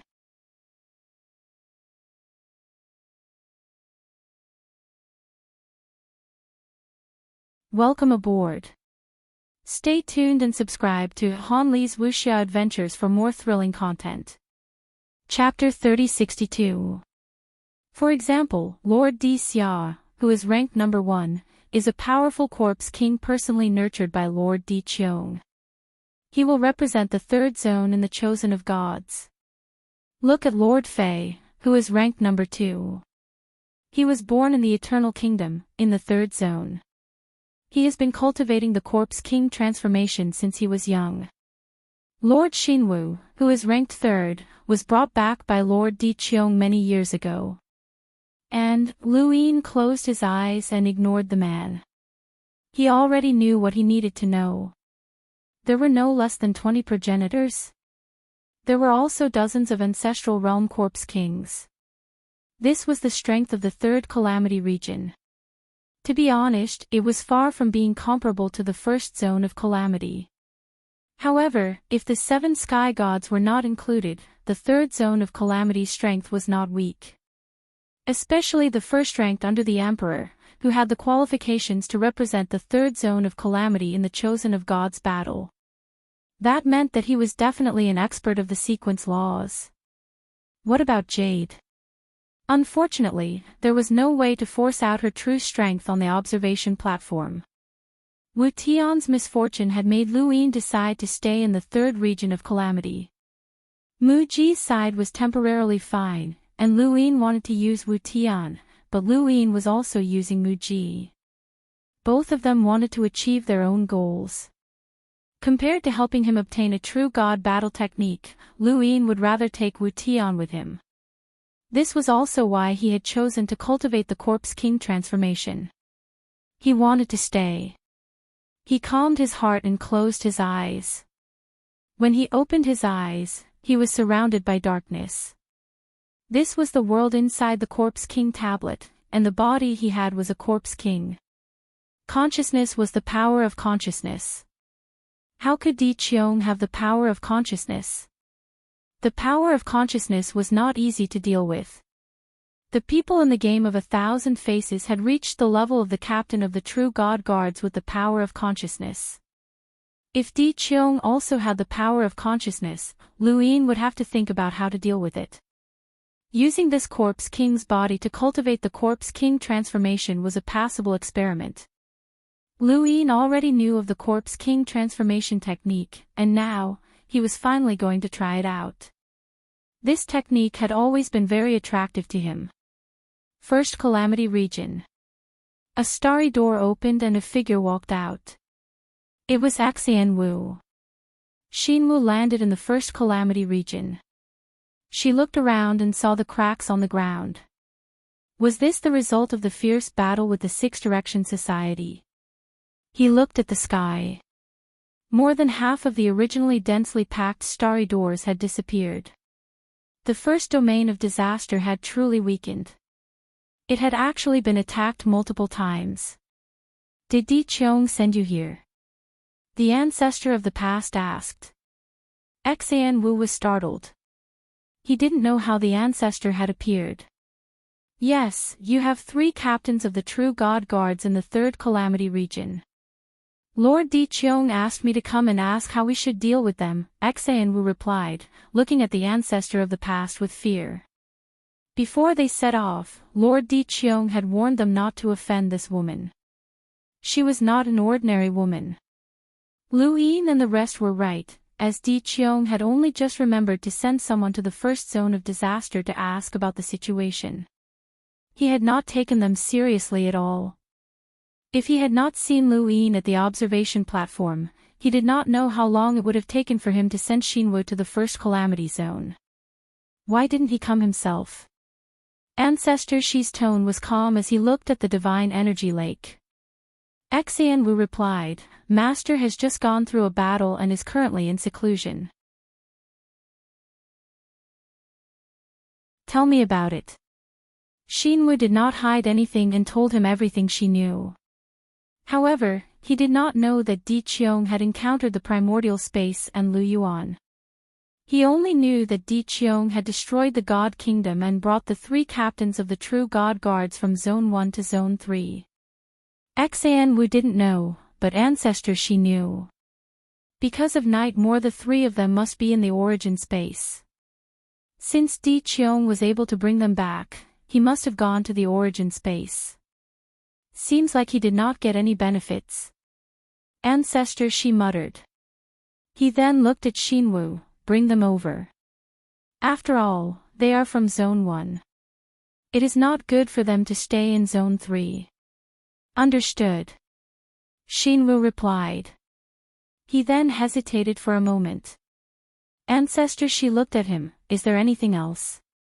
Xinwu thought for a moment and looked at Ancestor Shi. May I ask, does Zone 1 wish to participate in the Chosen God battle? Ancestor, she replied calmly, of course. Then, do you have anyone in mind? Xinwu asked again. Ancestor, she sized Xinwu up. Speak your mind. Xinwu gritted his teeth. If Zone 1 does not have any suitable candidates, I wish to represent Zone 1. In the 3rd zone, it was obvious that the participants of the Chosen of God's battle were Emperor and Jade. He was not their match at all. Now that he saw the 1st zone's miserable state, he naturally thought that the 1st zone had weakened. He had an idea. Perhaps he could join the 1st zone and represent it in the battle. Ancestor, she found it funny and did not reply. From afar, Shaoyin divinity walked over. Why are you not representing Zone 3?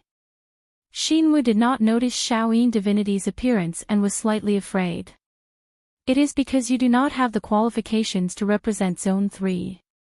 If you were to represent Zone 1, wouldn't we be eliminated before the battle even started? What do you take Zone 1 for? Shaoyin divinity was arrogant and was getting closer to Xinwu. Xinwu's face darkened. It is not that I am weaker than them. It is just that Lord Di Qiong is biased. Shaoyin divinity was disdainful. Get lost. You are not qualified to represent Zone 1. Xinwu was furious. What did you say? Shaoyin divinity sized Xinwu up. He waved his hand and the fusion of Tai Yin and Tai Yang exploded. Xinwu was sent flying. Xinwu also used Corpse King transformation in an instant. However, he could not withstand the attack. The terrifying Tai Yang divinity corroded his body and the Tai Yang divinity burned his internal organs. He could not help but spit out a mouthful of blood. Shaoyin divinity did not even look at Xinwu. Get lost. Xinwu took a deep look at Shaoyin divinity and left. After Xinwu left, Shaoyin divinity looked at Ancestor Shi with a much more respectful expression. In the past, it was because of Ancestor Shi's unfathomable strength. Only after the Battle of Zone 1 did he know that Ancestor Shi had changed the cultivation direction of the Lu family. It was called Qing Luo Sword Heaven and ended the war with one sword. Ancestor Shi's strength was stronger than his. Now that he was facing Ancestor Shi, he did not dare to be impudent. What is it? Ancestor Shi's tone was calm. Shaoyin divinity said, I wish to participate in the battle of deities. Ancestor Shi was not surprised. You are already one of the 7 heavenly gods. The 3 heavenly gods and the 6 heavenly gods have the same status. Shaoyin divinity's eyes flashed. The 7 heavenly gods was just the name of the 6 direction sect.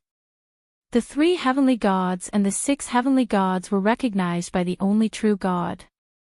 They were second only to the only true God and were famous in the 6 regions of calamity. They were like the 3 realms and 6 Tao of heaven sect. In the reincarnation spacetime, he was one of the 3 divinities and thought that he was comparable to the 3 realms and 6 Tao. However, he later found out that he was thinking too much. Lu Yuan of the 3 realms and 6 Tao could challenge the Grand Heavenly Masters. The 3 divinities and 9 sages could not be compared to the 3 realms and 6 Tao.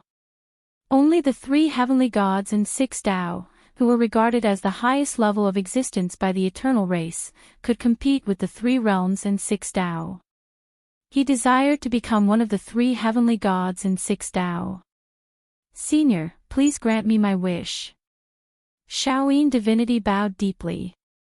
Ancestor, she looked at him, no one in the 7 heavenly gods has bowed to me. Shaoyin divinity took a deep breath. Senior, you are qualified to receive such a great bow. Ancestor, she's expression did not change. The 6 regions of calamity of the eternal race are competing with each other. My first region of calamity has always been the strongest, but now, we are being looked down upon. Shaoyin divinity sneered, that trash dares to look down on my first region of calamity. In the battle of deities, I will definitely suppress the other regions of calamity. Ancestor, she coldly said, he is testing us. Shaoyin divinity's expression changed. Di Qiong has many thoughts. You desire to compete with the 3 realms and 6 Tao, but the 3rd region of calamity has imprisoned Wu Tian. Ancestor, she's voice was indifferent. Shaoyin divinity's eyes flickered, but he could not speak for a moment. He did not think that Xian Wu was testing him, and he did not expect Wu Tian to be imprisoned in the 3rd region of calamity. Was this the strength of the 3 great leaders and 6 vast beings? Although he was arrogant, he did not think that he could surpass Wu Tian, at least not for the time being. A Void Master had almost killed him, and a Void Master was not comparable to Wu Tian. You can participate in the battle of deities. Ancestor, she agreed. Shaoyin divinity bowed again, thank you, Senior. In the 3rd region of calamity, Xian Wu returned and stood respectfully in front of Di Qiong. To injure you with 1 strike, it is a good sequence rule. Di Qiong looked at Xian Wu, his tone was solemn. Shaoyin divinity's strength was enough to make him raise his eyebrows. Xian Wu said respectfully, this person is not from the 7 heavenly gods, he will definitely represent the 1st region of calamity in the battle. Di Qiong looked up, the 1st region of calamity's strength is unfathomable, it will not be weakened so easily. It does not matter, the other experts in the regions of calamity are not weak either, this battle of deities will definitely be more intense than the previous one. Send the 3 captains of the true god guards to the 1st region of calamity. Xian Wu's command, turned and left. Wait. Xian Wu quickly turned back, my lord. Di Qiong looked at him, do you feel indignant? Xian Wu was shocked, I do not dare. Do you not dare, or do you feel indignant? I do not feel indignant. Both His Majesty and Fei have surpassed me, I definitely do not feel indignant. Xian Wu was terrified. Di Qiong's gaze was cold, you cannot be compared to them, remember this. Xian Wu quickly acknowledged and retreated nervously. The other regions of calamity were powerful, but his 3rd region of calamity was not weak either, it was just a matter of who could walk to the end. 2 of the 7 heavenly gods had died, and 1 was severely injured, who could guarantee that the 3 chiefs and 6 seas would not suffer any losses. If he could make one of his own become one of the 3 chiefs and 6 seas, he would have a greater say in the eternal tribe if he worked together. 3rd region of calamity, Corpse King Tablet. The man who was talking to Lu Yin earlier was so angry that he wanted to give Lu Yin a beating. This guy was listening to others talk, and then he went to cultivate by himself, he did not even take him seriously. If it was not for the Corpse King Tablet's cultivation area, he would have attacked. When he finally managed to catch his breath, the man also began to cultivate. After Xian Wu returned to the 3rd region of calamity, he did not immediately look for Lu Yin and the rest. He had been injured by the Shaoyin divinity and needed some time to recover. Soon, half a month had passed. On this day, Xian Wu walked out and began to look for Lu Yin and the rest. He easily found Dual Blade Stream and Heavy Ghost, but he could not find Lu Yin's whereabouts. He would never have dreamed that Lu Yin had gone to cultivate the Corpse King transformation.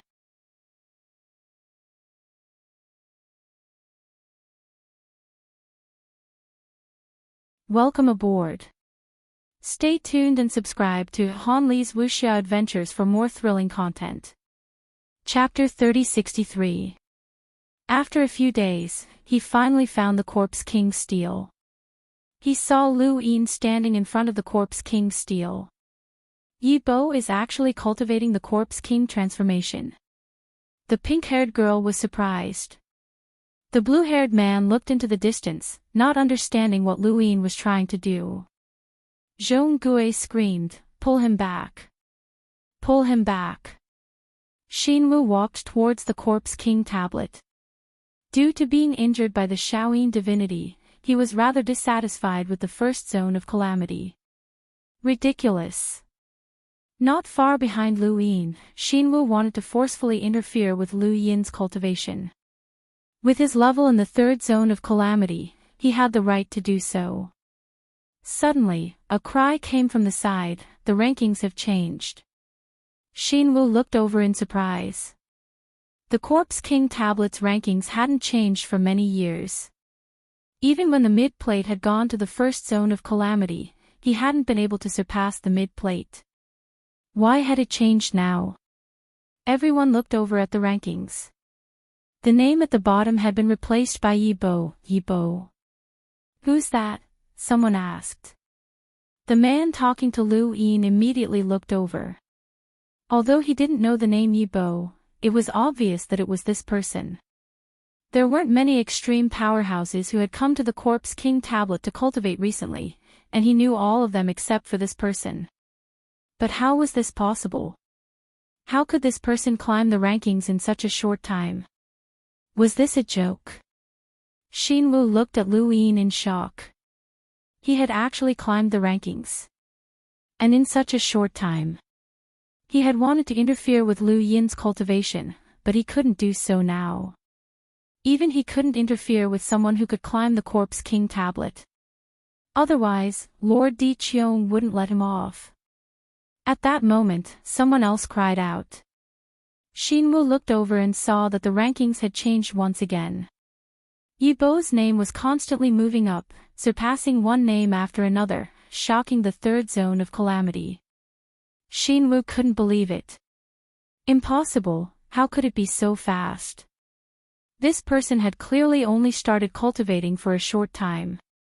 The man talking to Lu Yin was even more stunned. When he thought about what he had said, his face turned red. Inside the Corpse King tablet, Lu Yin sighed. The Corpse King transformation bound the body's tissues in microscopic form, increasing the body's strength by tenfold the moment it was bound. It was a technique that could also be considered a technique. The weakness was that the tissues bound not only of the body's muscles, but also of the emotions. A person's emotions came from the various tissues within the body. His physical body was strengthened, but his emotions were also constantly erased by the bindings. This was the biggest weakness of the Zombie King transformation. To the Eternals, this wasn't a disadvantage. In fact, it was an advantage. The Eternals didn't need emotions, but Lu Yin did. He couldn't erase his emotions for the sake of cultivating the Corpse King transformation, making himself neither human nor ghost. To Lu Yin, the Corpse King transformation was very easy to cultivate. It was easy for Lu Yin to grasp the microscopic structure of the human body. After all, he had once reached the profound creation realm in terms of star energy control, and he had immediately mastered the Corpse King transformation. Furthermore, this Corpse King's body had allowed him to cultivate to the ghost pupil transformation in the shortest amount of time. If he wanted to, he could even cultivate to the eyeless transformation. However, this was only the Corpse King's body. If he could not cultivate, he would not be able to stay in the third calamity region. He had to think of a way to achieve the effect of Corpse King transformation and lure Di Qiong out so that he could stay in the third calamity region. For the rest of his time, he stopped cultivating the Corpse King transformation. Instead, he spent his time thinking about how to successfully cultivate his own body. In the outside world, Lu Yin's corpse king transformation had reached Ghost Eye. The moment he changed, he instantly surpassed the 5th place, and was only second to Xinwu. He was now ranked 5th on the corpse king tablet. Xinwu was shocked. How could it be so fast? Around the corpse king tablet, regardless of whether it was a corpse king or any other life form, everyone was silent. Even Dual Blade Stream was stunned. Heavy Ghost was dancing with joy, but he didn't say anything. It was obvious that he was shocked as well. A few days later, Lu Yin's consciousness returned, and he decided to give it a try. When he turned around, countless gazes fell on him. A shadow loomed over him, Xinwu. Xinwu looked deeply at Lu Yin. How's the corpse king transformation? Lu Yin nodded. It's quite powerful. I've decided to try it out. Xinwu's face twitched. Decided to try it out. This was as simple as going to the market to buy groceries. Who would dare say that the corpse king transformation was easy to cultivate? How long had it taken him to reach the eyeless transformation?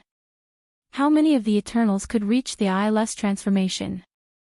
Furthermore, the corpse king tablet wasn't meant to be used like this.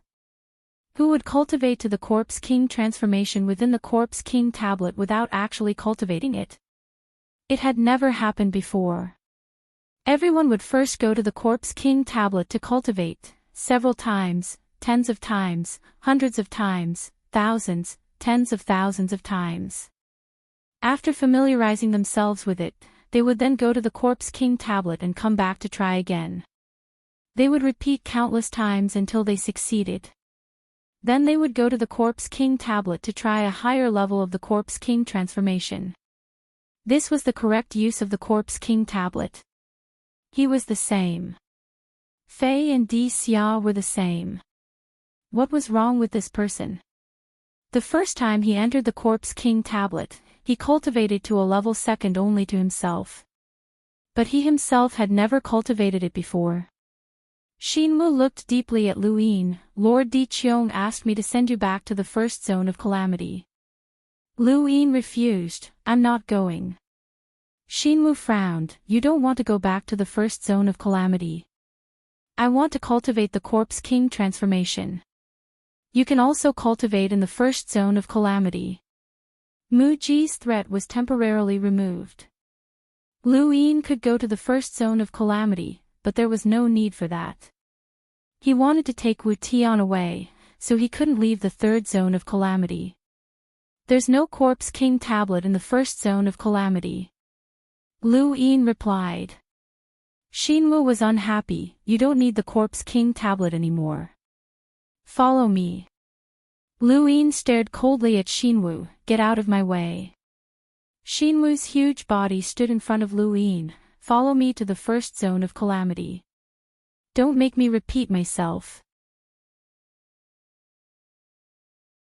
I've said it before.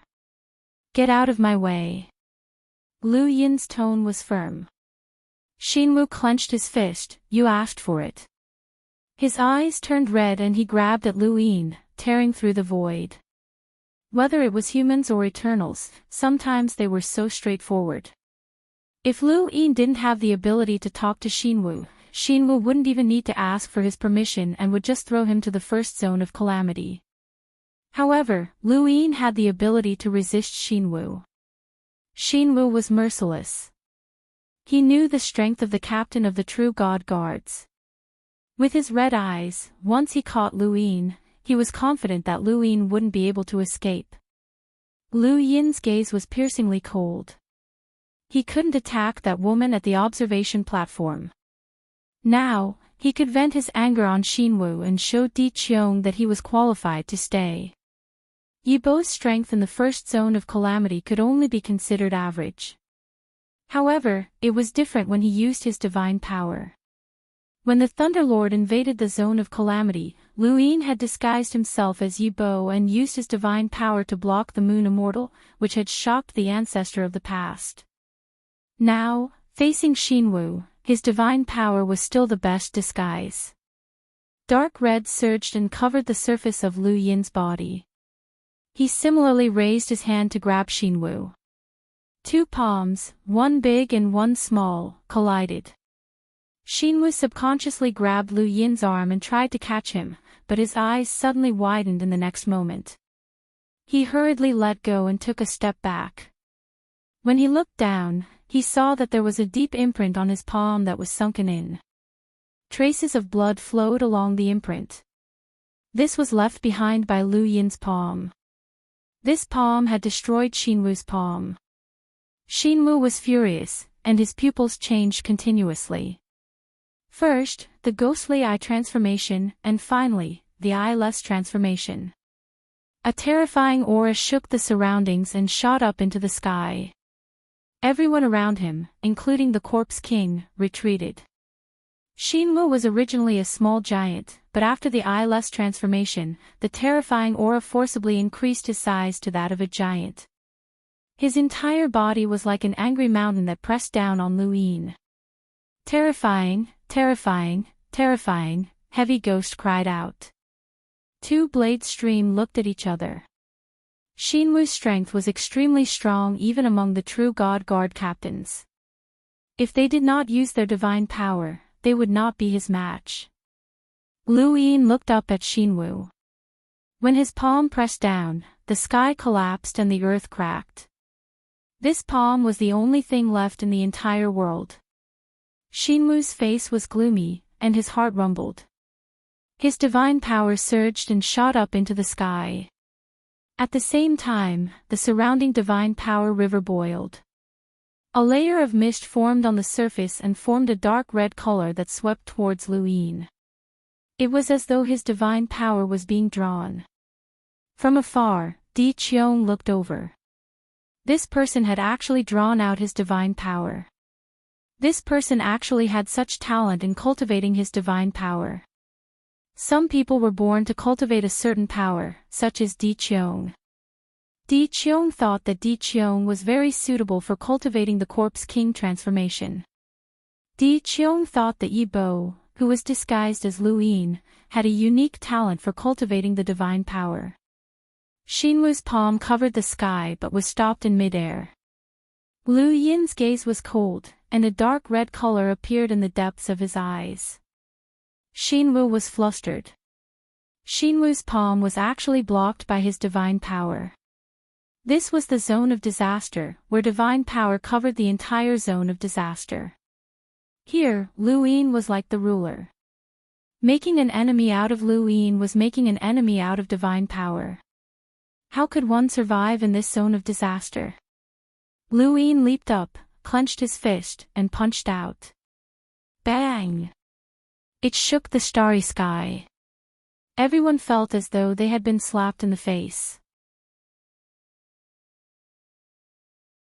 This was the aftermath of the power that swept out in all directions. Even the progenitors were affected. Xinwu's palm was directly penetrated by Lu Yin, causing him to fall backward.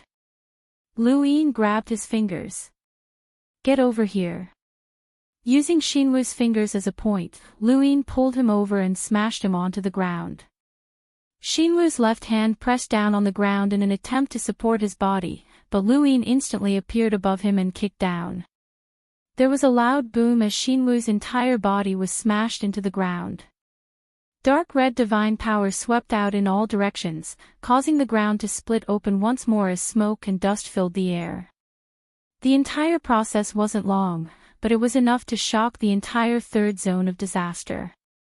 Xinwu, who was publicly recognized as second only to Fei and Di Qiong in the third zone of disaster, was smashed into the ground.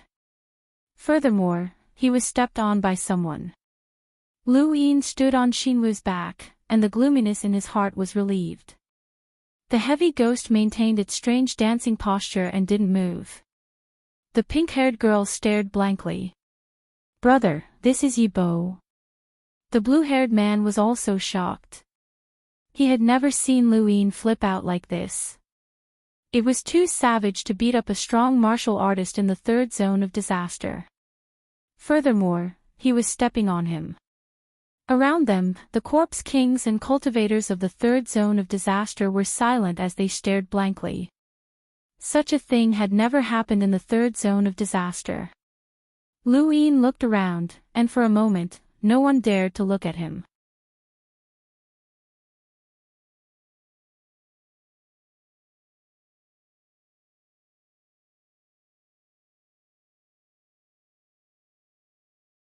Welcome aboard. Stay tuned and subscribe to Han Li's Wuxia Adventures for more thrilling content. Chapter 3064. At this moment, beneath his feet, Xian Wu's body trembled and the ground split open again. Heavy breathing sounded in everyone's ears. Dark red divine power gushed out from Xian Wu's body. He had also used his divine power. Lu Yin narrowed his eyes. Once he used his divine power, Xian Wu's combat power would skyrocket. This combat power was not something that Yi Bo's identity could easily suppress. His breathing became heavier and heavier. Xian Wu was suppressing something. Lu Yin looked down with a solemn gaze. Everyone could hear the heavy breathing. Xian Wu's body slowly crawled out of the ground. Lu Yin lifted his leg and stomped Xian Wu to the ground again. Xian Wu growled and turned to look at Lu Yin on his back. His eyes were filled with crazed killing intent and resentment. Suddenly, both of them looked in the same direction at the same time. They felt their hearts palpitate. Immediately after, two Blade Stream, Heavy Ghost, and the surrounding progenitor powerhouses all looked in the same direction. Lord Xia! Someone exclaimed. Everyone stepped aside and stood respectfully. They looked at the person in black robes walking over step by step from afar. The person's appearance could not be seen. His entire body was covered in black robes, but the aura he exuded was abnormally terrifying. Every breath he took caused the space in front of him to distort. Every step he took caused the earth to tremble. With the arrival of this person, Xian Wu's boiling divine power was suppressed. The surrounding divine power river was also suppressed by an inexplicable force. In the starry sky above Lu Yin's heart, the planet formed by divine power shook. This was affected by the person who came. This person possessed terrifying strength on the path of divine power. Lu Yin was unprecedentedly serious. He had only felt this feeling from the seven sky gods. Only a powerhouse at the level of the seven sky gods could affect him when they used their divine power. He was Xia, the strongest powerhouse in the third calamity zone, second only to Qiong. He was also an extremely strong powerhouse in the third calamity zone who would definitely participate in the chosen gods battle. He was definitely qualified.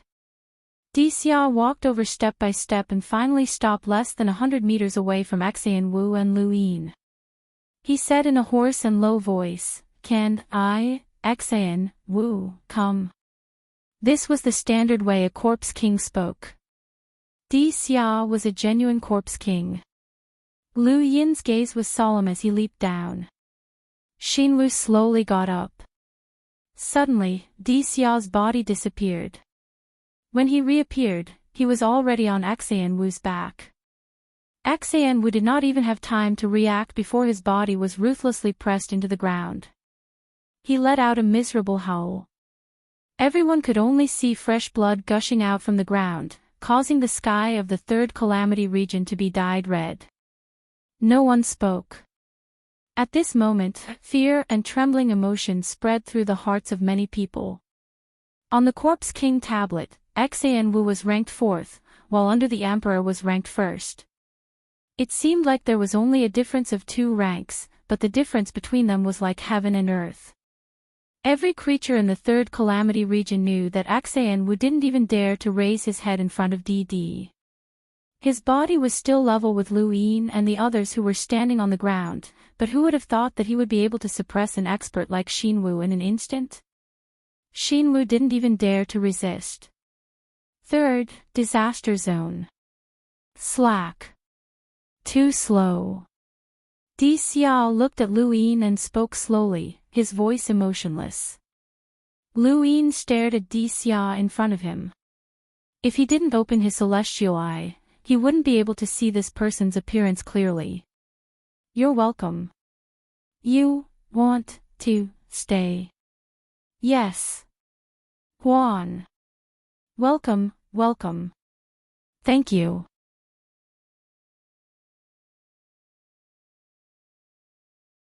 The battle of chosen gods is about to begin. If you can defeat Jade, you can represent Jade in the battle of chosen gods. Lu Yin raised his eyebrows. Countless gazes fell on Lu Yin. Lord Di Qiong actually thought so highly of this person. He wasn't from the third calamity region. The words were spoken by Di Xia, but the meaning was definitely Lord Di Qiong's. Only Lord Di Qiong could appoint the candidates to participate in the battle of chosen gods. I can represent the third calamity region to participate in the battle of chosen gods. Lu Yin was surprised. Di Xia's voice was still as low as before. As long as you can defeat Jade, I am not stingy. You have no chance in the first calamity region. Lu Yin praised, please thank Lord Di Qiong for me. Di Xia left, but before he left behind a stargate that led to the third calamity region. Lu Yin's eyes flashed. Di Qiong really trusted him. It was only after His Majesty left that there was movement underground. Xinwu slowly crawled out of the ground. At this moment, his injuries were far more serious than the injuries he suffered in the first calamity region. Di Xia's ruthlessness was something Lu Yin had witnessed. After crawling out of the ground, Xinwu didn't say a word. He walked around Lu Yin and left with 2 blade and heavy ghost. He wanted to send them to the first calamity region. As for Lu Yin, he could stay in the third calamity region. After Xinwu sent 2 blade and heavy ghost to the first calamity region, no one cared about Lu Yin in the third calamity region.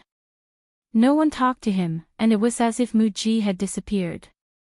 Lu Yin had his own tower and maidservants. Everything was the same as in the first calamity region. The only difference was that there were no true god guards in the third calamity region, and there were no missions assigned to him. Every calamity region was different, and the way of doing things was different. There were missions in the first calamity region, but there were very few missions in the third calamity region. In the blink of an eye, a month had passed. Lu Yin only went to the Corpse King tablet once. He wanted to talk to someone, but no one dared to talk to him. Even the progenitor who had spoken to him at the beginning stayed far away from him.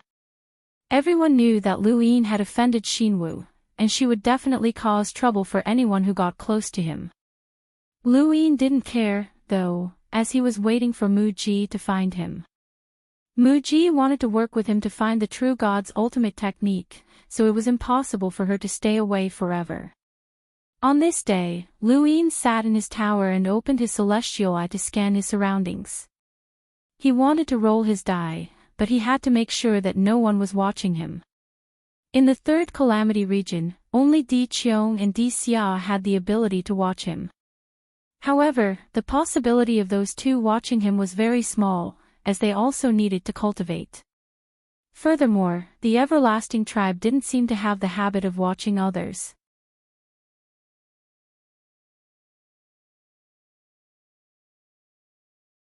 The Six-Way Association and White Cloud City had repeatedly attacked the first zone of calamity, forcing the first zone of calamity into hiding. The Eternals would not let this matter rest, and they would also counterattack. The reason why Di Xia had told Lu Yin about this was to test whether or not he would tell the Six-Way Association so that they would be prepared. This was a huge matter. If Lu Yin had really been arranged by the Six-Way Association to infiltrate the Eternals, he would definitely have found a way to inform the Six-Way Association about this matter.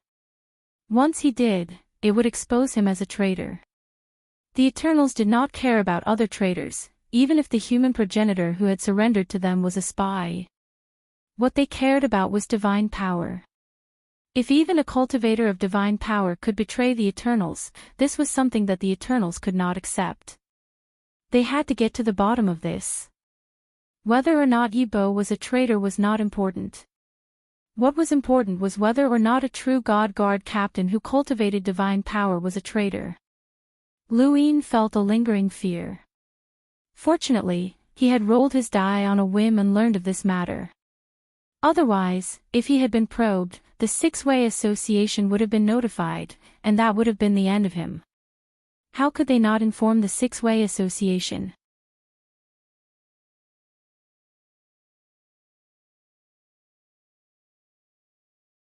Welcome aboard. Stay tuned and subscribe to Han Li's Wuxia Adventures for more thrilling content. Chapter 3065. The reason why Di Qiong was in such a hurry to destroy the divine dwelling nation was because he wanted to support Zone 1. This should be the support that he was referring to. It was true that they were going to attack the Six-Party Society, but the probing was just a coincidence. Coincidentally, Di Qiong had brought Yibo, Two Blades sect, and the others back, so they decided to test the Six-Party Society. Regardless of whether they were testing the Six-Party Society or not, they would still attack. Their target was not the Six-Party Society, but the 5 Spirit Tribes and the 3 Moon Alliance. This was also one of the reasons why Luin was afraid. Attacking the Six-Way Guild was to test him and the others, to confirm whether the true God Guard captain who cultivated divine power was reliable. Their real target was the 5 Spirit Clans and the 3 Moon Alliance. The 5 Spirit Tribes and the 3 Moons Alliance had a total of 8 Sequence Law Adepts. That was what the Eternals wanted to destroy. Di Qiong, Emperor below the Great Emperor, the first zone of disaster, and even the other zones of disaster would attack the 5 Spirit Tribes and the March Alliance. The Six Paths Association had eliminated many of the extraterritorial reinforcements of the Everlasting Race, and the Everlasting Race wanted revenge. Luin withdrew from the fusion and his consciousness returned to his body. He took a deep breath. The Eternals had made a big move. This was their true goal. Once the 5 Spirit Tribes and the Tri-Moon Alliance were destroyed, White Cloud City would lose all external aid. Only White Cloud City's own strength would remain, and the sect above the heavens would also lose all external aid. The 5 Spirit Tribes were on very good terms with Luin, so losing them would be a huge loss for White Cloud City. After all, they had the help of the 5 Spirit Clans when they attacked the Undying God and fought their way into the Calamity region. Most importantly, Ming Yen was still sealed in the Ice Spirit Clan's territory. Otherwise, not only would his identity as Yibo have been exposed, but the 5 Spirit Clans and the Tri-Moon Alliance would have been destroyed as well. The Six Direction Association would not have been able to send reinforcements so easily. He had never underestimated the Eternals, but now it seemed that, regardless of whether he had underestimated them or not, there were still some things that he could not see through. The dice had given him too much help. If he and Mu Ji were being probed here, the Two Blades sect would definitely be probed as well. The Heavy Ghost would definitely not be probed. That fellow had long been locked up in the Above Heaven sect. Now that he knew about the Eternals' plan, how should he deal with it? Even if the Eternals told him that they were going to attack the 5 Spirit Tribes and the Tri-Moon Alliance, how could the Six Direction Guild stop them? He did not know how much power the Eternals would send, but he was sure that Di Qiong and Di Xia would take action. What other experts would there be in the Zone of E? First, what kind of forces would the Realm of Disaster send? Without knowing the other party's deployment, the Six Direction sect would not be able to deal with it. Lu Yin's eyes twinkled. After thinking for a long time, he still couldn't think of a solution. Perhaps he should tell Wang Wen and the others and let them think of a solution. That's right, he looked at his cosmic ring. His emperor had given him a stargate, which was the beginning of his probing. He had allowed Lu Yin to freely travel to and from the third region of calamity without any worries. If he really wanted to return to above heaven, this was the best opportunity. He had to take advantage of the fact that Xia hadn't told him that they were going to attack Six Direction Guild. Otherwise, if he left the third calamity region, there would be some things that he couldn't explain clearly. Now, the problem was, how was he going to leave? What reason did he have to leave? Moreover, he shouldn't have the ability to leave. One had to know that Yi Bo's identity belonged to the Starry Sky Tree. The people of the Starry Sky Tree could not locate him in the vast parallel universe because the Starry Sky Tree was split from the fifth mainland. The people of the Starry Sky Tree were in an awkward position. Once they went to another parallel universe, they could not return unless they left a seal in the Starry Sky Tree and left their aura behind. However, Yi Bo was rescued by Di Qiong from the Eternal Kingdom. What right did he have to leave the seal in the Starry Sky Tree? He shouldn't be able to go to any parallel time. It should be empty, unless he casually tore through the void. That was when he had no other choice and had to flee. Lu Yin's eyes flickered. There was only one way. Lu Yin walked out of the tower and looked in the direction of the Black Mother Tree. Di Qiong was in that direction, and Di Xia should be in that direction as well.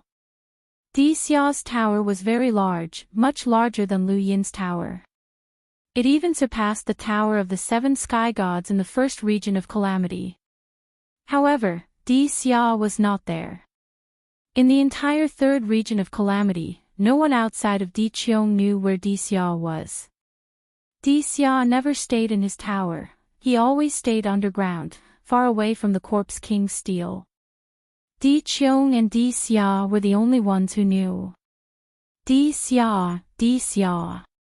It could be underground, but it could also be Di Xia. This was what Di Qiong had thought when he had named Di Xia.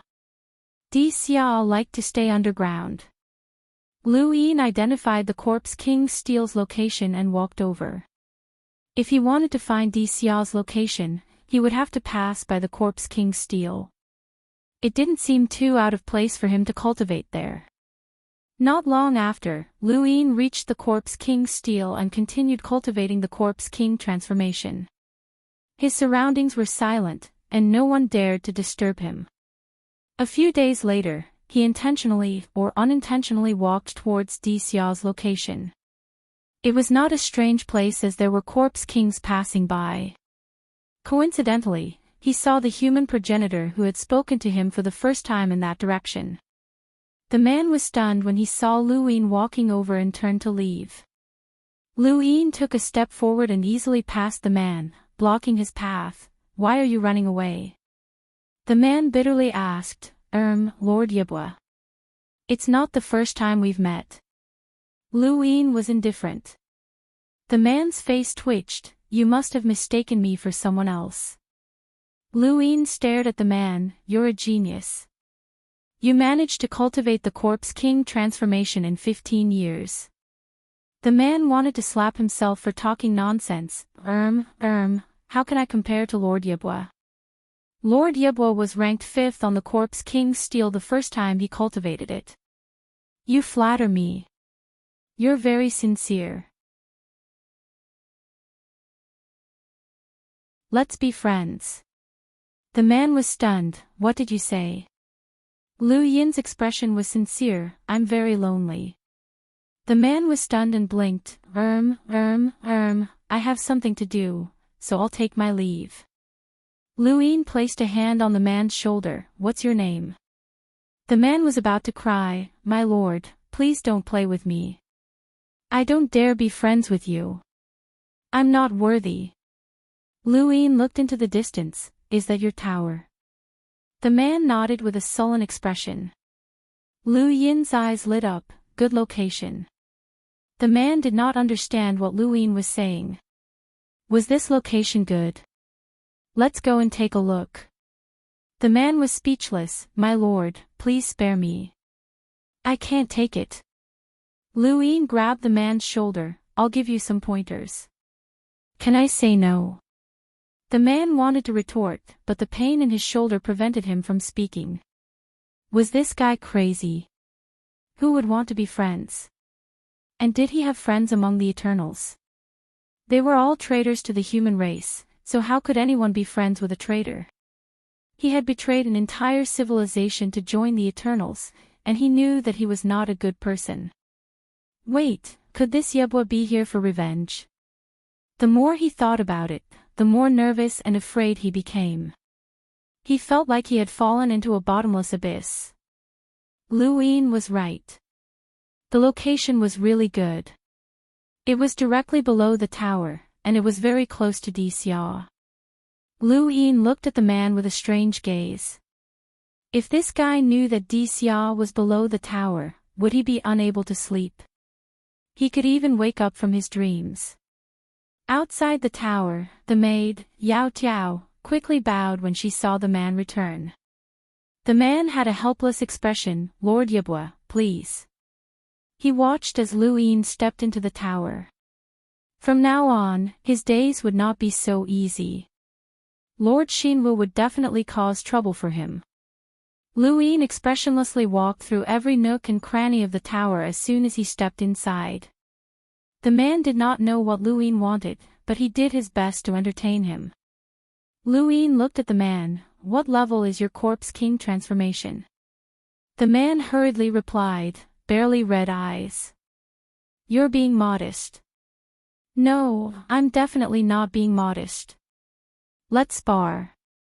The man was startled, and the image of Xinwu being trampled on appeared in his mind. He quickly refused. However, Luin did not give him a chance to speak. He grabbed at the man's neck, and the man subconsciously circulated his strength to resist. This person's strength was very ordinary and could not even compare to the monarch's aura. However, it was not bad that he had reached the progenitor realm. Luin easily broke through the man's defenses and pressed down on his shoulder. This was not as easy as it seemed, and the man immediately felt intense pain as half of his body was about to be crushed. His eyes turned sinister as his eyes turned red. He struck out at Luin, a sharp weapon appearing in his hand. It was very small, but it was very sharp. Luin allowed the man's palm to land on his body, and under the man's shocked gaze, Luin flung him out of the tower. The tower was destroyed, and Lu Yin's clothes were torn apart.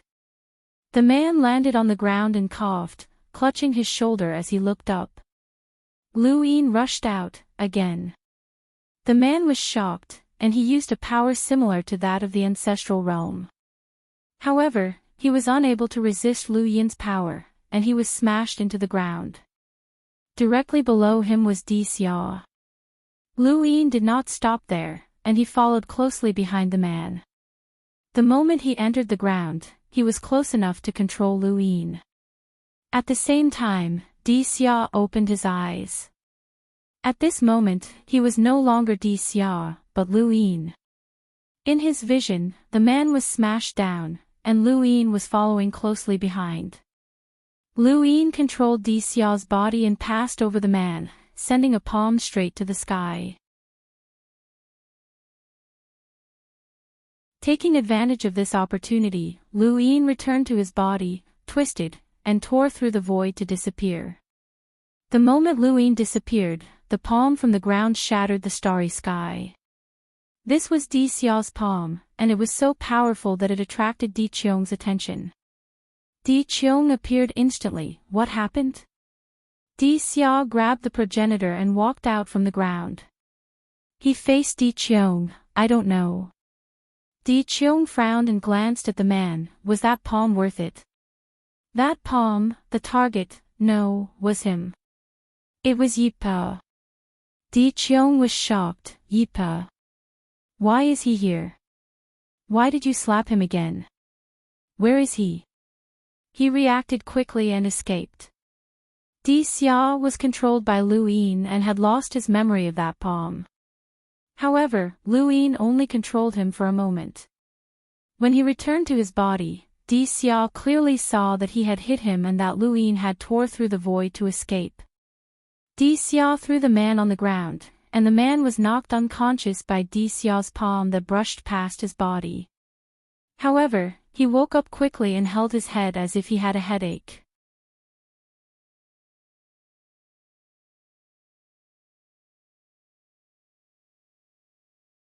Welcome aboard. Stay tuned and subscribe to Han Li's Wuxia Adventures for more thrilling content. Chapter 3066. In his confusion, the man saw the arch in Di Qiong. He turned pale with fright. "Greetings, Lord Di Qiong." Di Qiong stared at the man. "What happened?" The man was confused. "What happened? What just happened?" He felt that what happened was inexplicable. He told Di Qiong about his encounter with Yi Bo and their sparring. After that, he looked at the arch. Why was the arch here? He seemed to be underground. At this moment, a stargate opened far away. Di Qiong looked over. Yi Bo had returned. Lu Yin returned to the above heaven sect and told Wang Wen about the incident as quickly as possible. He asked them to think of a solution while he rushed back as soon as possible. He could not stay in the above heaven sect for too long. The only problem was that he could not confirm the exact time when Di Qiong and the rest attacked the 5 spirit races. Lu Yin quickly arrived in front of Di Qiong and bowed. "Greetings, Lord Di Qiong." Di Qiong sized Lu Yin up. He could not figure out why he had hit Lu Yin. Perhaps he had been disturbed during his cultivation. However, to be able to remain unscathed under his palm, this Yi Bo was indeed worthy of defeating Xinwu. "What happened?" Di Qiong asked. Lu Yin was scared. "I was sparring with someone and did not expect to encounter the arch underground. I was hit and thought that the arch wanted to help Wu deal with me, so I ran away." After hearing Lu Yin's explanation, Di Qiong was expressionless. It was just a small matter. No one knew that the arch was here. It was normal for Di Qiong to attack when he was disturbed during his cultivation. Di Qiong left. This matter was not worth his attention. Di Qiong had also left. It was a coincidence that they had met, so he wanted to find another place.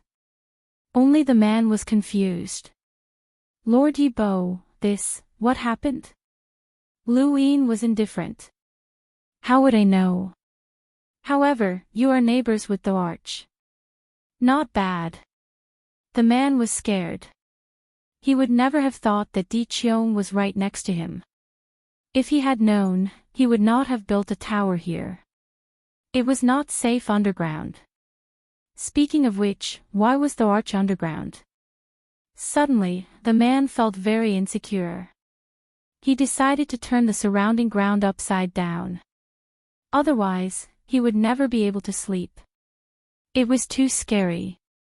"Let's spar again if there is a chance." Lu Yin left, leaving the man confused. He felt that everyone around him was crazy. After returning to his tower, Lu Yin heaved a sigh of relief. It was settled. Now, he just had to wait for Di Qiong. When he returned to the heavenly sect this time, he knew that the Limitless Empire had run away. To be honest, it was a pity that the Limitless Empire was also a human. If they were dragged into the battle against the Eternals, they would be a great help. Although the Limitless Empire was not very strong, they were at least comparable to a sequence law adept. However, they ran too fast. Moreover, the 3 symbols of the divine dwelling nation were also dead. This made Lu Yin feel even more regretful, as the death of the 3 divine beasts meant that the divine kingdom had been crippled. Without the help of the 3 divine beasts, the divine lady would be weaker than an ordinary person. The only good news was that the divine residence nation did not suffer too many casualties. It could be said that Di Qiong had saved them. Everything had its own karma. Because of him, the 6 parties had attacked the first zone of calamity, causing the eternal race to send reinforcements to the other zones of calamity. Because of the Limitless Empire, he had accidentally arrived at the divine dwelling nation and saved them. All of this was too coincidental. Lu Yin looked up at the dusky sky. Was there really a cycle of karma? Saruzin could see his karma, which was the guilt in his heart. Muji could also see evil, which was part of this world.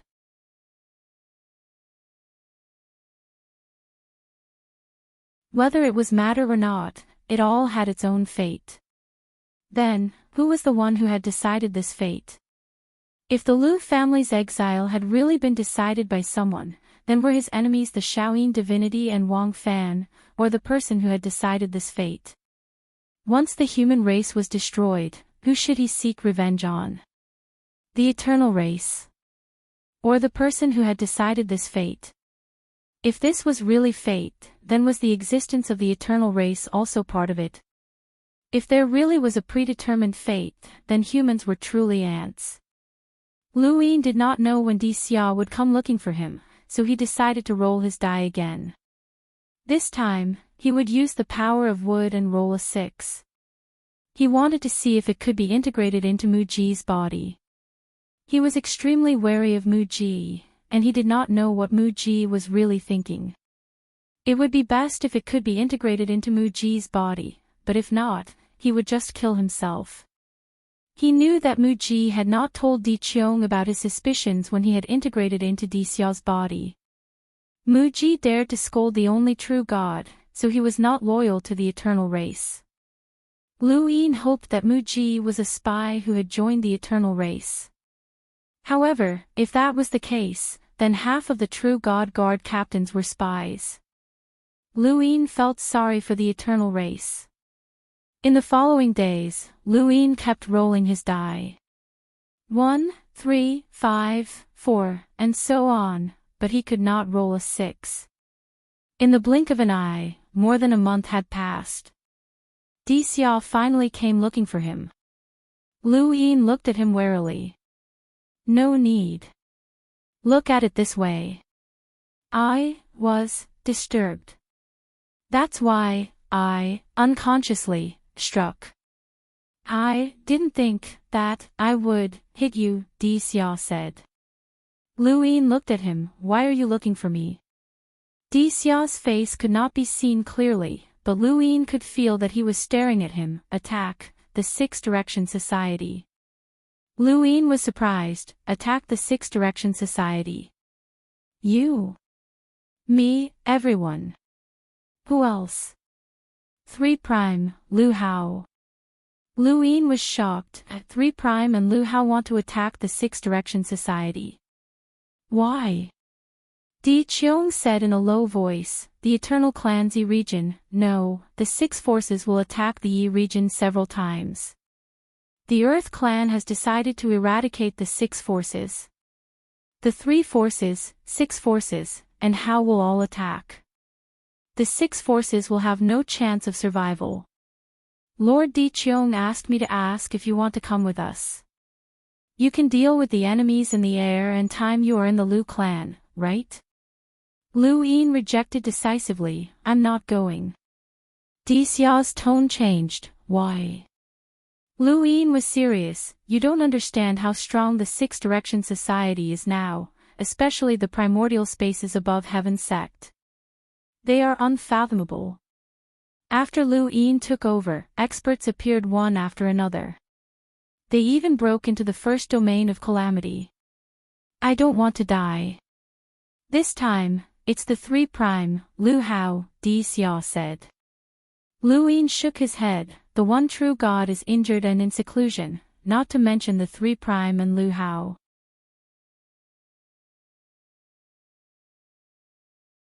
In my opinion, the 3 Prime and Lu Hao have more means to protect themselves. Once they encounter danger, they won't die, but I might not. Di Xia was silent for a moment. So, you don't plan to take revenge? Lu Yin stared at Di Xia, wanting to see his face clearly. You know about my vendetta. I don't, but you hate humans. This is a chance. I will think of a way to take revenge, but not now. I feel that if I participate in the chosen of deities and reach the level of the 3 Prime and Lu Hao, it will be easier for me to take revenge in the future. There won't only be one chance, Lu Yin said. Di Xia did not try to persuade him any further. Fine. However, if you want to understand, come to me. Enter, attack, the Six Direction Society. The date, set, is 10 days from now. That will be the day the Six Direction Society is destroyed. With that, Di Xiao left. Lu Yin watched as Di Xiao left. 10 days from now. The date was really accurate. If Lu Yin did not know, he would have jumped in even if he felt that it was a trap. After all, it concerned the life and death of the entire Six Direction Society. Of course, there was also the possibility that the Eternals knew that Lu Yin was Lu Yin and were using this method to make him lower his guard. Even if the Six Direction Society knew that the Eternals would attack, the Six Direction Society would not put up any defenses. However, this possibility was extremely low and unnecessary. Even if there was such a possibility, Lu Yin had already told Wang Wen about it, and Wang Wen and the others would be prepared. If the Three Prime and Lu Hao really attacked, it did not matter whether the Six Direction Society was prepared or not. If the Eternals attacked, the Six Direction Society would definitely be defeated. Lu Yin continued to roll his die. He wanted to merge into Muji's body now, and there were still 10 days left. He hoped that he could make it in time. Luck was still on Lu Yin's side. He had not rolled 6 pips back then, but on the day that Di Qiong and the others left, Lu Yin managed to roll it. He rolled the die with his wood space-time force, and when his consciousness appeared in the dark space, he only saw a ball of light. It was not bright, which meant that this ball of light represented a power that did not surpass his own. Lu Yin rushed over and merged into it. In an instant, memories flooded out, and Lu Yin opened his eyes. He was overjoyed. It was Muji. He had finally succeeded. Lu Yin could not wait to check Muji's memories. He had not cultivated his wood space-time force much, so he had limited time. First, he had to confirm whether Muji had told the ancestor and the others about his speculations. Even though Lu Yin felt that Muji had not, there was nothing more reliable than personally checking Muji's memories. Next, he had to check Muji's speculations about Hui Wu, Wang Xiaoyu, and the others, as well as Muji's stance. Lu Yin wanted to know all of these. This time, he had only merged with Muji's memories for a very short period of time, and Lu Yin did not even have enough time to look through Muji's memories before his consciousness returned to his body. He looked into the distance and heaved a sigh of relief. He also felt a little emotional. Humans were complicated. Their emotions, thoughts, actions, and so on were all things that no one dared to say that they could completely see through a person. Muji was one such person. He was a genius through and through. The samsara roulette had allowed him to become the wood god's disciple and leave his name in the wood being scripture. Even in the Six Paths Society, this was an extremely high honor. Even in the reincarnation spacetime, his status was not much lower than the 3 sovereigns and 9 sages. The wood god valued him greatly. In order to nurture him, he had not only taught him cultivation techniques, but had also specially nurtured his knowledge, allowing him to learn many things. The experts of the once glorious above heaven and the Six Paths Society had even told him about the primordial realm and the existence of bitter adversity. They had also told others that one could obtain eternal life and transcend. This had caused Muji to have an unimaginable obsession with eternal life from the very beginning. It was precisely because of this that Muji had taken the wrong path. Muji had once asked the wood god, "Master, can you obtain eternal life?" The wood god shook his head. "Master cannot do it. Since ancient times, no one has ever done it." "Can the Grand Empyreans obtain eternal life?" "Not yet." "Can the once glorious above heaven obtain eternal life?" "No." "Who can obtain eternal life?" The wood deity thought for a moment. In today's universe, the only true God of the Eternals is probably the one and only true God of the Eternals. That is why we are always at a disadvantage. Little g, you must remember to work hard and cultivate. Everyone must do their best to fight against the Eternals, save humanity, and protect the Six Direction Society.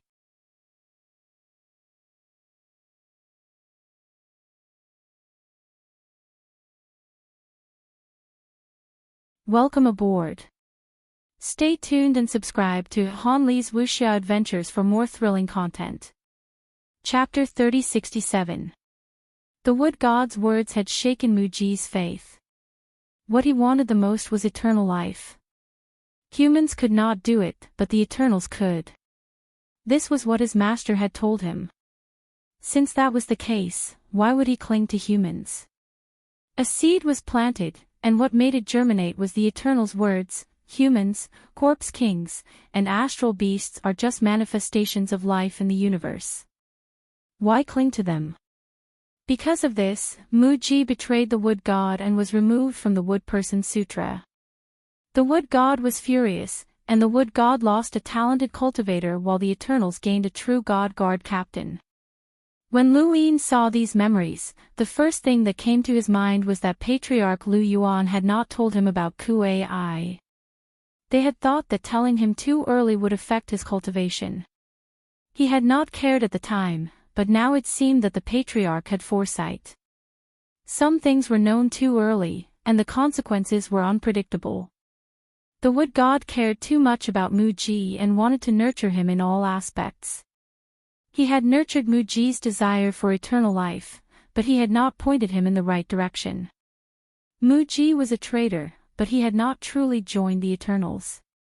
He wanted to transcend. If he could betray the wood god, then he could betray the Eternals as well. He only wanted the true god's ultimate technique because it could allow him to transcend. His goal was very clear. He looked down on the Eternals from the bottom of his heart, which was why he could casually insult the only true god. He was proud because his starting point was much higher than others. Many people spent their entire lives without knowing about the existence of progenitors, but he had stepped into the Wood Person Sutra and learned about eternal life. His prideful nature made him think of a way to obtain the true god's ultimate technique. He did not want to expose Lu Yin and Hui Wu to be rewarded by the Eternals. Everyone had different personalities, and if it had been the Shaoyin Divine Sovereign, he would have already revealed that Lu Yin might be Yebwa. Lu Yin also knew that he had been deliberately sunk into the Divine Power Lake to find the true god's ultimate technique.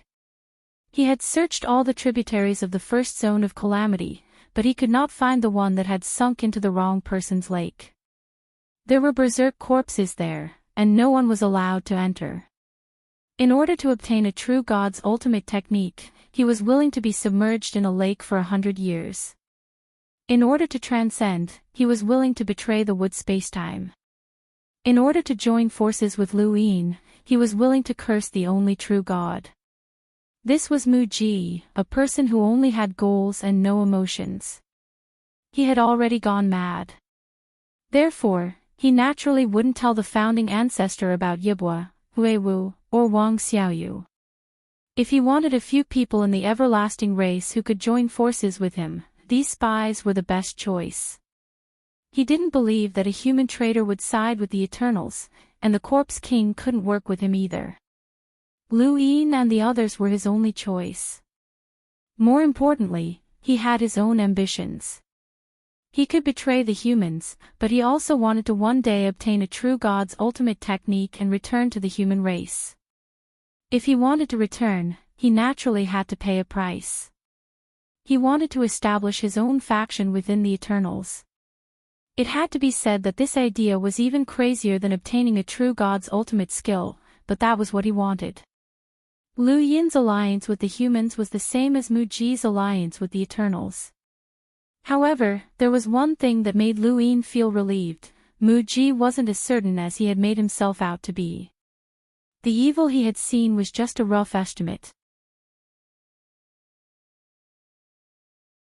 He had been certain that Yebwo was Lu Yin himself, but he had only been stalling for time and bluffing. Even Wang Xiaoyu had very little evil. After Huiwu had left, the corpse god had been severely injured. This was only his guess, but it was all a bluff.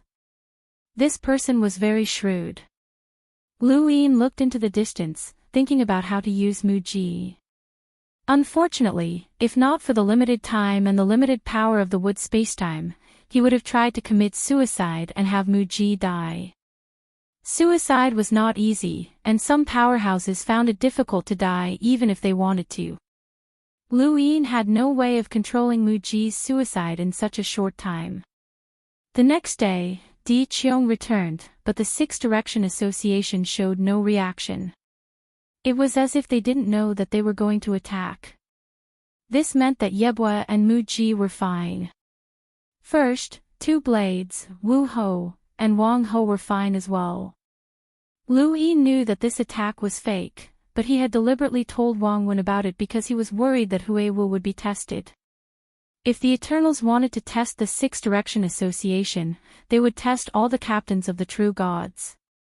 If Hui Wu told the Six Direction Association that they were going to be attacked, they would be exposed. Now that the Six Direction Association knew about this, even if Hui Wu had a way to send the news back, the Six Direction Association would not be discovered. The test was over, and the next step was to attack the 5 spirit tribes and the Tri-Moons Alliance. Lu Yin narrowed his eyes. Even if he had been prepared for this still made him uneasy. He wondered how Wang Wen and the others would prepare. Another day passed, and Di Qiong left with Di Xia. Lu Yin walked out of the tower and headed in Mu Ji's direction. He knew where she was. Not long after, Lu Yin found Mu Ji. Mu Ji looked at Lu Yin. Yebua. What's the matter? Have you thought it through? Many figures appeared in the Tri-Moons Alliance's spacetime, including Di Qiong and Di Xia. They had thought that this would be an unbridled massacre, but instead of the Tri-Moons Alliance, they saw Wood God, Void Master, and other experts from the Six Direction Association. Oh no, something went wrong. At the entrance of the first zone of calamity, Celestial Champion Dushabag raised his golden staff and smashed it down. Come again, first zone of calamity. Celestial Champion Dushabag killed his way into the first zone of calamity. At the same time, in the third zone of calamity, Lu Yin approached Mu Ji. You want to find the true God's ultimate technique? Mu Ji asked, why? Are you going to say it out loud? I don't know what you meant by what you said to me before, and I don't know who that person is, but I want to find the true God's ultimate technique as well.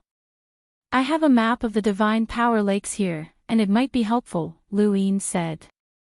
He was already 8 meters away from Mu Ji. Mu Ji frowned. This kind of thing is useless. Perhaps the true God's ultimate technique is hidden in some corner, and we can find it with the map. It's not something you should say. What if this is a map of all the divine power lakes in the 6 zones of calamity? What did you say? A map of the 6 zones of calamity. Mu Ji was shocked. Lu Yin was calm. If a true God placed the ultimate technique under the divine power lakes, then there must be some kind of pattern. Only a true God can clearly see the locations of the 6 zones of calamity. Through this map, we can also see it. Mu Ji's eyes burned with passion. If it was just a map of one zone of calamity, then he would not have cared, but 6 zones of calamity were different. Take it out and let me see. Lu Yin took a step forward, and the scene in front of him changed. He directly controlled Mu Ji's body, took out the wheel of life and death, and spun it. At the same time, Mu Ji grabbed Lu Yin's body. Lu Yin seemed to be unable to resist, and Mu Ji grabbed him by the neck, making it difficult for him to move.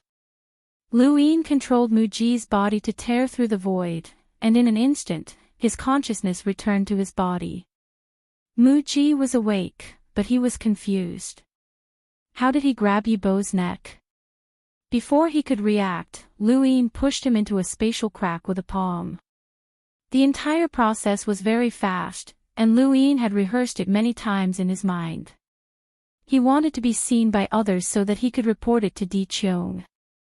From an outsider's point of view, the entire process looked like Mu Ji had suddenly attacked Yi Bo, and for some reason, Yi Bo had been unable to resist. However, Yi Bo had attacked in the next second, and Mu Ji had used Yi Bo's palm to escape into the spatial crack. Everything had seemed so smooth, and the spatial crack had been torn open by Mu Ji himself. He had premeditated his escape. After Mu Ji disappeared into the spatial crack, a figure quickly approached him. It was the woman he had seen on the observation platform, and she was the expert who was second only to Di Cheong in the third zone of calamity, Faye. Di Cheong had indeed sent people to watch him. "What's going on?" Faye shouted as she stared at Lu Yin. Lu Yin coughed. "I don't know. He suddenly attacked me and even stole my cosmic ring." Faye saw that Lu Yin's finger was bleeding. Cosmic ring. She wanted to ask more questions, but a terrifying aura suddenly descended from the distance. Not good. In the third zone of calamity, at the center of the Eternal Kingdom, a stargate opened, and Lu Yuan walked out just after Mu Ji had left. The stargate that Lu Yuan had used was Lu Yin's, but it had been stolen by Mu Ji. Lu Yuan walked out of the stargate and saw the imprisoned Wu Tian. Although he had expected this, he still couldn't help but roar when he saw Wu Tian, Wu De. On the observation platform, Wu Tian's eyes widened, and he said in a hoarse voice, "Fertile soil." Lu Yuan appeared in front of Wu Tian. "I'll take you back." "Wait." Wu Tian wanted to say something, but Faye broke through the void and swept her leg towards Lu Yuan. Lu Yuan casually pushed her back, and in the next moment, Lu Yin appeared, his divine power surging as he attacked Lu Yuan. Lu Yuan showed no mercy as he raised his palm and pressed down. Heaven and earth froze as Lu Yin's body was pressed down by the palm. Faye hurriedly reached out and dragged Lu Yin out. The Eternal Kingdom was reduced to dust, and the third zone of calamity trembled under Lu Yuan's might. No one could stop him. Lu Yuan casually tore open the chains and was about to leave with Wu Tian. Wu Tian fell to the ground, his skin torn apart. His body was extremely weak, but he would not die. Lu Yuan grabbed Wu Tian's arm, and Wu Tian gripped Lu Yuan's arm, his eyes red. "If I could leave, I would have done so long ago. Fertile soil, I am the one who is destined. Let's go." Not far away, Faye's eyes disappeared, and she charged towards Lu Yuan with the eyeless transformation. Lu Yuan didn't even look at her. A Xitigarbon needle appeared in his palm and pierced through the void.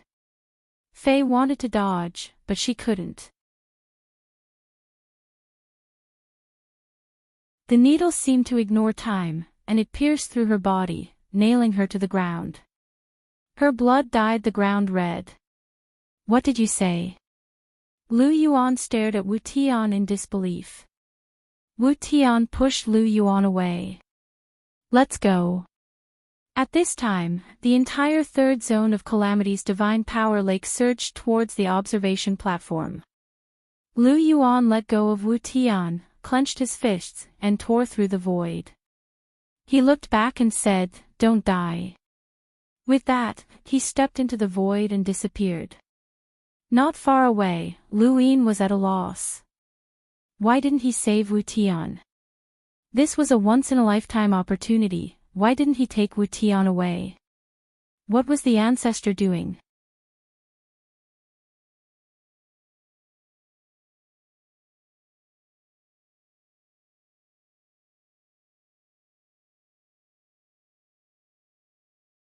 His innate gift is too strange, and I couldn't react in time.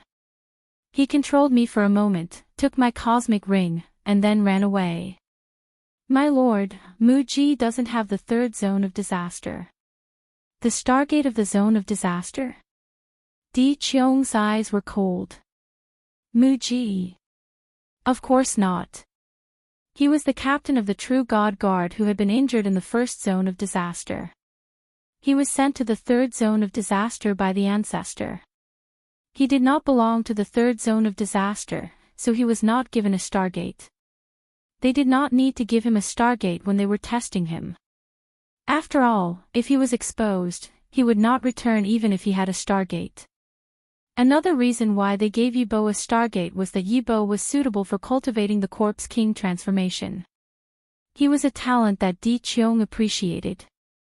Furthermore, Yibo cultivated godly power, so Di Qiong did not think that he was a traitor. Now, it seemed that Mu Ji was indeed a traitor. He took Yibo's cosmic ring and let Lu Yuan save Wu Tian. However, why didn't he tell the Six Direction Society about the test? How did he know that the clan's true target was the 5 spirit tribes and the Tri-Moon Alliance? Fei returned. She had been severely injured this time.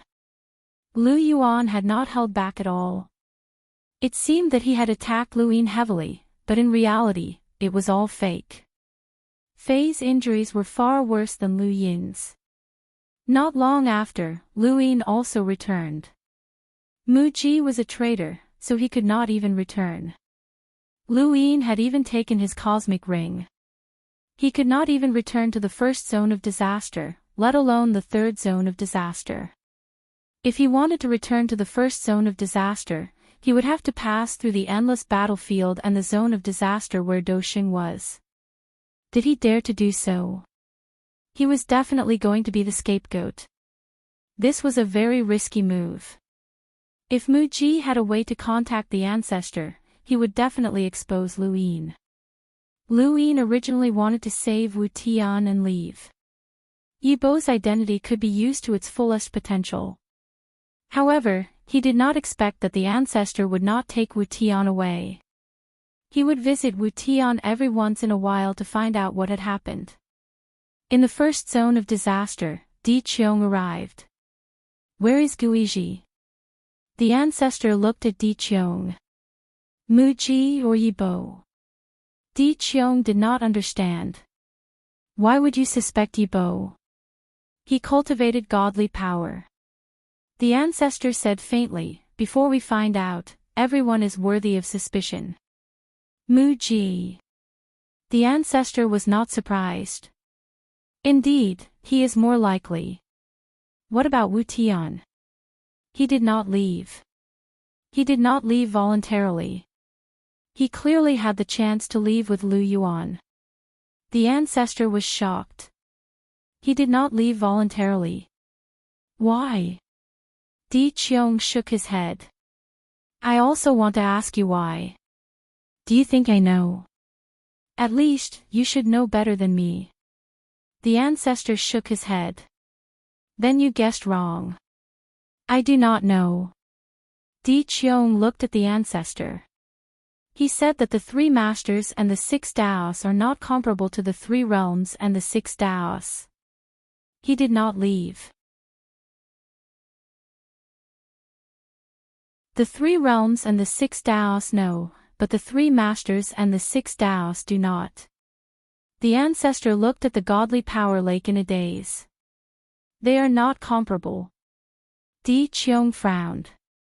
My strength is not inferior to Wu Tian's. The ancestor was indifferent. It is not just a matter of strength.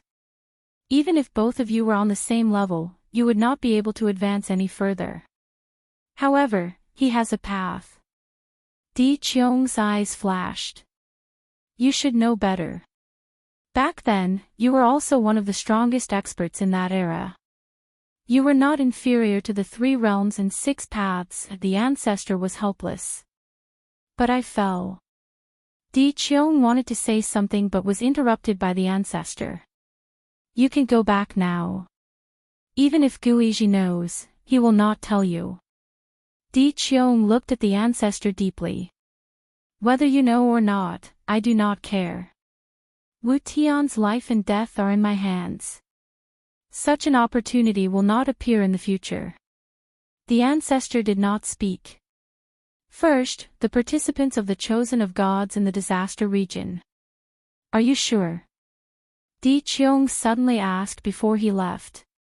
The ancestor's back was facing him. Yes. Di Qiong lifted his leg and disappeared.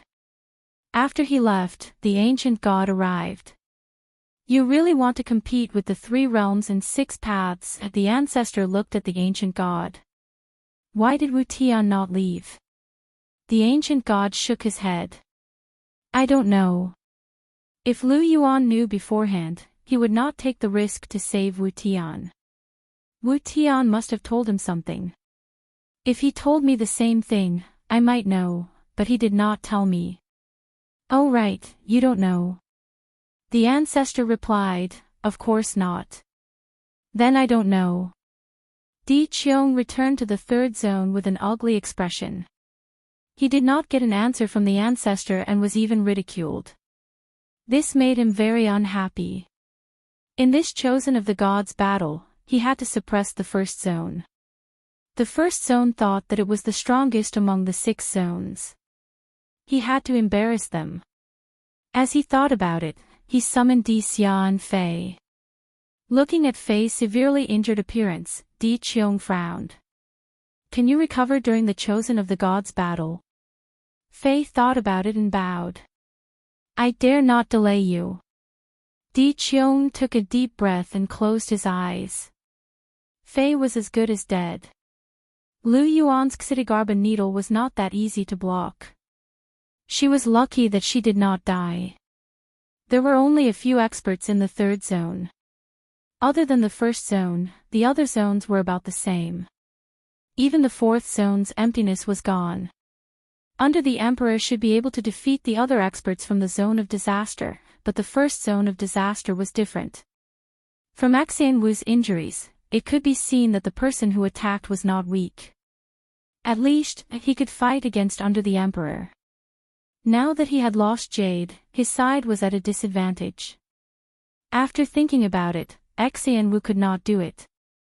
Who else could? After thinking for a while, Di Qiong thought of Yi Bo. This person had defeated Xian Wu before. Although it did not mean that he was stronger than Xian Wu, he had extraordinary attainments in divine power. What was the strongest power of the Eternal Tribe? It was divine power.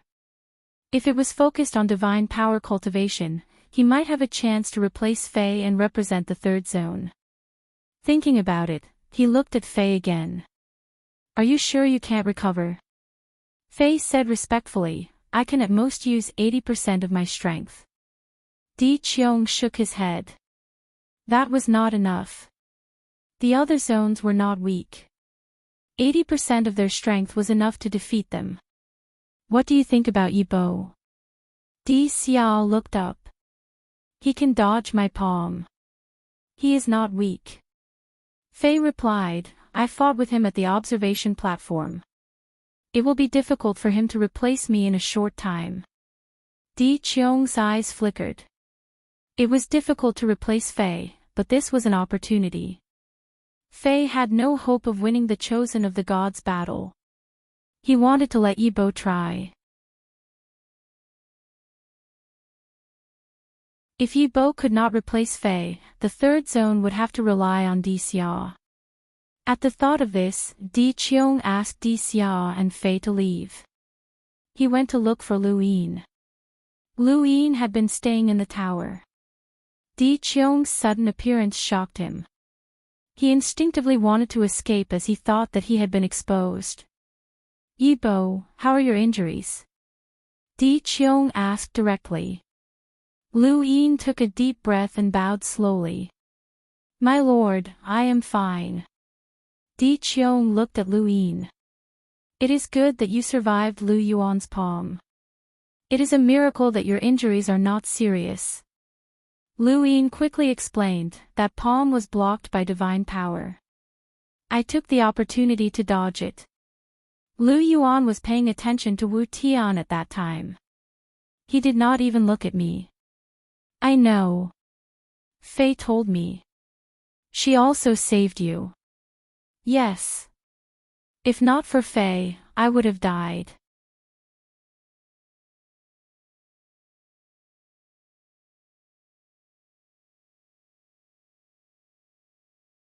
Welcome aboard. Stay tuned and subscribe to Han Li's Wuxia Adventures for more thrilling content. Chapter 3069. This was also the reason why Di Qiong did not suspect Lu Yin. If Fei had not intervened at the critical moment, Lu Yuan's palm would have killed Yebua. If Yebua was really a spy, Lu Yuan would not have been so ruthless. May I know what orders you have for me? Lu Yin asked respectfully. Di Qiong said, the Chosen One battle is about to begin. Fei has been severely injured by Lu Yuan, so it is unlikely that she will participate in the battle.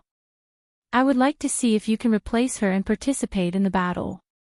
Lu Yin was shocked and quickly rejected. I have fought with Fei before. Even if she is injured now, it is unlikely that I can defeat her. If I am not wrong, Fei should be a sequence order warrior. Di Qiong placed his hands behind his back. Sometimes, the sequence order warrior is not that strong. You true God guards have killed more than one sequence order warrior. You should know this very well. But I am definitely not Fei's match now. Give it a try. Try your best to cultivate your divine power. Fei is unable to cultivate her divine power. This is her biggest flaw. Lu Yin was really shocked this time. Fei is unable to cultivate her divine power. Yes, during the battle with Patriarch Lu Yuan, Fei did not use her divine power. In the third zone, Xian Wu and Di Xia had used their divine power, but Fei had not.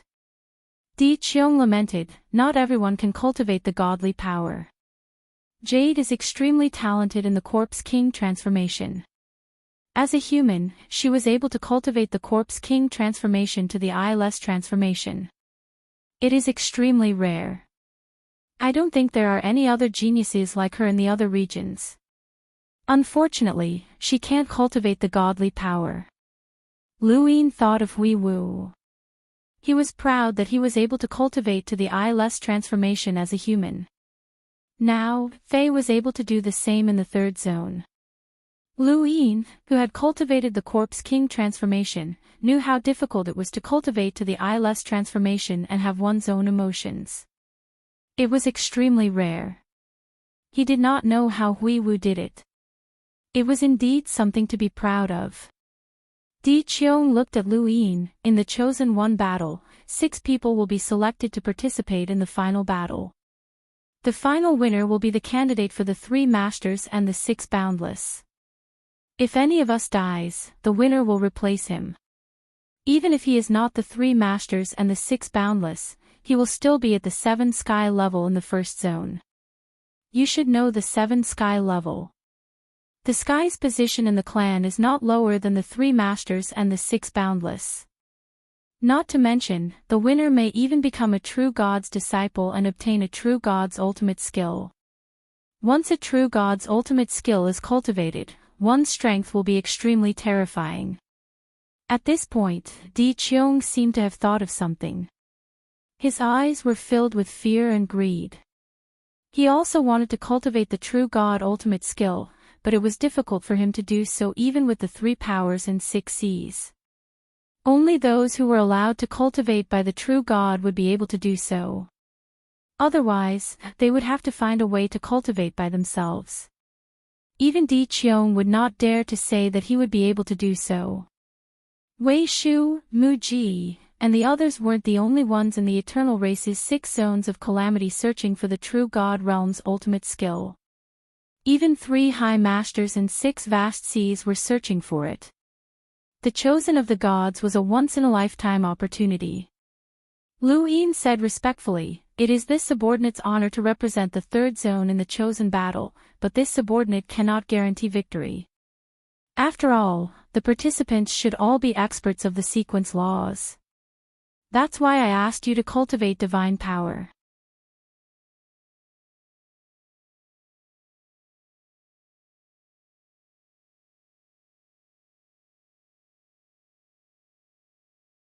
Since ancient times, the Eternals had held many chosen of God's battles, and each time, they had sent out a top powerhouse. Di Qiong himself had walked out of a chosen of God's battle, so he knew how cruel it could be. This was especially true for Immemorial City. Even if he went there again, he could not guarantee that he would return alive. The bet is set. Di Qiong, let me remind you, don't let anyone else in. Otherwise, I won't be the only one you have to bet with. After saying that, the dark clouds dispersed without any warning. The eyeball also turned into ashes and disappeared. Di Qiong immediately activated the third zone's sourcebox array. No one could enter or leave. Wu Tian had not only attracted ruins, and Di Qiong was already uneasy about betting with ruins. After all, Fei was heavily injured, and Di Qiong had not even decided on a second representative. If he bet with the other zone's representative, it would mean that the third zone's representative would challenge all the other zones, which was impossible.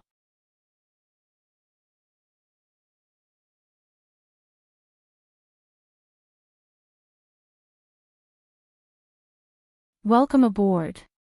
Stay tuned and subscribe to Han Li's Wuxia Adventures for more thrilling content. Chapter 3070.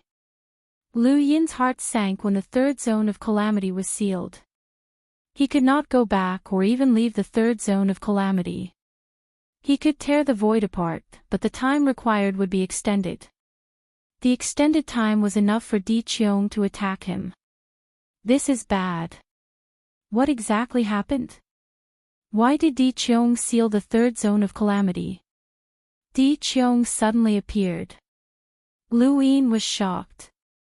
Was he going to attack him? Di Qiong appeared and looked at Lu Yin. This chosen of God's battle is very important to me. There is no time for you to get used to it. I have to choose between you and Fei as soon as possible. Yi Bo, let me see how talented you are in the path of divine power. Let me see if you are worthy of my training. Di Qiong then grabbed Lu Yin. Lu Yin resisted the urge to attack and was thrown into the divine power lake. With a splash, Lu Yin fell into the divine power lake. Di Qiong stood beside the divine power lake, deep in thought. If Yi Bo was not talented in the path of divine power, he would focus on healing Fei's injuries and increasing her strength as much as possible. He was forced to the cliff by the ruins. Wu Tian could not be given to anyone else. Only he was qualified to have Wu Tian. Without Wu Tian, how could the third zone of calamity still be called the third zone of calamity? On the other side, Lu Yin fell into the divine power lake. He cursed under his breath. What happened to Di Qiong? Di Qiong had told him to train as much as possible before, but now he was forcing him to train like a madman. The divine power lake was completely made up of divine power. Lu Yin could only absorb it when he fell in. Regardless of whether he absorbed it or not, the divine power would enter his body. This was the origin of the berserk corpse. The divine power rushed into Lu Yin's body from all directions and rushed towards the starry sky in his heart. Lu Yin could only concentrate on absorbing the divine power. However, there was a desire to kill in his mind. This desire came from the divine power lake. There was too much divine power. He did not dare to recite the primogenitor scripture in case the only true God found out. He could only absorb the divine power himself and stay awake. He could do it. He did not believe that the divine power lake could fill up the starry sky in his heart. Di Qiong would not let him stay down there for too long. He wanted to see his talent clearly, not nurture the berserk corpse. After an unknown period of time, Lu Yin was in a daze under the divine power lake. He did not know how much time had passed. A force reached into the bottom of the lake and brought him up. At this moment, Lu Yin's entire body was flushed red. His hair, skin, and even eyes were exactly the same as when Mu Ji had been brought up. The difference was that Mu Ji had soaked for 100 years, while he had only soaked for a short period of time.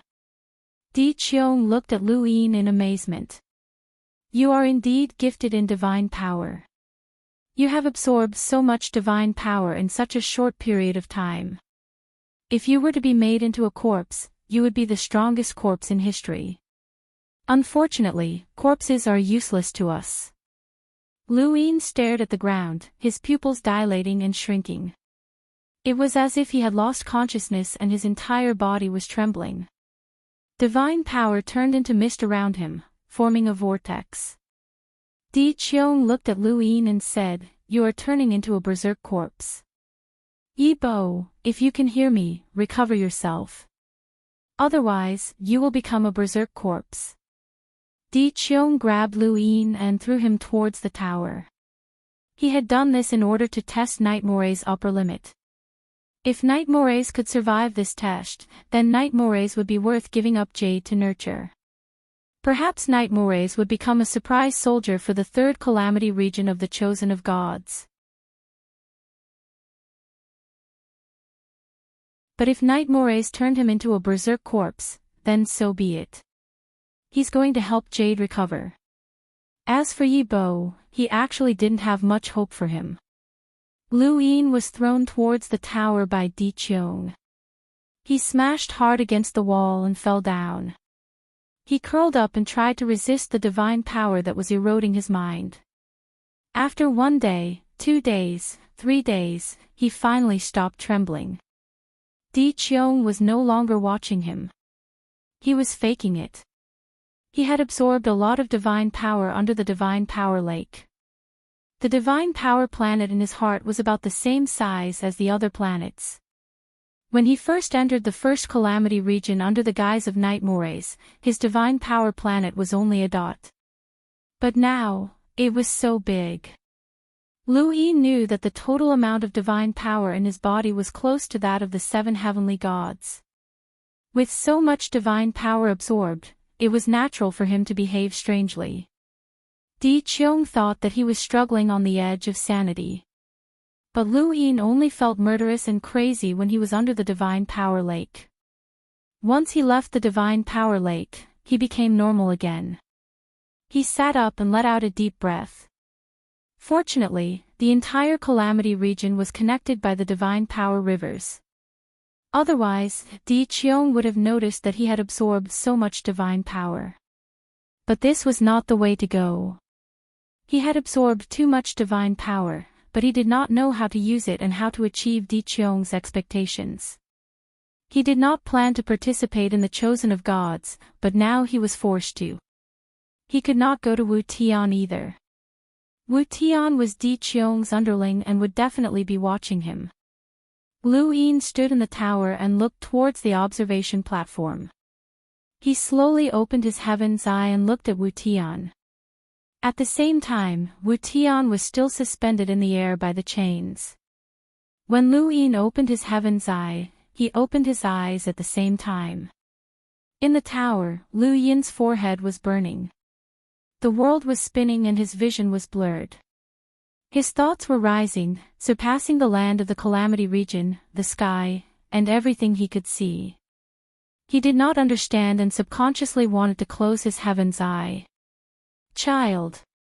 Luin stopped and was at a loss. In my life, the thing I loved the most was researching all kinds of weapons and battle skills. Thus, I named myself Martial Heaven. In my life, my greatest gain was this Martial Heaven's memory. I hope that this memory can help you. Luin stood in a daze. His entire being seemed to have ascended. Everything disappeared. The land of the calamity region, the everlasting tribe, and divine power disappeared. All that was left was the dark sky. Suddenly, the sky split open and a divine eagle cried out. Lu Yin's expression changed. A divine eagle. In the sky, the divine eagle stretched out its claws and swooped down towards Luin. Luin wanted to resist, but before he could do so, the eagle pierced through his body and headed downwards. Luin quickly looked down and saw that a lake had appeared beneath his feet. The despicable fish had jumped out of the lake. The divine eagle stretched out its claws and tore through the void, freezing it in place. The despicable fish swayed its fins and drew a strange curve in the void. It broke the frozen void and plunged into the bottom of the lake. The divine eagle's sharp claws scratched the surface of the lake, leaving deep scratches, but it returned to the sky unwillingly. Liu Yin's gaze followed the eagle as it soared, and he saw the claw clearly. That claw seemed to be able to erase space itself. What was that? Before he could think any further, the divine eagle suddenly shattered. A black stream of air pierced through the eagle's shattered body and transformed into a gold yen that slashed horizontally. Liu Yin's pupils shrank. The Grim Reaper. The Grim Reaper held the gold yen and streaked across the sky, dragging death energy with it as it slashed down. The gold yen slashed at Liu Yin, causing his hair to stand on end. He couldn't block it, definitely couldn't. This gold yen was enough to completely tear him apart. The gold yen pierced through Liu Yin, causing him to feel a bone-chilling cold. He reached out to grab it, but it mysteriously disappeared. Liu Yin's hands landed on nothing, and a sword pierced through his head from afar before disappearing in an instant. Liu Yin stood there in a daze. He understood that this was a scene that Wu Tian had seen before. Everything that Wu Tian had seen, everything that he had studied, everything that he had seen, everything that he had studied, everything that he had seen, everything that he had seen, everything that he had studied, everything that he had seen, everything that he had seen, everything that he had seen, everything that he had seen.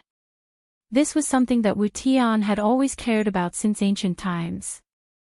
Liu Yin just stood there and watched as the battle techniques were unleashed one after another. They either brushed past his body, streaked past his eyes, or disappeared halfway. It was as if he'd been possessed, and his eyes were unfocused as he continued to watch. He saw the churning of the ancestral Mang, the Qing Luo sword sky, Mavis strength, the thread of fate, and the shattering of the first continent. The continent that had given birth to countless geniuses had suddenly shattered. The moment the continent shattered, Liu Yin suddenly became clear-headed as his entire body fell into a bottomless abyss. With a thud, he fell flat on the ground and stared blankly at the top of the tower. In his mind, he replayed the various battle techniques that he had used since he had stepped onto the path of cultivation. Some of them were simple, while others were complex. At this moment, Liu Yin saw another version of himself stand up and reenact the battle techniques that he had seen, including the scenes that he had seen in the sky of martial arts. What was martial? Was it movement? Was it strength? Was it fighting? Was it fighting against the heavens? Was it fighting for control of his own body?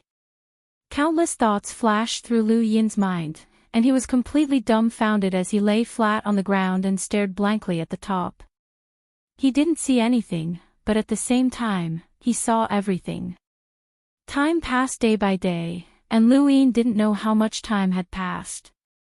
Perhaps it was a day, or perhaps it was 100 days. On this day, Liu Yin's lifeless eyes suddenly lit up.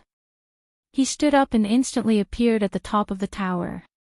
He raised a hand and slowly waved it towards the distance. First move, setting sun, world's end splendor. In the third zone of calamity, a setting sun suddenly appeared on the horizon, but it was blocked by clouds. The red light illuminated the ground of the zone of calamity, attracting the attention of countless people. When had there been a sun in the zone of calamity? Why was there such a setting sun here? As Liu Yin waved his hand, the setting sun slowly disappeared, and the zone of calamity returned to normal. At the same time, Di Qiong looked in Liu Yin's direction with a rare expression of shock. Was this the power of intent? At the top of the tower, Liu Yin had completely regained his senses after he lowered his arm.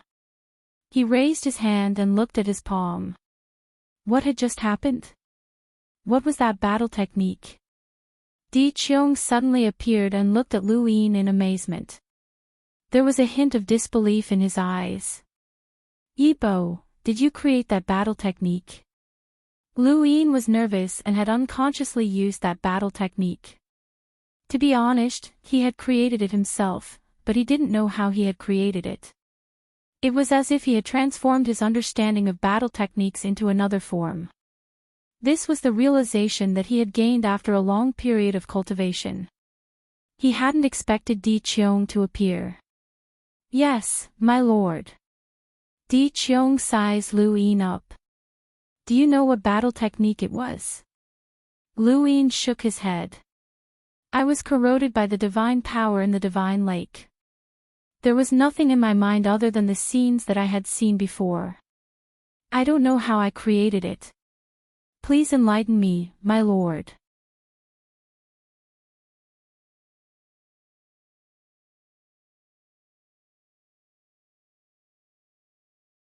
Welcome aboard.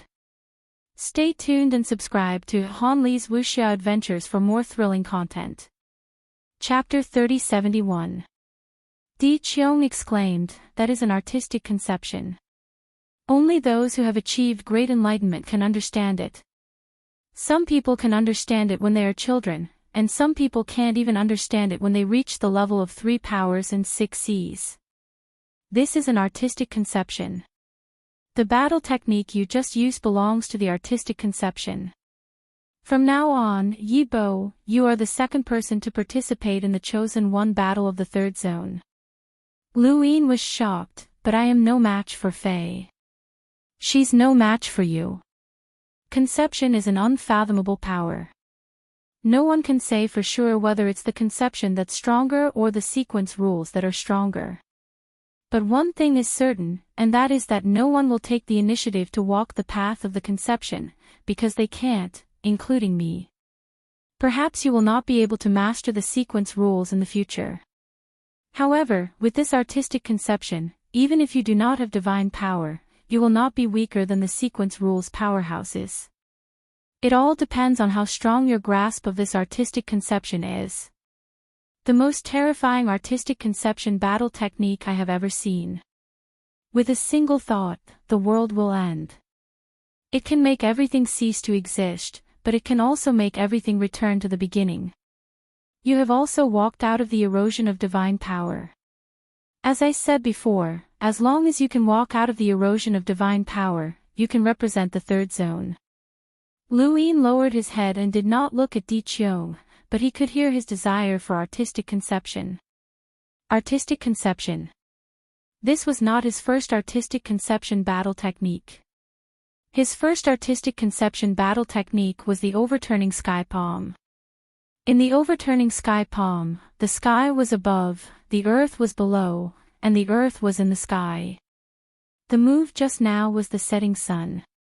It was the understanding of martial arts and the attack of martial arts. As long as one cultivated it, they would enter the world of martial arts and be attacked by the setting sun. Lu Yin finally understood why Lu Xiaoshuan's creation of the overturning sky palm had attracted the great ancestor Lu Yuan. It was because of the power of artistic conception. Di Qiong and the great ancestor Lu Yuan would be amazed. He also understood why Lu Xiaoxian could create the overturning sky palm. Artistic conception had nothing to do with one's cultivation or age. Children could see through concepts, but 3 high and 6 vast couldn't. This was a concept, a mysterious and profound power. Even 3 high and 6 vast couldn't walk down this path. Whether or not they could walk down this path depended on luck and whether or not they could achieve great enlightenment. Di Qiong was very envious of Lu Yin, as what he had said was true. He wanted to comprehend the power of intent as well, but such power could not be forced. If Yi Bo had not been there, then only Di Xia and Fei would have been able to participate in the third region of calamity.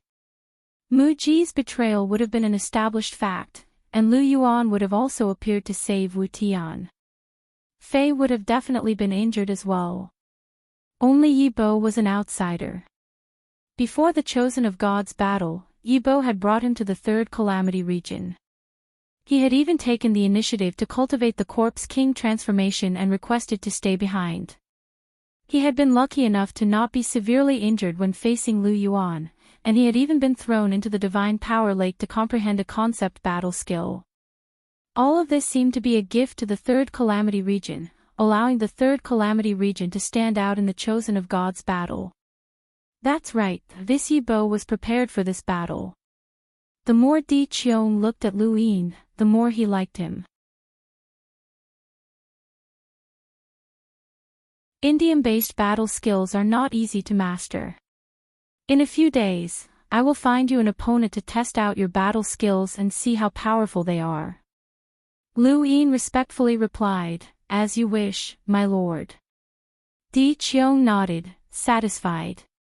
"By the way, are you interested in Wu Tian?" Lu Yin did not deny. "I was born in the origin space. Wu Tian is a legend in the 3 realms and 6 paths. Since you are interested, you can go and take a look." With that, he left.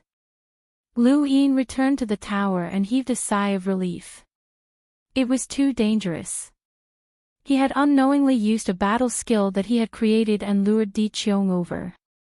If it had not been Di Qiong, but the one true God, it would have been over. However, the one true God should not have been lured out so easily. He was injured and needed to go into seclusion to recover. Lu Yin looked at the observation platform.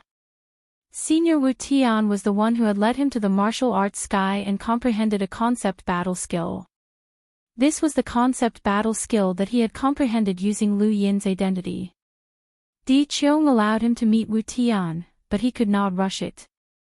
On the other side, Fei requested to meet Di Qiong. "My lord, what was that just now?" An Indium-based battle skill created by Yi Bo. Fei was shocked. He created an Indium-based battle skill. Di Qiong looked at Fei. "Yi Bo will take your place in the Chosen One battle. Do you have any objections?" "Of course not. I am injured and do not dare to delay the Chosen One battle," Fei replied respectfully. Di Qiong nodded. "Even so, if Yi Bo is no match for you with his divine power and Indium-based battle skill, you should still participate in the Chosen One battle. Therefore, I plan to let the 2 of you compete in a few days." Fei lowered her head. "Yes, my lord." She was not stupid. Although it was called a competition, it was actually a chance for Yi Bo to practice his Indium-based battle skill. However, there was no other way. This was the reality of the Eternals. The strong were respected. Xinwu was severely injured by Di Qiong, but she did not dare to complain. From now on, Yi Bo's position in the 3rd Calamity region would surpass her. He would be second only to Di Qiong. If his Indium-based battle skill was really powerful, he might surpass Di Qiong in a few years. On the other side, Di Qiong looked away. Indium-based battle skill. Yi Bo was able to avoid his palm and suppress Xinwu. He was definitely not weak. Now that he had an Indium-based battle skill, it seemed that he would be the one to participate in the Chosen One battle. Di Qiong wondered how powerful Indium-based battle skills were. A few days later, Di Qiong brought Fei and Lu Yin to a corner of the 3rd Calamity region. Lu Yin and Fei faced each other. They had fought briefly on the observation platform. Lu Yin had been injured by Fei's strange swordsmanship and had been flung away by her strength. This time, he wanted to see the power of Indium-based battle skills. This was what Di Qiong and Fei wanted to see as well.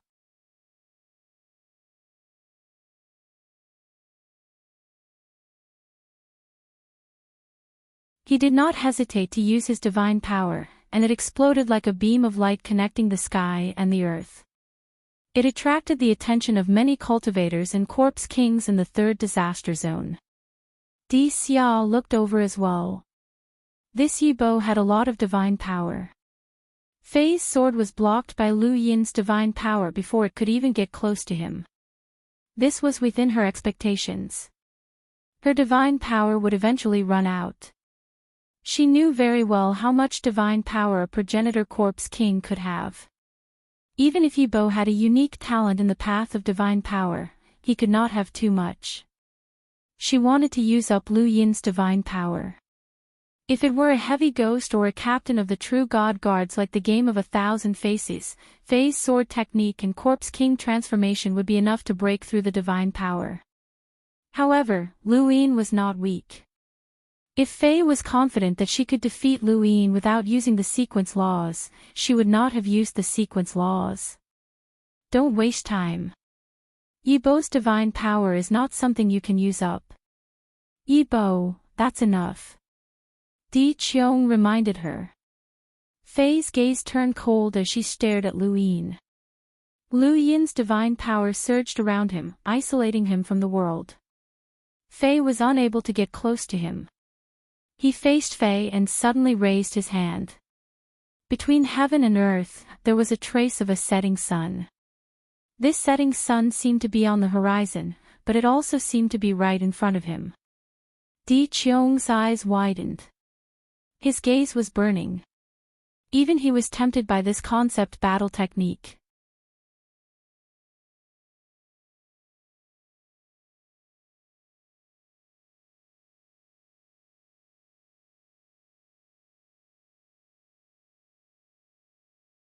Countless corpse kings in the Third Calamity region were facing the Stargate, and there were many human cultivators among them. Xinwu was also looking at the Stargate. He longed to participate in the battle of deities chosen, but he did not expect that Yi Bo would beat him to it. Even though he was unwilling, he had no choice. Apparently, Lu Fei was only second to Di Xia in the third zone of disaster. The area around the Stargate was barren, and Lu Yin arrived in an instant. He looked at the Stargate in front of him and realized that this was the beginning of the Chosen One battle. Not everyone could participate in the trial.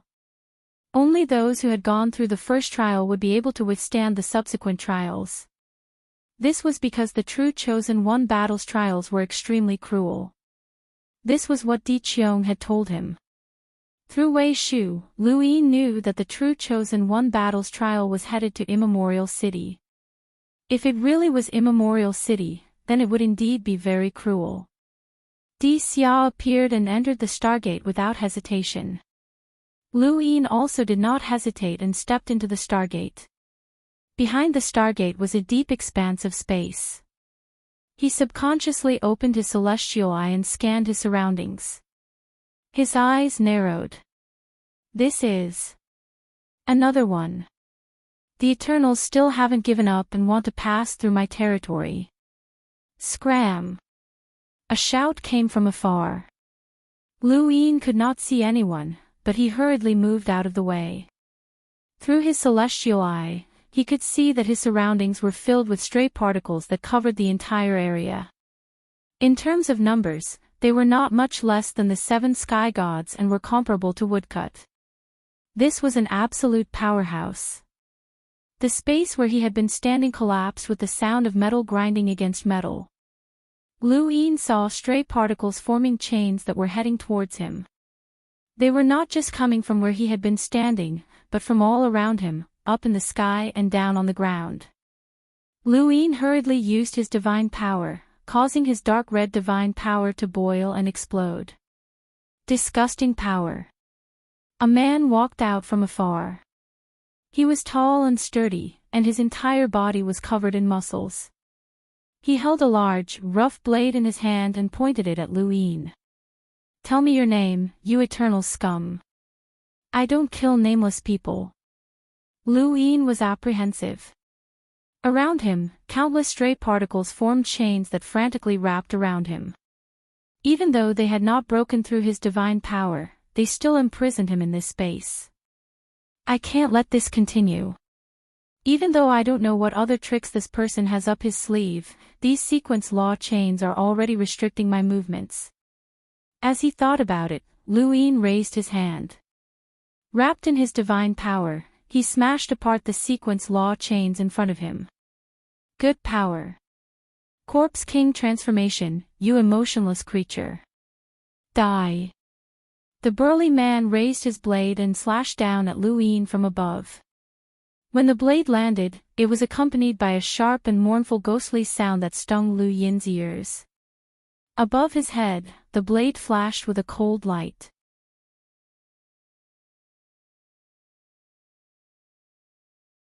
Lu Yin hurriedly dodged, and the blade slashed past him from the side, tearing through the starry sky. The blade slashed horizontally, and Lu Yin grabbed the hilt of the burly man's blade. The burly man was surprised. "You have some eyesight. What a pity." After he said that, a new blade appeared behind the hilt. It suddenly rotated, and with a hiss, Lu Yin's arm was cut open. At the same time, the burly man was also injured by the blade. But he did not care, and he slashed again while laughing maniacally. Lu Yin frowned. Damn it, this guy was fighting with his life on the line. Was he not afraid of death? If his opponent was a corpse king, Lu Yin would not be surprised, but this was definitely a human. Unable to figure out his opponent's methods, Lu Yin retreated again. "Ha ha ha ha, so you're not a corpse king. You're afraid of death. Kid, fight with me. The more afraid you are, the easier it is to die. Take my blade." The burly man's blade was not a normal blade at all. It could be used at all angles, and it could slash at his opponent as well as himself. He was like a blade that could not be approached. But in all directions, chains formed by the sequence law continued to coil around him. Lu Yin released his divine power wildly and pushed it out. He wanted to use his divine power to completely destroy the burly man. Outside the barrier, the burly man sneered. He had faced divine power countless times and was very familiar with it. "How long can your divine power last?"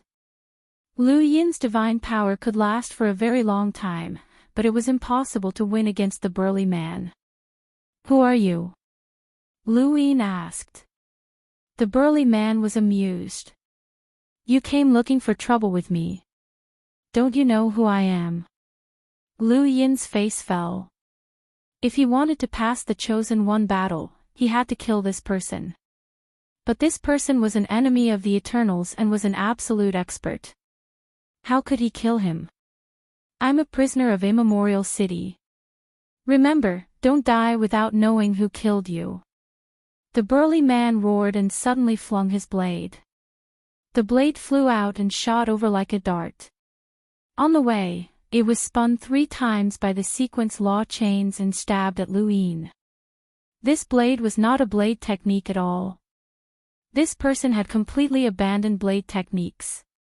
Rather than calling it a blade technique, it was more like he was playing with a blade. Lu Yin was shocked by the burly man's words. Immemorial City. This person was an expert from Immemorial City. This was Immemorial City. Impossible. There was no time to think. The blade stabbed into the divine power. The man called prisoner grabbed the hilt and flung it out again. Every time he flung it out, the power of the blade increased, and the divine power was torn apart. Lu Yin gritted his teeth. No matter who his opponent was, he was definitely being watched by the Eternals. It would be too suspicious if he did not make a move. As he thought about it, the blade stabbed in again. It was less than a meter away from him. The sequence law chains were all around him. Lu Yin faced prisoner and raised his hand. Setting Sunday. A beautiful setting sun appeared in the darkness of the starry sky. It was like a painting. At this moment, prisoner felt the same as Jadeite. It was as if he was wrapped in something that gave him a strange warmth. The blade shot over from afar, but it could not destroy this beautiful painting. Lu Yin waved his hand and the blade fell to the ground. Prisoner's expression changed and his mind went blank. It was as if he had lost something very important. He spat out a mouthful of blood. Intent, battle technique. Lu Yin took advantage of prisoner's injury and hurriedly attacked.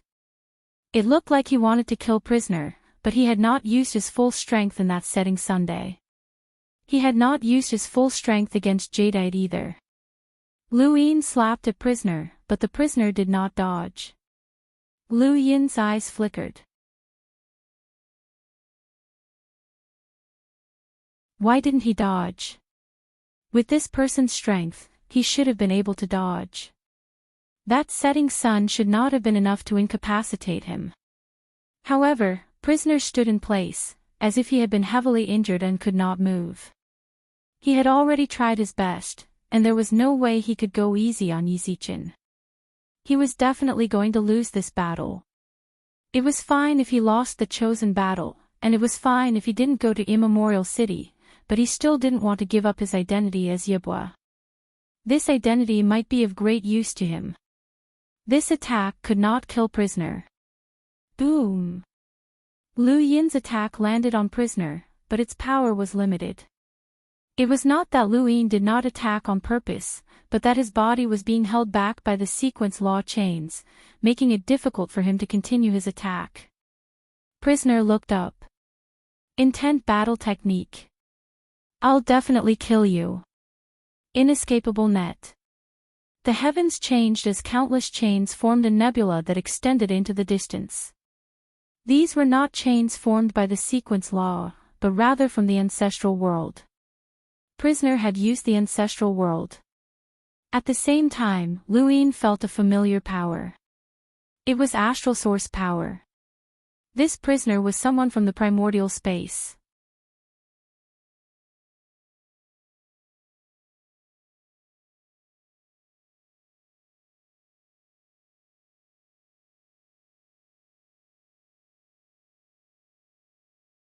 You were the one who said that you wouldn't die.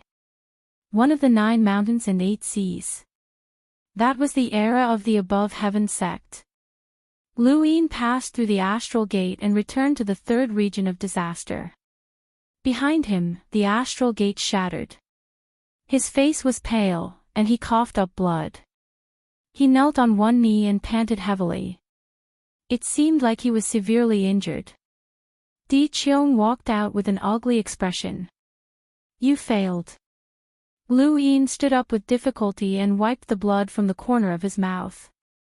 He bowed. I'm sorry, my lord.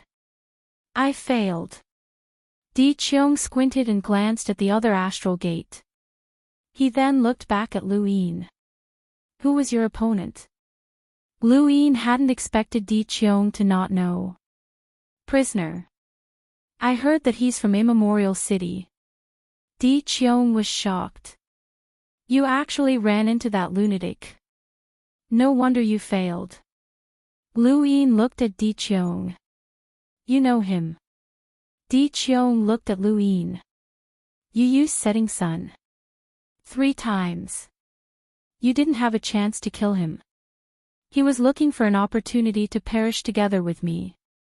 Although I used setting sun to its limit and severely injured him, I had a premonition that I still couldn't kill him. That's why I came back. Di Qiong frowned. You really can't kill him. Everyone in Immemorial City is crazy. He's one of the more difficult ones to kill. Even Di Xia can't kill him, let alone you. Forget it. Let's wait. Yes. Lu Yin didn't dare to leave. He stood there and waited for Di Xia with Di Qiong. After a while, Di Qiong muttered to himself, 5 succeeded. 2 died. Lu Yin looked at Di Qiong's back. 5 of them had succeeded and 2 of them had died. Including himself, there were 8 participants who had come out with results. He didn't know who the 5 who succeeded had killed. Were they from Immemorial City? Or were they from 6 Direction sect? Either way, they must be enemies of the everlasting tribe. Another hour passed. Di Xia walked out of the astral gate. Behind him, the astral gate shattered. Di Qiong looked at him. Di Xia bowed respectfully. Fortunately, I didn't disappoint you. I succeeded. Di Qiong heaved a sigh of relief. Well done. Yibo had failed in the bet with ruins. If Di Xia failed as well, Di Qiong could only pray that someone from Ruin's second zone would fail as well. At least they wouldn't lose the bet. In fact, there were very few who could pass every chosen one battle. It was unlikely that both participants from the second zone would pass. No matter how powerful Ruins was, it was impossible for them to cultivate 2 experts who were close to the 3' and 6 boundless tribe. However, it was safer for them to succeed than for them to fail. Di Qiong also hoped that Di Xia would pass the test and become a substitute for the 3' and 6 boundless tribe. He had his own plans. As for Lu Yin, he didn't blame him. Even if it wasn't Lu Yin, it wouldn't be a problem of failure. He would definitely die. Di Qiong was very sure of this. Although Lu Yin failed, it was good enough that he came back alive. The final results were out. Out of the 12 participants in the 6 zones, 8 won and 3 died. Only Lu Yin failed and came back alive. Lu Yin's heart sank when he heard that there were 8 successful participants. This meant that 8 of the everlasting tribe's enemies had died. The everlasting tribe was too powerful. There were a total of 8 experts. Even if 1 or 2 of them passed the test in Immemorial City, they would be a great threat to the 6 Direction Guild if they joined the first zone. Lu Yin thought about it. Maybe it was a good choice to participate in the Immemorial City test and kill 1 or 2 of them. How could he participate if he had already failed? He glanced at Di Qiong and Di Xia. His heart skipped a beat. My lord, when is the next chosen one battle? Ho! I would like to represent the 3rd zone in the battle. As he spoke, he took a few steps forward. He was 3 meters away from Di Xia. Di Qiong said, "It will be a long time later. By then, you will be qualified to participate. Don't worry." "Thank you, my lord," Lu Yin replied. At the same time, he merged into Di Xia's body. If it was the consciousness energy of the people in the game of 1,000 faces, Lu Yin would not dare to release it in front of Di Qiong. Although they were both consciousness energy, Lu Yin relied on the Dai's characteristic of 6 enhance. It was fundamentally different from the people in the game of 1,000 faces who use consciousness to control others. The Dai with 5 enhance could absorb the flames from the Book of Destiny and the lightning from the Thunder Lord. Lu Yin was confident that Di Qiong would not notice anything wrong with the Dai. After merging into Di Xia's body, Lu Yin immediately self-destructed. He had merged into Di Xia's body once before, so he had some understanding of Di Xia's strength. At the moment of self-destruction, Di Xia suddenly vomited blood and fell to the ground. Di Qiong was shocked. Di Xia, what happened? Lu Yin was shocked. Di Xia. He had failed. Di Xia did not self-destruct. It was not that Lu Yin did not understand Di Xia's strength, but that he could not do it. Just as he had guessed, some experts were immortal. Even if they wanted to die, it was not that easy. Lu Yin could kill Di Xia, but he could not do it in an instant. It was the same when he controlled Mu Ji. Whether it was divine energy or the wood spacetime energy, he could not control others to commit suicide. Di Xia lay on the ground, panting heavily. What happened? Di Xia did not know. At that moment, the energy in his body was about to explode. It felt like he was going to self-destruct. But why did he self-destruct? It was obvious that it was not under his control. Cough. Di Xia kept coughing up blood. Di Qiong pressed his hand on Di Xia's shoulder. His eyes flickered, and his face turned pale. How did you get injured? Di Xia said in a hoarse voice, I don't know. Di Qiong shouted, who is your opponent? The Cicada tribe. Di Qiong's face turned pale. Your strength has been manipulated. The Cicada tribe has such an ability. This subordinate has, already, exterminated the Cicada race. Di Qiong did not care about the Cicada tribe. He was thinking about how to deal with the Chosen One battle. Di Xia's injury was inexplicable. It must have something to do with the Cicada tribe. Regardless of how he got injured, what should he do in the Chosen One battle? Participating in the Chosen One battle with such an injury was no longer a question of whether he could pass the test. It was a question of whether he could come back alive. Even if there was no bet, Di Qiong did not want to lose Di Xia. Di Xia was too important in the third calamity region. Did he have to give up on the Chosen One battle? Di Qiong looked at Di Xia coughing up blood. The energy in his body was in a mess. It would be good if he could use half of his strength. Even Yi Bo could kill him now. Wait, Yi Bo. Di Qiong looked at Lu Yin. Lu Yin felt Di Qiong's gaze and looked at him. My lord, with Di Xia's injury, if he participates in the Chosen One battle, I know. Yi Bo, how is your injury? Lu Yin replied, my injury is not serious. I will be fine after a few days of rest. Di Qiong looked at Lu Yin and then at Di Xia. Yi Bo, you will take Di Xia's place in the Chosen One battle. Lu Yin was shocked. Me? Di Qiong looked at Lu Yin. Di Xia is not fit to participate in the Chosen One battle. You will take his place.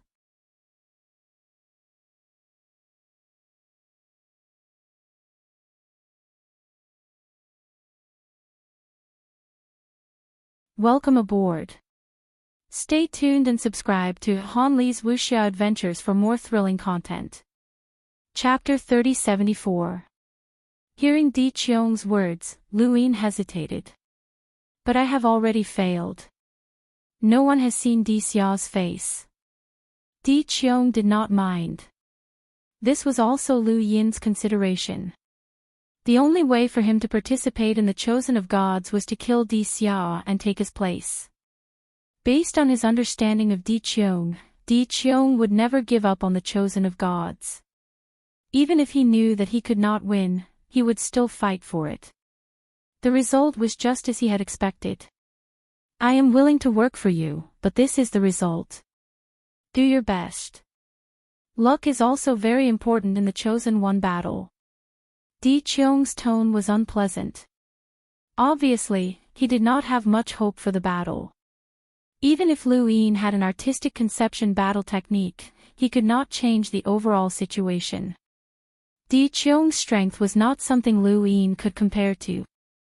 If Di Qiong had the artistic conception battle technique, Lu Yin would not have lost to Qiu.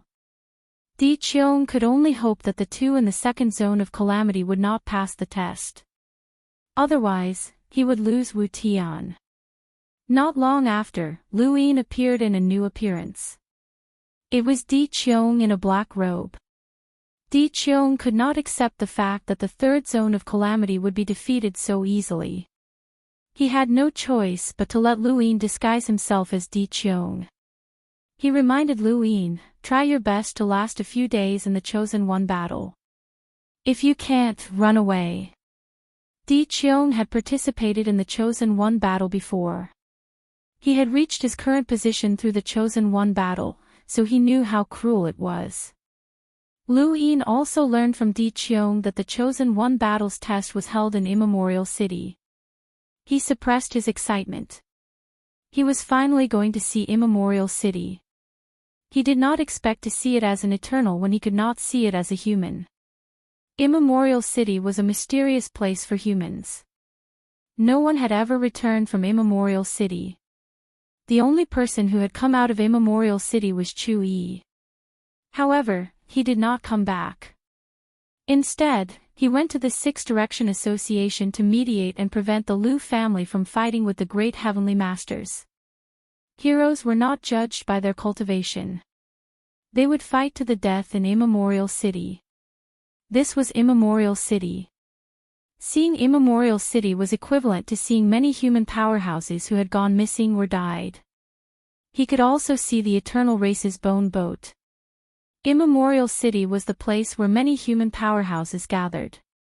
The bone boat was the eternal race's strongest weapon to deal with Immemorial City, or rather, to attack it. Lu Yin was going to see all of this. A few days later, Lu Yin and Di Qiong broke through the void and entered a new land in the Calamity region. Before he left, Di Qiong had told him that he was in the second zone of disaster. They would be led to Immemorial City by the second Lord of Calamity region, one of the three pillars, end of ruins. Lu Yin had not expected the Lord of Zone of Yi to be one of the three pillars. The three pillars and 6 Daos corresponded to the 6 Daos of the three realms. Of the three realms and 6 Daos, only the 6 Daos were the masters of a continent. The three realms were not. The Eternals had clearly changed. The second zone of calamity did not look too different from the third zone of calamity. It was still a dark land with endless rivers of divine power. Far away, there was the Eternal Kingdom. Tall towers stood in the direction of the Black Mother Tree. Above their heads, there were stargates. Under the Black Mother Tree, there was a huge dark cloud. When Lu Yin and the others arrived, they saw that there were already people there. Lu Yin immediately saw two familiar faces, Sovereign Shaoyin and Wang Fan. He had expected Reverend Shaoyin to be one of the participants in the Chosen of God's battle, but he did not expect Wang Fan to be one as well. It seemed that he was doing well in the first zone of calamity. Moreover, he was very confident in himself and dared to participate in the Chosen of God's battle. Aside from them, there were two other people who attracted his attention. One had her hair tied up in blue ponytails. The other was a little girl with two ponytails. She was about 1 meter tall and wore a blue princess dress with black leather boots and white socks. She held a teddy bear in her arms. No matter how one looked at her, she looked like a child. Lu Yin did not dare to underestimate her, as appearances were meaningless. The more harmless a person's appearance was, the more terrifying they were. The fact that this girl could represent the Zone of Calamity region meant that she had killed her opponent in the previous trial. Even Lu Yin had failed that trial as Yi Bo. There was another person who was even stranger. He was completely covered in black cloth and had a human face. His entire body was covered in black cloth. This person was different from Lu Yin's disguise as Di Xia.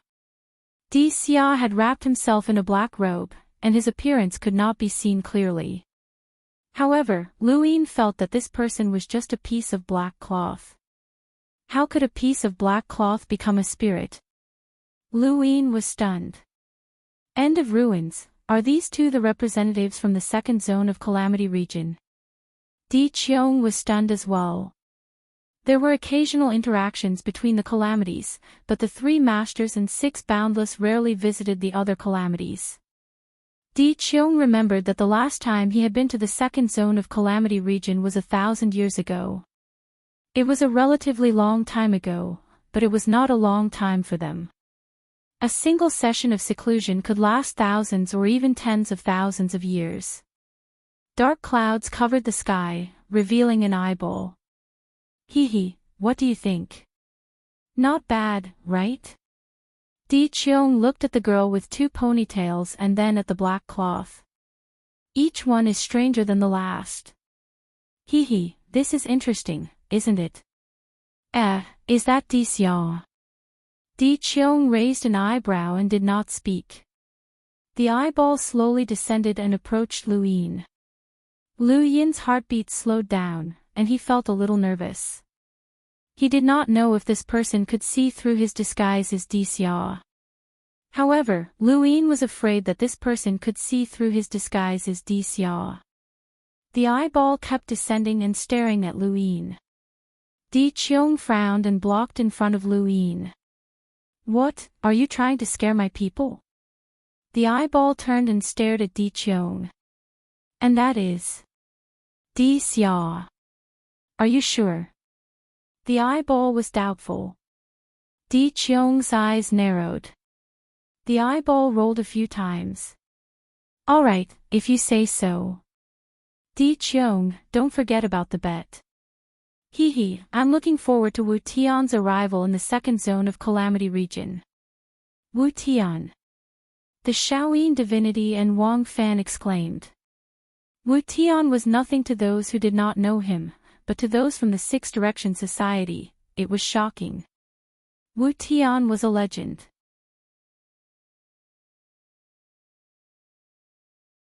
May I ask where Wu Tian is? The Shaoyin divinity could not help but ask. The eyeball turned to the Shaoyin divinity. Why, do you want to join the bet? What bet? Wang Fan was puzzled. Di Qiong was indifferent. They are not qualified. The eyeball moved as if it was laughing. Don't say that. Those who can participate in the chosen one battle have their own abilities. Once they pass, they will be on the same level as you and I. Di Qiong did not care. After so many years, how many people have actually passed the chosen one battle? How many have survived until now? Let's talk about it after they return from Immemorial City. At that moment, the void distorted as three figures walked out. The one in the lead was the Arrow God, a top-notch expert with long crimson hair who had suppressed the entire battlefield with his archery skills. Only the triumphant Celestial had been able to resist him due to his extreme reaction. The others, including Void Master, had not been able to do so. There were two people behind the Arrow God. One of them was an old man with a gloomy expression. One could tell from his narrow eyes that he was not a good person, and he was all skin and bones. His head was filled with a strange aura, as if he had been starving for days. The other person was the complete opposite of the old man. He was a handsome man wearing a white ceremonial robe and a tall white hat. He had a modest smile on his face and looked very comfortable. He looked like a complete gentleman. None of the participants of the Chosen of Gods looked like normal people. The Arrow God is here. If I'm not mistaken, 2 of the 5 elders are behind you, the eyeball said with a smile.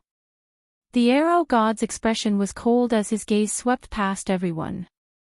Finally, he fixed his gaze on the girl with the blue twin tails and the human-shaped black cloth. Lon Lon, Chi. Aside from them, there are no other experts in the second zone of Calamity region. Ha! Experts are valued for their quality, not their quantity. The eyeball rolled. The Arrow God's gaze fell on Lu Yin. His Majesty. Di Qiong was even colder than the Arrow God. In terms of the number of experts, the 5th zone of Calamity region has the most. The 5 elders, a total of 5 sequence lower realm experts. Which 2 are participating in this battle? The Arrow God did not answer. Behind her, the gentlemanlike man stepped forward and bowed slowly. Magician. Greetings, seniors. The girl with the blue twin tails pointed at the man in surprise. What a good-looking guy. You're magician. The man straightened up and smiled at the girl with the blue twin tails. Yes, I'm magician. The girl with the blue twin tails was excited. That's great. Finally, there are normal people. They are all monsters. Hi, I'm Lon Lon. Hello, Lon Lon. Hello, big brother. Beside magician, the gloomy old man said in a low and hoarse voice, De Huang. Greetings, seniors. Di Qiong stared at the old man. The leader of the 5 elders, De Huang. The old man bowed, his bones almost piercing through his skin. Greetings, Lord Di Qiong. Di Qiong looked at the Arrow God. Sometimes, I envy you. You have 5 sequence lower realm experts under you. The Arrow God said coldly, you have quite a few too. The eyeballs rolled. The 4th zone of Calamity region suffered the most. He Wuxian stayed in the 1st zone for a long time, causing the 4th zone to only have 1 sequence lower realm expert. He even died. The guy from the 4th zone of Calamity region was the first to be killed. What about the 6th zone of Calamity region? The Arrow God asked. The eyeball stared at the Arrow God and Di Qiong at the same time. Ji Luo. The Arrow God frowned. Ji Luo. Will he participate? I'm not sure. He didn't participate in the last battle of Calamity region. It's different this time. The zombie god almost died.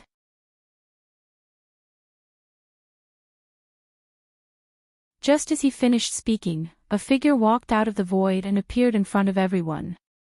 Lu Yin looked over and was stunned. So fast. As soon as they saw the figure had already appeared in front of everyone. He was very sure that the figure didn't pass through the void. It was simply fast. The newcomer wore a straw hat with a few red ribbons hanging down from it. He was dressed in tattered clothes, straw sandals, and a pure black sword hung from his waist. He looked like a downtrodden sword cultivator, but his arrival caused the magician's smile to vanish and De Huang to straighten his back. Lu Yin also felt an extraordinary threat from this person. This person was not simple. It's really Ji Luo. The eyeballs rolled and slowly approached the newcomer. Ji Luo, I heard that the zombie god died. Is it true? The downtrodden swordsman was called Ji Luo. Di Qiong and the rest had guessed it before he appeared. It seemed that this person would definitely win.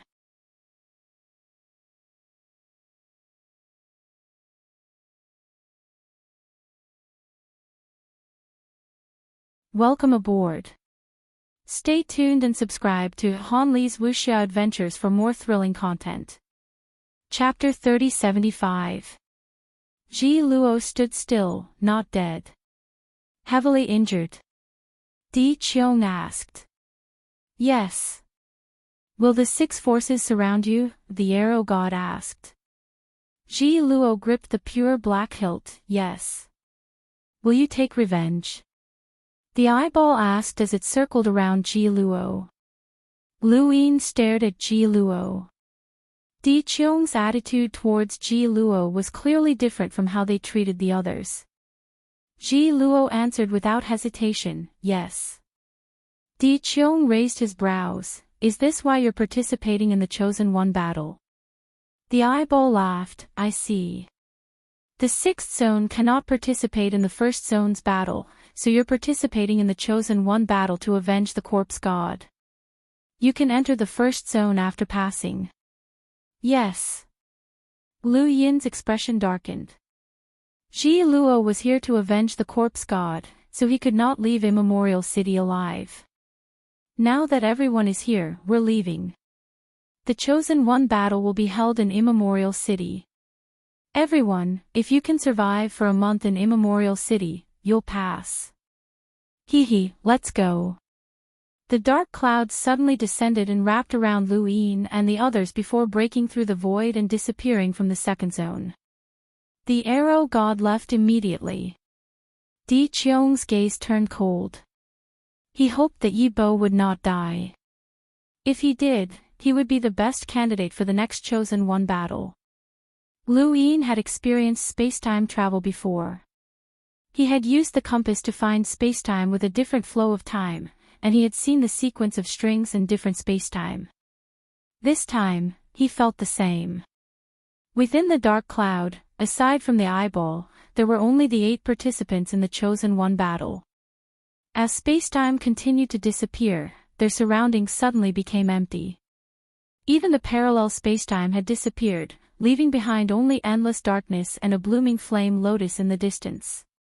He looked into the distance in shock and unconsciously opened his celestial eye. He saw that the sequence of strings was connected from all directions, and he saw a blooming flame lotus. He saw an indescribably majestic ancient city, and he also saw 3 simple words, Immemorial City. Above all other sequences. These words suddenly appeared in Lu Yin's mind, and he saw the sequence string that was suppressing Primeval City. Countless sequence strings were connected to Primeval City, and it was as if Primeval City was the starting point of the sequence string that separated the universe into countless parallel spacetime sequences. It was also the end point. That flaming lotus was absolutely beautiful as it bloomed in the dark sky.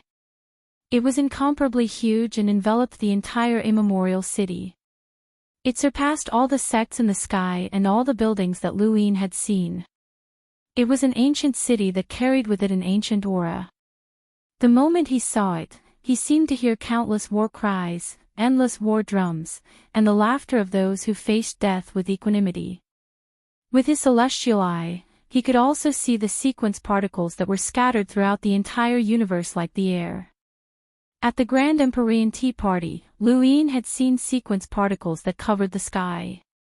The 5 spirit tribes were fighting against the 3 Moons Alliance, and Luin had also seen the sequence particles that covered the cosmos. The Thunder Lord had slaughtered his way into the first zone of calamity, the Great Empyreans had rushed into the first zone of calamity, and the 6 Direction Guild had fought in the first zone of calamity. He had seen many, many sequence particles, but compared to the sequence particles that covered the universe, those were nothing more than tributaries facing a vast ocean. It was no exaggeration to say that the sequence particles in front of him were scattered throughout the universe like air. All sorts of sequence particles were scattered throughout the universe. This made Luin wonder if the sequence particles that he had seen in the various parallel universes had originated from this place. Or was it because there were too many sequence powerhouses and the chaotic battles were too intense, causing sequence particles to be scattered throughout the universe? He didn't know which one he hoped for. He only knew that with his current strength, advancing any further would be like an ant rushing into the ocean. It was difficult to predict the outcome. Ever since he had broken through to half-ancestor, this was the first time he had felt this way. He clearly hadn't encountered any danger, but his life was no longer in his control. That was Immemorial City. He saw it. Countless ancestors had heard of it before. It was a legendary place. Mr. Mu should be there. The dark clouds moved towards Immemorial City, but there was nothing in the surroundings. He could clearly see the sequence strings and the various parallel universes that he could travel through. However, in this place, the parallel universes didn't seem to exist. In the heavens and the earth, in the universe, there was only that one starry sky and that one immemorial city. Within Immemorial City's range, it is impossible to tear through the void or open a stargate. The only way is to escape Immemorial City's range. Take care of yourself. The eyeball turned and suddenly stared ahead. There, a finger descended, causing the eyeball to exclaim, "Chu-yi, it's you again." Looking at the time, it's time for the eternal race's chosen ones again. A familiar voice sounded in Lu Yin's ears. Chu-yi, the Tao Lord of the above heaven era's first continent, one of the 6 Taos of the 3 realms. He was also the master of Patriarch Tianyi. Let's see if you can kill them all in Immemorial City. The eyeball collided with the finger. With a boom, the void distorted, and the sequence particles scattered. The finger shattered the eyeball and pressed down on Lu Yin and the others. An indescribable chill enveloped everyone's heads. Lu Yin's pupils shrank. Under that finger, there was no escape. No matter what, there was no escape. That finger seemed to freeze space and time. It was clearly just one finger, but it also seemed like there were 8 fingers. Everyone had to bear the brunt of it. The Shaoyin divinity raised his hand, and the laws of the extreme yin and extreme yang sequences turned into beams of light that shot towards the finger. At the same time, Wang Fan, Lanlan, Chia, and the other powerhouses all attacked. Ji Luo pulled out a pure black sword and slashed down. The divine power in Lu Yin's body surged, and he fiercely attacked that finger. The terrifying impact caused shock waves that swept out wantonly. The sky was torn apart, and the realms of nothingness continued to spread. It was not just here. In the distance, even further away, and in another direction of Immemorial City, realms of nothingness appeared and disappeared everywhere. One figure after another passed through the realms of nothingness.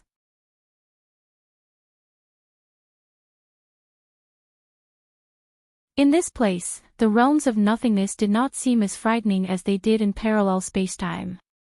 Lu Yin was sent flying by a huge force. In front of him, the finger descended. Chu Yi's finger had broken through everyone's joint attack, but the power of this finger had been greatly reduced. Lu Yin had learned the path of Tianyi, and when faced with the weakened finger, he fled. The same was true for divine sovereign Shaoyin and the others, each with their own methods. However, Chu Yi's finger had scattered all 8 of the chosen ones. Another chosen of the gods' battle. I killed one in the last chosen ones. A long laugh came from afar. It was an old man. Jianan, don't be so shameless. That time, the 3 of you had to fight against one to kill him. Aren't you embarrassed to take all the credit for yourself? The one who spoke was also an old man. The sequence particles around him formed 18 twisted tentacle-like existences. It would have been fine if they could not see the sequence particles, but once they could see them clearly, they looked at the old man like a monster. Old Monster Chin, the winner of this competition will get CC. Alright, let's do it. If you lose, don't be so shameless and give up. You and I have been chasing CC for countless years. We've been chasing her since the moment we stepped into the world of cultivators. This time, we have to compete. Shut up. On the other side, an old woman with a head full of silver hair walked out and glared at the 2. Cut the crap. Attack. Watch this old man's biggest fist in the universe. Jianan raised her arm and punched the void. At the same time, Lu Yin and the others looked up and saw a huge fist coming down. The fist was completely made of sequence particles, and it brought with it a heavy pressure. 18 tentacles made of sequence particles danced behind Old Monster Chen and swept towards everyone. 3 tentacles swept towards Lu Yin, and Lu Yin's body boiled with divine power as he continuously blocked them. These tentacles were very powerful, and since they were sequence particles, Lu Yin did not dare to restrain his divine power. He did not know what this old man's sequence particles were, and if he was not careful, he would be in trouble. Not far away, the gloomy old man from the 5th calamity region called De Huang had a triangular object above his head. Outside the triangular object was a ring, and De Huang himself was standing inside the ring. The ring kept spinning, and the tentacles were blocked outside, unable to move an inch. That ring was not sequence particles' power. Even further away, Magician was constantly moving. When the tentacles attacked, he would raise his hand, and his palm would burn with flames as he slapped them. The tentacles were hit by the flames and immediately retracted. The most shocking of all was Ji Luo. With a single slash, he had severed 5 tentacles. The strength of his slash reminded Lu Yin of Woodcutter. This Ji Luo was definitely a supreme existence. Lu Yin did not have the time to pay attention to the others. He was entangled by the tentacles, and the 3 tentacles kept whipping him, consuming his divine power. He was the first out of everyone to use his divine power. Even if the others had, they would not use it now. Divine power could save their lives at a critical moment, and no one would waste it like Lu Yin. Lu Yin had observed the others, and naturally, the others had observed him as well.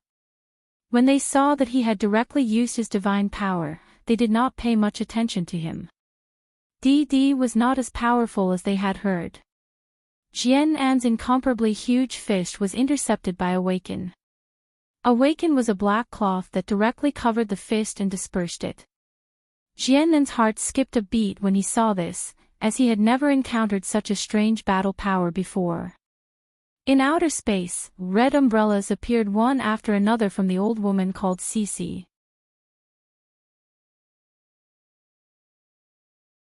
The Shaoyin divine sovereign continuously attacked and destroyed the red umbrellas. Lu Yin did not know what these umbrellas were used for, but he could not let them near him.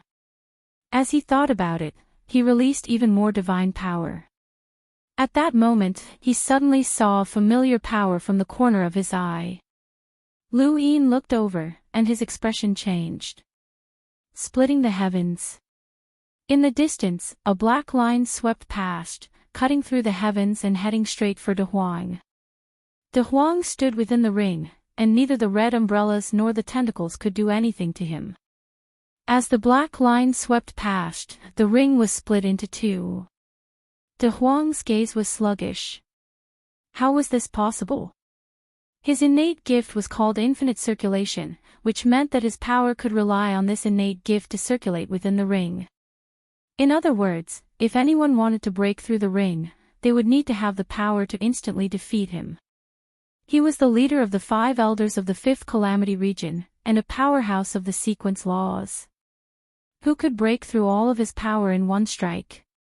In his opinion, only the top powerhouses at the level of the 3 masters and 6 boundless could do so.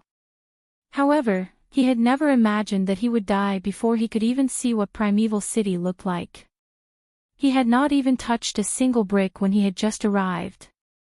The ring had been split into 2, and so had De Huang himself. Thank you. QZQ4418 Baidu, thanks for the tip from my brother. Thank you. You're tuning into the Journey of the Soul YouTube channel. Don't forget to subscribe and join us on this journey to catch the most captivating stories.